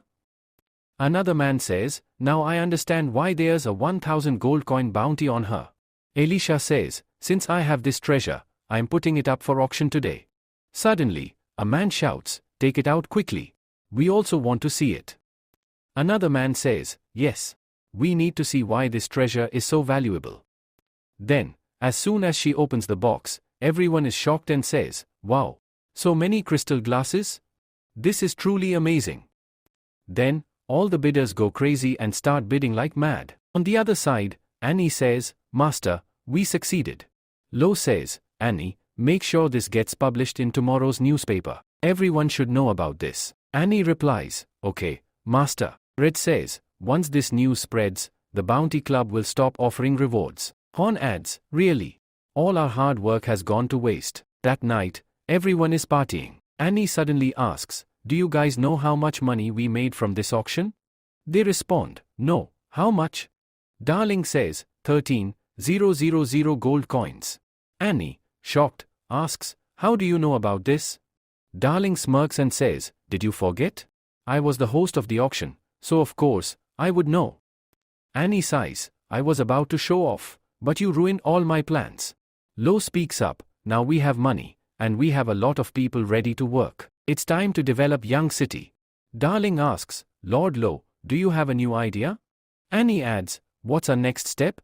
Lo replies, we have 3 main tasks ahead. Water supply project, there is a lot of bamboo outside that we can use. Near the mountains, there are a lot of resources. We need to explore and figure out how to utilize them. Trade expansion, we need to increase trade with the tribes because Young City's population is growing. If we expand trade, we can earn a lot of money. Infrastructure development, we must strengthen the city further. Annie asks, water supply? What's that? Lo explains, with this system, our houses will have unlimited water, so people won't have to fetch water daily. Darling sighs, so that means we have even more work to do? Lo nods, yes, probably. I'll discuss it in detail later. For now, just enjoy the party. Everyone resumes eating. Darling takes a sip and exclaims, this wine is amazing. It's been so long since I last had it. Hey, Elisha, do you still want to leave this place? Elisha replies, no, not for now. Darling smirks, are you sure you still want to leave? Lord Lo says, we've driven the bounty hunters away, but only for a while. Once this rumor reaches them, they'll place a bounty on me again. Elisha, looking sad, says, leaving this place will hurt. When I left my hometown, I didn't feel this bad. But leaving here, it feels different. Darling asks, is it because of Lo? Or because of Young City? Elisha hesitates, I don't know. But I feel really good when Lo worries about me. Darling grins, that's what love feels like. Do you want to hug me? Elisha, blushing, says, hey, where did you learn all this? Darling laughs, it's written in Lucy's novel. Elisha sighs, seriously?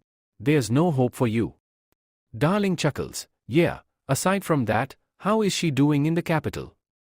I don't know, Darling replies. The scene shifts to the prince's mansion. Lucia asks, did you find that girl?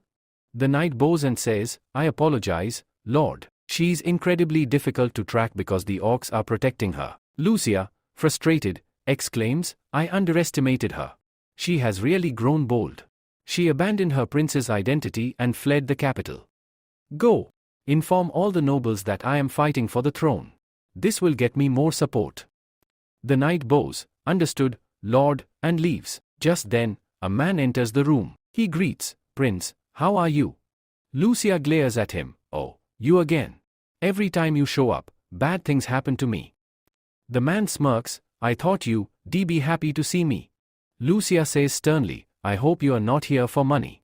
Last time, you took 1,000 gold coins to find the traitor, and then 2,000 gold coins to expose the noble who betrayed me. What information are you selling this time, and how much does it cost? The man smiles, Your Highness, I don't want gold coins. Not now, not ever. I'm here for cooperation. Lucia raises an eyebrow. What do you mean? The man reveals his face and says, Let me introduce myself. I am the third deacon of the Bishop of God. Lucia, shocked, says, Bishop of God? What's that? The man explains, Our Bishop of God is an organization, and our God is Lord Mistro. Our only goal is to obtain the divine gift. We always stay in the kingdom of God, but now, we will help you secure the throne. All you need to do is establish a church in your city and declare that it is a gift from God. However, you must do this after you ascend the throne. Lucia, skeptical, asks, That's it? That simple? The man nods, Yes, absolutely. The next scene shifts to Blackwater City. A soldier says, This letter states that the master will be arriving in Blackwater City today. Spencer replies, Great. It's good that they are coming here. Then, he thinks to himself, he sends these pigeon letters. Truly, Young City has so many unique things. Then, he asks, Hey Wu, how is my daughter in Young City? The response comes, Miss Hiren is studying government affairs in Young City. There is no need to worry, she is doing absolutely fine there. Spencer says, No, that's not what I meant. Has something happened between Lu and my daughter? The man replies, Miss Hiren was learning from the master some time ago. Now, she can handle some tasks on her own with ease. This is what you wanted to know, right? Spencer nods, Yes, exactly. Then, he thinks to himself, Truly, nothing will happen to my daughter. Lord Lu is incredibly talented. If she wastes this opportunity, someone else will take Lu away. Just then, he announces, Orc type is arriving here. Everyone, get ready to welcome them. What? Why have they stopped there? On the other side, some people are having a conversation. One of the girls asks, Princess, aren't we going inside the city? A guard immediately interrupts, Be quiet. Humans are extremely useless. If the princess enters the city and something happens, humans can do anything. You should know that already. Elsa responds, There is no reason to hate them, especially when Young City's lord wants to cooperate with us. Under no circumstances should we ruin this relationship, no matter what the consequences may be.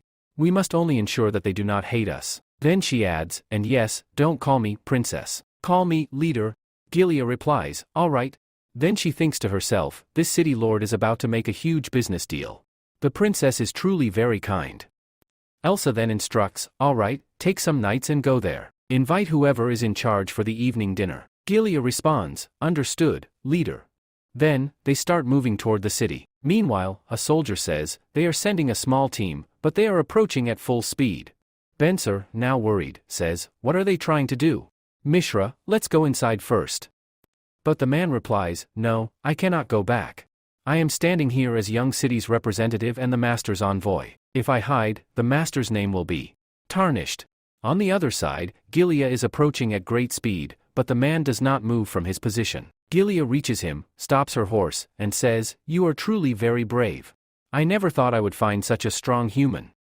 The man replies, Really, leader? You must be joking.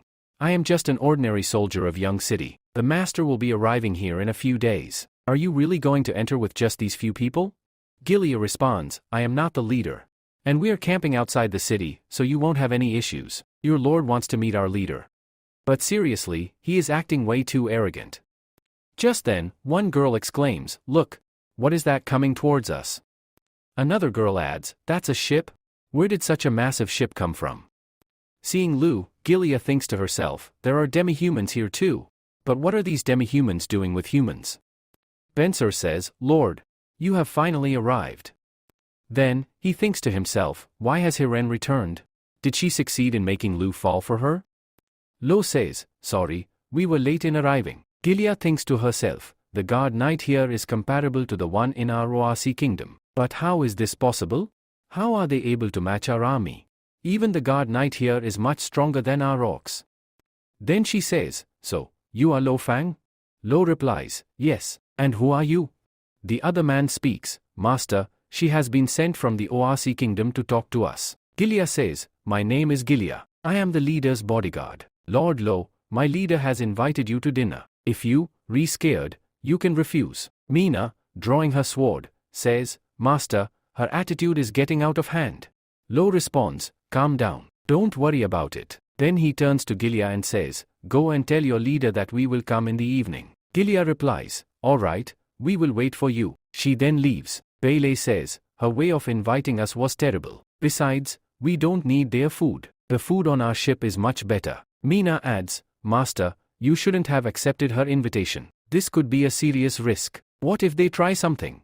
Lo replies, orcs are very cautious. You all live in Young City, so you haven't faced any issues with humans. But other orcs still deeply hate humans. If we go and eat at their place, it will be a great step toward cooperation. Benson says, Lord Lo, you must be exhausted from your journey. Please, take some rest in the city. Lo responds, thank you, Miss Hiren. You must be very tired as well, so it would be best if you spend time with your father. I will call you later. Hiren replies, all right, Lord. Benson thinks to himself, seriously, this girl is so foolish. She should stay with Lord Lo, not with me.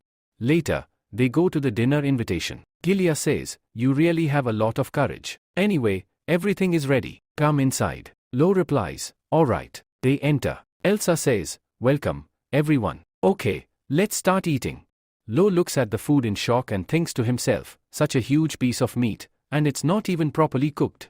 Just looking at it has killed my appetite. Pele, while eating, says, this meat is way too salty and tastes awful. At that moment, Elsa asks, what happened? Why aren't you eating? Don't you like the food? Gilia comments, it seems Lord Lo doesn't like Oasi food. Elsa, annoyed, says, hey, Gilia, stop your nonsense. Lo replies, it's nothing like that. We have traveled a long way, so eating right now is a bit difficult. Still, thank you for inviting us. I would like to invite you to lunch tomorrow. Will you come?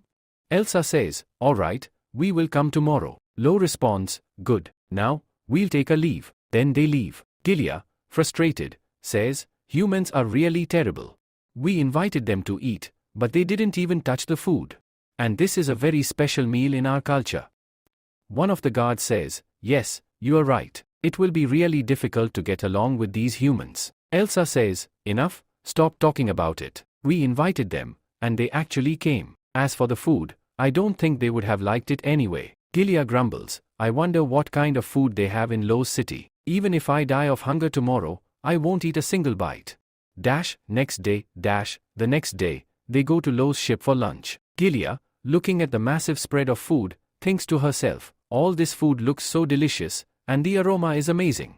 Elsa, also observing the food, thinks, even the rich Oasi kingdom wouldn't serve such luxurious food to its guests. I feel like he belongs to some royal family. No. I must not let these thoughts distract me. We need to rebuild our Oasi kingdom first. Then she speaks, Lord Lo, about the business you mentioned, can we discuss it now? Lo replies, alright, Young City needs a large supply of sheep and wool. Elsa asks, how many sheep do you need? Lo responds, 300 per day and 9,000 per month. Gilia, shocked, exclaims, what? 9,000? Lo continues, additionally, I need 1,000 horses and 500 warhorse. Depending on the situation, I may increase the numbers, and the price will not be below the market rate. If you agree to these terms, we can offer materials in return, such as cloth, food, and even salt. From what I know, your kingdom has a shortage of salt, whereas Young City has an abundance of it. It would be beneficial for your people. Gilia says, Leader, the supplies and all are fine, but this guy is asking for horses. Elsa thinks to herself, we only have a total of 2,000 horses. If we sell them, we will become extremely weak, and if someone attacks us during this time, we will be in big trouble. Elsa says, hey, Galio, sit down now. Alright, I accept your condition, but if I find out that you were just bluffing, then you better have all the money ready. You know very well that we orcs hate humans a lot because they lie too much. Lu says, you don't need to worry. I conduct business very honestly. Elsa says, alright then, this is great. I hope our cooperation goes well. Lu says, if you have time, you should visit Young City. Right now, many orcs are living there. Elsa says, yes, I have heard a lot about Young City. When I get the time, I will definitely visit. Then they finish their lunch and return. Gilia says, Leader, why did they agree to sell the horses now? We worked so hard to train them. All our efforts have gone to waste. Elsa says, the Lord of Young City is very rich, and he is also powerful. He is buying a lot of goods and materials. I think he is planning something big. Besides, his attitude toward our people is very good. Gilia says, but we shouldn't sell our horses to them, right? Elsa says, you should understand that people like him achieve a lot in the future. We can take advantage of this opportunity and build strong relations with them, which will help our orc kingdom recover quickly. Gilia says, are you seriously going to Young City now? Elsa says, yes, I feel like I should go now. On the other side, Bunsel is shocked and says to Huron, you not going back to Young City? Huron says, Lord Lu asked me to stay here. He put me in charge for a while to manage the transportation of ships. Bunsel says, seriously? This is terrible. I wanted you to stay with Lu, fall in love with him, then marry him. After that, I would have given him Blackwater City. You have ruined all my plans. Huron says, Dad, you re-saying that again? LOL. Lu needs my help for a big plan. Bunsel says, what big plan are you talking about? Huron takes out a map and shows it to him. Bunsel is shocked after seeing it and says, is Lord Lu really planning this? Huron says, yes, absolutely. In the next scene, we are shown the second prince's secret mansion. Granny says, Andy Seif is a cunning man, but he dared to refuse my request? Suddenly, someone breaks the door and enters. Granny shouts, who's there? Red says, don't worry, I am Red Deacon of Black Heiress. This guy came to kill you, but I killed him first. Honestly, your guards are very careless. If I weren't here, you would have died long ago. Granny says, so, Black Heiress is involved in this? The eldest prince's people have arrived, and you are doing nothing? Red says, calm down. I am your partner, not your servant. If we weren't here, Lucia would have already killed you. Granny says, how does Lucia know that I am here? Red says, he doesn't know yet, but his influence is spread across the entire capital. He can kill whoever he wants. But don't worry, we will protect you. Granny says, partner, what should we do now? Red says, stop thinking about the capital. Granny says, hey, what nonsense are you talking about? Red says, Lucia is running the capital very well. Even Duke Catherine wants him to marry her. The palace is under his control, and for the past 2 weeks, the king hasn't called anyone for a meeting. I think the king is under his control too. Greenie says, if Lucia has controlled the king, then how will I compete with him? Red replies, you should rest because he is bound to do something wrong. Greenie says, yes, you are right. Sooner or later, people will find out about Lucia's wrongdoings, and I will take advantage of that opportunity. Inform all the knights that we are leaving this place. We will move to the Northern Territory. Until then, let my brother celebrate for a few days. Meanwhile, Lucia asks the guard, why is he still alive? The guard, trembling, replies, my lord, he is being protected by powerful people. Moreover, it seems that the prince already knew about this. Hearing this, Lucia slashes the guard's throat and says, you took so many knights with you, yet you couldn't kill a single man? That means you are useless to me. He must have gone there to gather knights to take the throne. As far as I know, he is not that smart. Someone must be guiding him. Just then, a man arrives and says, yes, you are absolutely right. From what I know, Black Heiress is helping him, so killing him won't be that easy. Lucia, shocked, asks, Black Heiress? Is he even stronger than you all? The man replies, Black Heiress is a secret organization that kidnaps boys and orcs. Their history dates back about 1,000 years, and their people are spread across the entire continent. We don't know what their ultimate goal is, but there's nothing to worry about. We can defeat them easily. Lucia says, but you still haven't managed to kill him? The man replies, but we did give you the capital, didn't we? Handling Black Heiress is our responsibility. Even if they bring their knights here, nothing will change. But don't forget the promise, we agreed that once you become king, a church will be built here. Lucia says, of course. That's a king's promise. After some time, he reaches the king's chamber and says, Father, how is your health now? The king replies, stop pretending. Lucia says, this kingdom needs a new king. Please announce that I will be the next ruler. The king coughs and sits up, saying, where is Greenie? Call him immediately. Lucia says, Greenie is dead. The king replies, I know you did this. You should leave this place before it's too late. Lucia smirks and says, do you want Lucy to become queen? That would be a terrible mistake, and you won't be able to do it. Then he grabs a pillow and presses it against the king's face, saying, Father, I didn't want to do this, but if you had given me the throne willingly, you wouldn't have had to die. Now, after your death, I will become king. After that, Lucia kills his father. Meanwhile, on the other side, Louis says to Mina, the castle bed is really amazing, isn't it? Mina, blushing, replies, yes, you are right. But master, you should wake up. We have a lot of work to do. Lue grabs her and says, we now have plenty of money and men, so there's no work left to do. My most important task right now is.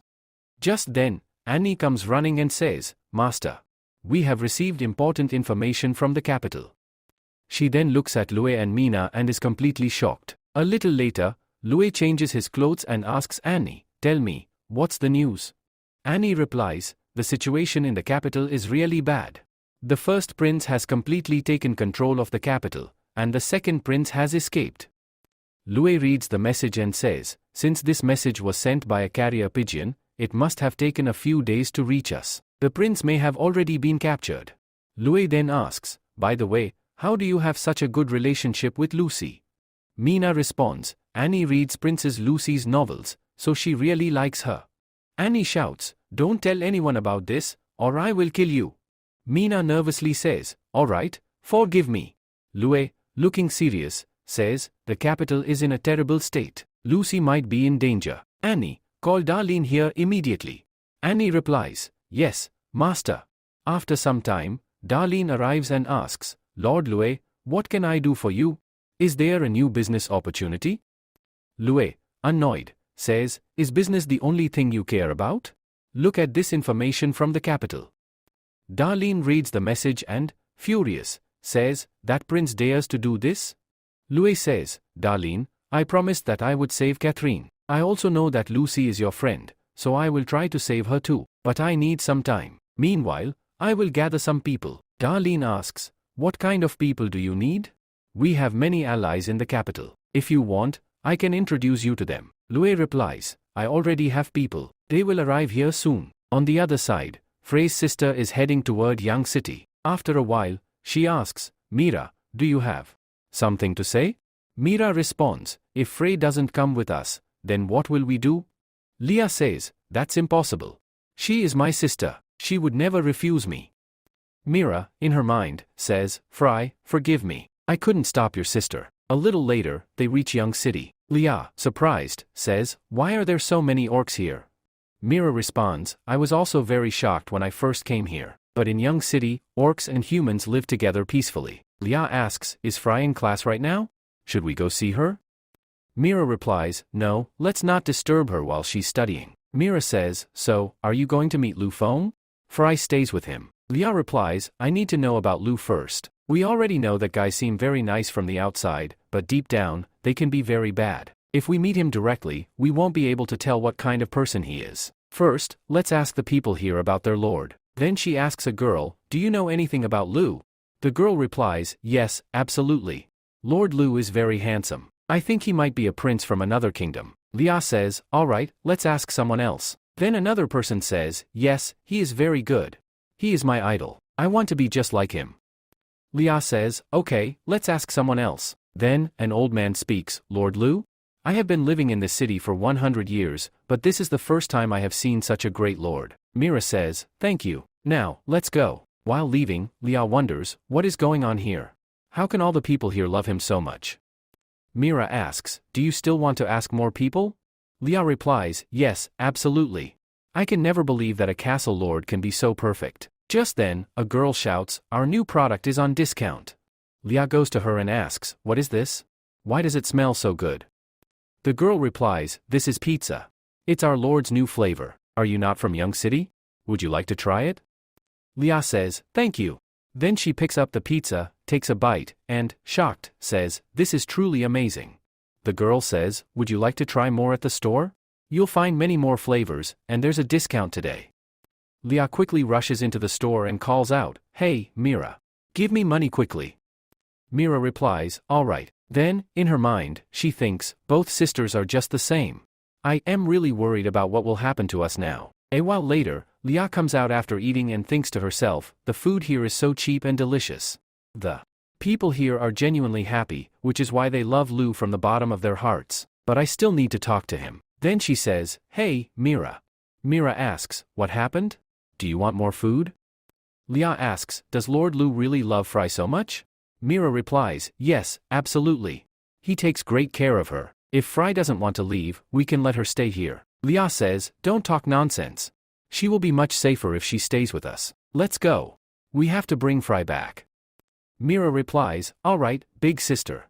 Meanwhile, on the other side, Frey's class ends, and she is heading home. Just then, Lia calls out to her from behind, hey, Fry. Fry sees her and is shocked, saying, sister. Lia says, it's been so many days since we last met. Come on, let's go home together. Hearing this, Fry starts running away. Mira asks, sister, are you okay? Lia says, Fry. We were apart for just a few days, and you already have the guts to disobey me? Meanwhile, Lu is working when Fry suddenly comes running in and hugs him. Lu asks, Fry, what happened to you? Just then, Lia bursts through the door and says, where do you think you running? As she is about to attack, Mira steps in and stops her. Fry suddenly shouts, sister, stop. Everyone is shocked and says, what? Sister?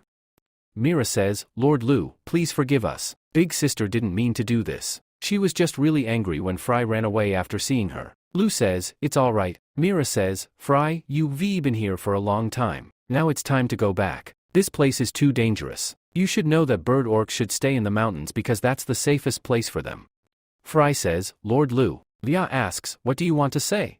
Fry replies, Lord Lu can also save me. Lia asks, how can he save you? Fry says, he helped me grow my wings. My wings have already grown. If you still don't believe me, you can touch them and see for yourself. Lia is shocked to see this and says, how is this possible? Lu says, she is eating well here and sleeping peacefully. Lia says, is it really that simple? Mira says, big sister, all of us don't get to eat properly. Lu asks, you are Lia, right? Can I know how many people are in your bird family? Lia asks, why are you asking about this? Lu replies, I want you to do a task for me, and no matter how many people are in your bird family, I will take care of all of them. Hey Fry, why is Lord Lu spending so much money on us? Fry says, Lord Lu said that anyone who flies in the sky is nothing less than a treasure. Lia thinks to herself, now I understand. He wants our flying ability. Fry says, sister, Young City is a great place for everyone because Lord Lu is a very kind person. Lia says, I don't think he can send Honest to Stone Pillar Mountain. Fry replies, that's not too difficult for him. After a while, they arrive at Young City's Air Force. Lia looks around, shocked, and exclaims, this is. Fry says, this is a hot air balloon. Lord Lu invented it. With this, we can easily transport goods and people, even up to 1,000 meters. Mira says, hey, big sister. With the help of this balloon, we can deliver food to Stone Pillar and also bring our people here safely. Lia says, but this balloon moves too slowly. It's much worse compared to our abilities. Just then, Lu arrives and says, but you guys can't fly forever, right? You will need to rest at some point. Lia says, tell me, what do you want from us? What work do you want us to do? Lu says, I hope you all will work for me. Once your wings are fully grown, I will give you a salary and a place to stay as well. Lia asks, so, you want to employ us? Lu replies, yes, you can say that, but I won't send you on any mission where there is a risk of death. Just then, Nu says, Master, all the supplies have been loaded into the balloon. It's ready to depart now. Lu says, alright, you did a great job. Then, turning to Lia, he adds, all these supplies include grains, salt, and other essential food items. Even if you refuse my offer, you can still keep them. Lia says, alright, I accept. But first, I will bring 100 of my people to Young City. If everything goes well, I will bring the rest of them later. Lu says, that is a great plan, Miss Lia. When you return from home, I hope you will have learned to operate this balloon properly. After that, I will give you and your people work. Lia nods, alright. Then, they all leave with the balloon. After that in Capital City Lu says, our next task is to keep an eye on the capital. We must always stay in contact with Lucy and Catherine. I'm worried that something might happen to them. Annie says, alright, I will inform my people to handle this. Next, we are shown the blacksmith shop in the capital. Lucy says, what is happening? Why has the palace been blocked? Why are people searching for me all over the streets? I hope nothing has happened to my father. Yuffie says, don't worry, Your Highness. Lucy, John will return soon with the news. Lucy says, thank you, Yuffie, for letting me stay here. Yuffie replies, what are you saying? Aren't we both friends? And friends help each other, right? Hey Lucy, I want to show you something. Lucy asks, what is it? Yuffie says, look at this. This is my new invention. Lucy asks, what is this? Yuffie says, this is the power flap. With its help, people can fly in the sky. Lucy, excitedly, says, people can fly in the sky? Really? Yuffie replies, yes. According to the theory, it should be able to fly. But right now, it doesn't work. But I'm sure that one day, I'll make it work. Lucy says, I believe in you. Just then, her father Eli arrives and says, with the ability you have, you might be able to make this work. In about 100 years. Yuffie says, but it has improved a lot since before. I am sure that it will succeed next time. Eli says, next time, don't climb to the top of the house and jump straight down. Last time, because of you, your neighbor got really scared, and the kids started crying. Yuffie says, okay. I won't do it again. Just then, John arrives and says, John, Princess Lucy. Lucy asks, hey John, do you have any news about my father? How is he? John says, your father has passed away. Lucy is shocked upon hearing this and says, Lucy, no. How is this possible? I will never believe it. Why is this throne so important that my brother killed our father for it? John says, it was Lucia who did this. The second prince failed to gain power in the capital, so he ran away. The news of the king's death will soon spread throughout the kingdom. Lucy, John, let's go to Young City. John, shocked, asks, Young City? Lucy says, yes. That place will be safe. I trust Lord Lu because both Elisa and Catherine trust him a lot. I think he will help us. John says, alright, but besides that, I have some news about Catherine. Lucy asks, Catherine? What happened to her? John tells her everything. Lucy is shocked again and says, what? Catherine is going to marry my brother? I must talk to her no matter what. John stops her and says, stop. The Duke has heavily guarded the entire mansion. I tried to get in, but I couldn't. Now, we are shown the Duke's mansion, where a maid speaks. Maid, miss, please eat something. Catherine says, I'm not hungry, take it. Away. Maid says, if you don't eat, Lord will be angry. Catherine says, whatever. I'm just an object to him. Until I die, he's not going to do anything. Maid says, alright, miss, but this food is similar to Young City's food. If you don't eat it, it'll just go to waste. Hearing this, Catherine suddenly stands up and says, what did you just say? This food is like Young City's? Maid says, today's chef used to work in Young City, so I think the taste will be similar. Hearing the name Young City, Catherine becomes very happy and says, leave it here. Maybe I'll eat it later. The maid leaves the food near her. Catherine looks at the food and thinks, Lu said his man is in the capital. Could it be him? She keeps looking at the food and suddenly finds something in it. She opens it and thinks, This is Lu's letter. And the other one is from Lucy. If you need to send a message, write it and hide it inside the food. I'm sure this is Lu's style. Only he could think of something like this. But what does this mean? Is he coming to save me? If he comes here, it'll be really dangerous. But I really want to see him. Just then, the maid speaks from outside. Miss, are you okay? How did you like Young City's food? Lucy comes outside and says, here, take this. I am not hungry, take it away. The maid says, but miss. Lucy interrupts, I am not hungry, just go away from here. The maid replies, alright, then. She takes the food and leaves. Meanwhile, the chef asks, what happened? Does miss still not want to eat? The maid responds, yes, you rewrite. But what should we do now? According to the old rules, we have to burn it. Then the chef takes the plate and says, hey, new boy. Take this. The boy responds, looks like miss isn't hungry yet. The chef says, yes, you rewrite. Take this food and the trash and throw them outside. And make sure not to spread too much garbage there. The boy replies, alright. Then he takes the food and trash outside. Just then, he drops a message into a beggar's ball. The beggar picks up the letter and walks away. In the next scene, Lucy is shown. Suddenly, someone knocks near the window. Joan asks, who's there? The man replies, this message is from Catherine. If you want to send another message, deliver it to Central Park tomorrow afternoon. Lucy takes the message and says, really? We are able to communicate with Catherine. But Lord Vayu, how is this possible?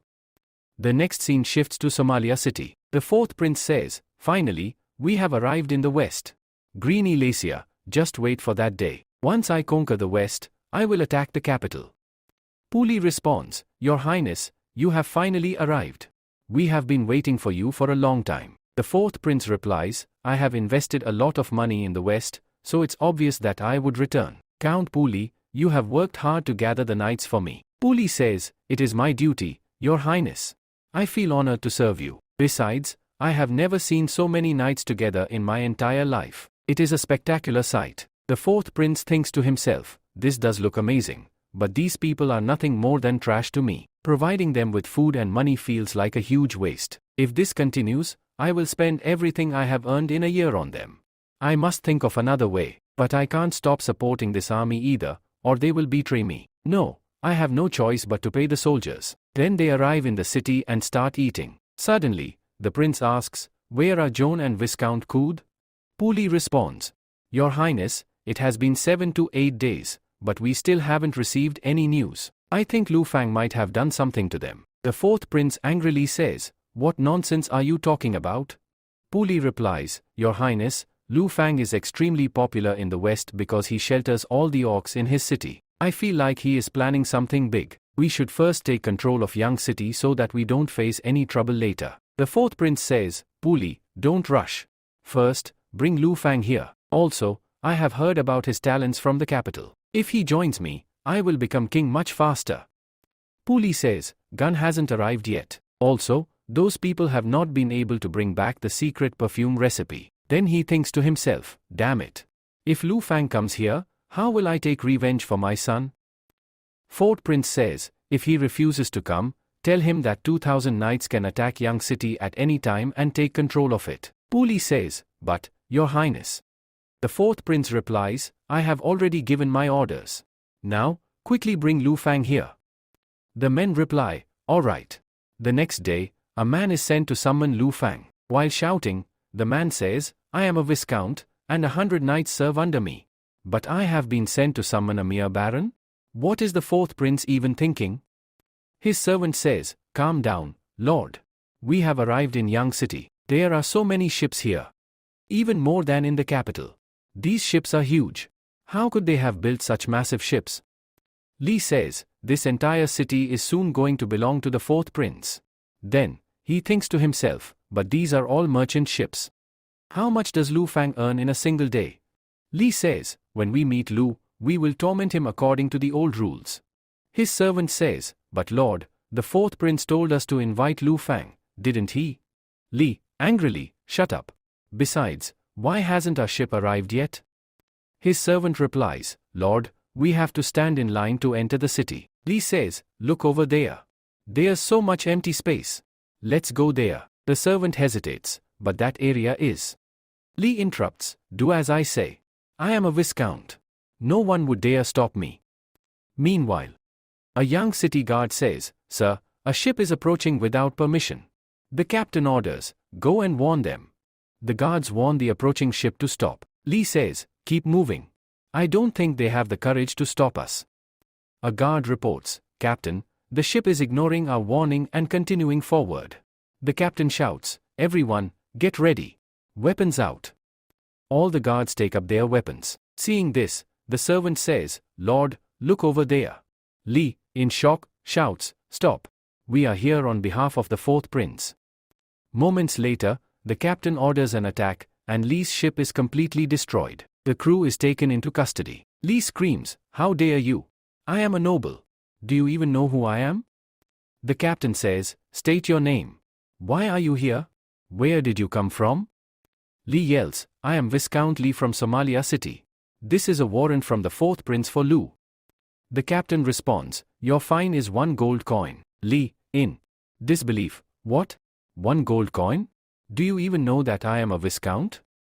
The captain calmly replies, Yes, of course. If you refuse to pay, you'll have to work as a laborer in the mines for 3 months. Li, now nervous, All right. I'm paying. After paying the fine, they finally enter Yang City. Li, still furious, shouts, They forced me to pay a fine. And you people just stood there and watched. His servant says, Lord, look at their equipment. Our knives and swords wouldn't even stand a chance against them. Li thinks to himself, But why are they walking on the side? There's so much space in the middle of the road. His servant says, perhaps that's a path for nobles. Just then, a carriage crashes into Lee. Lee, screaming, hey, you idiot. Can't you see? At that moment, Bailey arrives and says, hey, what do you people think you're doing? Do you have a death wish? Why are you walking in the middle of the road? You should be walking on the side. Lee, confused, road? What is a road? The people nearby start talking. One man says, these outsiders don't even know that vehicles run on roads? Seriously, outsiders are complete fools. Another man comments, this guy seems incredibly dumb.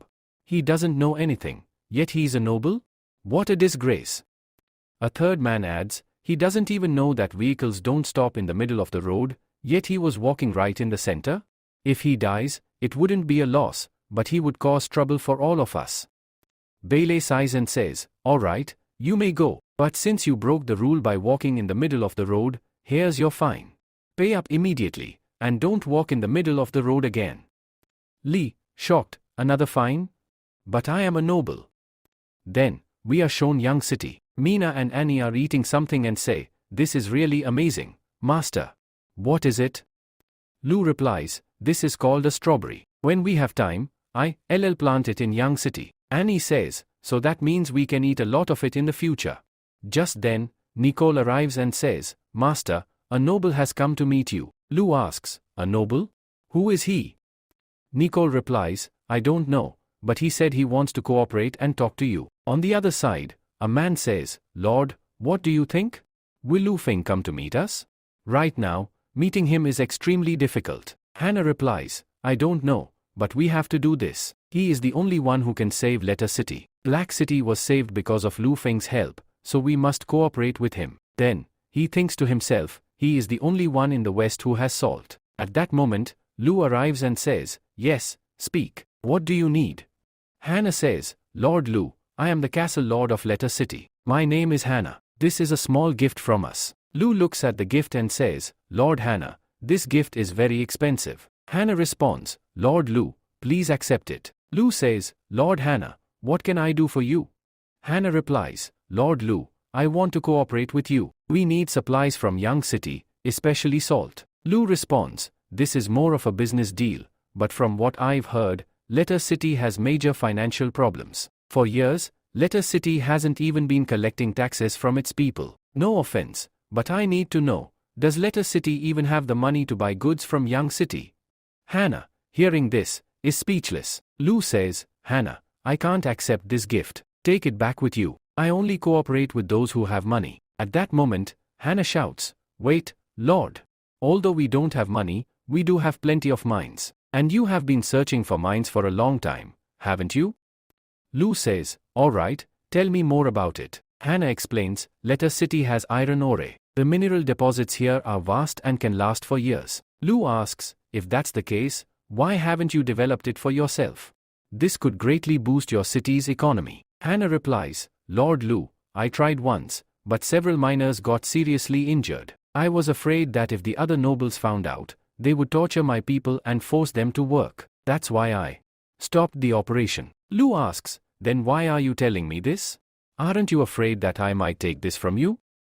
Hannah replies, if you had simply taken the diamond and refused my proposal, I would have never told you about this iron mine. Nobles are extremely greedy, they want to claim everything for themselves. But since you rejected the diamond, I'm sure that you are different from the other nobles. Lu says, alright, let's discuss cooperation. Hannah responds, alright, thank you. Lu asks, so, how many people live in your city?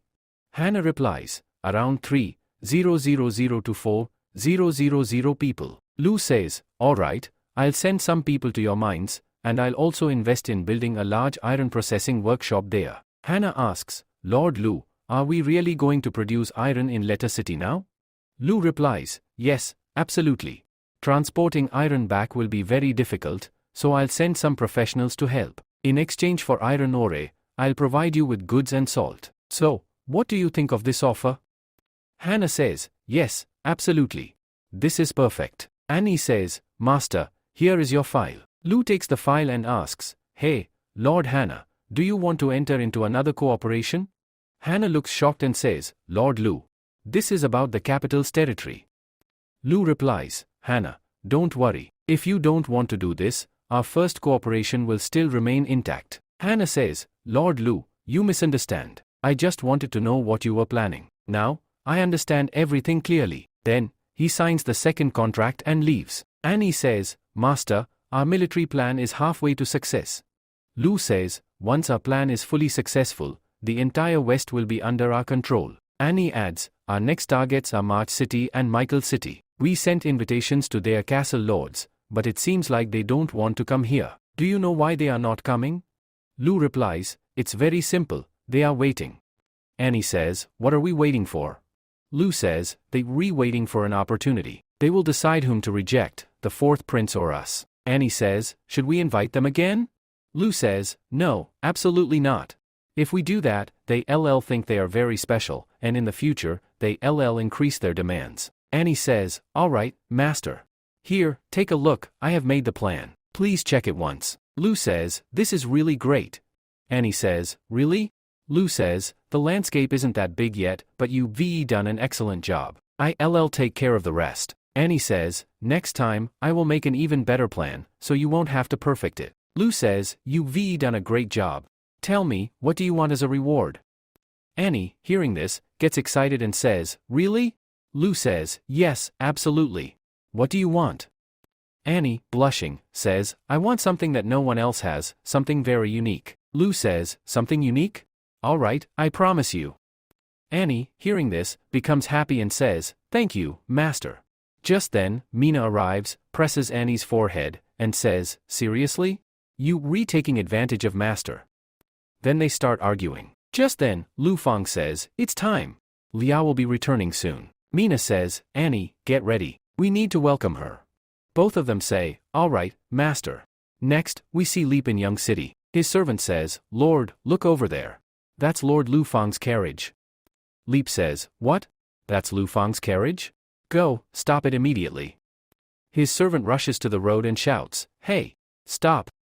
Suddenly, a few men appear and say, how dare you? You're stopping a lord? Another man says, indeed. You have a lot of nerve stopping Lord Lu.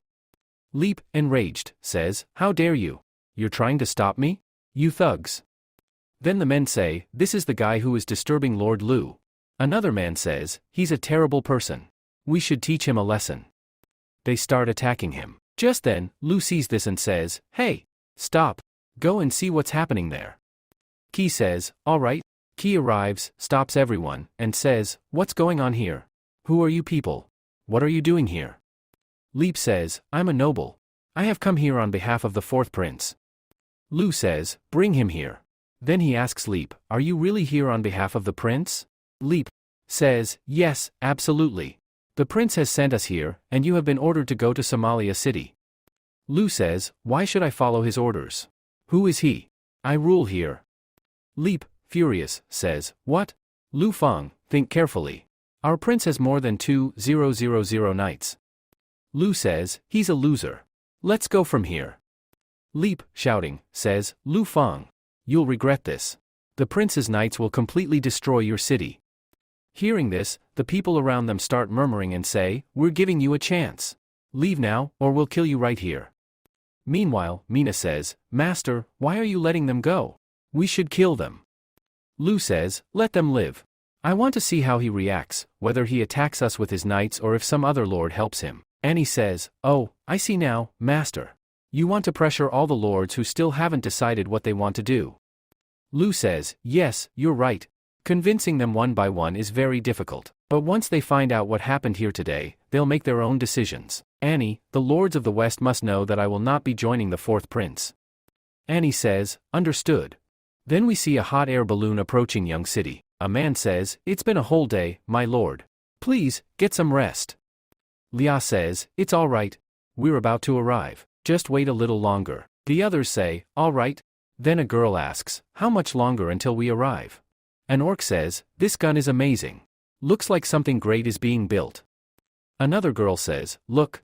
This city is incredible. And it's huge. A second girl says, how can a human city be this great? Are we really going to live there? I'm so nervous. A boy says, you don't need to worry. Our leader said that they treat orcs very well. Lia says, all right. Everyone, get ready. we're about to arrive. Lia arrives in Young City with some of her companions. Lu says, welcome. Lia responds, thank you, Lord Lu. Lu says, you look extremely beautiful when you smile. Lia, angrily, says, Lord Lu, what nonsense are you talking about? Lu quickly replies, no, nothing. Then he addresses everyone, you all must be very tired, right? This meat is for you. Please start eating.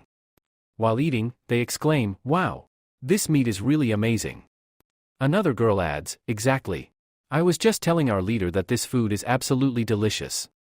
FRE says, of course. The food of Young City is famous all over the world. Lu asks, this choice was great, wasn't it? Lia nods, yes, absolutely. Lu then says, bring the rest of your people here. You can build your home on this mountain. There is water there, and you can fly freely. All the children here will go to school and will decide their own future. Lia responds, all right. Then she asks, why are you looking at me like that? Lu says, what happened to you today? You re-agreeing with everything I say. Lia replies, I just know who is good and who is bad. I only wanted to take care of my people, and you are helping them so much. But if you ever harm my people in the future, I will kill you that very day. Lu laughs and says, that will never happen. Lia warns, don't make any promises just yet. Then she asks, before I leave, tell me, what work do you want me to do? Lu responds, don't be in such a hurry. Get some rest first, because health is very important. Lia, thinking, says, it's hard to tell what you re-planning, but after everything you've done for my people, I'm willing to do anything for you. Just then, FRE suddenly hugs Lu. Lia, shocked, says, hey, FRE. What are you doing? FRE laughs and says, sister, this master is mine. You can't take him away. Lia, blushing, says, what nonsense are you talking about? I'm leaving. You can keep your master to yourself. Elsewhere, in the capital, we see John and Princess Lucy. John says, Princess, Lucia is going to take the throne in a year.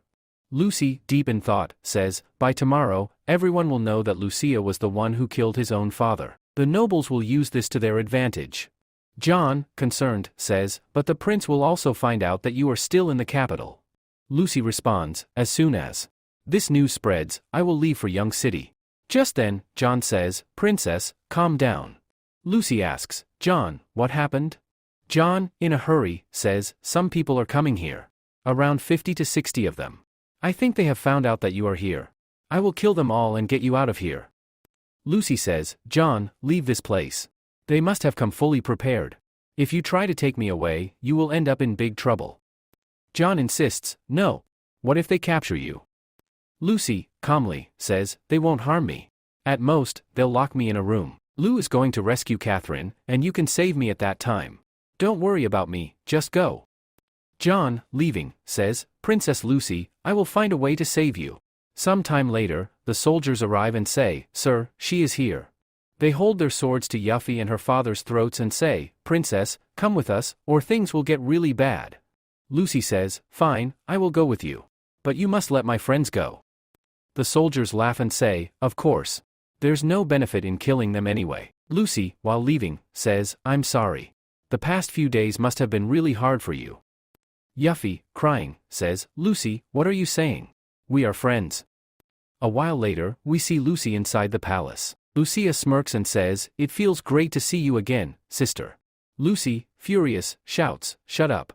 I am not your sister. Lucia chuckles and says, you really are quite strong. Take her to her room and lock her up. She is not allowed to leave without my permission. The guards drag Lucy away and lock her inside a room. Lucia then asks one of his men, where is that orc? The soldier replies, we have sent some people to capture her. Lucia orders, I want her alive, no matter what. The soldier confirms, yes, sir. Lucia smiles and says, you've done an excellent job this time. I will speak to some people and have the church reopen soon. The soldier, bowing, says, we are going to make you the king. Lucia says, all right, you can leave now. Then he goes to a man and speaks to him. Venice says, stand up and tell me how the plan is going. The man replies, Lucia is going to open the church soon. Venice says, that's great. Now, God will be here. The man responds, but it looks like Lucia is getting suspicious of us. This could have a huge effect on our plan in the future. Venice says, I don't think he will do anything because he needs us. If Lucia tries anything, we will choose another king. The man replies, yes, you are right. Venice says, deploy more people and find the Ames note quickly. I need that note as soon as possible. The man says, the Ames note disappeared in Tangig City. I will send more people to investigate. Venice says, all right, you may leave. The next day in Young City. Lia says, Mr. Lu, now tell me, what is your plan? Lu replies, my friends, Princess Lucy and Catherine, are held captive there. I want to rescue them from the capital and bring them here. Lia, I need your help with this. Lia says, all right. Lu says, hey, Elisa, is your group ready? Support these people. Elisa says, yes, master. Lu says, hey, Mina, take them to the equipment room. Mina says, all right, master. After some time, they reach the weapons room. Lia, shocked, says, there are really so many weapons here. Mina says, master said that iron armor is too heavy. It will be difficult for you to fly with it. So, master has made this leather weapon for you. Here, take a look. Lia picks up the fabric and thinks to herself, how will this cloth protect us? If we get attacked, we will die on the spot. Mina says, I know you won't believe it, but try tying it once. Then Lia attacks it with her knife, but nothing happens. She is shocked and says, what? Nothing happened to it. She thinks to herself, if this is sold in the black market, its value will be extremely high. Lia asks, can I give this equipment to my people? Mina says, yes, of course. These weapons are meant for all of you. Lia thinks to herself, if we had these weapons when we were hunting dragons, we wouldn't have lost so many people. Elisa says, this is exactly what I need. Lia says, this bow looks very different. Can I see it? Elisa says, this bow is called Bango. It's master's latest invention. Lia says, I can't believe Lu could create such a weapon. But an ordinary person won't be able to use this bow. Mina says, master was aware of that, so he designed it in a way that even normal people can use it easily. Lia says, this weapon. It really looks very unique. Does it actually work? Mina says, you can try it. Then Lia shoots a weapon at it. She dodges the attack and shouts, hey, are you crazy? Mina says, I was sure you would dodge it. Lia says, this arrow can even pierce through metal. Mina says, master said that all soldiers will be given this weapon. Lia says, seriously? The enemies are going to have a really hard time. Next scene, at Young City's castle. Mina says, they have left for Wangdu. When they arrive, we will get all the information. Lu says, I will wait for them. I hope the news is good. Mina says, young master and Annie, both of you take care of yourselves. Reading in such dim light will hurt your eyes. Annie says, I can't do anything about it right now. I have a lot of work to do, and I must finish it. Lu says, I have an idea, and I will use it later. Mina asks, did you think of something new? Lu replies, you'll find out later. Then he thinks to himself, it's time to return to Earth. And I also need to get a gift for Annie. A while later. Annie asks, hey, Nikolai, where is everyone else? Oh, right. There's a lot going on in Young City, and our workload has increased significantly. Nicole says, everyone praises you a lot. You have done a lot for Young City. Annie, blushing, replies, I'm not that great. I just work hard a little, that's all. After finishing her meal, she leaves. Just then, Lu arrives and asks, where is Annie? Nicole responds, she just left from here. Lu then shouts, everyone, get ready. When she returns, we will give her a huge surprise. Everyone cheers excitedly, yes, absolutely. Meanwhile, on the other side, Annie is working. Just then, Avery arrives and says, Your Highness, let's go. She then takes Annie's hand and starts leading her away. Annie asks, what happened, Avery? Do you need something? Avery replies, just come with me. I'll tell you later. They reach the castle, where it's completely dark. Annie says, Avery, what's going on here? Why are the lights off? But Avery remains silent. Annie asks again, are you hiding something from me? Tell me. Just then, Lu switches on the lights, and everyone shouts, Annie, happy birthday. Hearing this, Annie becomes extremely happy and says, oh, it's my birthday today. Lu gently pats her head and says, don't cry, you should be happy on your birthday. Annie smiles and says, I'm not crying, something just got into my eyes, and you didn't have to do all this. Mina says, this was Master's plan. He said that you work very hard, so you deserve a reward. Lu adds, I also promised Nay, so how could I forget? Annie, blushing, thinks to herself, I never thought Master would remember my birthday, even after being so busy. Just then, Nicole asks, Master, what is this? And why is it glowing so much? Lu replies, this is an electric light. It works using electricity. Everyone, shocked, exclaims, what? Electricity? Annie asks, so, this means we can use it for lighting? Lu chuckles and says, yes, you're right. In the future, our lives will become even easier, and we can use it anytime, anywhere. Nicole excitedly says, wow. That means we won't have to use candles at night anymore. Viva adds, yeah.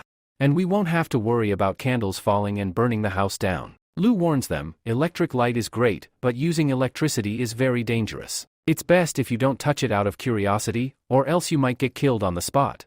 Hearing this, everyone is shocked and says, Master, if it's that dangerous, maybe we should just leave it alone.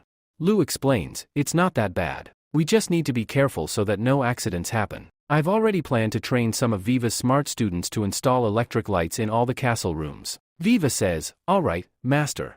Lu smiles and says, okay, thank you. Just then, Nicole arrives with a cake and says, here, your birthday cake. Annie excitedly says, wow. So many lollipops. This looks amazing. Lu says, alright, now make a wish. Annie closes her eyes and makes a wish. Lu asks, Annie, what did you wish for? Annie pauses for a moment, then laughs and says, I'm not telling. If I say it, it won't come true. Lu smiles and says, alright, it's your secret. Then Lu gives her a gift. Annie asks, what is this now? Mina says, it's a black ball. Lu explains, this is an astro lab. Nicole, turn off the lights. Nicole responds, okay, Master. As soon as the lights go off, Lu turns on the astro lab, and suddenly, the entire room is filled with a galaxy-like glow. Everyone is shocked and exclaims, wow. This is so beautiful. Annie, feeling emotional, says, it feels like I'm looking at the night sky. Lu smiles and says, this also runs on electricity. Annie, how do you like it? Annie, overjoyed, hugs Lu and, blushing, says, I love it. And thank you for remembering my birthday. Lu gently pats her head and says, I'm glad you liked it. Then, on the other side, we see John. She says, why haven't they arrived yet? Was the information wrong? A young city soldier reassures her, don't worry, they will be here soon. After a short while, the soldier points and says, there. They have arrived. John asks, where? I don't see anyone. The soldier responds, look up at the sky. John looks up and thinks to herself, that's a bird orc. These creatures are extremely rare. But what are they doing in Young City? She then notices someone and says, well, at least Elisa is here too. At that moment, Elisa speaks up, hey, John. Lu sent them here to help us. John says, alright, great. If you guys help us, we will definitely succeed. Leah says, enough talking, let's get to work. Elisa says, John, our plan is that we have to rescue Lucy and Catherine together. We have 4 bird orcs, 4 members of the wolf warriors, and 4 elves. John, do you know where they are? John says, tonight, there is a dinner planned. First, the prince, this is a great opportunity for us. And now about Catherine, her father is also coming here, so we will rescue Lucy and also free Catherine. Elsa says, alright, let's go. A little later, John says, can't we just walk there? Leah says, don't worry, I won't let you fall. John, shivering, says, I am not scared. Then, we are shown the capital, where a party is taking place. A man says, I heard that your daughter is getting married to the prince. Congratulations on that, Kalk. Kalk says, thank you. But, Benson, I also want to congratulate you. Tonight, at this dinner party, we will announce that your son, Leon, and Princess Lucy are getting engaged. So now we will be one family. Lucy tells her guard, go and check where Lucy is. Why hasn't she arrived yet? Then, we are shown Lucy's room. A maid says, Your Highness, please wear this. The prince said that if you don't come to the party, they will bring Yuffie to the castle. Lucy thinks to herself, he is threatening me, using Yuffie's name. After a while, they all reach the castle. John says, Lucy's room is right here. Then she looks down and says, wait, that's Lucy. Elisa looks down and says, there aren't too many guards here. Archer, everyone get ready. Lucy thinks to herself, I don't want to marry Leon. If I am forced to, I will commit suicide. I just hope that Lucia doesn't come here to rescue me. Suddenly, everyone is killed. John hugs Lucy and says, Lucy, I came to rescue you. Lucy says, thank you. Meanwhile, Lucia angrily says, why hasn't Lucia arrived yet? Suddenly, many papers start falling from the sky. Everyone looks up and says, look, something is falling from the sky. One man grabs a paper and reads it. It says, Lucia has killed the king. Kalk says, Your Highness, it looks like there is some disturbance at the party. I must go. Others also say, we need to go too. Then they all start leaving. A boy says, Dad, Why are you doing this? Kalk says, it doesn't matter who started this. Once this rumor spreads, the prince will never be able to become the king. Go and invite Benson to my mansion. The boy says, okay, Dad. Kalk thinks to himself, if I ally with Benson, I might have a chance to become king myself. Meanwhile, Lucy says, well, it's good that now everyone will know what kind of person Lucia really is. John says, Lucy, be careful. Don't fall. Lucy says, I'm truly very happy. And Lo Fang is really very powerful. He even built this flying device. Elisa says, where is Catherine? Did you manage to get her out? Elisa says, don't worry. The other team has been sent to the Duke's house. We will all meet outside the capital and return to Yangtze together. Lucy says, that's great. But, what about Yuffie? Elisa says, Yuffie? What happened to Yuffie? Lucy says, can you save Yuffie? If I leave here, they will kill both Yuffie and Uncle. Elisa says, of course. Yuffie is my friend too. Elsewhere, Lucia angrily shouts, what? Lucy has escaped? I let your men stay in the palace, and Lucy still managed to escape. And now that rumor has spread too.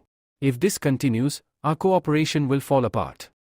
A man says, I am your friend, so I'll tell you something. Kalk and Benson are planning to have a conversation. What do you think they are going to talk about? Hearing this, Lucia becomes furious and says, alright. Let Lucy be for now. First, focus on what those two are planning to do tonight. In the next scene, we are shown Benson's castle. Leon says, Catherine, please come outside. Duke Kalk is calling you. Catherine shouts, get out of here. And in her mind, she thinks, I never thought my father would make me marry him. He couldn't cooperate with the prince, and now he wants to cooperate with him instead? He is really treating me like an object. Leon yells, Miss Catherine, my father and your father are waiting outside. Do you really want to make them wait? Catherine angrily says, no. I don't want to go. Get out of here. Leon laughs and says, Miss Catherine, you're really wild. If you keep acting like this, how will you ever become my wife? Catherine furiously replies, I am not going to marry.